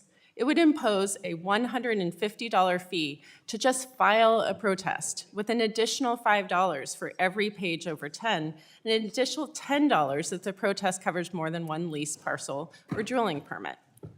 Who will be most impacted by these protest fees? You will, members of the public.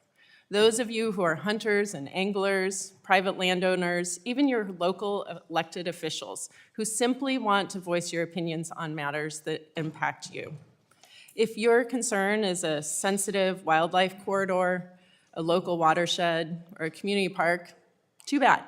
Republicans don't want to hear from you unless you're willing to pay hundreds of dollars for the privilege.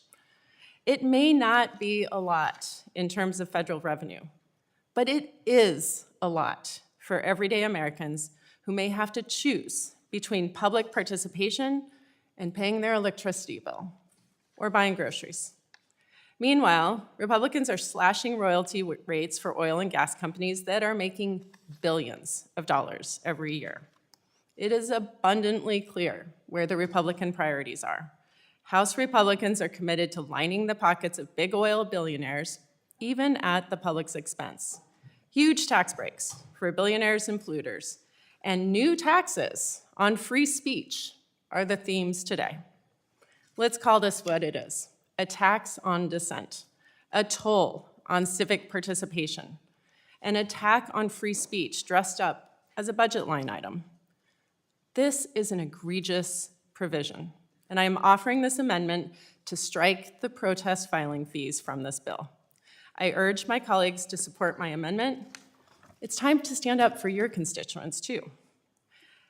I also want to ask, I'm going to hold back on offering 4 more of my amendments for now, Madam Chair, but just in case our debate is cut off and the opportunity to offer them later is not available, I ask unanimous consent to enter their text into the record. Without objection. Thank you very much, and I yield back. Is there further discussion on the amendment? If there is no further discussion, the question is on the amendment offered by Ms. Dexter, designated Dexter number 229. All those in favor signify by saying aye. Aye. Those opposed, no. No. In the opinion of the chair, the noes have it, and the amendment is not agreed to. A recorded vote has been requested, and further proceedings on this amendment will be postponed. I recognize the gentleman from Puerto Rico, Mr. Hernandez Rivera, for the purpose of offering an amendment designated Hernandez Rivera number 122. Without objection, the amendment is considered read. Thank you, Madam Chair.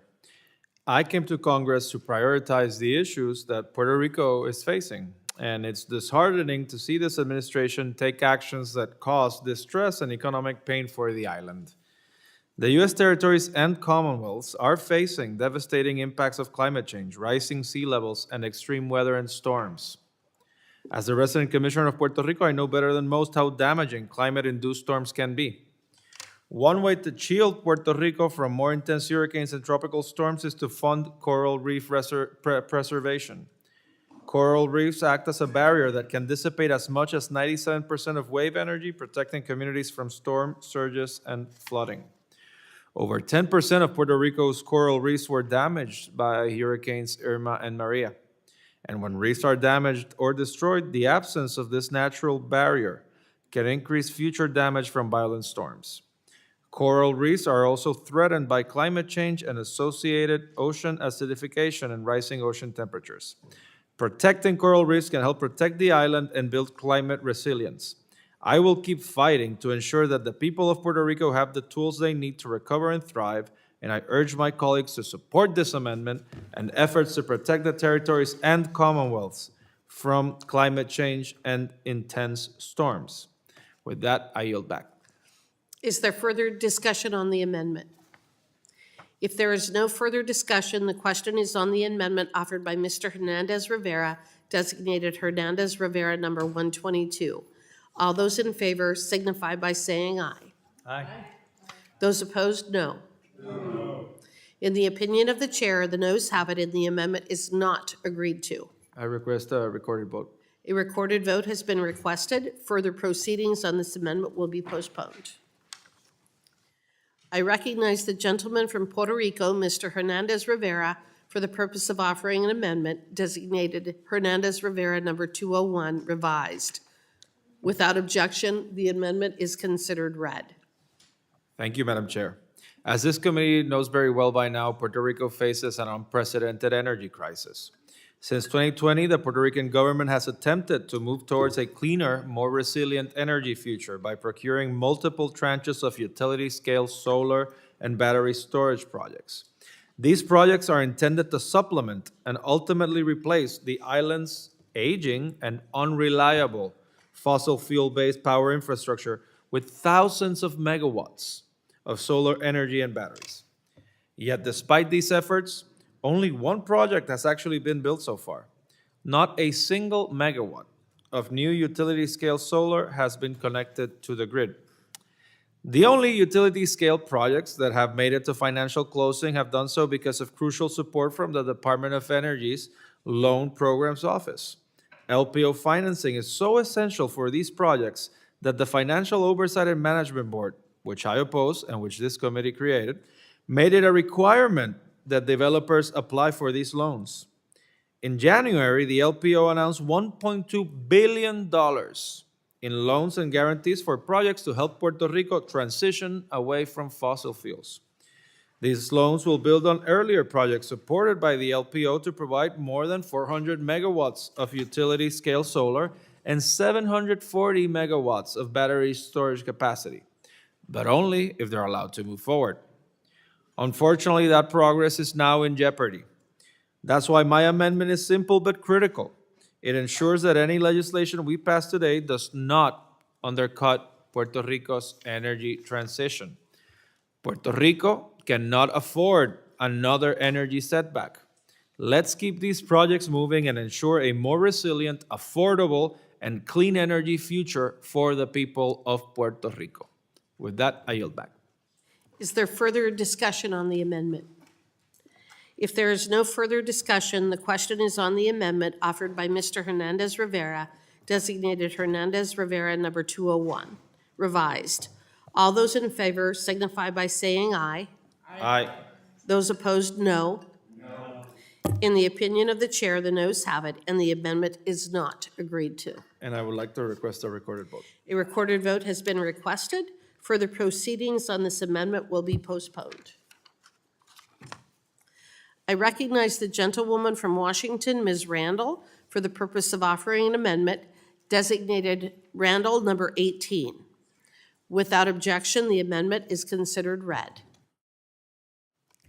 Thank you, Madam Chair. My this amendment would provide $550 million for the Bureau of Indian Education's Office of Post-Secondary Education. This office supports Native students pursuing higher education through the operation of 2 federally run Native American post-secondary institutions. It provides scholarships and financial aid for college students and administering support to 29 tribal colleges and universities and 2 tribal technical colleges.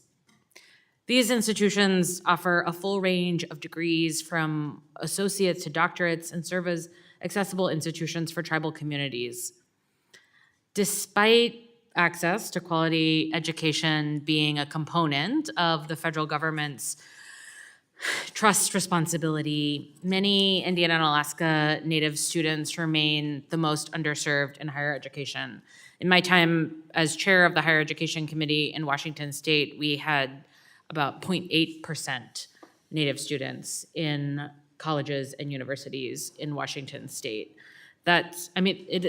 While Native students are a small percentage of the state's population, that is egregiously underrepresented in our higher education system. And nationwide, only 25% of American Indian and Alaska Native students between 18 and 24 attend college, which is the lowest rate of any other group. This is for a variety of reasons. It's not only our underfunding of the Bureau of Indian Education. There are disparities in K-12 education, a lack of qualified teachers, higher rates of school discipline for Native students, higher rates of bullying, insufficient financial resources, limited support for applying to higher education, homesickness, differing values.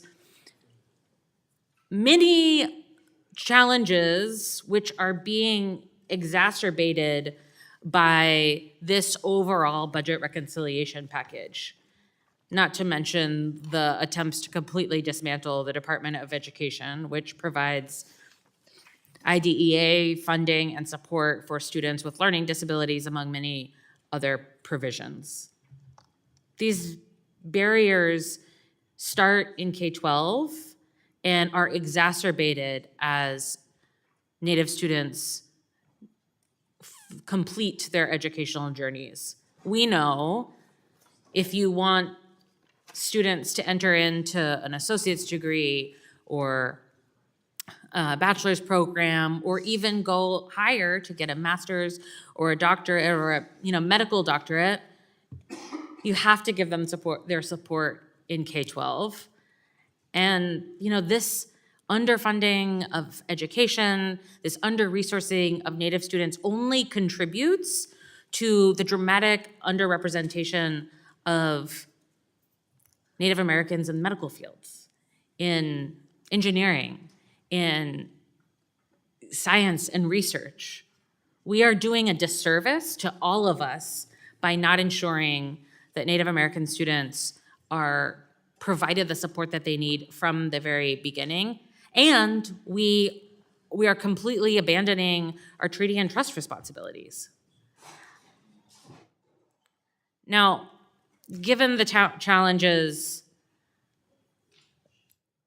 that Native students face, I am not sure why there is not more support to preserving President Biden's executive order on the White House initiative on advancing educational equity, excellence, economic opportunity, and strengthening tribal colleges. President Trump obviously doesn't support that. He rescinded it, calling it harmful, but I would like to see my colleagues who I do believe support pathways for Native education and support our tribal treaty and trust responsibilities. I would like to see my colleagues stand up and defend our obligation to invest and improve Native education. To me, it seems imperative to focus on this, which is exactly why I'm introducing this amendment. It would provide funding for the Bureau of Indian Education's Office of Post-Secondary Education to further invest in tribal students and address the long-standing inequities. And I urge all of us to support this amendment. I yield back. Is there further discussion on the amendment? If there is no further discussion, the question is on the amendment offered by Ms. Randall, designated Randall number 18. All those in favor signify by saying aye. Aye. Those opposed, no. In the opinion of the chair, the noes have it, and the amendment is not agreed to. Oh, I'd like to request a recorded vote. A recorded vote has been requested. Further proceedings on this amendment will be postponed. I recognize the gentlewoman from Washington, Ms. Randall, for the purpose of offering an amendment designated Randall number 143. Without objection, the amendment is considered read. Thank you, Madam Chair. Now, we have talked quite a bit about NOAA already this afternoon, evening, all day long.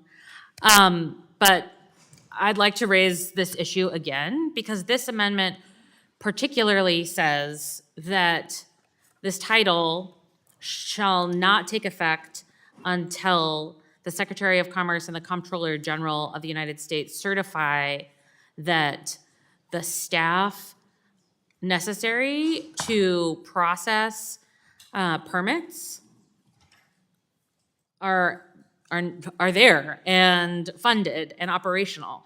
It's imperative that we ensure that NOAA is staffed up to be able to meet the needs of permitting for coastal fisheries, ocean-related activities in a timely and efficient manner. It might sound technical, but this is about protecting our coastal economies, fishery businesses, marine resources, and the livelihood of thousands of Americans.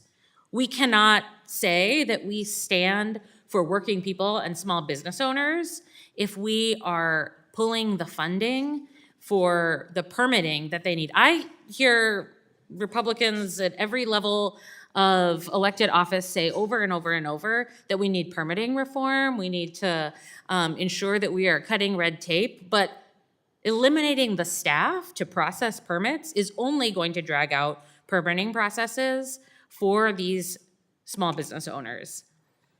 These NOAA staff work with fishermen and researchers, energy developers, and tribes to navigate the legal requirements that keep our oceans productive and sustainable. In the Pacific Northwest, we especially rely on NOAA permitting to ensure that proposed actions won't negatively impact our precious ecosystem and our essential salmon restoration efforts, which, again, are a treaty and trust responsibility of this government. And the city of Gig Harbor, in my district, is currently waiting a NOAA permit to move forward with their commercial fishermen's home port. Important way that we are honoring and preserving the working waterfront legacy in this small town. They have to conduct this work within a certain window, we call it the fish window in Washington state, due to salmon season. So slowing this process, eliminating these staff, is bad for salmon, it's bad for business, it's bad for working people in our communities, and it's bad for our treaty and trust responsibility. So I urge my colleagues to support this amendment. I yield back. Gentlelady yields back. Is there further discussion on the amendment? If there's no further discussion, the question is on the amendment offered by Ms. Randall, designated Randall number 143. All those in favor signify by saying aye. Aye. Those opposed, no. No. In the opinion of the chair, the noes have it. Emily?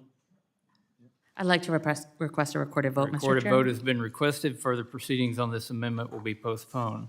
I recognize the gentlewoman from Washington, Ms. Randall, for the purpose of offering an amendment designated Randall number 144. Without objection, the amendment is considered read. Thank you, Mr. Chair. Now, this is, again, about fish. Fish are really important to our economy, to, as I said, our treaty and trust responsibility as the federal government, but also as our government-to-government responsibilities in Washington state. This amendment says nothing in this title will take effect until funding for fish passage programs has been released. Now, fish passage barrier remediation has been the focus of much debate in the Washington State Legislature for the last 6 years. We have a court ruling that says that regular highways with regular culverts are not only bad for fish and bad for sometimes washing out roads, but they are a dereliction of our duty to meet our co-management responsibilities for our waters and our treaty and trust responsibility to Washington tribes. The bipartisan Infrastructure Investment and Jobs Act included $200 million for the U.S. Fish and Wildlife Service for restoring the free-flowing rivers and stream habitats across the country. It's not just Washington fish habitat, but it is very important to Washington state. And this program is one of the many programs that President Trump and the teenagers working for Elon Musk at Doge have frozen against the will and votes of Congress, stranding nearly $60 million that could be helping to restore fish and waterways and protect communities. This is outrageous. It's outrageous to me that folks who voted on policy are not up in arms, that their votes for a budget that is previously passed are being ignored by this executive branch. I mean, when I was in a legislative body that had our fiduciary responsibility, our power of the purse overlooked by our executive, we sued him. We took a bipartisan lawsuit against our governor because he had overstepped his executive authority. I am shocked that separately elected legislators would not stand up against this overreach from the executive branch. But this is an opportunity to remediate this one piece of our power of the purse, and I'm hoping that this committee will take the lead and support this amendment. I yield back. Gentlelady yields back. Is there further discussion on the amendment?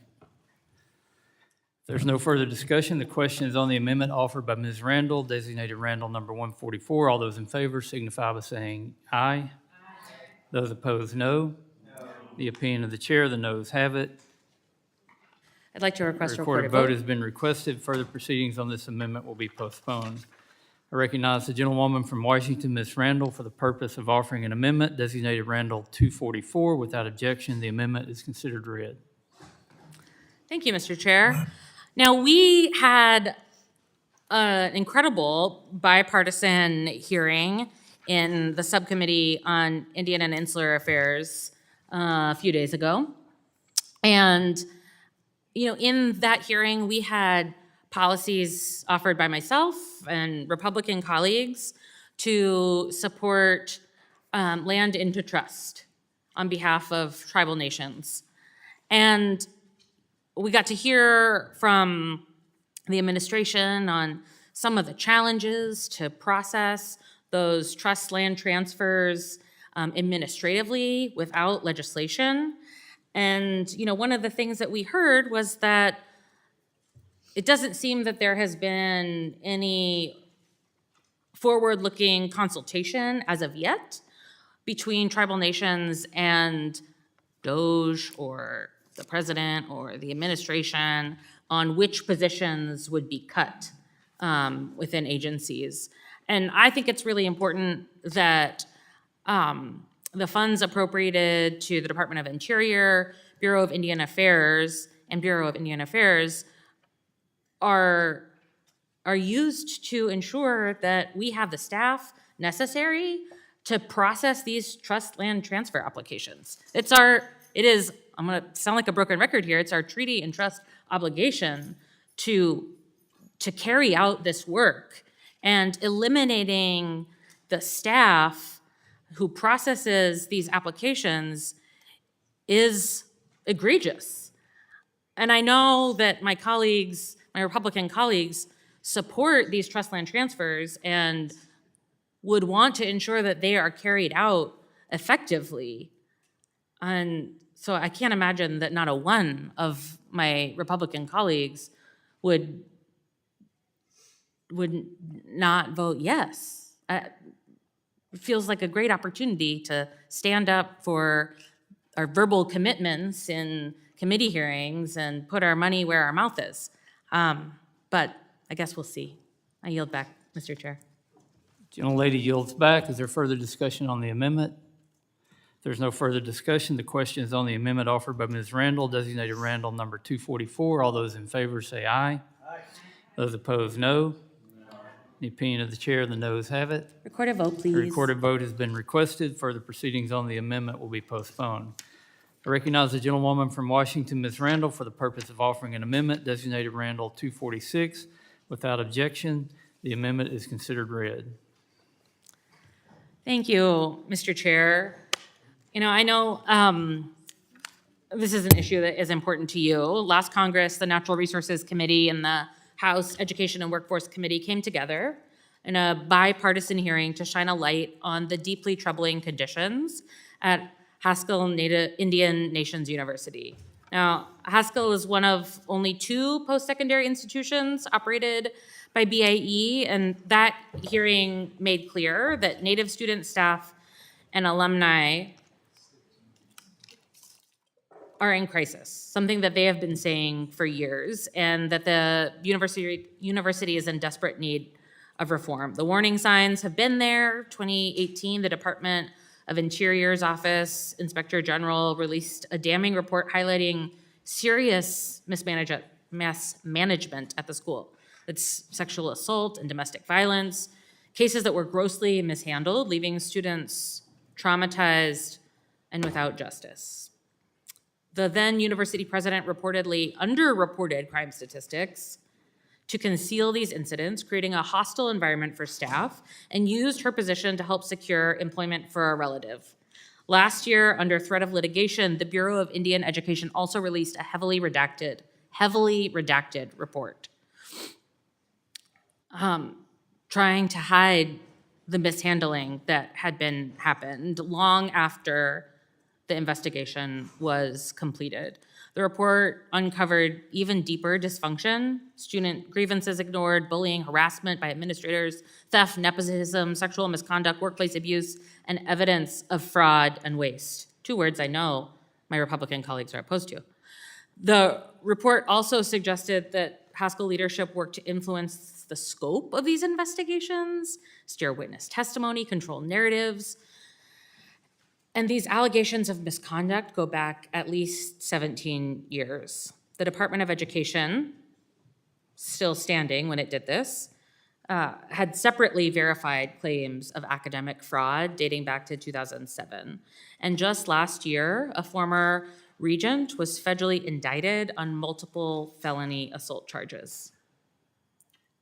The leadership instability at the institution has not been helped, and they have had 8 presidents over the past 6 years. But fortunately, there have been recent signs of progress. A new permanent president updated sexual misconduct policies, expanded behavioral health services, and the hiring of a campus advocate coordinator. But these steps were undercut when Haskell lost a quarter of its staff earlier this year due to mass layoffs and forced resignation pushed by Doge and Elon Musk under this administration.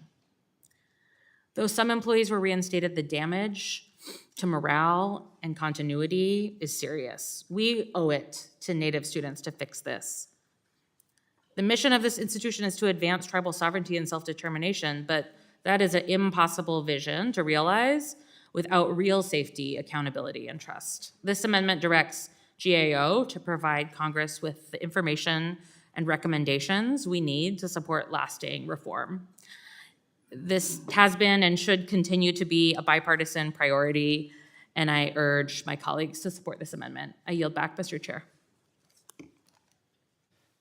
Gentlelady yields back. Is there further discussion on the amendment?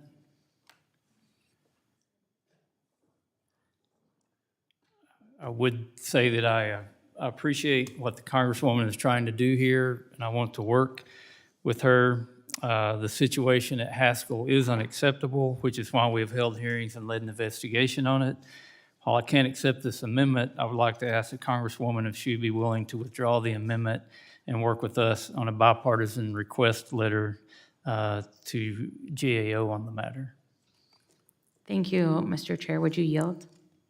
I'll yield.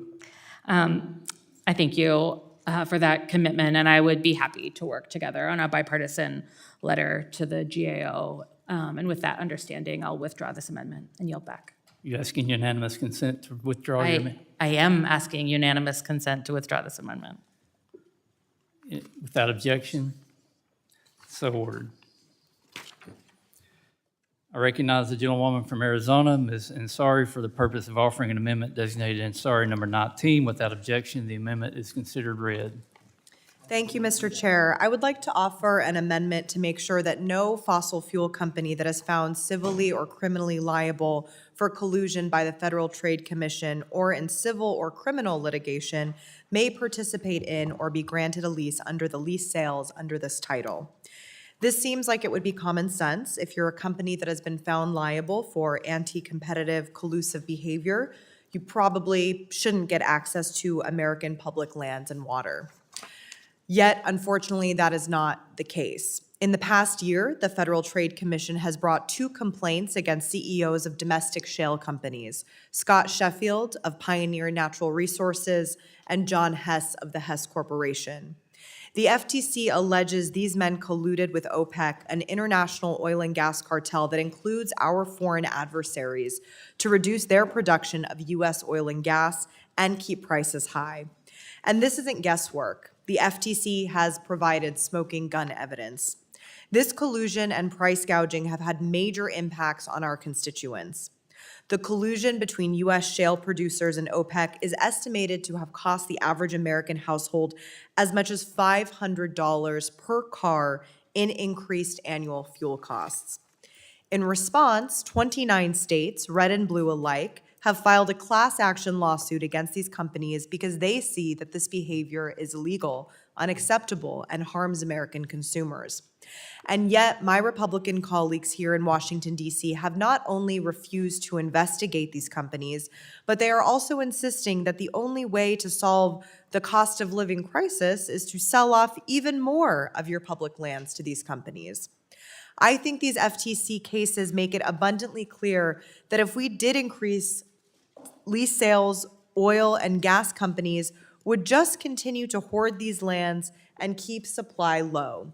Because big oil doesn't care about you, they care about their bottom line. As lawmakers, we must be responsible stewards and ensure companies holding our precious public resources are at the very least following the law.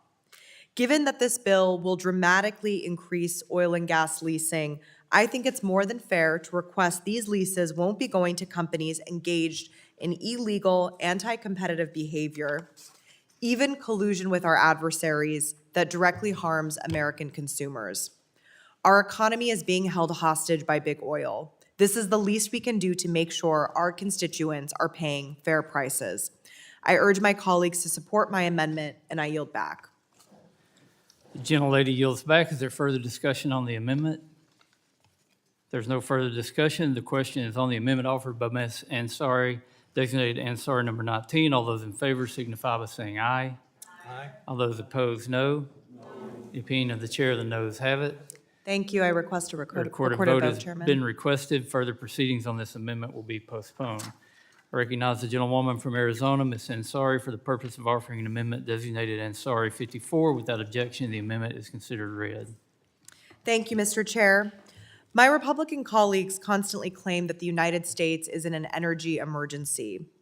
They've insisted the only way to address this so-called energy crisis is to ramp up oil and gas production on federal lands. Last Congress, they were committed to an all-of-the-above energy approach, saying they wanted to see renewable energy development alongside oil and gas. But now that we have their one big, beautiful bill, we can see it is nothing but handouts to billionaires, big oil, and other dirty fossil fuel polluters. Republicans are slashing royalty rates for companies that continue to rake in mind-boggling profits. ExxonMobil brought in nearly $350